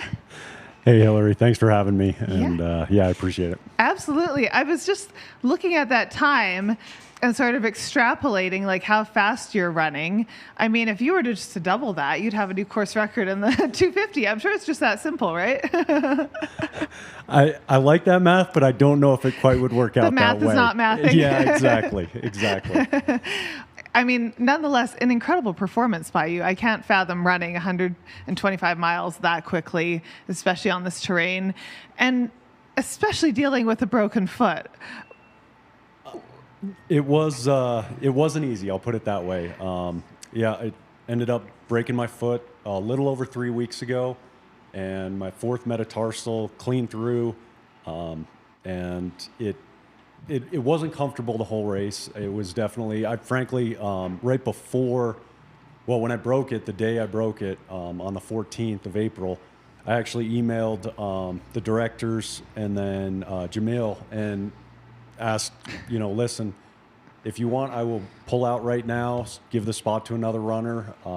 But if you let me make the game time call right up until the day, I will be as ready as I can be. And I kind of spent 2 weeks just riding my bike, lifting weights, and just trying to do everything I could to baby that foot, and then started running on it 2 weeks after that, which wasn't really comfortable, but I was able to run and a little bit more every day. And then, just going into the weekend, I was like, all right, we're gonna go for it. But I'll tell you, every step, I was thinking about it the entire time because it wasn't comfortable, and I knew just kind of one wrong rock kick or misstep could have been tough. And it kind of I had to change my gait too, which was really uncomfortable as well, but made it through it, and happy to be here. So, I mean, that does really blow my mind. I mean, people end up with broken feet or broken bones or whatever at the end of the race, but not many people go into the race knowing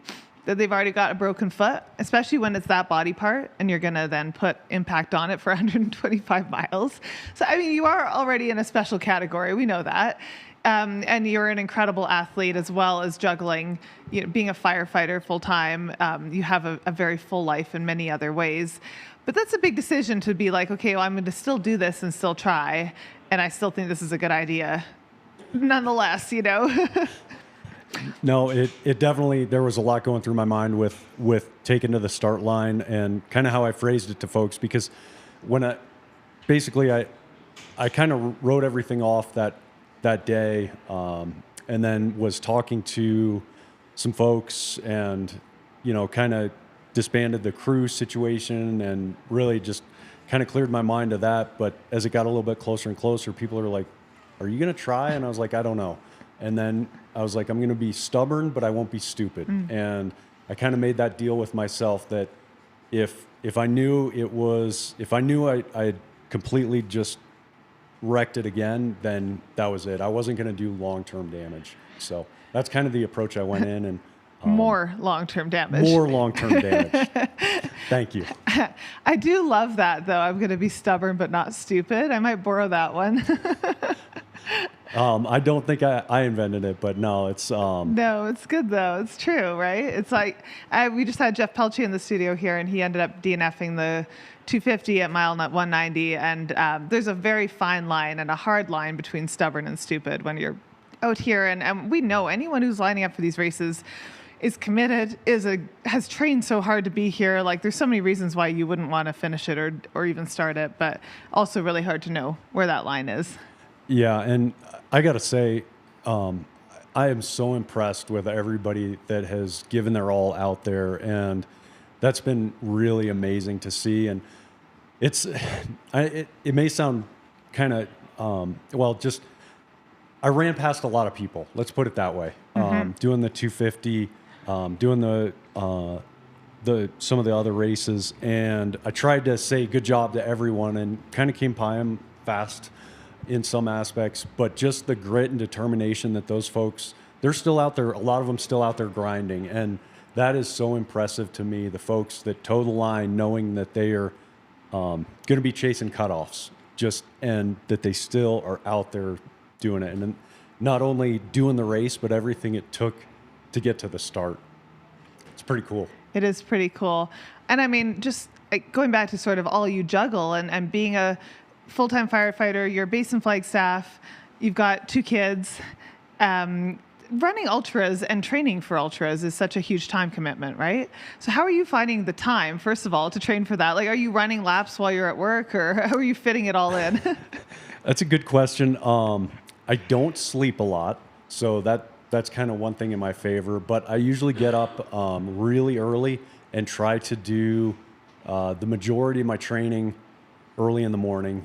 Usually jump on the bike, the indoor bike, for 30 minutes, do some strength, and then try to knock out 10 or 12 miles before I go to work. And then I do have the opportunity to try to slip out from work or in the evenings every once in a while and get some extra miles. But it's just trying to find those scraps of time and maximize them, because that's really all we get sometimes. They're just those scraps that we get to determine what we do. And for me, running, I never used to like running, and frankly, it grew on me because it gave me the one time where my mind kind of turns off a lot of the time, as weird as that may sound, but I'm able to just kind of disconnect, and it's like stress relief. As stressful as it can be, it's stress relief, and then finding the balance with family, because that's really tough too. But it's funny because my son's starting to get into running. We signed up, both of us, for Team Run Flagstaff has a run club that meets every Tuesday night and doing track workouts together, and he's getting all into it, and just seeing that develop within, and just trying to enjoy it as much as I can, but also recognizing too that obviously big commitments at work, and I need to manage that, and the organization that I have here on the forest, and it's just try to do my best is what it comes down to. Which I really appreciate, and I think it's cool to highlight. Obviously, our pro runners in the 250, most of them are doing this now as a full-time job. You've always been a little bit of an outlier as someone that performs on a pro level. You had... And I remember we interviewed you for our podcast, the Trail Network podcast, a couple of years ago, after you had your breakout race at Black Canyon, 100K in 2022. And you were the only person to come in under 8 hours, 7 hours, 57 minutes. And that was right at the forefront of when we were seeing a lot of these times just get destroyed out there. And you ran this race, you crushed it, and then we were like, but this guy also has a full-time, like a huge, busy life, and it's no small feat to fit in the training for those things. Is there a reason that you're drawn to ultra distances? I mean, in many ways, it'd be easier to find things that are shorter and faster and take up a little less time. I don't know. I like shorter runs too. I'm noticing as I'm getting older, I mean, that I call myself a gray horse a lot of the time.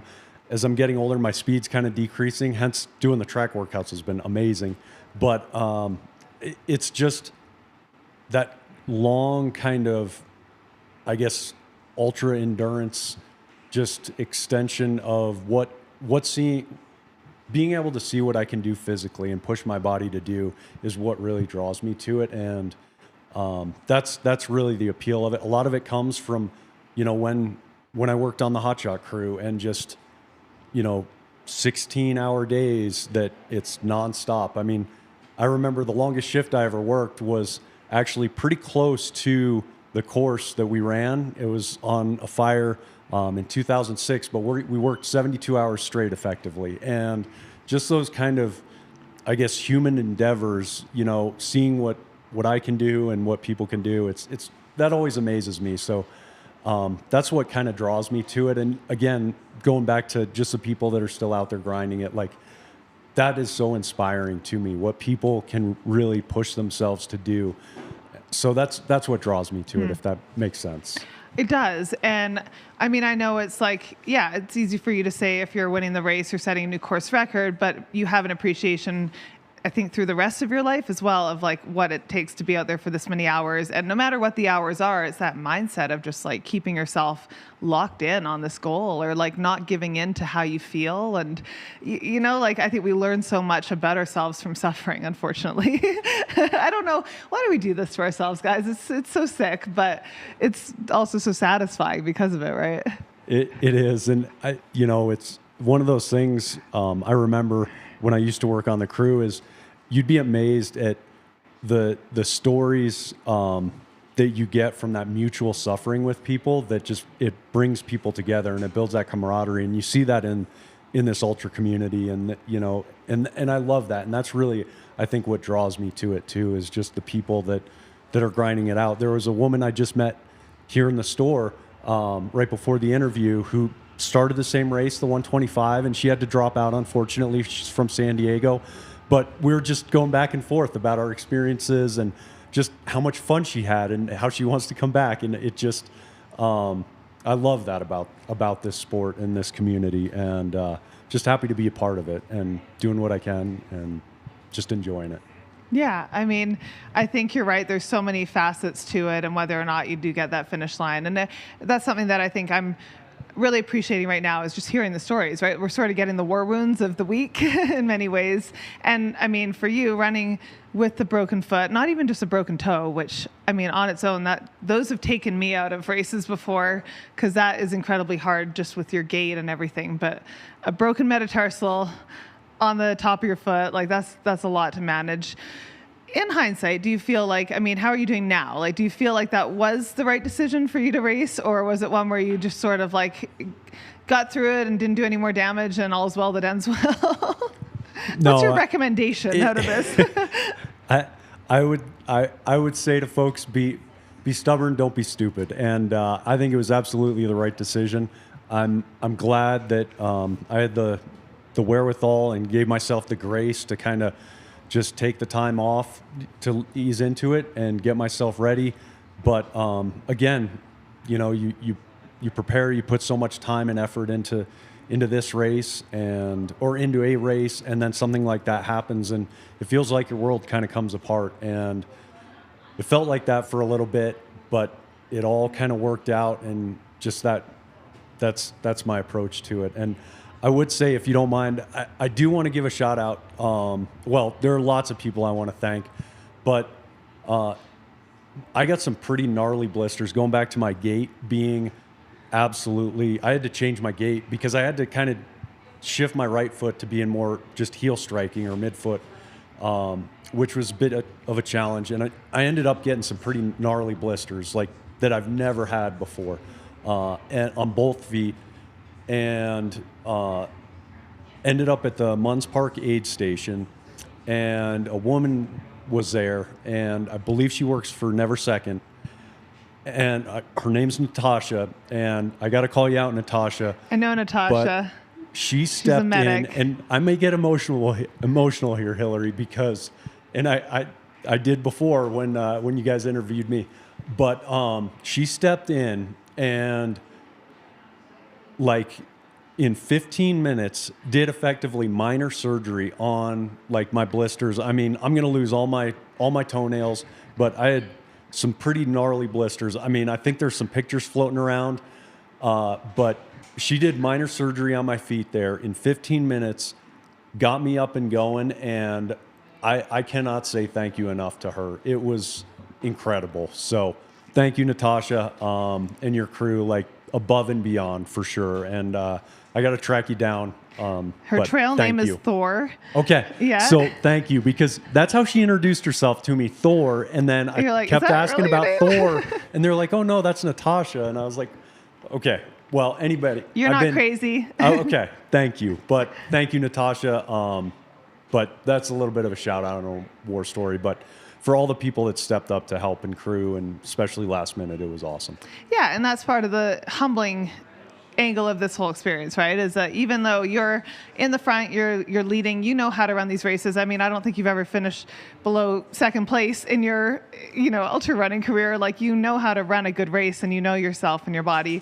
It still takes all these people, and it still is very humbling to be surrounded by so much love and support from total strangers, who just want to see you be successful out there, which is really cool. And I know you're someone, I think you get so much love from the community and respect in Flagstaff because you're someone that gives that as well. And you really do recognize all the people involved in this, and I think live your life in a way that reflects that as well.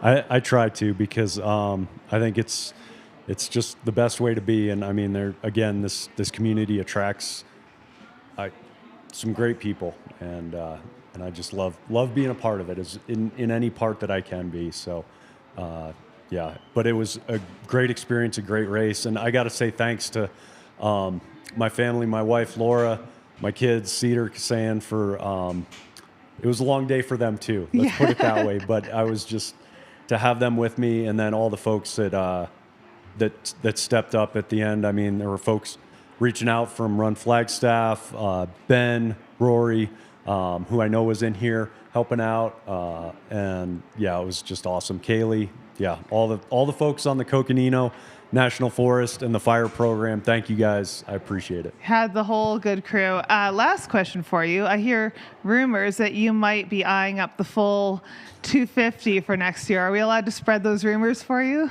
I don't know quite yet. I'm thinking about it. I had a little conversation with Jamil, and it was He's a bad good. influence, man. I know. Well, I think there's going to be a more important conversation with my wife before any decision. A lot like of that's negotiation. Exactly.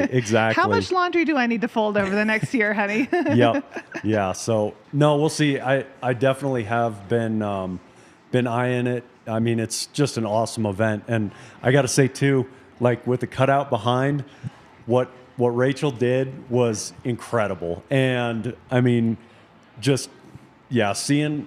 Obviously, I didn't get to watch her finish, but seeing the video of her coming in was just inspiring. You can appreciate it. Oh, we all can appreciate it. Yeah, but it was just one of those mind-blowing, incidents. And I mean, obviously her time, but again, just anybody that's stepping up to take on these endeavors is pretty amazing. Yeah, no, absolutely. I personally would be very excited to see you tackle the 250, just knowing the course, at least parts of it, quite well at this point, and you've had a lot of success here, and it would be really fun to see you throw your name in the hat for such a long race, So I'm a fan. I'm just putting that out there. I think that would be really cool to see you throw down, but also just really great to chat with you and celebrate your success out here and your new course record. 25 hours and change. I lost where's the exact number? 25 hours, 14 minutes, and 7 seconds for True Heart Brown as our champion of the Sedona 125 this year. Yeah, congratulations on your race. I do hope that your foot heals up and you give it the time to heal up before the next endeavor. I am going to take a little bit of time off. I hope my doctor will appreciate that. I am going to follow those orders now. But if you hear that, Doc, you hold him to it, okay? No, I appreciate it. Thank you again for the opportunity. And I mean, thanks to Aravaipa and Mountain Outpost for all the coverage you guys do, everything, to put this on. It's an awesome event. Run Flagstaff, and again, appreciate all the support from, folks and family at the Forest Service. And thanks We're again. all proud of you. Good luck to you guys still running out there, cheering for you guys, watching, and got a bunch of friends running the 40 mile right now too. So can't wait to go see them finish here in a little bit. Yeah, absolutely. We'll be cheering them all in all the way till tomorrow morning. So thank you again, True Heart, for joining us. And hopefully we'll see you next year on that start line. Sounds good. Thanks, Hillary. All righty. That was True Heart Brown, the winner of the men's race at Sedona 125. Always just such a class act and someone that I really respect a lot in our sport, and really happy to see his success out here. And keep celebrating our finishers. I know I see a lot of you guys in the chat who are very excited to see Frankie coming in. Did Frankie come in, you guys? But just in general, we are here to celebrate all of our runners. We're also here to hear all the stories from the week and just be part of the whole experience, right, Claire? Absolutely.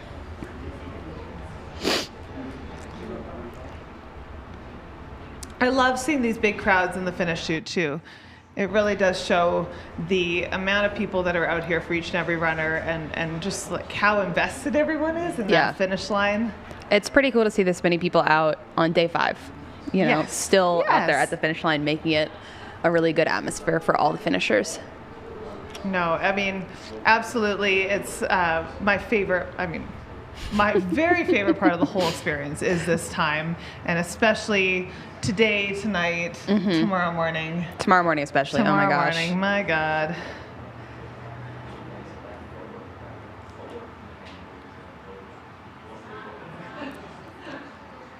Yeah.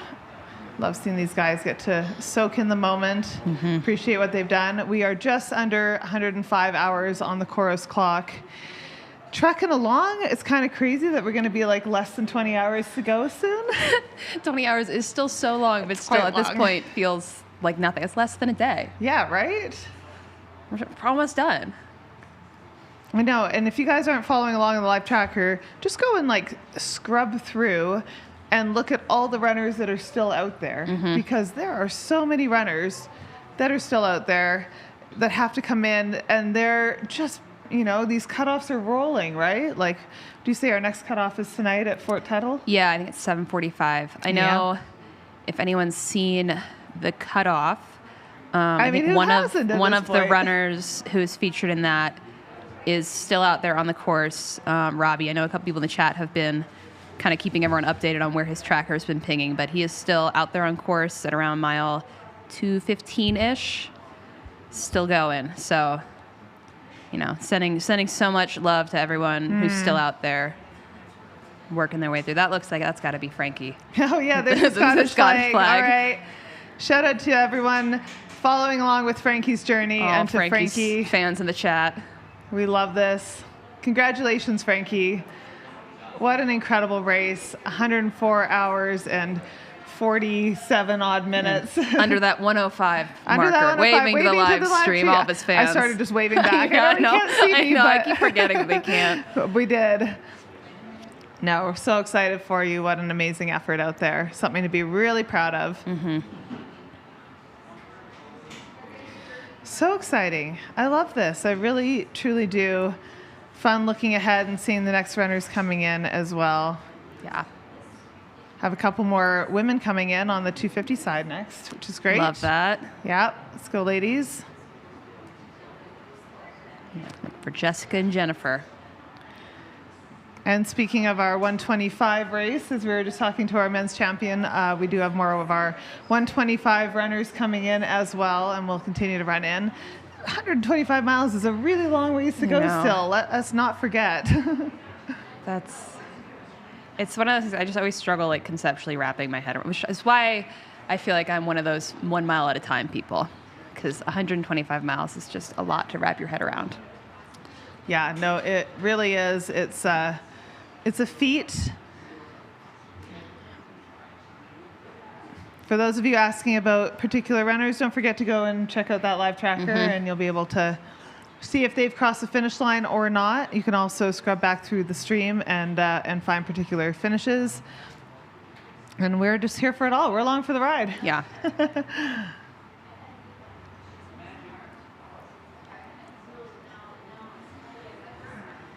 We are here, and we will be here for the next 20 hours and 10 minutes.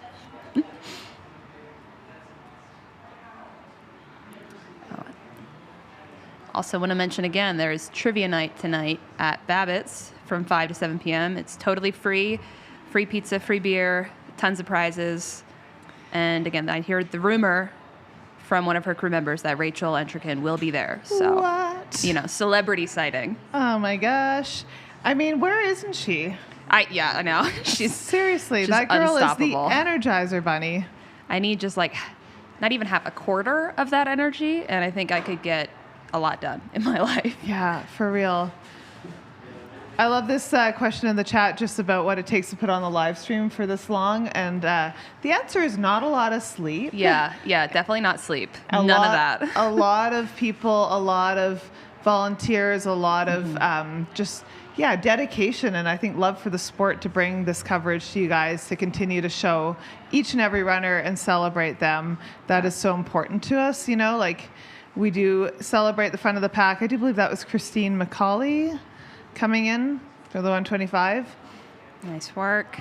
But it's a challenging experience. It's its own ultra to have a live broadcast for 125 hours, and we really love being able to follow the front of the pack, but then we love the last few days as well, right? Yeah, I do love the last, once, everyone in the front, all the elites have come through, and we can kind of just learn a lot about everyone else is out there. Because as you said, there's 1,300 something people between all the race distances. 1,361 runners plus crews. There's and a lot of pacers. people out there. Yeah. No, absolutely. And I think, we do really appreciate the acknowledgement from the chat. And I mean, every shot you see, every drone you see, every runner cam you see. It takes so many people out there. All of the producers, all the camera operators, all the drone operators. It's a lot. It's a lot more people than you'd think. It's kind of funny. We have this media house in Flagstaff that's really just like a series of revolving beds and couches.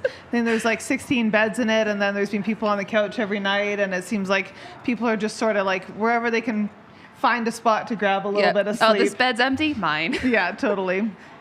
So it becomes just sort of it's its own. Yeah, I just keep saying it's its own ultra, but in many ways we just kind of get into the rhythm of it, and I've definitely run some races that felt easier or less tiring than this week. Yes, and shorter. Yeah, for sure, shorter.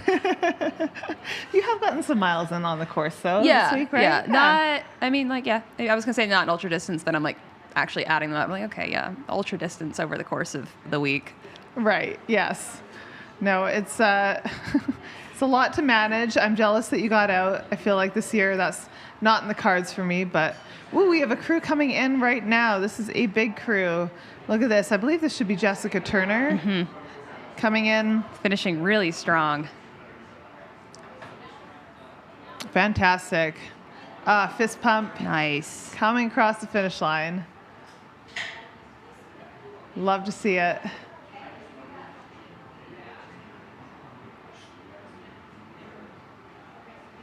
Was that might have been a 125 runner as well, Chris Ritchie. Yeah. Oh, that looks like a 40 bib. A 40 bib. All right. Well, we don't have trackers on the 40s, so. That might be Rob. Oh. Looks kind of like him. So Rob was part of Jeff Pelchce's crew. I do know him. That does look kind of like that is Rob. It is Rob. Yeah, nice work, Rob. Great call, Claire. I'm just so in the zone. If I don't have a bib and a name to go with it's hard. It's really hard. My brain is not functioning. Oh, we got another one. This might be Jennifer Westcott. I say with a question mark. Yeah, it's always with a question mark until you see the bib. I try to go off of how tired people are, but running 125 miles it's hard to tell sometimes. Yeah. Sometimes these runners look darn good too coming in. Another 40, finishing strong. Yeah, I do feel like the 40 miler is a fun way to end the week. Yeah, if you have capacity. I was talking with Liam because he did it last year, I think, in the year before, and I was like, yeah, that does sound really fun. Yeah, it absolutely does. Good way to see a little bit of the course. Nice flat part of the course. Yeah, totally. It's deceptive, and then you think, I could do the rest. It's not so bad. I don't know if I think that. Yeah. Nice. Another 40 finish, looking strong. I love this. The finish line's like a party now. Yeah. Shout out to photographer Anastasia Wild, who I can see in the screen there. Good friend of mine, and takes beautiful photos. If you haven't seen her work before, one of the many people behind the scenes making you all look really good. Or really tired at the finish line, depending on... Why not both? You know? We can't you fix can the look tired. good and tired at the same time. This looks like Jennifer. Great crew posing shot. with her finish line photo. Yeah, absolutely. Jennifer Westcott. with her crew, celebrating a well-earned finish line. Just coming in under 105 hours on the Coros clock as well. A nice round number to duck under.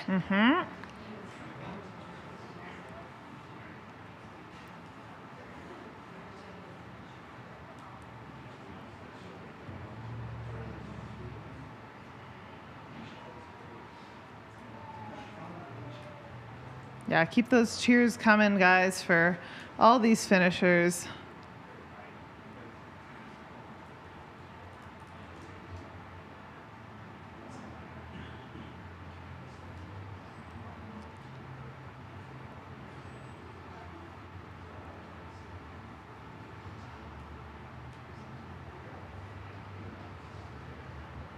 It's definitely heating up. I was just trying to catch the Flagstaff temperatures as the screen rolled by here, but just something to point out. Today is the warmest day by far, I'd say, of the race. Really does feel like, yeah, the longer you're out here, it's not very fair. No. The harder and the more conditions. Yeah. More variety of conditions that you have to deal with. I'm somewhat regretting my decision to not run yet today. Ooh. Because it's I wouldn't say I'm heat adapted in any way right now. So and 75 in Flagstaff is at least 10 degrees hotter with the desert and the altitude, and it really does take a toll on you. I would not want to be one of those runners right now. Mad respect.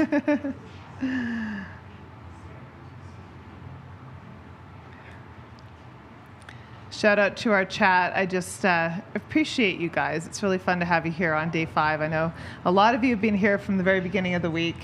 How's it Friday already, you guys? Doesn't it feel like it's flown by? This entire week, you could have been asking me what day it is, and I would not be able to tell you. I've had to check manually multiple times a day. I use my fingers to go day 1, day 2, day 3. That's how I know what day it is. It all blends together. Looks like we have a couple more runners coming in the next little while, in the 250 especially, and the 125. Really, they're coming in fast and furious now, all around.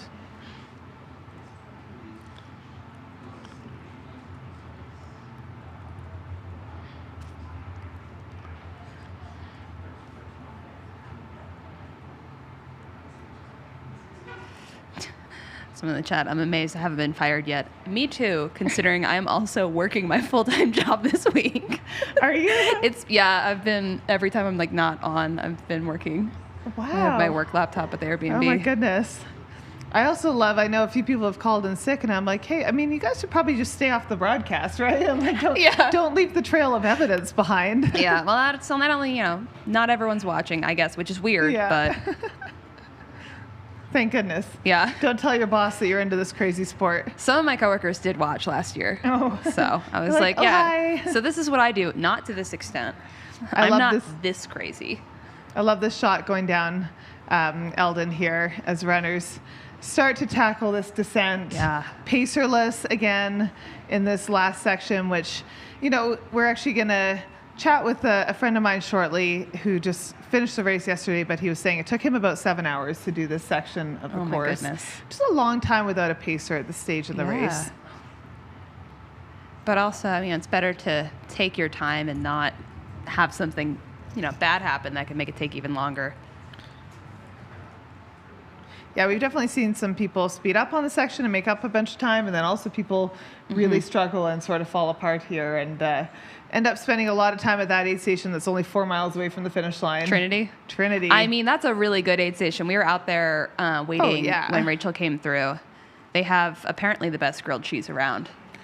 I love how much they do with how little. It feels it's not one of the big giant sleep aid stations or setups, but I feel like they do a lot of triaging and picking people up, putting them back together again. Another runner coming in. He looks like a 40-miler. He was running too fast. He's running quite swiftly. And his pack is smaller. That's true. He doesn't have nearly enough stuff with him. Yeah.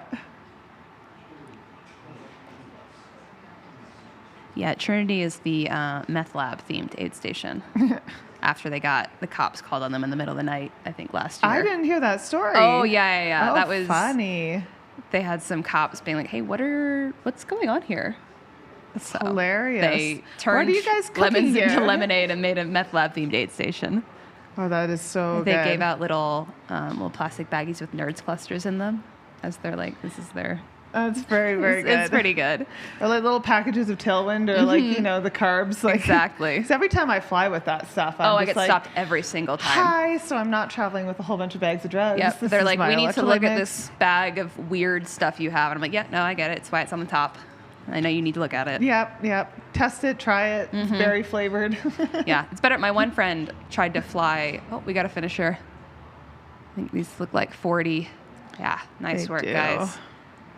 One of my friends tried to fly out of the Frankfurt airport in Germany with unlabeled baggies of magnesium. And she did have to like get pulled over a bit by the Oh my airport gosh, cops they're, and like, get swabbing questioned. it They were all like, down. what are you doing? Yeah.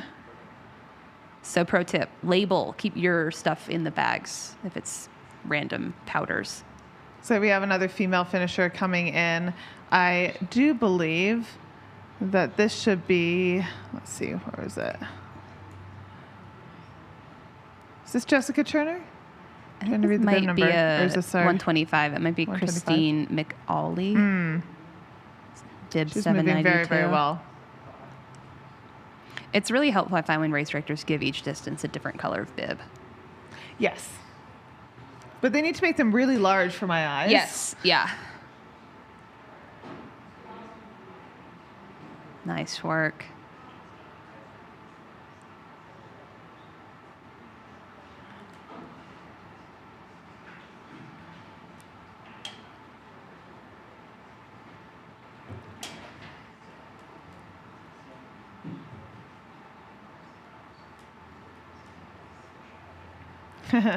There's just like so much happiness, right? Like the sigh of relief as they take your tracker off of you. Yeah.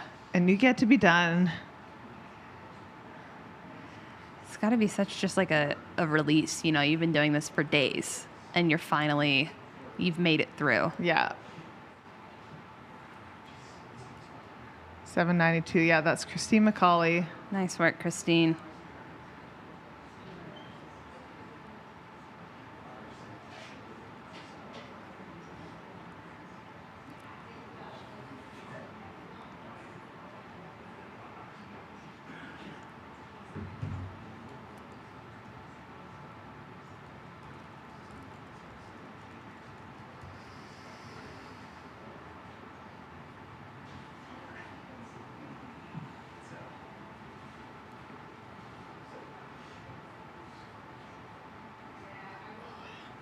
We're officially tipped over that 105 hour mark now. I do feel like I start really paying more attention to the clock, you know, because I'm just aware of how many people are still out there. Yeah.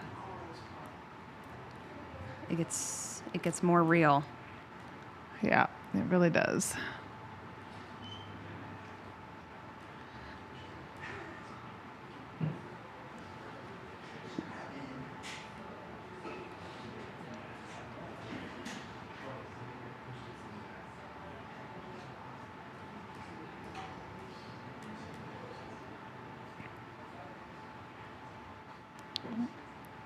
Another finisher coming through. This looks like this has got to be a 40. They're running way too fast. Yeah. Very strong finish.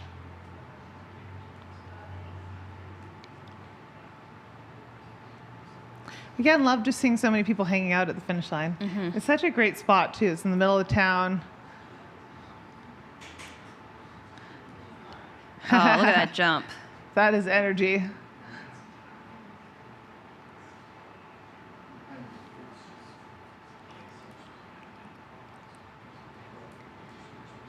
Yeah, center of town, a lot of stuff nearby. Diablo Burgers right there.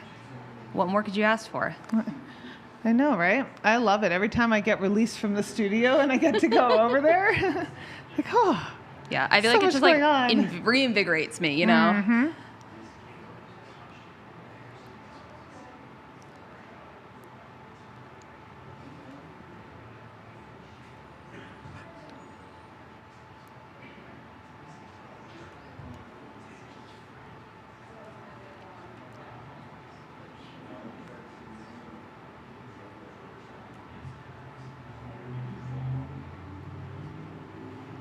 Someone's requesting a front flip over the finish line. Oh, good God.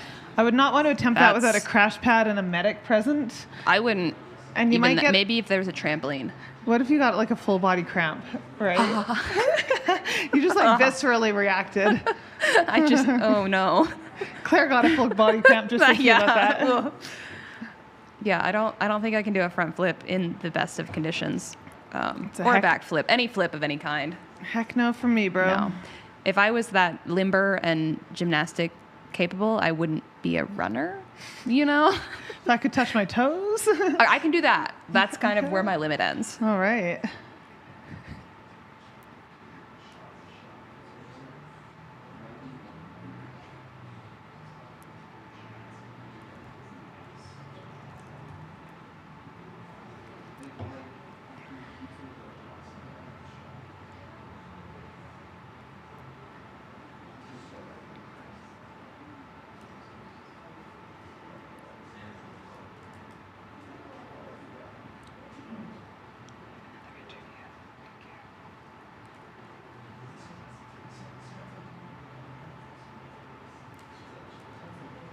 Again, we are here all the way until the bitter end, guys. 20 more hours of coverage. 20 short hours.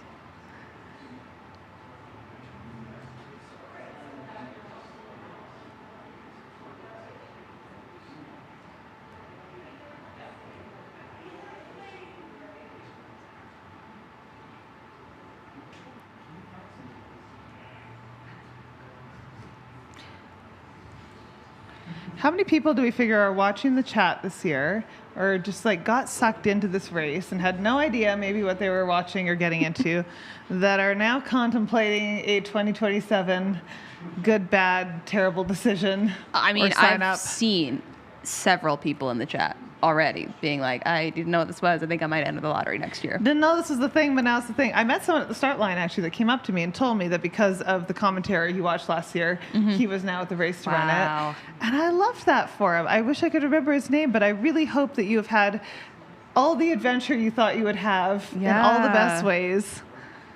And that's what it's all about, right? And that's why I think we love telling these stories, and that's why we love being able to show all these runners from the front of the pack, which inspires on one level, to the back of the pack, which inspires on another level. Yeah. It's all an incredible experience and like such a range of just like human moments that we get to share together, like this one right now, with our finisher coming in for the 125. I believe that was 8:31. Let's see. Timothy Mace.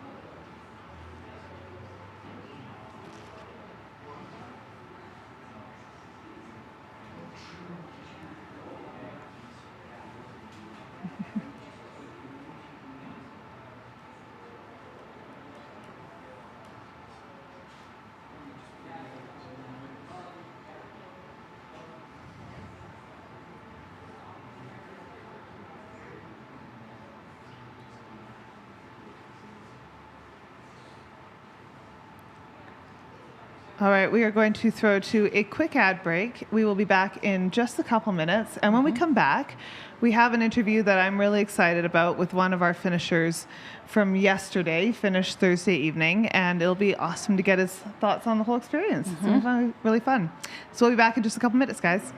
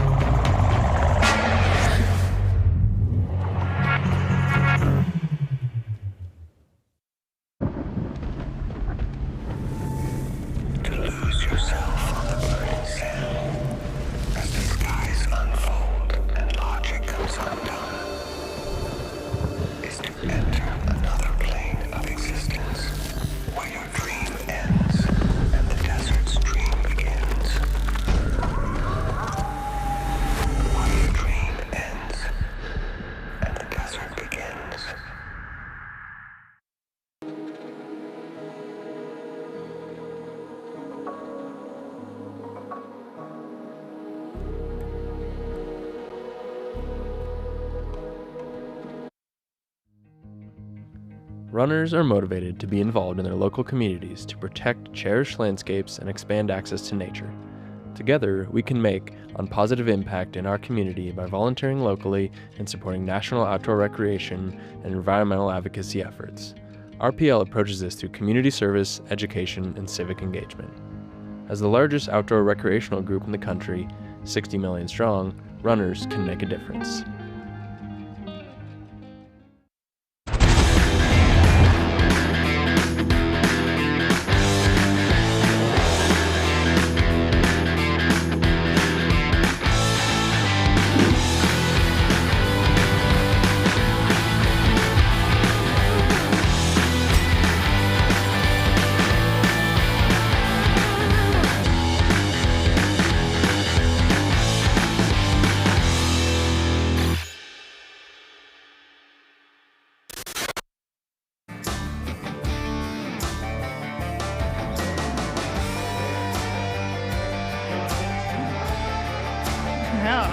I'm gonna think Tyler doesn't want to touch it.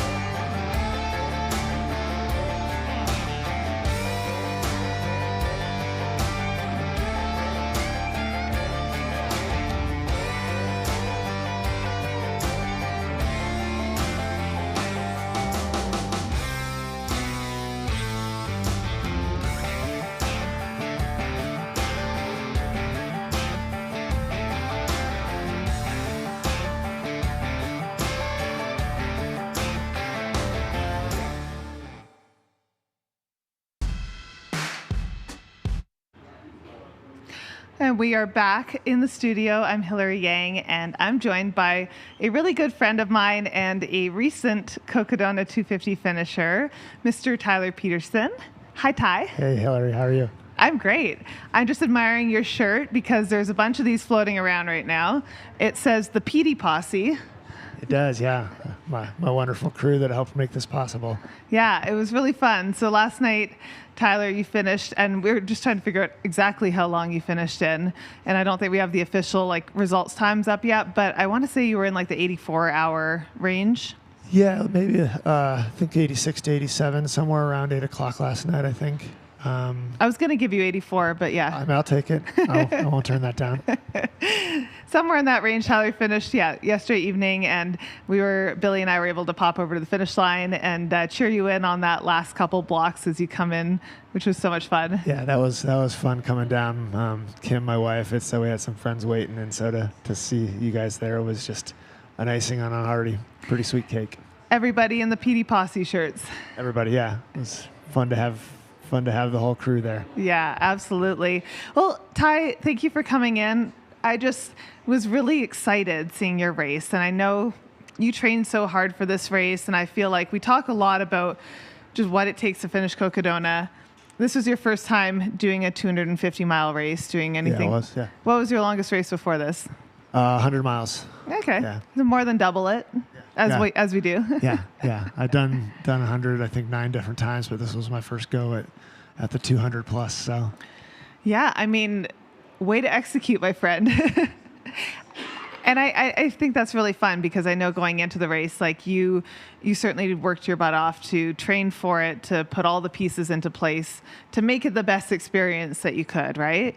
Definitely, yeah. While holding down a full-time job. So what did training look like for you? What type of hours were you putting in every week while also working and living? Yeah. I think kind of, gosh, I'm not a huge numbers guy, but we were kind of since back in November, December, trying to get roughly, 60 miles a week or more. I think I capped out at just over 90. try to do some strength training, a little heat training for several, I guess, months leading up to the race. My coach Danielle Snyder put together a great plan and just made it easier, I guess, to try to just get out and check all the boxes, and so we did a pretty good job with it. So I'd say you did. And I love sort of hearing the mileage, because I feel like, I mean, for a lot of people that are following along, maybe you've done a 100-miler, maybe you haven't. Maybe you're sort of figuring out, like, where is that moment where, like, oh, I too could run 250 miles, and how do you even begin to tackle that, right? Yeah.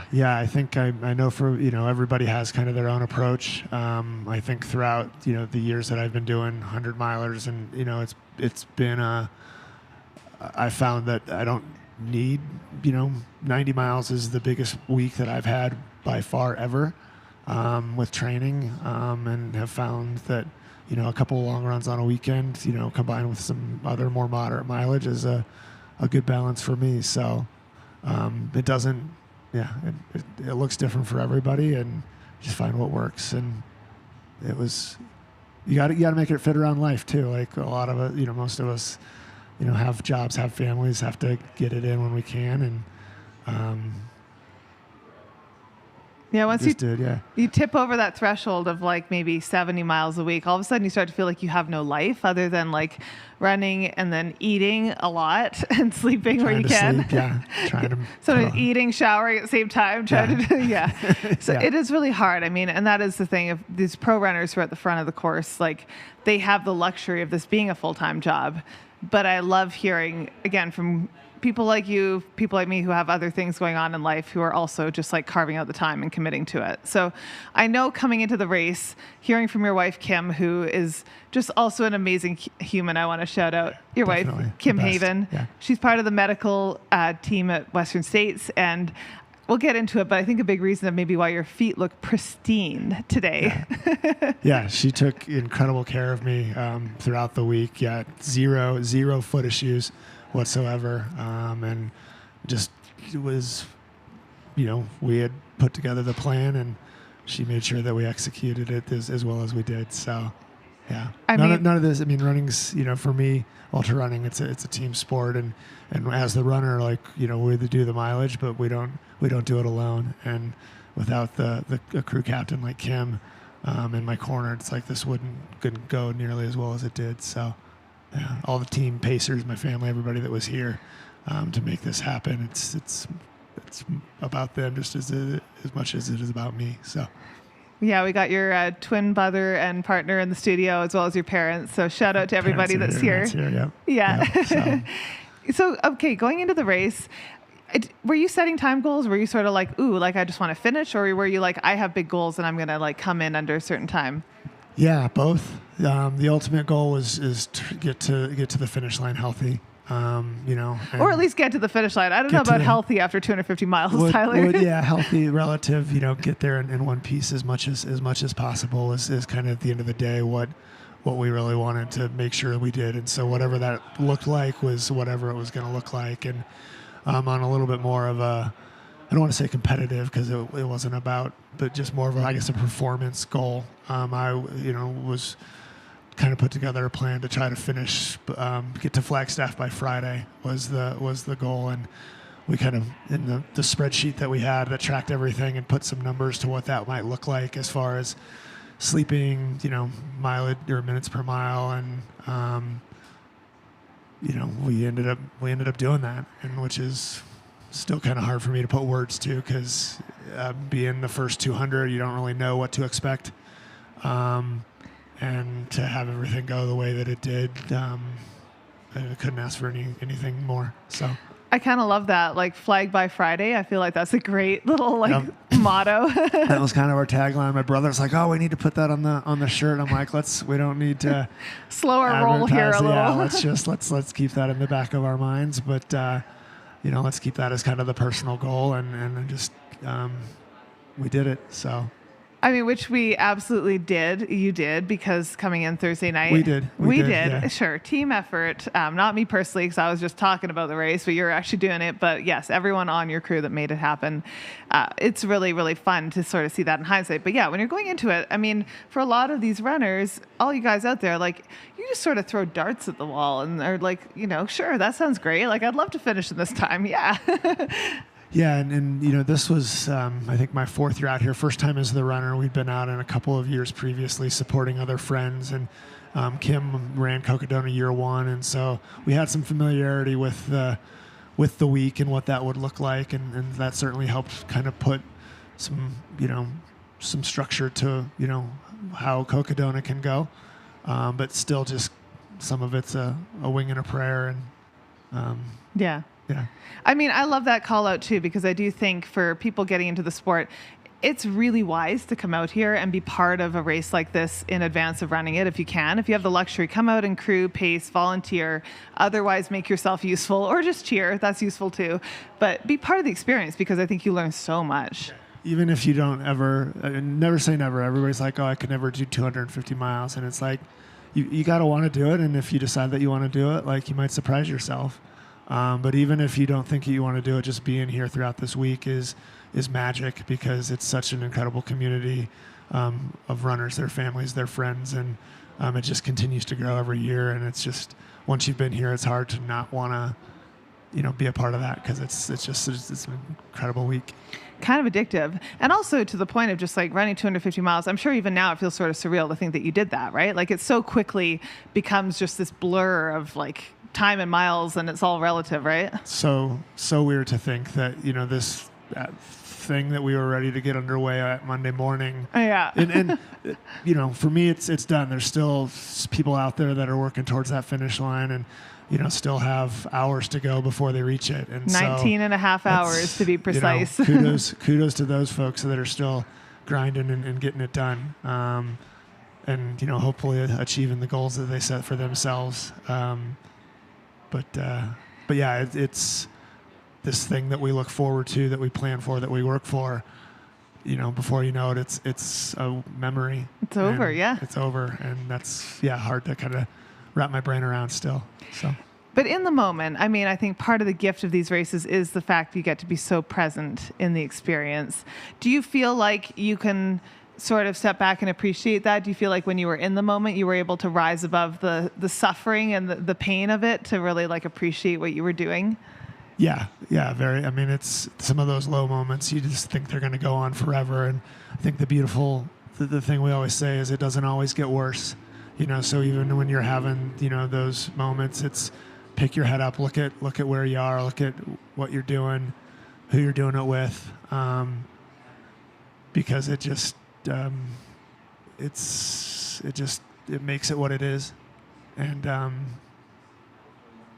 my brain's a little foggy. I can't remember if that answers the question or not. But that answers the question. Yeah. It's a special thing.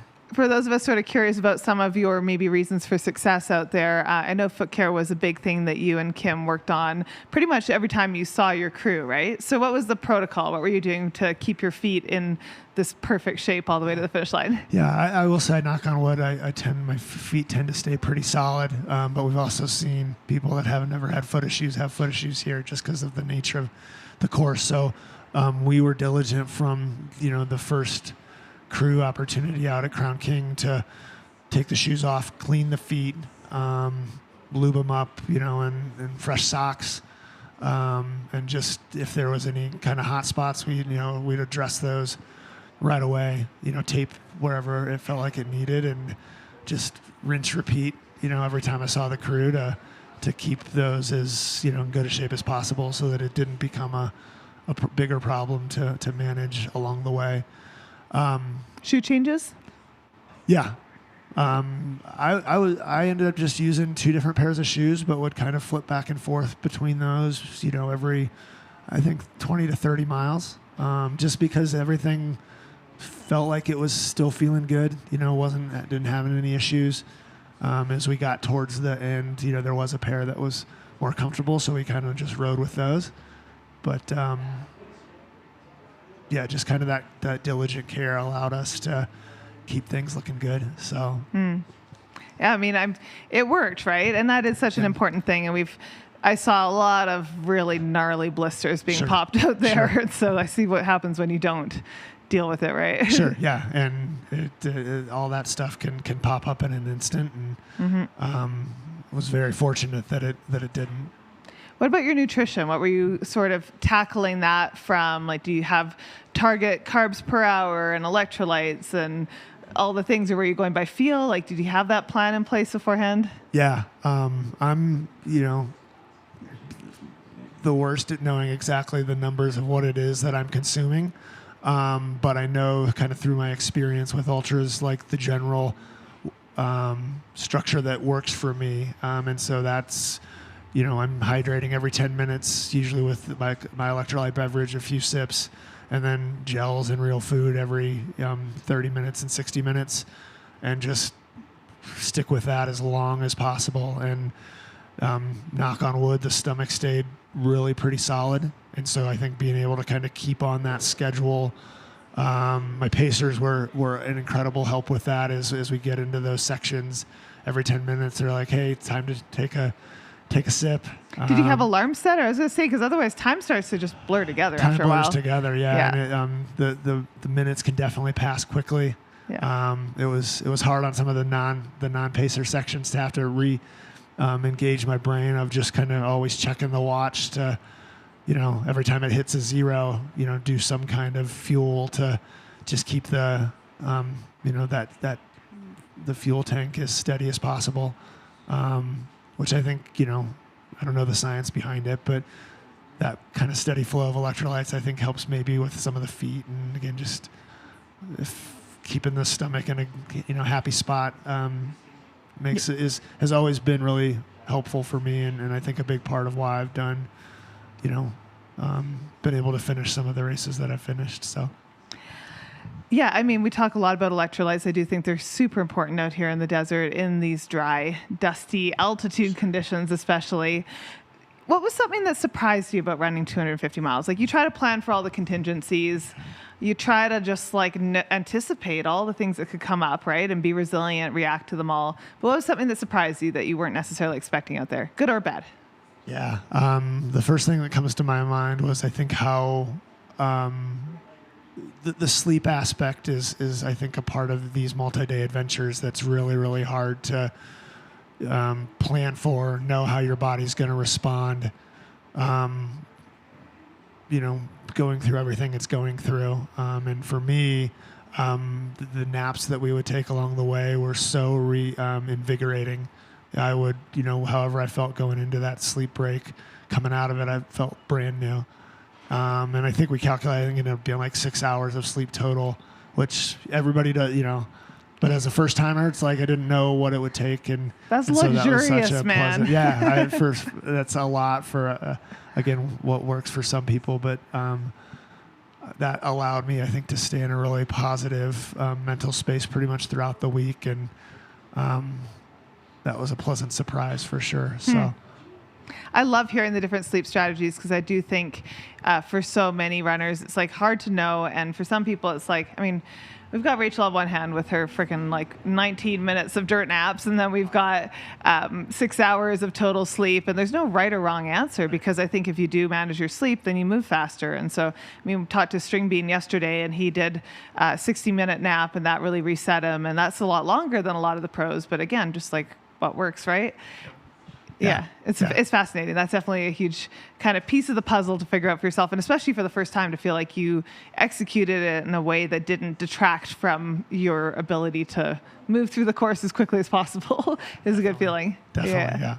Definitely would have liked there, and I think everybody can probably relate. It's hard waking up from those naps, and your body just wants to keep resting. But once it gets going again, everything felt great, and it made a huge difference. So that was just a fun.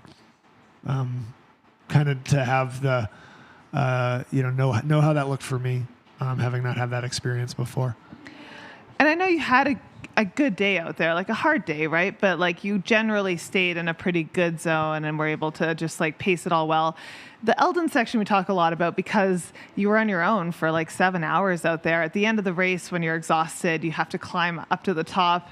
and then down the other side, just under 10,000 feet. How did you stay motivated? Like, what was sort of driving you forward through that section when you're just alone with your thoughts, late in the race? You're sort of coherent. Yeah. That was it's a hard section for sure, and hard to have, again, had the benefit of the crew and the pacers up to that point, and then have to kind of get back in that zone of taking care of myself. I think at that point, it's like I knew that taking care of myself was going to get us over the climb and achieve the goal that we set out to achieve. And so I just would throw some tunes on and just kind of, tell myself to just take it steady. Knew we'd get there eventually, and, needed a nap up on Eldon. Got up there, it's like couldn't see straight, and it's like, all right, I'm going to lay down. And, but just really made sure I was staying on the things that work for me, and just bring the whole adventure to a close. You hear about that section, you see the footage, and it's still, I don't know that it does it justice. It definitely walloped me more than I expected it to. I knew the downhill would be hard. I'd gone up that way year one with when the course went the opposite direction, but just still didn't expect it to be as hard as it was. And those are big steps to be taken on tired legs. Yeah, big steps. So snapped a pole coming down, which was something I'd never done before. So that was a new experience. But fortunately, we were almost done with the descent at that point. But that was, I think, just the long story long.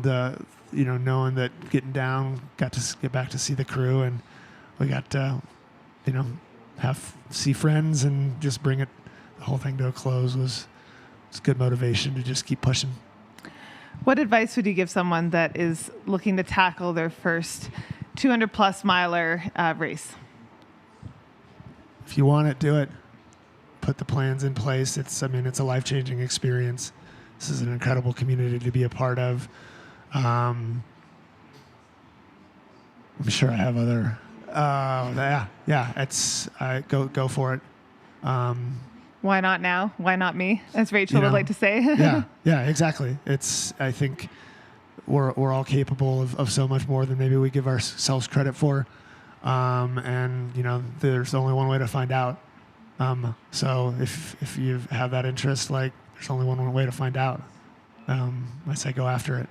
Yeah, I love that. And I was really inspired watching you run, and you just tackled it one step at a time, and you never let the big picture overwhelm you, and you just kind of moved through it and did so with a lot of grace and the ability to just sort of absorb and accept it all as it happened. And to see you finish last night in 86, whatever, 87 hours it whatever was. The number is, yeah. Yeah, but to just see you finish so far ahead of sort of that best case scenario because you ran a race that was just well within what you were capable of. I was so proud of you as a friend, and also I love being able to chat with you because I do think we focus a lot on the pointy end of the spear as far as that elite performance, but you really put on a very good race from start to finish, and that takes patience to do that.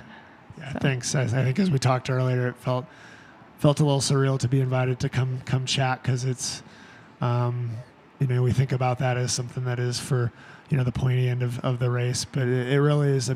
Everybody has their own experience. It's a week of stories, big moments, small moments that culminate in this whole adventure, and just fun to be able to come share that. So it's fun. I keep seeing the basketball here with all of the. Let's close with a little ask about your NBA performance. What was your Mingus score? I think I had 5. I think. All right. I definitely for folks who are coming out to Cocodona next year, work on your jump shot, because this was such a fun thing to do. But yeah, definitely felt like I performed better on the course than I did on the court.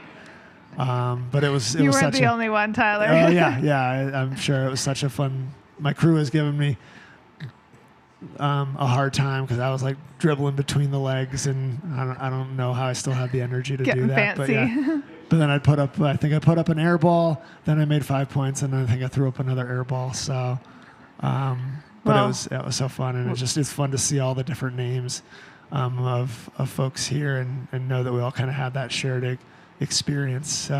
This basketball in our studio here is the basketball from the course. It's got all the runners' signatures on it.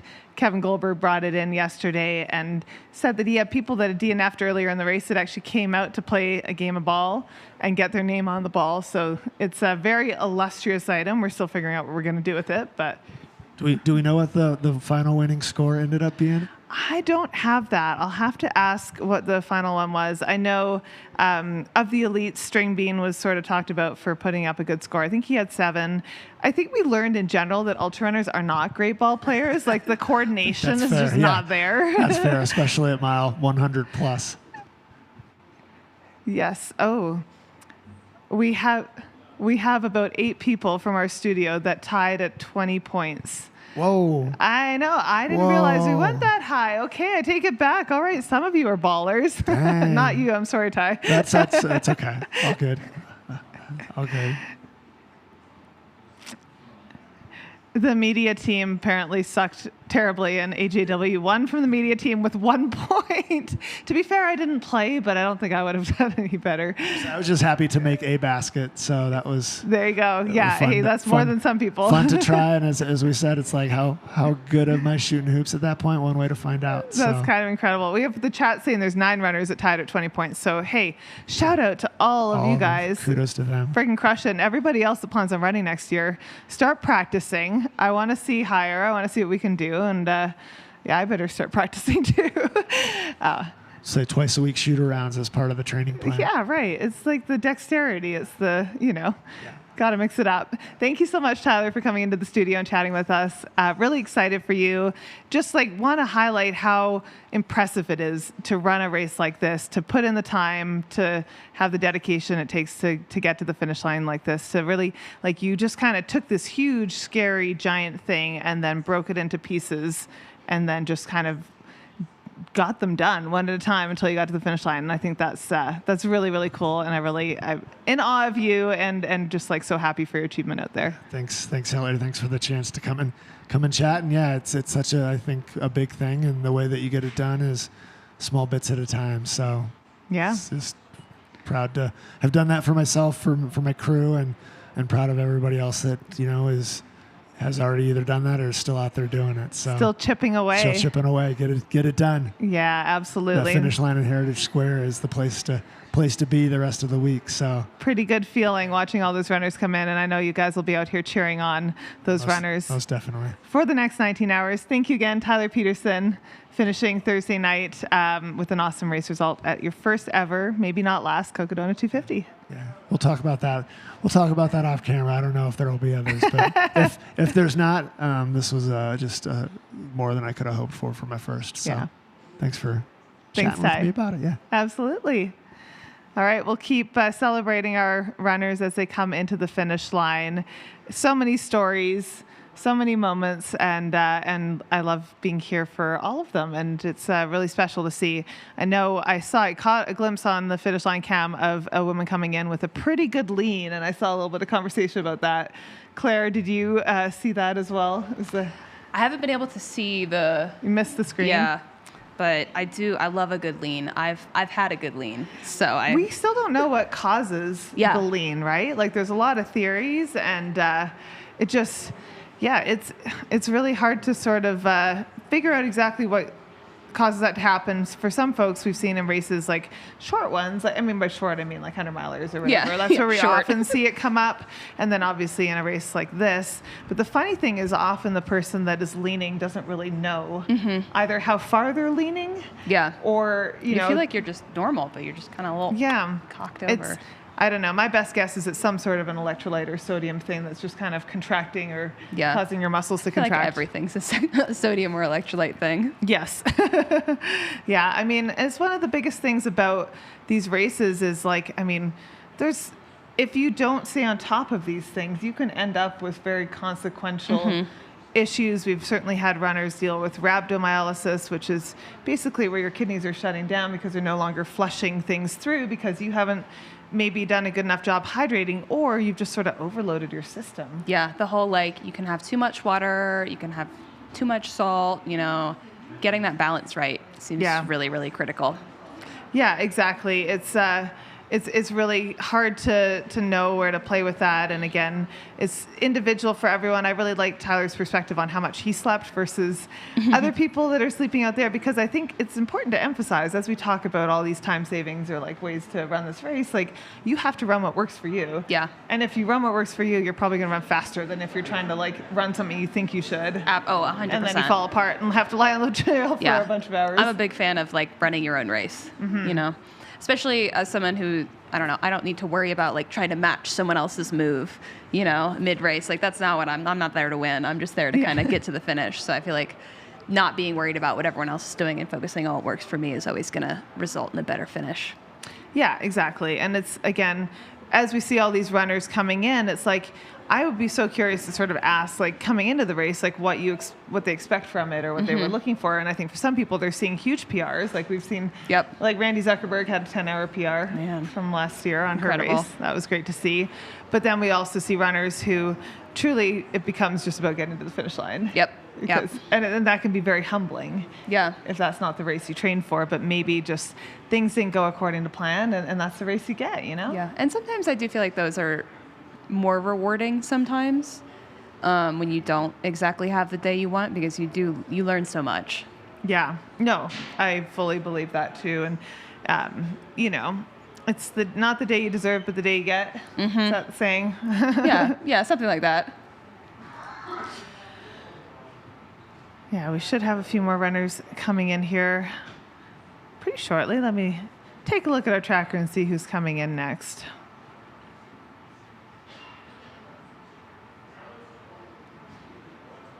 Yeah, for those of you who are asking about the finish line today, you'll notice that it's quite a bit busier, and you're correct in noticing that, because we do have the Flagstaff Crest 40 miler finishing, and these runners look a lot fresher. We don't have trackers on them, so I'm not going to be able to give you necessarily all the, play-by-play of who's coming across the line. But and then we also have the Sedona 125. Yeah.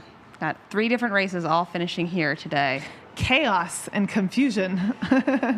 No, it's really fun. I love that everybody gets to finish in Flagstaff for these races. It's pretty great.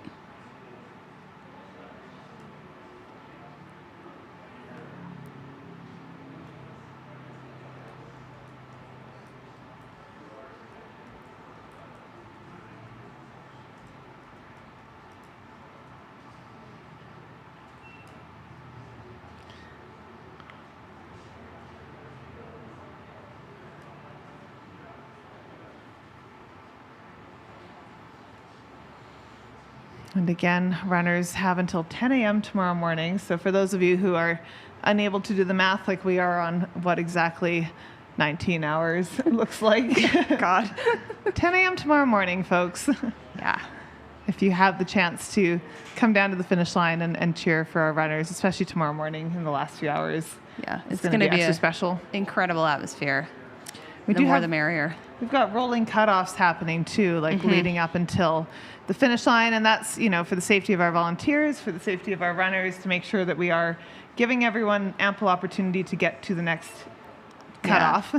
What are we looking at, Claire? Yeah, so the next one is tonight at 7:45 at Walnut Canyon. And then later tonight, 10:45 is the cutoff for Wildcat Hill. And then Saturday morning at 8:15 is the cutoff at Trinity Heights. So a couple more of those later tonight and early tomorrow morning. Yeah, those are hard cutoffs when you get to the last few, because you've run so far, right? Like Walnut Canyon is 227 miles and Wildcat Hill is 234 miles. You're so close, but also you still have to go up and over Eldon. So yeah, still a significant, so close so far. significant little bump you got to go over there. And that final cutoff at Trinity Heights at 8:15 a.m. that, doesn't give you that much time, gives you an hour and 45 minutes to run that last section. And we've certainly seen folks that are really tired take longer than that. Definitely. Another finisher coming through. Interesting question from the chat. Is there a forum of sorts that allows one to be a volunteer pacer? Do you know if there's a Facebook group for Cocodona? There is a Facebook group, yeah. I feel like that would be the best place to go and just like put yourself out there, maybe put like, I don't know, what a race result might be, like 100 miler or something, so people have a sense of your pace and timing, and just offer up your services and a schedule, because if you're not careful, you might end up out here running for a week. So. Yes. I believe I saw somewhere on Instagram people just going to aid stations with a sign just saying, "Do you need a pacer?" And just getting picked up by someone who needed one. So there's also that. Yeah, I know people that have had their runners drop that were planning on pacing that have then gone down the line and she's like, "Who needs me? I'm here. I'm ready." Adopted a runner. Yeah. I think it was Cody, I think, said in his interview that last year he had some people along the way that just kind of adopted him. So, I'm sure there are always going to be runners out here really willing and grateful to take your support. That is actually true. 2 of Cody's crew members from this year were people that adopted him, aid station volunteers from last year, who then came back this year to be his sort of full-time crew and pacers. I think that is that family, you know? And you get so invested. Yeah, I don't spend much time on Facebook anymore, but I do say that is one worthwhile use of social media, right? Yeah. If you can use it to connect with other people for something like this. I feel like Facebook right now is only good for marketplace or for like really niche groups, and like a the lot of Cocodona advertisements. Groups. Yeah. Well, that's everything. Yeah.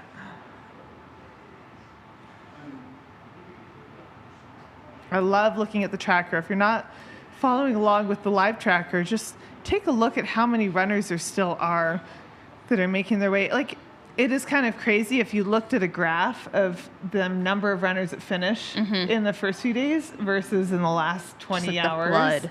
Yes, it's a very steep curve.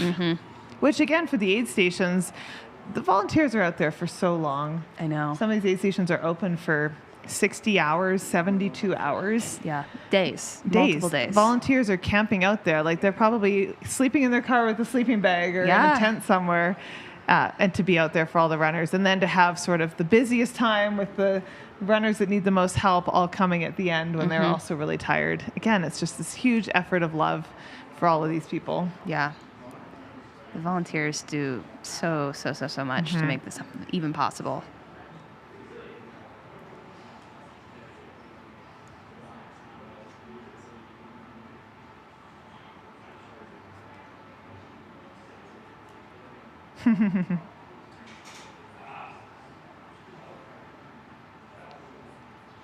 Got more runners coming across the finish line. There's a 125 runner there. Was that a couple 125 runners? I think it might have been. Lisa Bryn and Jarrett Rogers.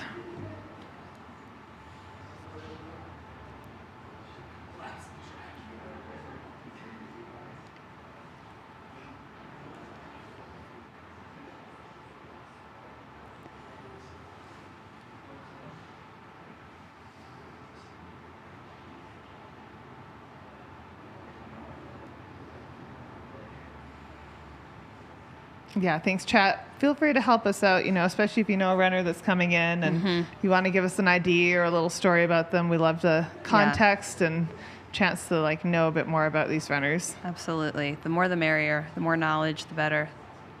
Help us celebrate the people you love.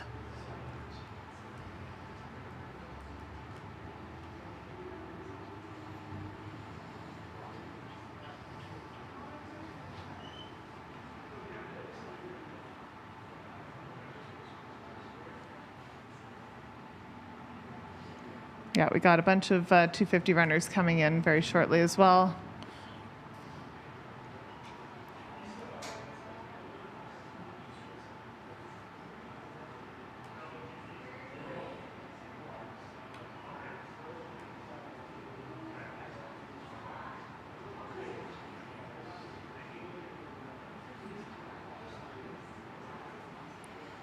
You guys that are cheering on these next few runners in the chat, where are they from?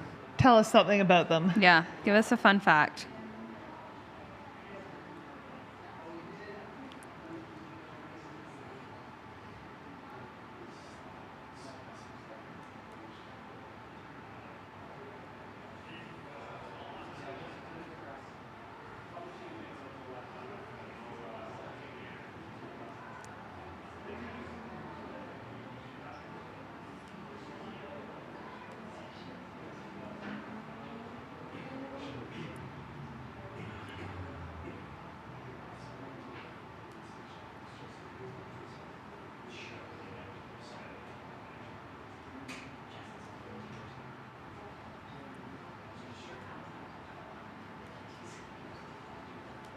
What do we got? Well, it seems like one of the runners we have coming in soon, Brandon, is one of the indigenous runners in the field, which is really cool. That's right. And I believe did the Triple Crown as well. Oh my gosh. 200s. Incredible.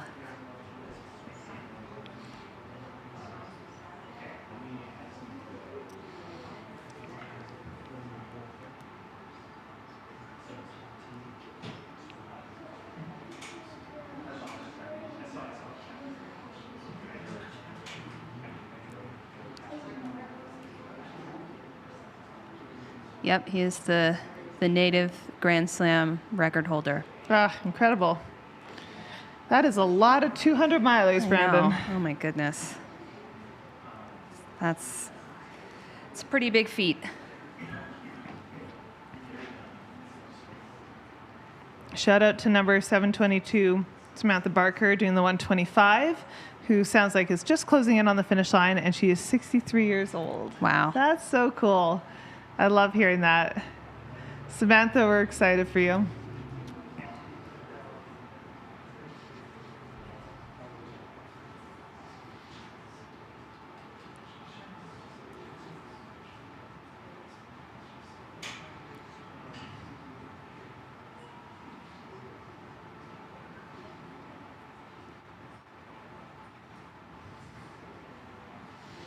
Got Paul James from Michigan.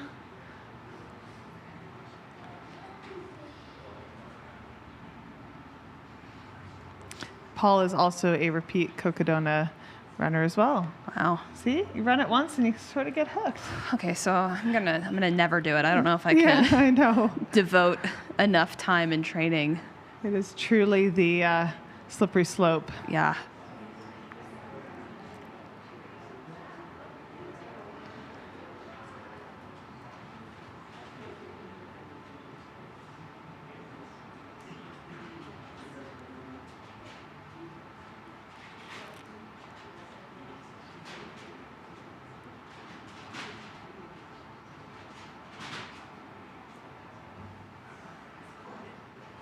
Wow, for Paul, it looks like this is his 5th finish. I have to look that up. If that's the case, that is incredible.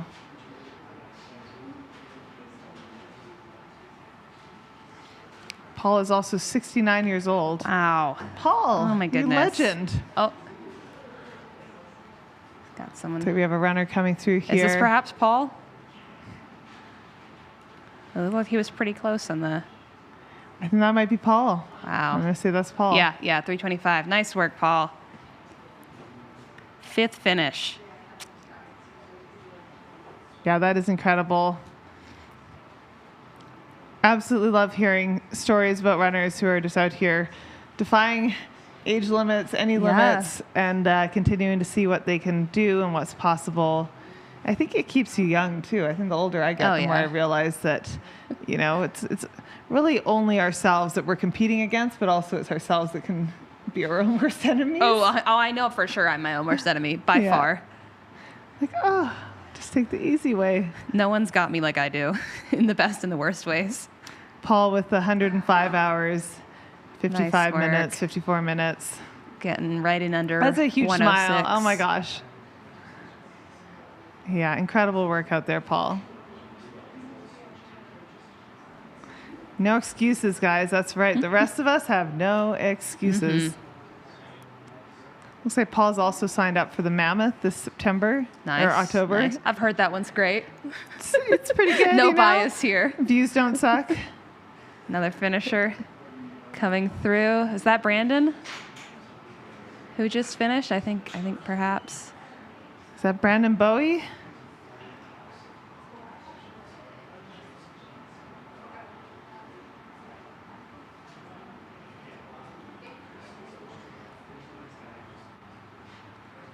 Trying to. That might have been Brad bib Peterson and then Brandon coming. Sometimes we have a little delay on the tracker, so you got to bear with us as we try to figure out who everybody is. Just need everyone to put their But it sounds like that real was big. Brandon coming through. There we go. Nice work, Brandon. Incredible accomplishment. Those beautiful finisher posters they get as well. Oh. It's worth it right there. Yeah. Run 250 miles for a buckle and a poster. Absolutely. Well deserved, well earned. Mm-hmm.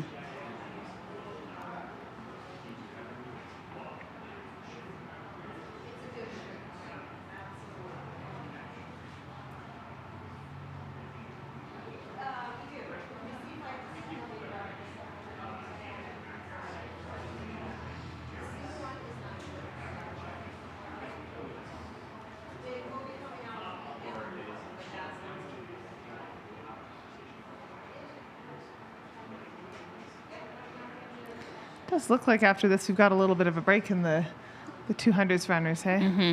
Oh, nice.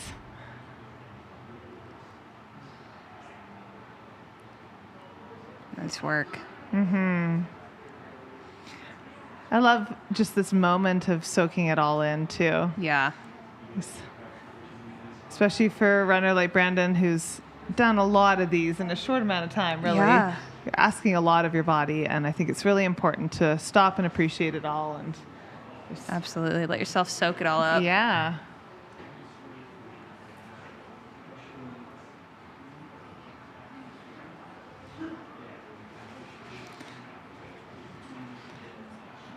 Folks in the chat saying they run for the snacks, you know, same. Yeah, hey man, so I describe ultra running sometimes to people as just like it's a scavenger hunt in the woods for snacks. Ain't that the truth? Right. And a buffet once in a while. Yeah.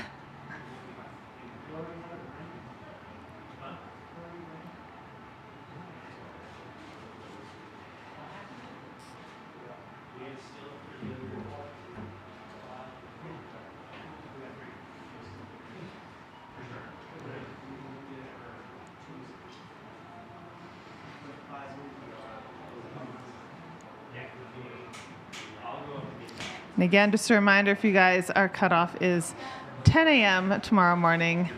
Paul James and his crew posing for some photos there. Love it. Yep. You got to get that memory. I'm really inspired by Paul. Yeah. I love learning about these runners Mm-hmm. who just, again, out here pushing themselves.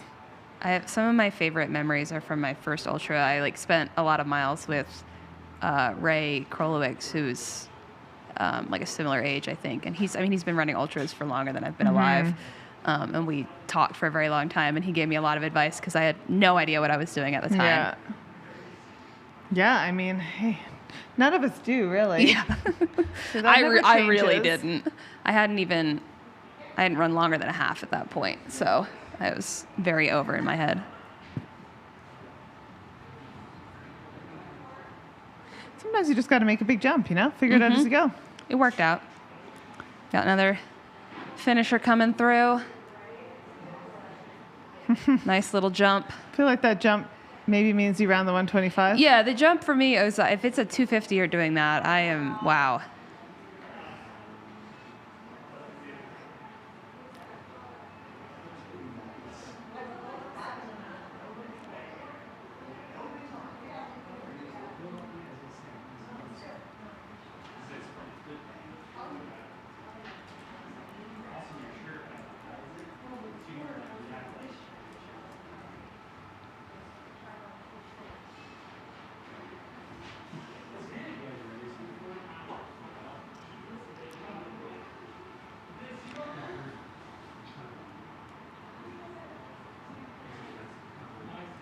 That's right. Keep cheering on all your friends and family and loved ones in the chat, you guys. Again, it really does help us to have some context with who we are welcoming into Flagstaff here. As we have another runner making her way in across the final finish line. Another jump. Man, I need to That's work a on my finish line. 40-miler looking spry. I don't think I've ever jumped like that. I need to start doing that. No, not intentionally, not unless it was a snake. No. My finish line move is more to just crumple into someone's arms. Right, yes.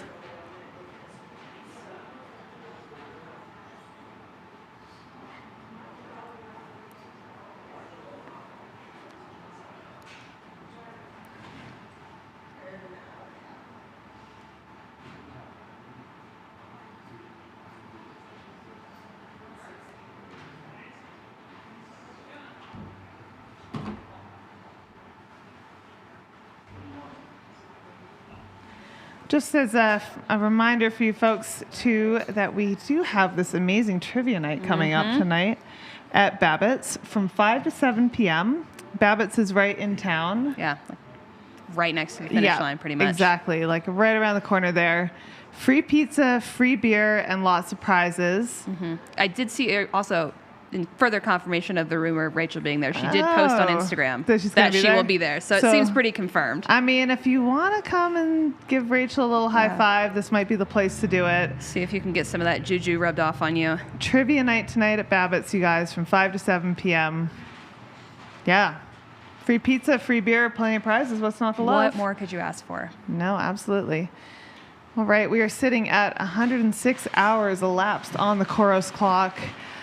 It's flown by in so many ways, Claire. I know. It's crazy. We have our next set of co-hosts in the studio, just about ready to join us and take you guys through the rest of the afternoon. I'm going to say a little goodbye to the chat because this is my last shift of the week and of this year's Cocodona. Is it honestly, yours as well? Oh my gosh, we're not ready to say goodbye. I feel like we barely started. I know.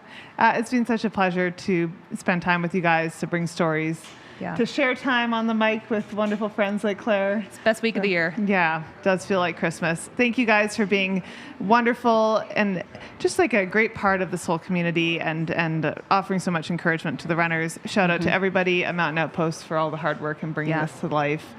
Takes a village. And let's keep cheering these runners in, guys. 19 hours to go. All right, with that, we'll go to an ad break, and we'll be back with Shelby Farrell and Kevin Goldberg to take you through the afternoon.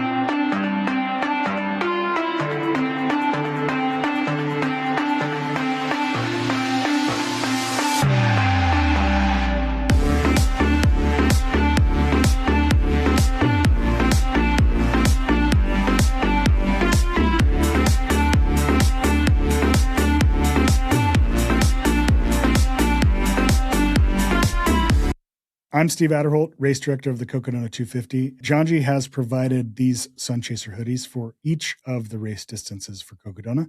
It's our runner shirts. First thing, they're great because they have a hood. So if you're wearing a ball cap, man, it's such a great way to protect your face and your neck fully from the sun when you're out there playing. Integrated thumb slits, so you can cover up some of your hand. It's got a watch slit on both arms. It's UPF 50, so you don't even need sunscreen. Thank you so much, John Chief. Thanks for supporting Cocodona.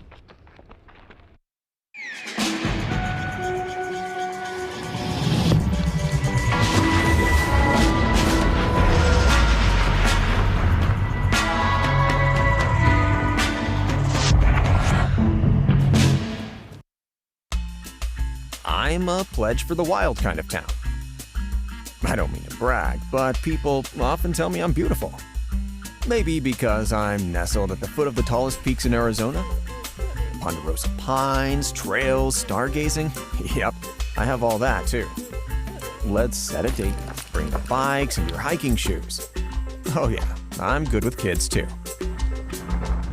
Yep, that's me. Flagstaff.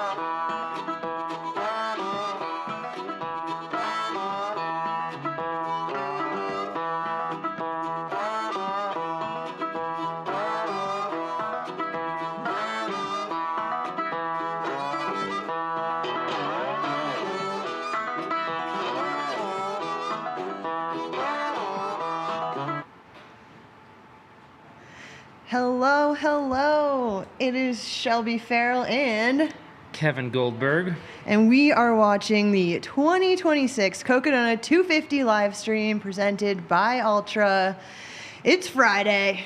We're 106 hours, 11 minutes, 44 seconds in, according to our Koros clock, and we have runners crossing the finish line right and left. There's a lot of races wrapping up now with Cocodona, our 250 miler, Sedona Canyons 125, and Flagstaff Crest went out today, the 40 miler. I was peer pressured into trying to run Flagstaff Crest today. I'm proud of myself for not running it. I was peer pressured too, and I also didn't run it, but I'm kind of thinking next year. That's what Peter was saying, who we've yet to intro, is that after the MBA next year, we should all run Flagstaff Crest. Yeah, we have a friend on our couch today. Everyone welcome everyone's favorite co-host of the Distance to Empty podcast, who hosted the Flagstaff-bound pre-race Cocodona series and the Mingus Basketball Association, Peter Noyes. Peter, welcome to this. Yeah, I'm excited. Thanks for having me. Appreciate the invitation. Peter, we want to start by asking you the question that you ask everyone on the podcast, your favorite question. What is your favorite way to eat a potato? Well, the answer I give is sideways. And last night, Kevin, you got to watch me eat a potato sideways. You did eat a baked potato sideways. We were instructed to keep the chat, everything cash today and light, so this is how we're kicking it off. I love it. Peter, you did a race out there, I believe. I did the inaugural Bradshaw Brute. And I heard it was brutal. It was brutal. it lived up to the billing. Yeah. But you made all the cutoffs. You finished. Yeah, I made all the cutoffs. I finished with just over 2 hours to spare. Woo-hoo. Beautiful. Yeah. Still, I bet you were, it starts to get close. Yeah. I mean, it was a big challenge. It's a tougher course than the first 100, and then the added challenge of no crew and no pacers. Which I think is awesome. Like that's that's what ultra running's all about. You need to be able to do this stuff by yourself. And we have runners out here finishing their 250. They're summiting and descending Eldon solo. So I think, hopping into something like the Bradshaw Brute and having to do 100-mile solo is probably good prep for pacerless sections in future races. Yeah, absolutely. And another big challenge too is just by the way of the course is there's, I think, 6 or 7 aid stations in that first 100, so it's really spaced out. So the name of the game is really taking care of yourself. That's so awesome. What was your favorite part of the course? I think my favorite part of the course wasn't the course itself, but that we started 1 hour after Cocodona 250, but we had 5 extra miles in the beginning, so effectively it was basically 2 hours. So we started to catch the Cocodona runners. So I think, we interviewed some of them in Flagstaff bound, and I know a lot of the runners out there, so just kind of getting to be in the mix and be part of Cocodona from the back was a lot of fun. That is really cool. Peter, what do you think 10 years from now, let's say everything continues on the same trajectory and the 250 is still the marquee event, which of these events that do you think has the most potential to be like the second highest tier or whatever, like the most popular and hardest to get into? I honestly think it's the Bradshaw Brute. I think, pound for pound, it's just as hard as, any of the hardest 100-milers out there. As a small but mighty group this year, I think there's 45 at the start line. It felt very different than the Cocodona start line, where it took, 5 minutes for the whole group to get out there. But it's a beautiful course and it's really hard. So I'd love to see it be, a qualifier for other races and yes.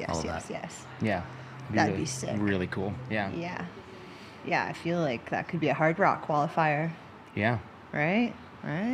I think so. Jinx. Well, yeah, it's Friday. We've all kind of had different duties throughout the week. Kevin over here was leading I got the shirts on, the Mingus Basketball Association. You might have heard of it. It's kind of a big deal. We also learned that trail runners suck at basketball. Some of them were pretty decent. Yeah, I got guess some it's mostly just me. The Flagstaff crest finishers sprint into that chute. I love it. Yeah. I guess it's it's a little harder to do that when you've done the 250, but it's crazy looking at the just how packed the finish line is, and it's hard to parse out the 250 finishers amongst the sprinters of the Flagstaff. I know. crest. I wish they had to wear like uniforms or something. It's really hard to tell. Actually, and somebody I know just walked into the studio, our second place finisher of the Flagstaff crest, Joaquim Castle. I feel like we should just have him come sit on the couch with us and join the festivities. Let's do it. Get on over here, Joaquim. Well, you weren't kidding. You did wear your shortest shorts. I need to work on my half-tight tan line. Thirst trap. Yeah, you'll get plenty of the good. There's good UV in here. Let me make sure I have the chat visible so I can see comments about the shorts. Not too bad. Oh man, thanks for coming by. You showered, feeling fresh? Yeah, I'm feeling good. My feet aren't as wrecked as I thought they might be, so that's always a joy. Playing the game of is that a blister or is that just what my foot looks like? That's great. You guys might need to put that mic like right under your faces. Yeah, eat it. I mean, don't eat it, but Yeah, easy. It's better? Yep. Perfect. that's better. Yeah, so you're sitting next to Peter Noyes, who did the Bradshaw Brute 100. You did the Flagstaff Crest 40 miler. So 2 very, very different races. So this is kind of fun. Yeah, how did you find the Bradshaw Brute? Brutal. It lived up to all the hype. So, yeah, I think it's a very different race. The Flagstaff Crest is quite fast and runnable. The Bradshaw Brute's the opposite. Yeah. No, absolutely. The Flagstaff Crest, the trails are just immaculate. They're beautiful. They're flat and runnable. All of the vert is in the back half, which is a fun little trick.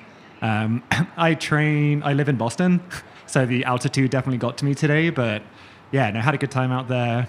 The heat was a lot as well, but yeah, just kind of powered through and got it done in, just under 6 hours. So yeah, very different experience, I think. Yeah, how long did Bradshaw Brute take? It took me 35 hours and 40-something minutes. Amazingly different races. Yeah.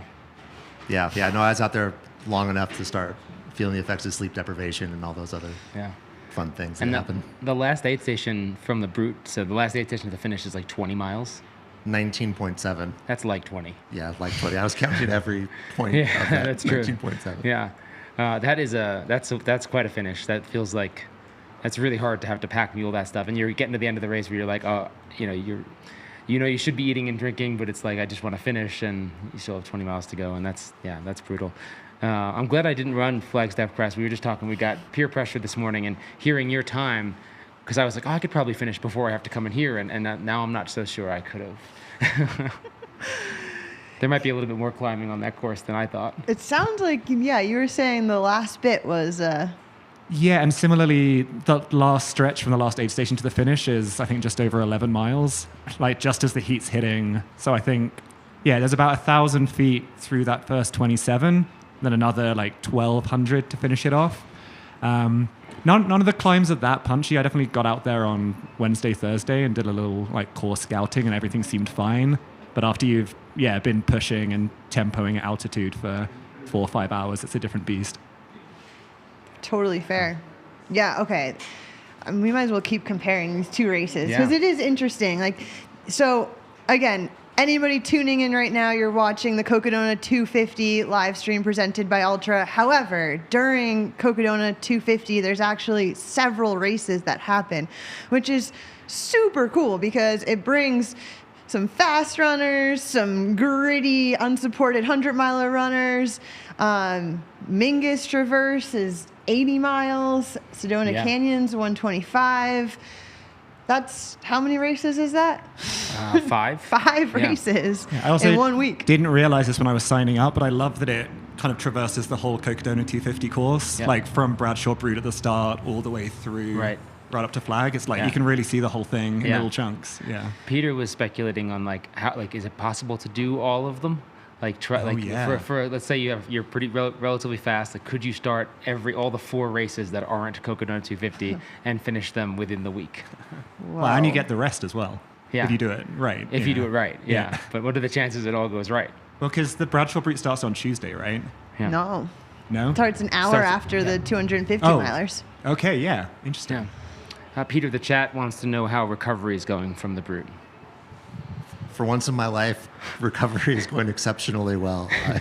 I've really been taking care of myself this week just because I've had so much on the calendar throughout the... So, yeah, I just went for a 6-mile run, went up Eldon. I'm good to go. Yeah, you were leading the charge up Eldon, and after, we said we were going to take it very easy, and you were we were moving. It was trail running. Yeah. I got 6 gold medals. I've only ever done Eldon in the race. So. Yeah, so you got all gold. Yeah. PRs for days. Actually, now that I think about it, I didn't get PRs, which means that during the race I've gone up faster. So that's cool. Yeah, I've been pacing, and it's kind of funny to see how my Strava segments line up from different pacing years and years that I've ran the race, and just like, I don't know. Yeah. I'm a fan of comparison. Yeah, it's awesome. What's the toenail count now, Peter? Someone asked in the chat. How many do I have, or how many have I lost? How many does he have, or how many has he lost? And I guess you mean like all time? Because I think you know all time, which is terrifying. Yeah. All right, sure. How many have you lost all time? 29. Whoa. All time. Yeah. And how many do you have on your toes, like total on a good day? 9. Okay. Which toenail takes the biggest hit? It's always the two big toes. Yeah. It's a combination of kicking rocks. I think it's mostly kicking rocks is my problem. Have you ever gotten a pedicure? Not in a long time. Okay.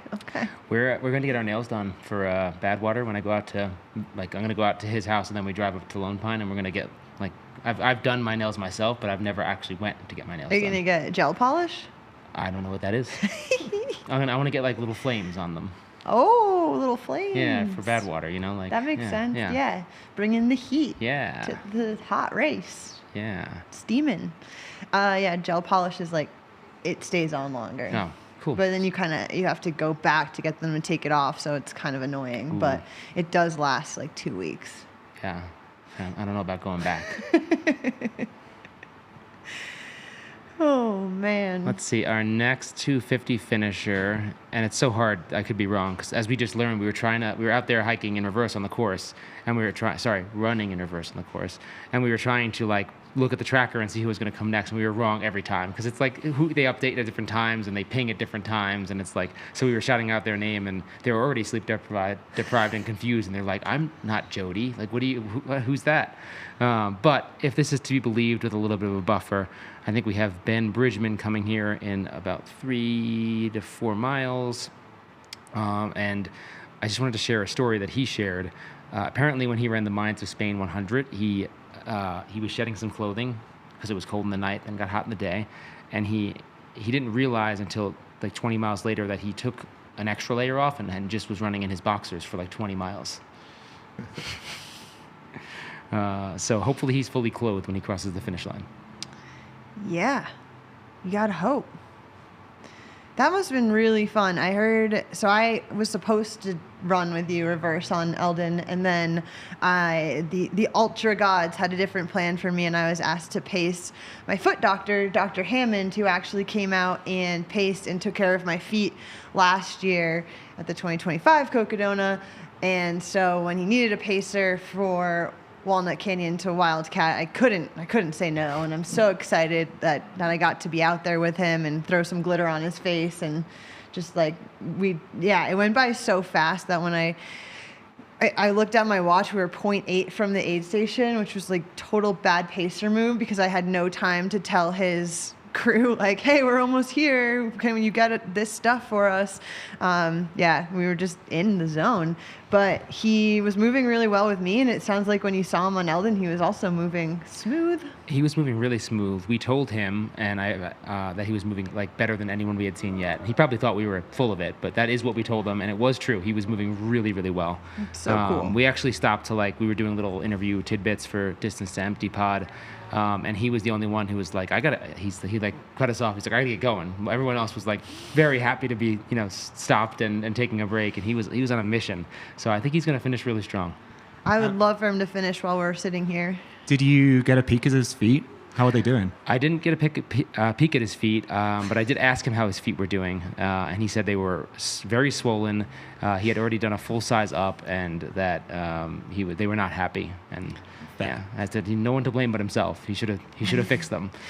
They were very swollen. It was pretty cool though. He was using lidocaine patches on like his shins and Achilles, which I've never tried that before. Have you seen that before? No, no, never. Yeah, and it seemed to be giving him it sounded like maybe 3 hours ish of relief, which is nice. But he was very swollen. He said that he broke some of his own rules as far as sterilizing needles to pop blisters and whatnot. But I'm sure his feet look great, all things considered. You'll have to get him on the sofa when he gets in, get those tips in.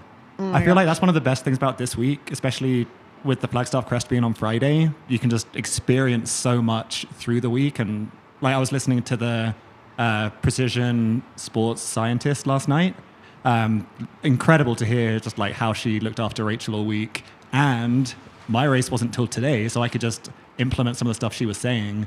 And there's just so much knowledge rolling around that, I feel stay on the live stream, check it out, wait for the foot doctor to come in. There's going to be a lot of, good tidbits coming in. It's cool that you were listening to that and actually got something that you were able to immediately apply to your own race, and it worked. Wait, so what, it was something with like electrolytes in the morning? So she said something about electrolyte loading, and that it's not very effective until the morning of the race.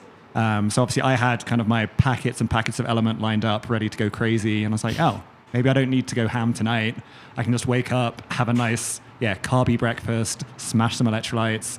It feels like hydration-wise, I had a good day today. So I don't know if that's directly because of what she said, but I was happy. It put me in a good mindset as well to have that expertise to kind of feel like I was doing something right.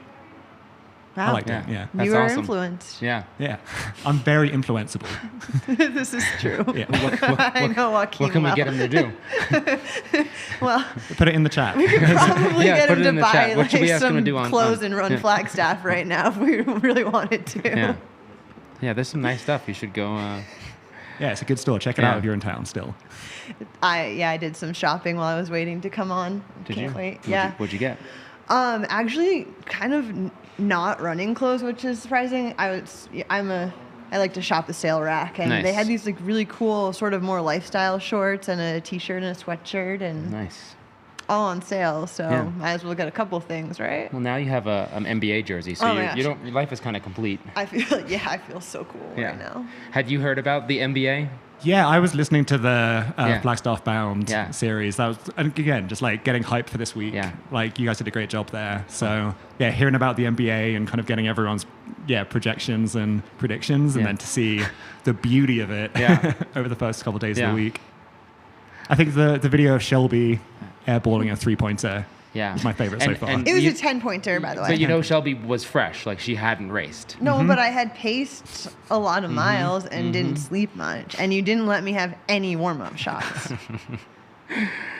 It looked great in the pictures before the ball released. So this is actually funny. There's a Tailwind ad of me playing basketball with a broken foot, actually. There were no shots made, but wait, is there a way we can get that on the stream? I bet if you go to Tailwind, it was when they were releasing their rapid hydration, which is not long ago. Try to find that. It could be on there still. We've got a Flagstaff crest finisher coming through here. I think they were being paced by a butterfly at the very end there and wearing a unicorn hat.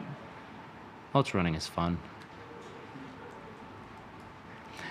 Peter, you have a lot of ties to Cocodona. You've been here just about every year it's been around, and one of the coolest stories is that your grandmother lives in Cottonwood, very close to the course. No way. And it's around her birthday this time of year, so you always get to go visit her. You went and saw her yesterday. How old is your grandmother? So she's turning 102 on Tuesday. Wow. Which is crazy. So she's lived in this area as long as I've been alive. So 40, 50 years. Wow. Yeah, and she was doing well at 101 plus. Yeah. No, she's really inspiring. She broke her hip about 10 years ago, which, normally really sets someone back when they're that age. And she did all the PT and she rehabbed herself to being able to walk a mile in a running event. So wow, it was really inspiring. That's awesome. Yeah. Yeah. No, it's really cool that you get to go see her out there this time every year, and that you get to run through Cottonwood a couple of times through Cocodona. Peter has finished Cocodona 1.91 times. 1.91 times, yes. Yeah. And Bradshaw Brute 1 full time. Yeah. Do you have any interest in any of the other distances here? Yeah, absolutely. Yeah. I ran the Speed Project solo a couple years back. Yeah. So I've gone multi-day, and that wrecked me. Yeah. So I'm intrigued by the distance, and obviously it's so epic to kind of have this 250-mile journey from Phoenix up to Flagstaff, let alone, obviously, I'm British, if that hadn't come across yet. So obviously there's a lot of races in Europe, the Tour de Géant or UTMB and Eiger both have these incredible multi-day 200-milers. Yeah. So that's on the cards, but I kind of love not wrecking myself and taking months to recover. Yeah. So I'm focusing on shorter distances for a bit now, and then excited to build back up. Yeah, that's awesome. Yeah, Speed Project looks super interesting, and it's such a funny experience, especially like there are no rules, there's no aid stations, it's just you, your crew. You really can make of it whatever you want. And I was inspired by Shelby. She ran it the year before, and then again, so influenceable.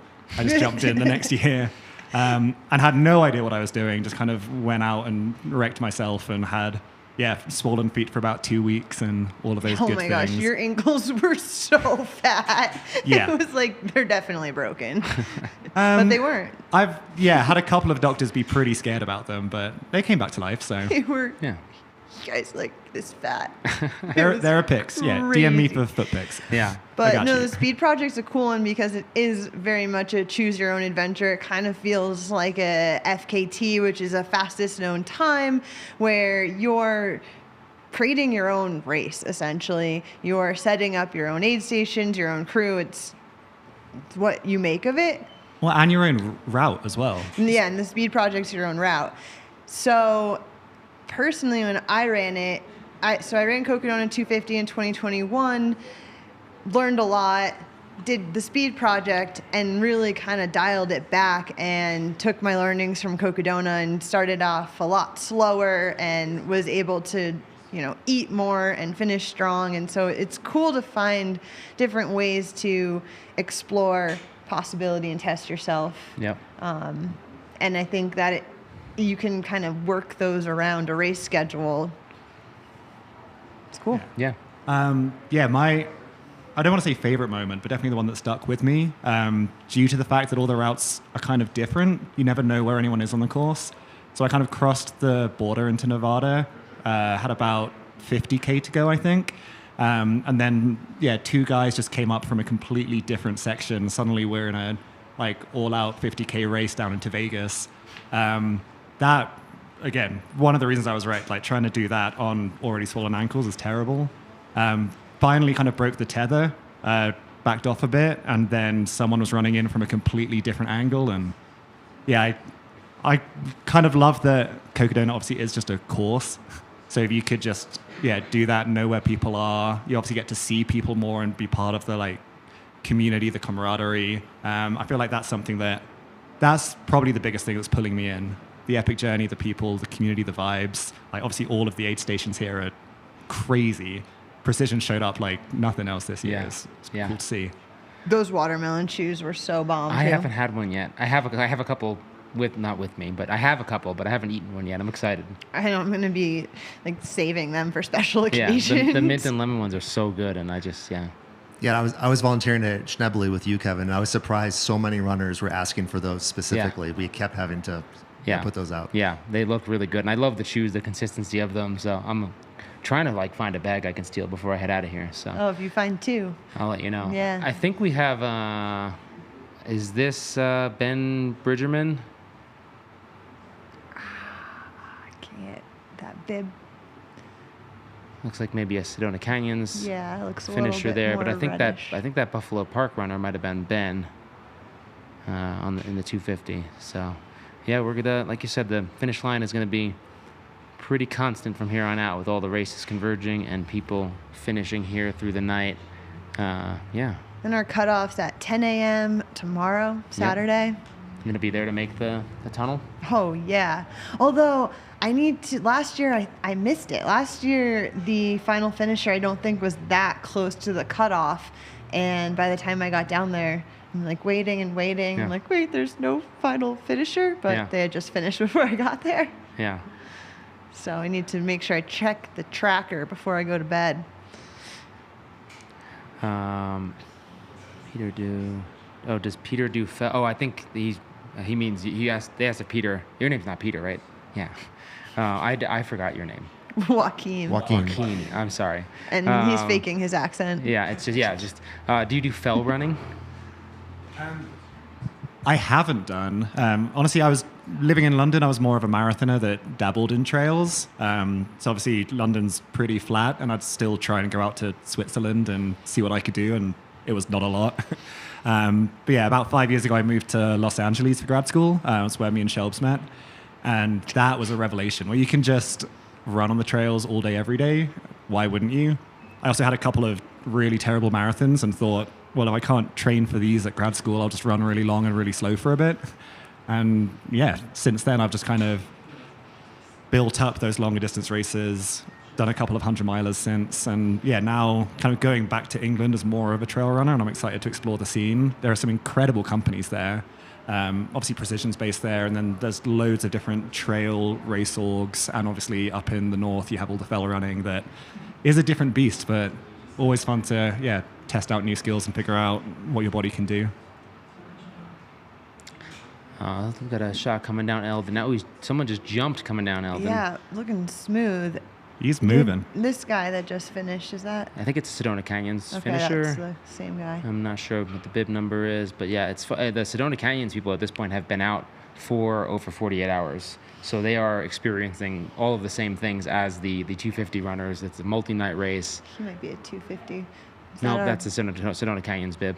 Is the Sedona Canyons cut off tomorrow morning as well? I believe it's the same, but I'm actually not 100% sure.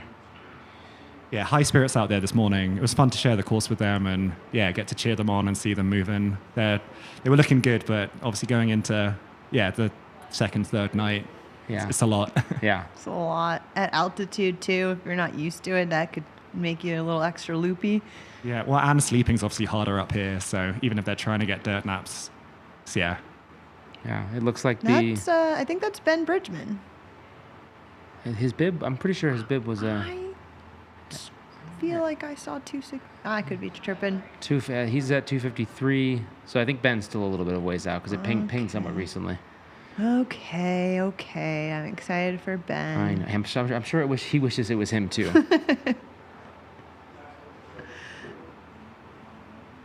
Peter, someone in the chat wants to know what's your all-time favorite puke and rally moment. I don't know. Maybe it's this race, the Bradshaw Brute. I was not in good shape at Arastra, but I took care of myself and made it to Camp Kippa and got back to eating and finished strong. So, I guess I'm proud that I was able to do it, taking no crew, no pacers, recover and get it done. Yeah, and then take really good care of yourself after.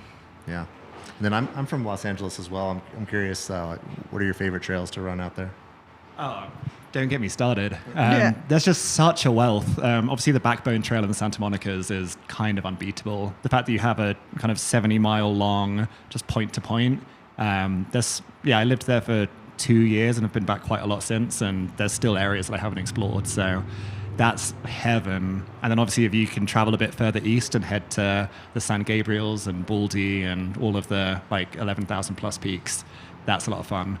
I'm actually heading out there next week, very ill-advisedly, to go run a 50-miler with my coach up in Bishop, the Bishop High Sierra Ultras. Legs are feeling okay right now, so I'm hoping that with 8 days to recover, I'll have a good time out there. But there's no shortage of trails. I lived in Culver City, which I feel like is such a hack. It's right on the I-10, so you can just get to the Santa Monica's in 15 minutes. You can get east in less than an hour if you time it right. Traffic can get really bad, obviously, but once you figure it out, it's not the worst. Yeah. I didn't know you were an LA guy, Peter. Yeah. I live in the foothills of the San Gabriels, so that's way. usually where I run. Yeah. San Gabriels, and Kevin and I did the Backbone Trail several years ago. We both have a bit of an obsession with the Backbone Trail. Do we both have the unsupported fastest known time on it still? Heck yeah. I know I left some room on the table there, so somebody should go run it. Backbone Trail's sick. I can't believe we've all ran the Backbone Trail. This is blowing my mind. That was fun. I really enjoyed the Backbone Trail. Yeah. And I've done that race you're about to do, the Bishop. It's an OG race. It's so cool. Yeah. Someone in the chat asked, what's a better first 200, Mammoth or Cocodona? We've got a lot of experience with both courses. I'll start and weigh in. I think first and foremost, if you're going to go for a 200, I think you should choose the one that lights your fire the most. I think your stoke level and your passion for it is the number one, success or indicator for success. Even if it's really hard, and it's going to be really hard, even the easy ones, I think the more stoked you are on it, the more likely you are to succeed. So choose the one that your heart is pulling you towards. That being said, I think Mammoth is a really good first 200. There's a lot of none of it's easy, but there's far fewer knockout punches or knockout punch sections than some races. Like a lot of these 200s, like Cocodona has, they have some really big punches, like going up to Crown King, going up to Camp Kippa, Eldon. Mammoth is pretty universally chill. So I think Mammoth is a really ideal first-time 200, super well supported. That's not to dissuade people from doing Cocodona as their first. I know a lot of people out here this weekend who are doing Cocodona as their first, and they're going to finish. So choose the one that your heart is pulling you towards, but I'd have to pick Mammoth. Yeah, I don't know. I think I 100% agree. Yeah, that you want to find one that you're really committed to and excited about. Cocodona was my first 200, and I think if you do Cocodona as the first 200, that the training run is key. The first 37 miles, it's hard to describe what those are until you see it. So to come out a month ahead of time, knock that out, get to share the vibes and compare notes with fellow athletes. Is critical to getting that done. Yeah, and I think something I love about this sport is just the storytelling that goes on and the opportunity to storytell in these races. Like, one of my favorite things to do is just indulge on YouTube and kind of just absorb as much of that as I can. So if you're like looking at a couple of ultras, a couple of 200s, there's almost certainly going to be some really high quality content that's out on YouTube. So yeah, to mirror your point, definitely pick the race that stokes the most fire in you. And one way to really figure that out is to kind of look at what people have done before, what the course looks like, and take it from there. Yeah, I fully agree. Yeah, Cocodona was my first 200, and I just saw Jamil's promo video for the race and was like, oh, shoot, I need to do that. And I think Joaquin brings up a really, really solid point. Like, you need to be inspired. You need to want to endure the entire distance in order to be successful in a 200-mile race, because it's going to get hard. And if you're not interested in the race, if there's nothing creating a spark inside of you, it's going to be even harder, I think. Yeah, and obviously all of the spots are so just iconically beautiful. When you're looking at Mammoth or, Arizona, Sedona obviously is kind of the epitome of like desert beauty. I mean, all of the Triple Crown races as well are in incredible parts of the country. So, yeah, I mean, you can't really go wrong. Just pick the one that, looks great. Yeah, agreed. I hate that I'm really inspired to do Mammoth. Oh, it's so good, and you got to do it. I've been telling everyone that I'm not doing a 200 this year for the first time since 2018. So, I mean, that's like, it's, my identity. And I think some displaced Cocodona FOMO is having me think maybe I will jump into Mammoth again.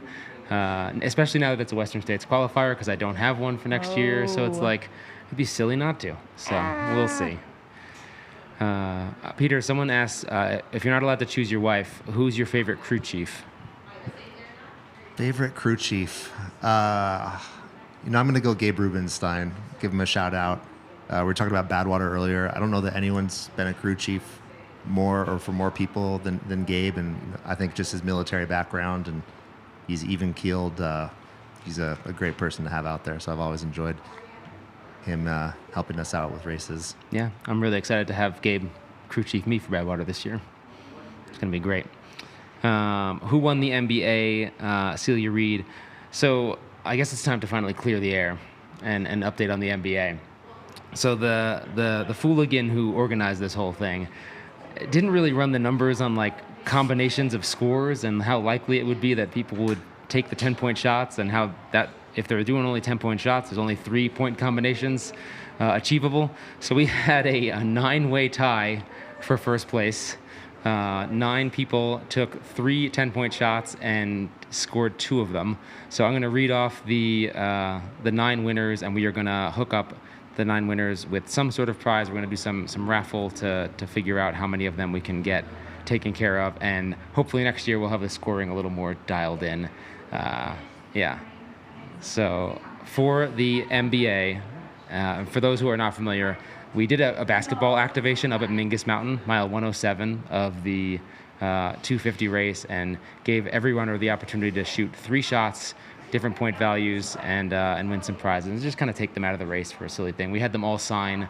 We're not on the screen. We had them all sign a basketball, and it's just a really cool kind of memento of the activation and the experience. So anyway, congratulations to the 9 highest scorers of the NBA, and we had over 300 people shoot and participate. So top 9 is pretty good, even though we weren't able to narrow it down to 1, 2, or 3. Nestor Sanchez, Daniel Payne, Peyton Rudnick, Jared Conrad, Mike McKnight, Patrick Kavanaugh, Carson Albanese, Cody Warren, and Trish Corbett. Wow. Bravo. Ballers. McKnight. Absolute ball. McKnight, he is like a basketball player. He airballed his first shot, and he looked awful. And I was like, oh, he's never touched a basketball in his life. And then he then he looked like LeBron James. It was just like nailed 2 shots. Wow. Wild. Well done, Mike. Yeah, that was super fun to be a part of up there. It was fun to have a way where it normalized everyone out there. It didn't matter what, where you are in the pack and trail running. It seemed like everyone had an equal chance out there to win the NBA. Yeah. And And also, we've interviewed, over 100 guests at this point on our podcast. And I think one common element across all of them that's an indicator of success is how joyful they are out there in a long race like this. And I'd like to think that we kept the vibes high and maybe improved success for some of these people. It was kind of cool. You made the runners walk down like a teeny little bit of a steep pitch to get to that court. You've run Cocodona though. There's a lot of teeny little steep pitches on this course. I don't think it was much of a it was an extra a departure one, though. from It was an extra one. We did talk. I was Aaron Barber, who was race director for Aravipa. He was up there helping break down Mingus, and I was like, "What do you think about next year? Just taking the course through that little cut through the basketball court, so that." Yes. And then it's like, "Hey, we're not even making you go off course. You are like going through it." You have no choice Right? but to throw a basketball. Yeah, got some runners up on Eldon, cheering, seeing the drone. So yeah, what else do you think we could do to make the NBA better next year? Anyone have ideas? I want more places to shoot from. Mhm. So that could help with your point combos too. If you have, an 8.5 point shot, and We're gonna have an 8.5 shot. It's the only point shot with a decibel, and we'll call it the Shelby shot. Yeah. And I'll never make it. Yeah, I don't know how possible it is, but I did notice there's more basketball courts on the course. Watson Lake, I think, has, and Sedona has some. Uh-oh. It's going to become just a throughout the giant whole- basketball competition. A basketball tournament with an ultramarathon in it. Yeah, you could start adding some other types of basketball things in there, like some horse and one-on-one 3-minute scrimmages. I don't know. Someone had the idea of kind of like at the arcade, like who can make the most shots in like 30 seconds. I or like something. that. I like the time shot of like, hey, set up, because then also it gets them out of there. They keeps them going, and it's like, hey, you've got 30 seconds. However many points you can make. Every shot's worth, or we'll have lines like 1 point in front of this line, 3, whatever it might be. Yeah.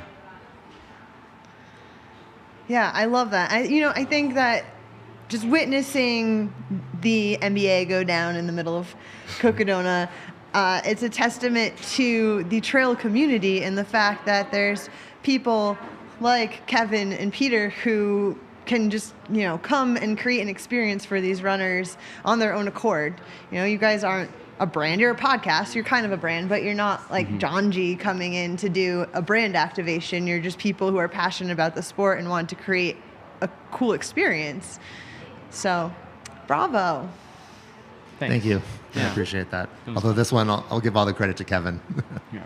Peter brought the vibes after the brute. He brought the vibes, and he helped me get like an hour and a half of sleep because I was running it for a while. Well, Melanie was up there. My wife Melanie was helping me, but we were a 2-man team for. Yeah, I was just gonna say Melanie was a huge part of it too. She was rocking those basketball sunglasses that actually had like lines in them. I'm not sure how well you could see out of them. Whoever designed those sunglasses, serious design flaw there.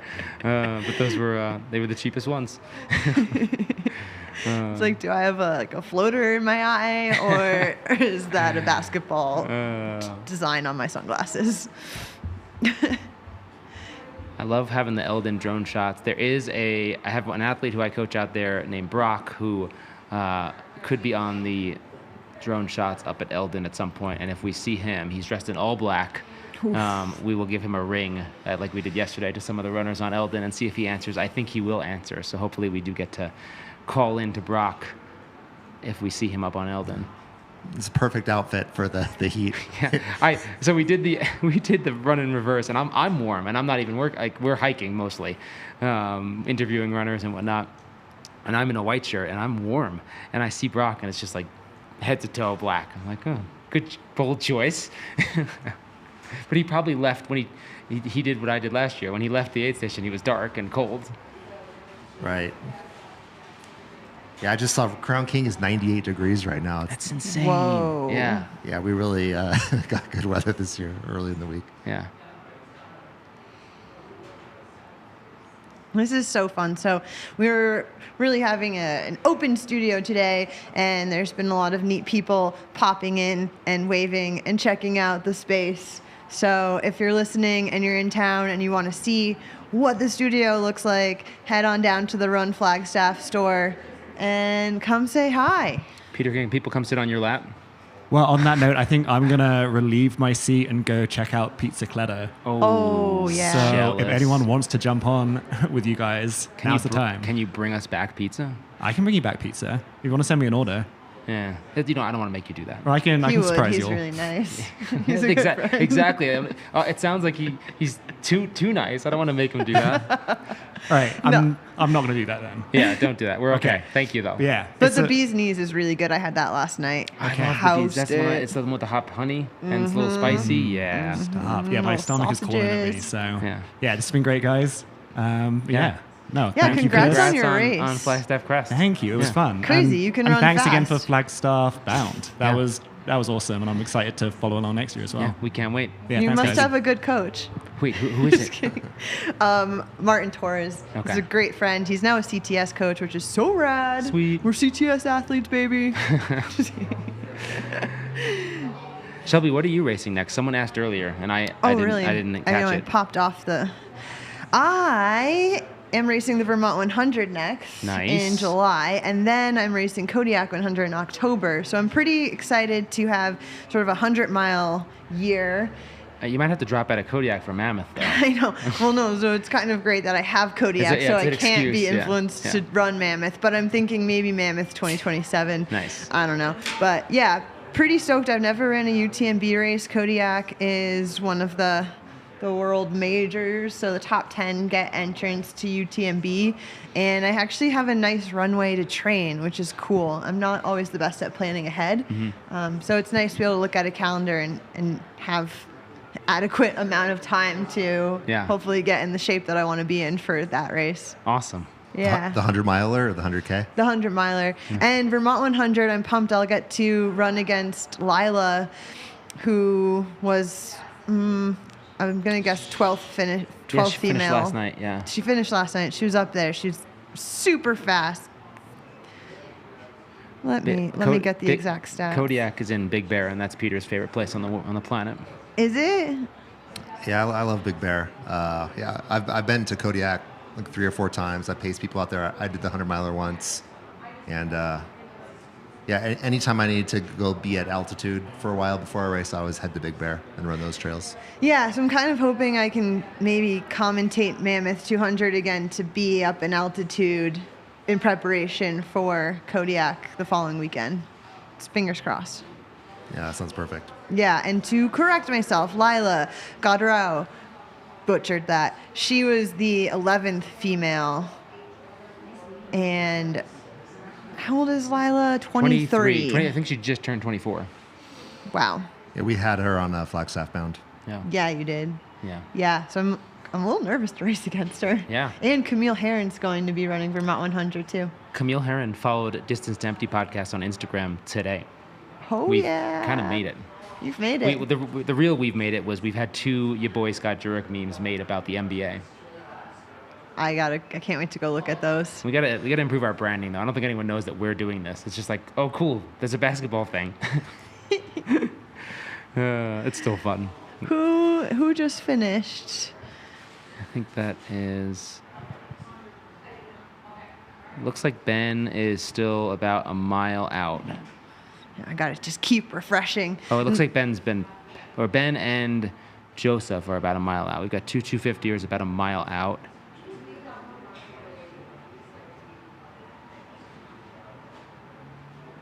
So that's got to be, I think that's Jill Wilkins on the right. I think I remember seeing her yellow hat when I was doing the run up Eldon. Oh, and that is Jill Wilkins because she did the same thing when I was running with her. She's stopping in shade patches. Yeah. I learned about that the first Cocodona. Yeah. The first climb up Crown King, there were a lot of people stopping in shade patches that year. Was that happening during the Bradshaw Brute? Not so much this year, but I definitely noticed those shade patches. There's several kind of like, I think 2/3 into that first 37, a couple miles before the waters stop, and when you start Lane Mountain, yeah, those are welcome. So the last time I did Cocodona was 2023, and it was amazing. It was really hot, but we had like 10 water crossings that year. There was so much water on that first 37, and that made a huge difference. yeah, they got bougie with the water stations these days. Yeah, those are so key. many. But yeah, it was really dry Just this kidding. year. Not a single drop of water on the course. Yeah. Wow. Last year was not very dry. When is the next cutoff? Do we know when the cutoff at Walnut is? I think it was 12:45 p.m. at Fort Tuttle, so that one's passed. So I believe the next cutoff will be at Walnut, and we'll find. Shelby's going to look that up for us because that is a great question. 7:45? I believe it's 7:45. I just saw a thumbs up. Yeah. 7:45. Such good seeing, Peter. I'm proud of you. I should try to use my eyes once in a while. Checking the chat, and guys in the chat, just keep popping questions in. Like, we're gonna just be hanging out. We got some guests coming on. Me, Shelby, and Peter are gonna be just being silly and trying to stay entertaining. So if you have questions about literally anything, but specifically 200+ mile races, let it rip. That's what we're here for. I do want to go back to the shade patch thought. So I was out there pacing, as we were talking about earlier, Dr. Hammond, and he was telling me how he really loved taking dirt naps and he would find like the perfect patch of grass to lay in. And I just think it's so cool how these races pull you out of the chaos of normal life and you're just immersed in nature and you start seeing rocks and stumps and patches of grass differently, where it's like, oh no, that's the perfect rock to sit on, that's the perfect patch of grass to sleep on, and or like that's a great bush to pee behind, you know, like you start to really see the world around you a little bit differently, and it's pretty cool. Yeah, absolutely. I think, anytime I go on a trail run now, I'm always seeing spots like, okay, I would sleep there. Yeah. It's good prep. Peter, someone just started listening to the Distance to Empty podcast, and they got a 17-mile run tomorrow, and they want to know if we have an episode they'd recommend for their next one. What have been some of your favorites that we've recorded? One of my favorites is Ryan Snickles. I already told him that one. Okay. Choose a different one. See, but that's good because then we both liked it. Yeah, no, okay. He just has the most amazing origin story for. He has a really cool origin story, and I'm not gonna get into it and spoil it. But we did our Ryan Snickles episode early May last year. I feel like we released it like right around Cocodona time. Yeah, and I think course previews are some of our most listened to episodes. If there's a race out there that you're interested in, we were just talking about that a bit ago about all the content for races out there. Maybe any one of those would be good. Apart from that, I think we had a lot of fun on Flagstaff Bound this year. I think our Courtney episode was fun. We got really silly with her. The Courtney episode was really fun, and these are all like, we're obviously talking about like sub-tier, lower episodes than our Chris Warden episode. That one, it goes without saying that was by far the best episode we've ever done. Yeah. Yeah, I think so. I maybe just got a text message. Oh, wow. I don't know. What are your top ones? Well, Chris Warden, of course. Ryan Snickles. Man, we've had so many good ones. The ones I personally really like are the ones where, like, I love storytelling, and that's really awesome. But when we got a runner coming down. I'm trying to read the number. Yeah, it's a tough part of Eldon.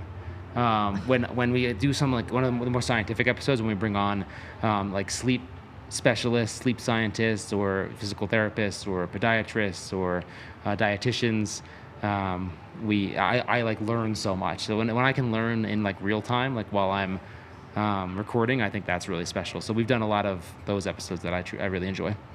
Yeah, I think the sleep one's fascinating. Just with sleep, there was a lot of research on sleep, I'd say, back in like 1960s before that, but it's not quite ethical anymore to make people, stay up for really prolonged periods. So, one thing I think about is are we creating a bridge here with these 200s and connecting these sleep scientists to races to maybe get more research in this area? Yeah.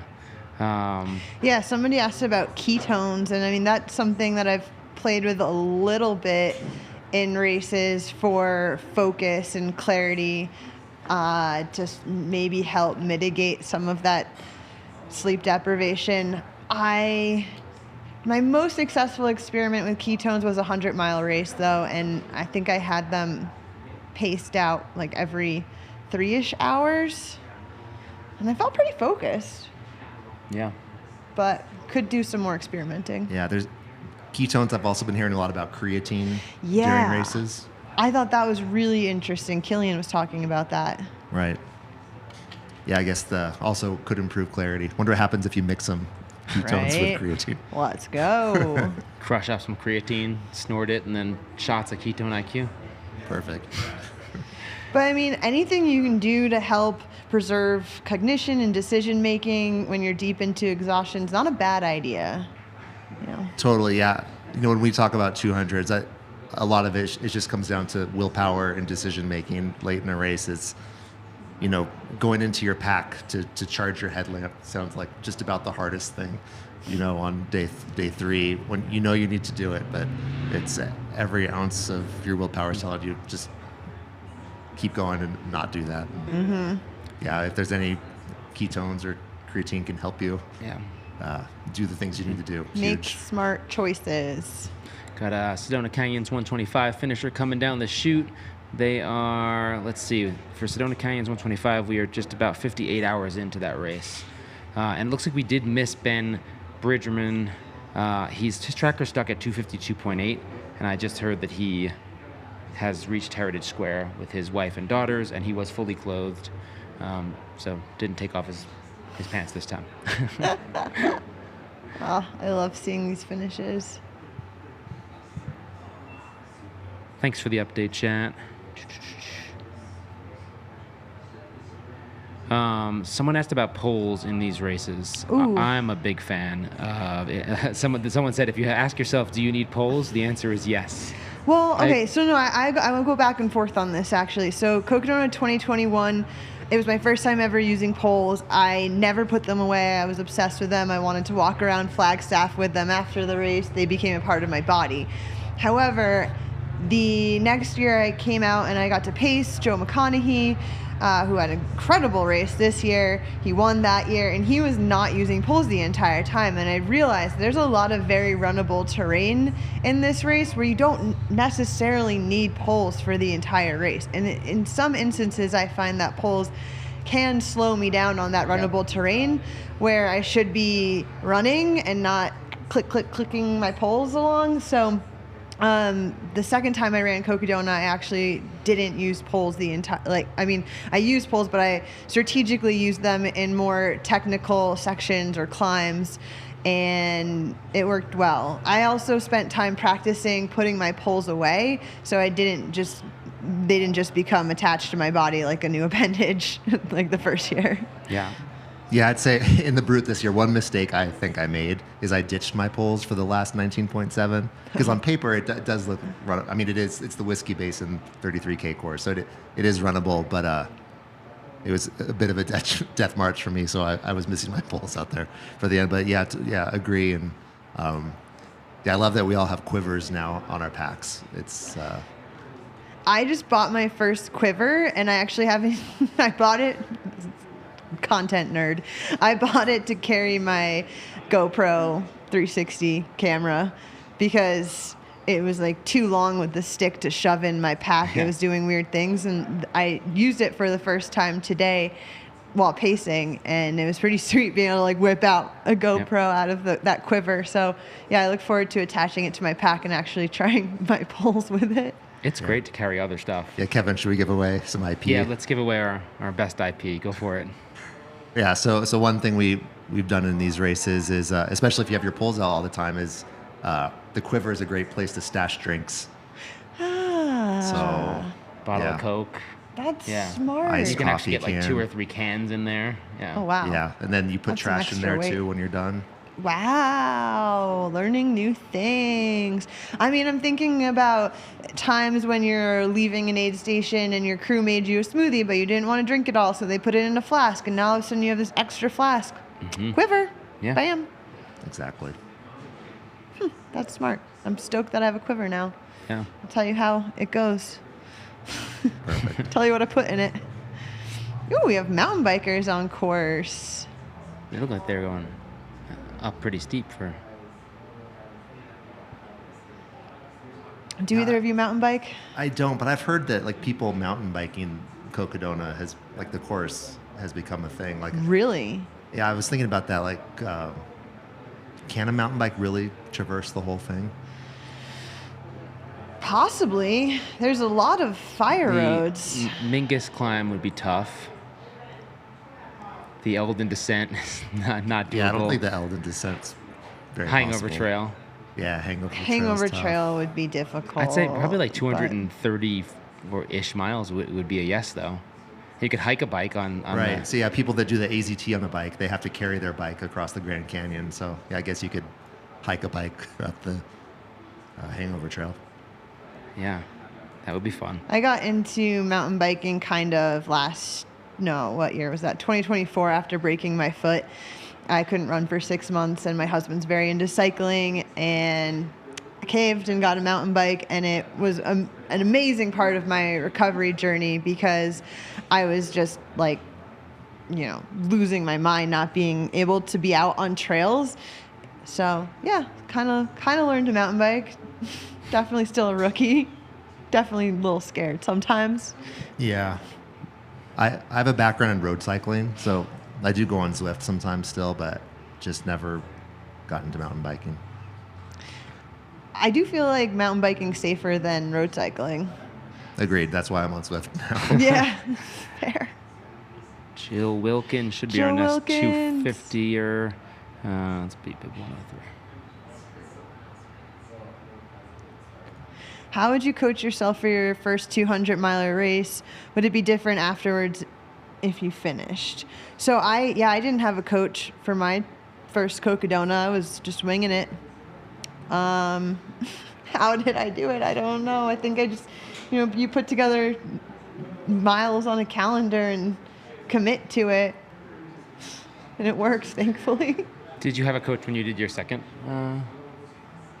I had. You had a huge. You used how many hours did you take off your first and second Cocodona? I took off about 26 hours from Cocodona year one to Cocodona last year, and I think there's still more time to be shaved off. Honestly, I know there is. Yeah. But yeah, I did have a coach in 2025, and really appreciated like the focus training. Yep. I think when I was living in Los Angeles, I was starting to get caught up in all the fun running things that were happening, and I called it YOLO running. Like, I just didn't want to miss out on like this random race, or let's go do Mount Wilson twice or whatever. And my friend, who's now my coach, was like, you might be hurting yourself more than you're helping yourself by not having that discipline and kind of just doing these random things. So I locked it down. Yeah, I think that's a risk of flying solo, either undertraining or overtraining. Is it's so easy to just say yes to everything, race too much, and a coach can help you make better choices. Oh boy, we have a new guest coming to sit on our couch. Welcome to one of my favorite ultra runners, Jeff Garmeyer. Thank you for having me. I would like to call myself more of a basketball player, though, at this point. I couldn't agree more. You really, he lit me up at the NBA, at the Mingus Basketball Association. Head over to Jeff's Instagram page if you want to see him embarrass me. We did a little one-on-one, and it was, I'm devastated. I've lost sleep. I spent the next 140 miles wondering if you just let me win or not. And by the end of the race, I was just like, I'm going to take this win no matter if you let me have it or not. It's yours. Defense has never been my specialty. I was shooting pretty good up there, but not while you were coming through. It was my best moment of the race, I think. I'm glad it was caught on film. We're gonna go even bigger next year. Rematch next year. Mile 107, same place, same time, or maybe a little earlier? Earlier, yeah. Let's do it earlier. Yeah. Well, my crew was yelling at me like, you got to shower, you got to get out of here, you're in a race. And it's like, guys, I'm just playing basketball with my friend, okay? Jeff, how was your race? It was pretty good. I had a blast, so that's always the key. So many highs and lows, but yeah, no regrets or anything. I had so much fun for sure. The basketball was great. Me and Versteeg dust up was pretty good. Do you want to? So it's funny. I feel like I have followed the race so much less this year doing the basketball on Mingus because I was like turned on the go the whole time. Whereas when I'm in the race, I'm in the live stream, I'm keeping tabs on what's going on. I felt a little out of the loop for a while. So I really know what happened. Do you want to like shed light on it? What is the Versteeg Garmire gripe? Yeah, no, we were coming into the first aid station, and Versteeg threw some cow poop at me, and you know, from there, it was fists flying through the air, and we decided loser of the fight had to DNF, and luckily I won. Clear. I mean, yeah, he looked pretty beat up coming into Mingus. He had like black eye and busted up lip. Yeah. Yeah, that wasn't me. That's the first 37. Cocodona is much harder than any fist fight I'm in. Yeah, that's awesome. Who's this coming through Buff Park?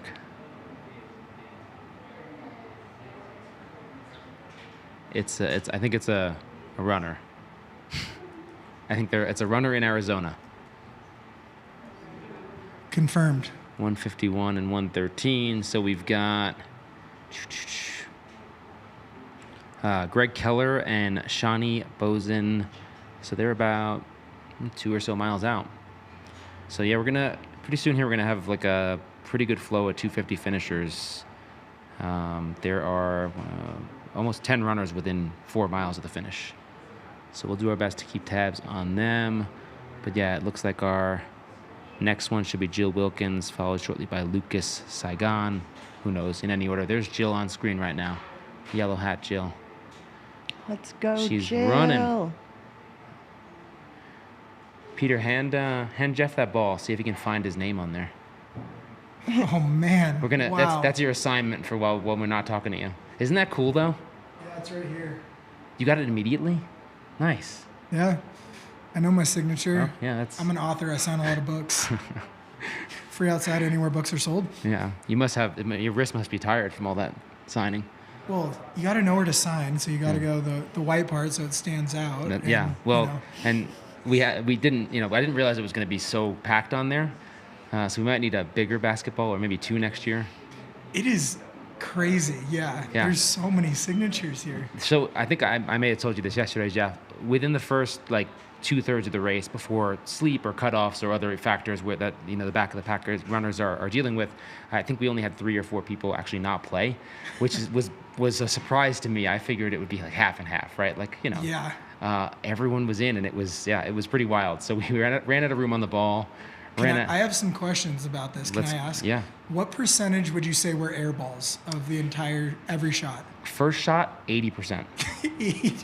Okay. Yeah, and then second and third shots, much, much better. So I think you don't realize how much you use your quads and your to shoot, and you're 107 miles in. So it's like first shot was rough for every runner because we didn't allow any warm-up shots. That was kind of one of the rules and one of the fun things to do. So first shot, 80% air balls. Overall, probably like 40%.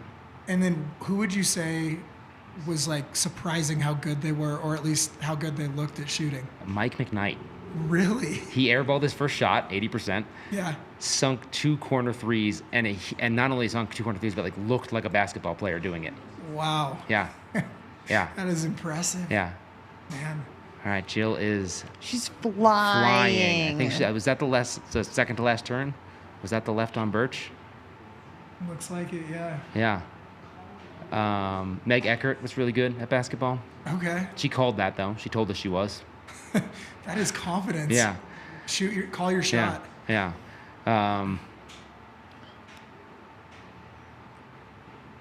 We lost that feed. Jill is the best. Here we go. She has some friends in the chat. Jill Wilkins of Centerville, Utah.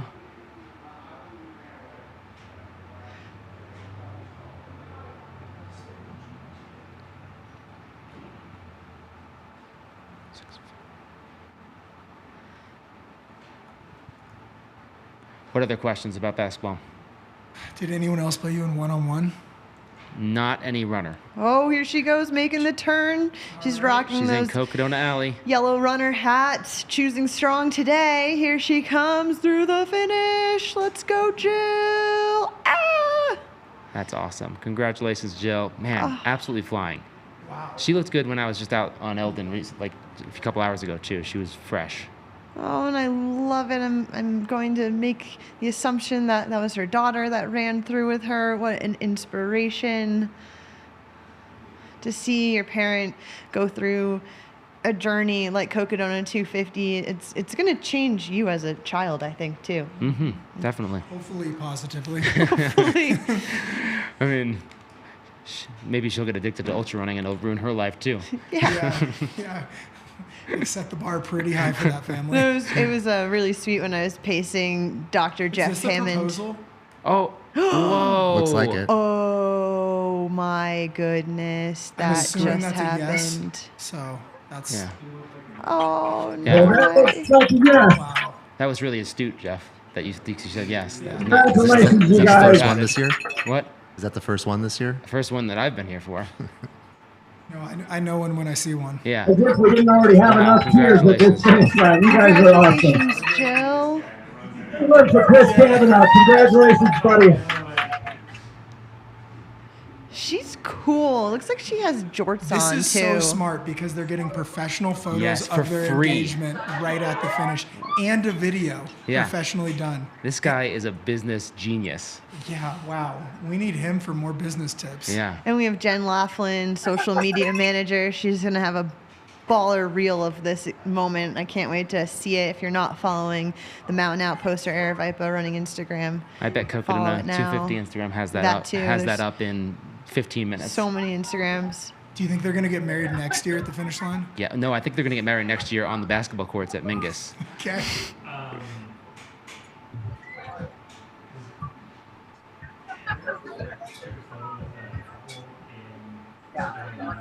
Yeah.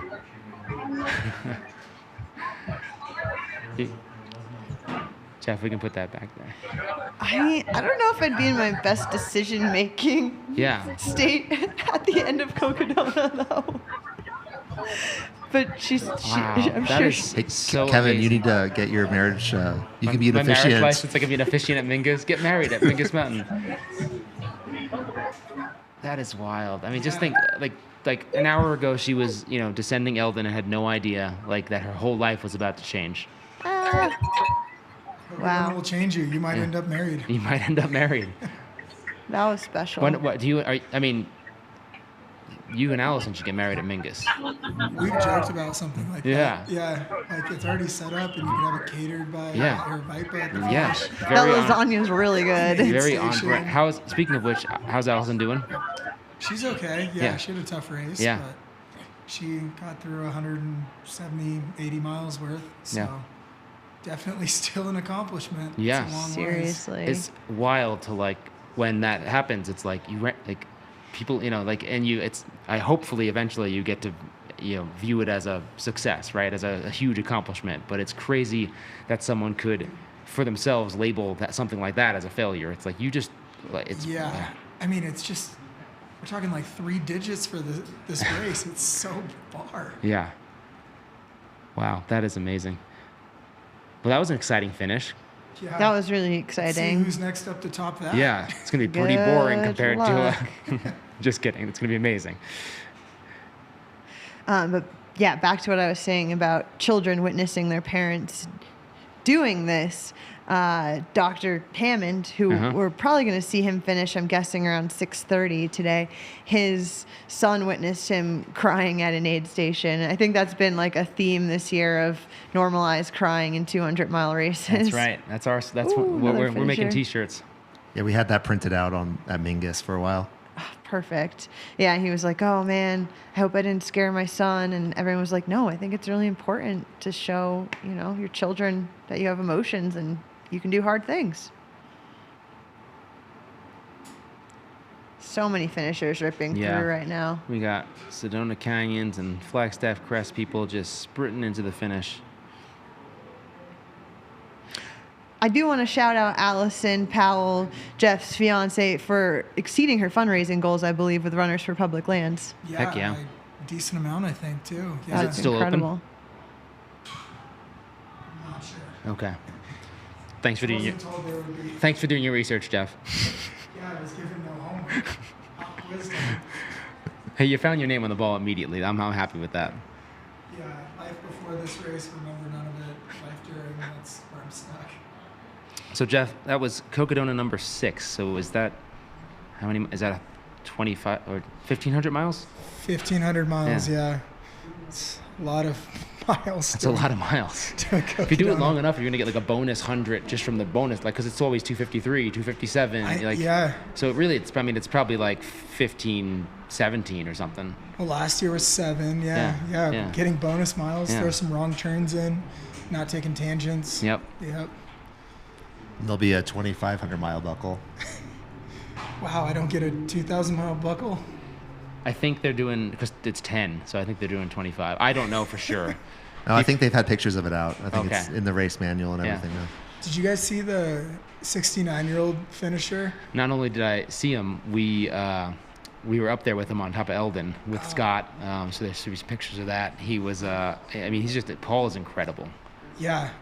And I was there at the finish line when he finished, like, to get there, I'd have to do this for 34 more years. So Paul had like an 8-hour PR on this course at 69 years old.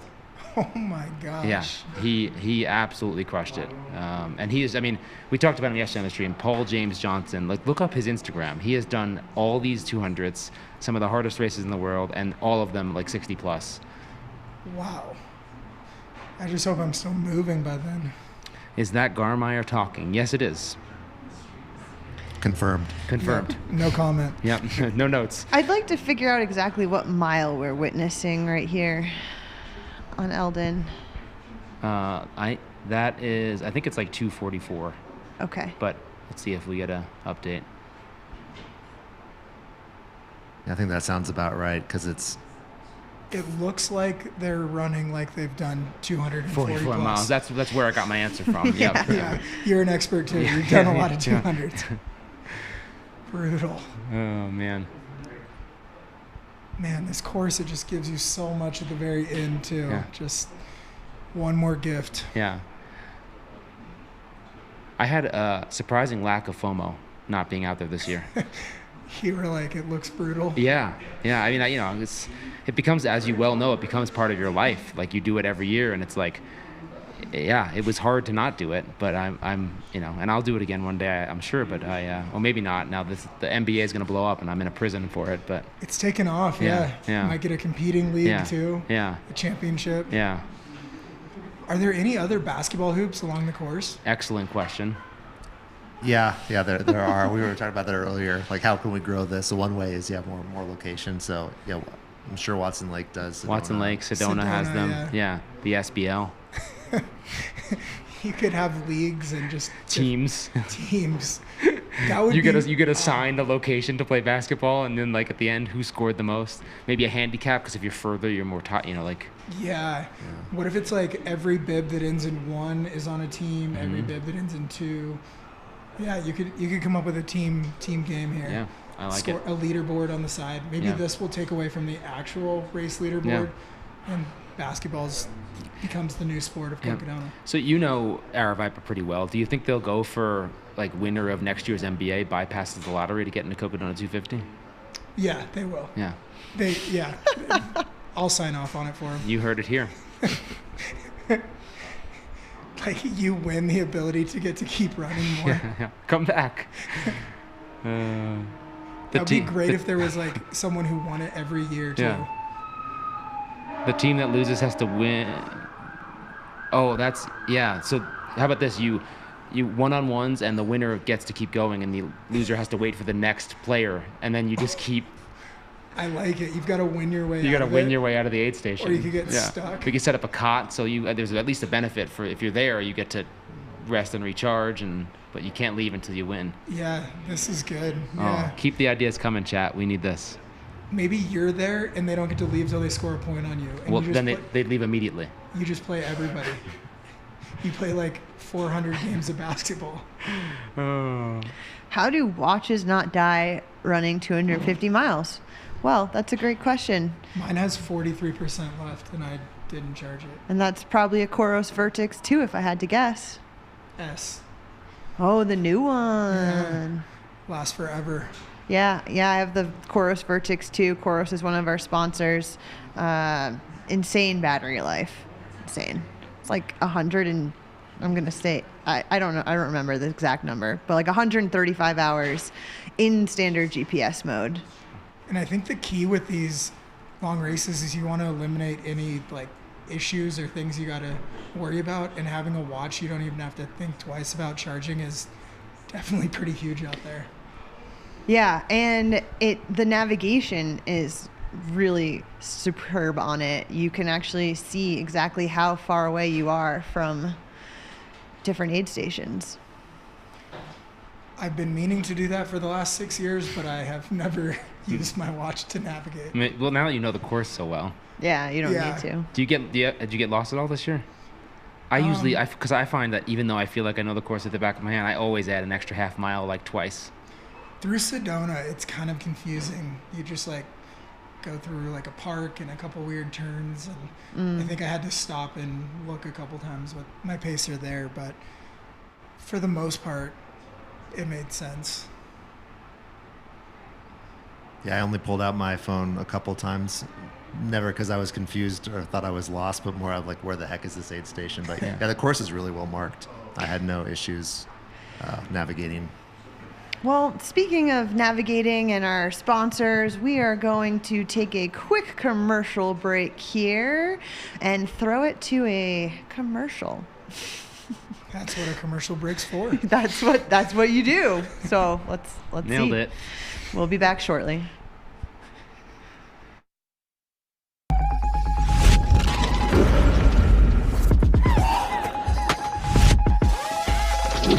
Ultra Fit, with room for your toes to crush your run, not your feet. Ultra, stay out there. Hi, I'm Bryce Thatcher, founder of Ultraspire. I'm so excited to be at Cocodona this year. It's an incredible event, and I am inspired by those of you that are running this event. It gets me so excited. In fact, I'll be at Lane Mountain again this year, and I like watching, observing, and communicating with you and realizing those things that can be done in development to help your runs go better. Hence, the Traverse and other products that we've developed specifically around you incredible athletes that are able to go so far and do such incredible things. I'm so excited for you this year.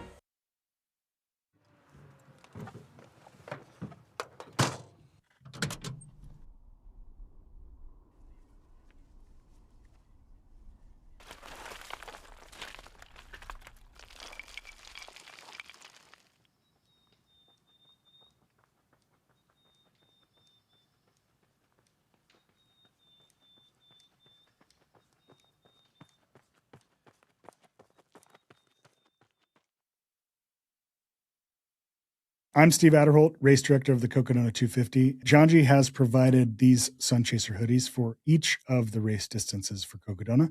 It's our runner shirts. First thing, they're great because they have a hood. So if you're wearing a ball cap, man, it's such a great way to protect your face and your neck fully from the sun when you're out there playing. Integrated thumb slits, so you can cover up some of your hand. It's got a watch slit on both arms. It's UPF 50.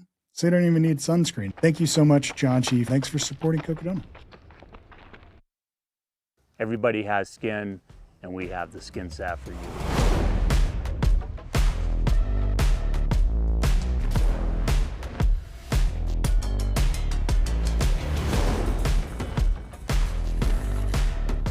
The salve was originally created to heal damaged skin, and it does that very well. It also is amazing at preventing friction, reducing friction. So whether you're using it as a moisturizer, a hydrator of the skin system, or going out, you're in a big race or adventure, the skin deserves squirrel's nut butter.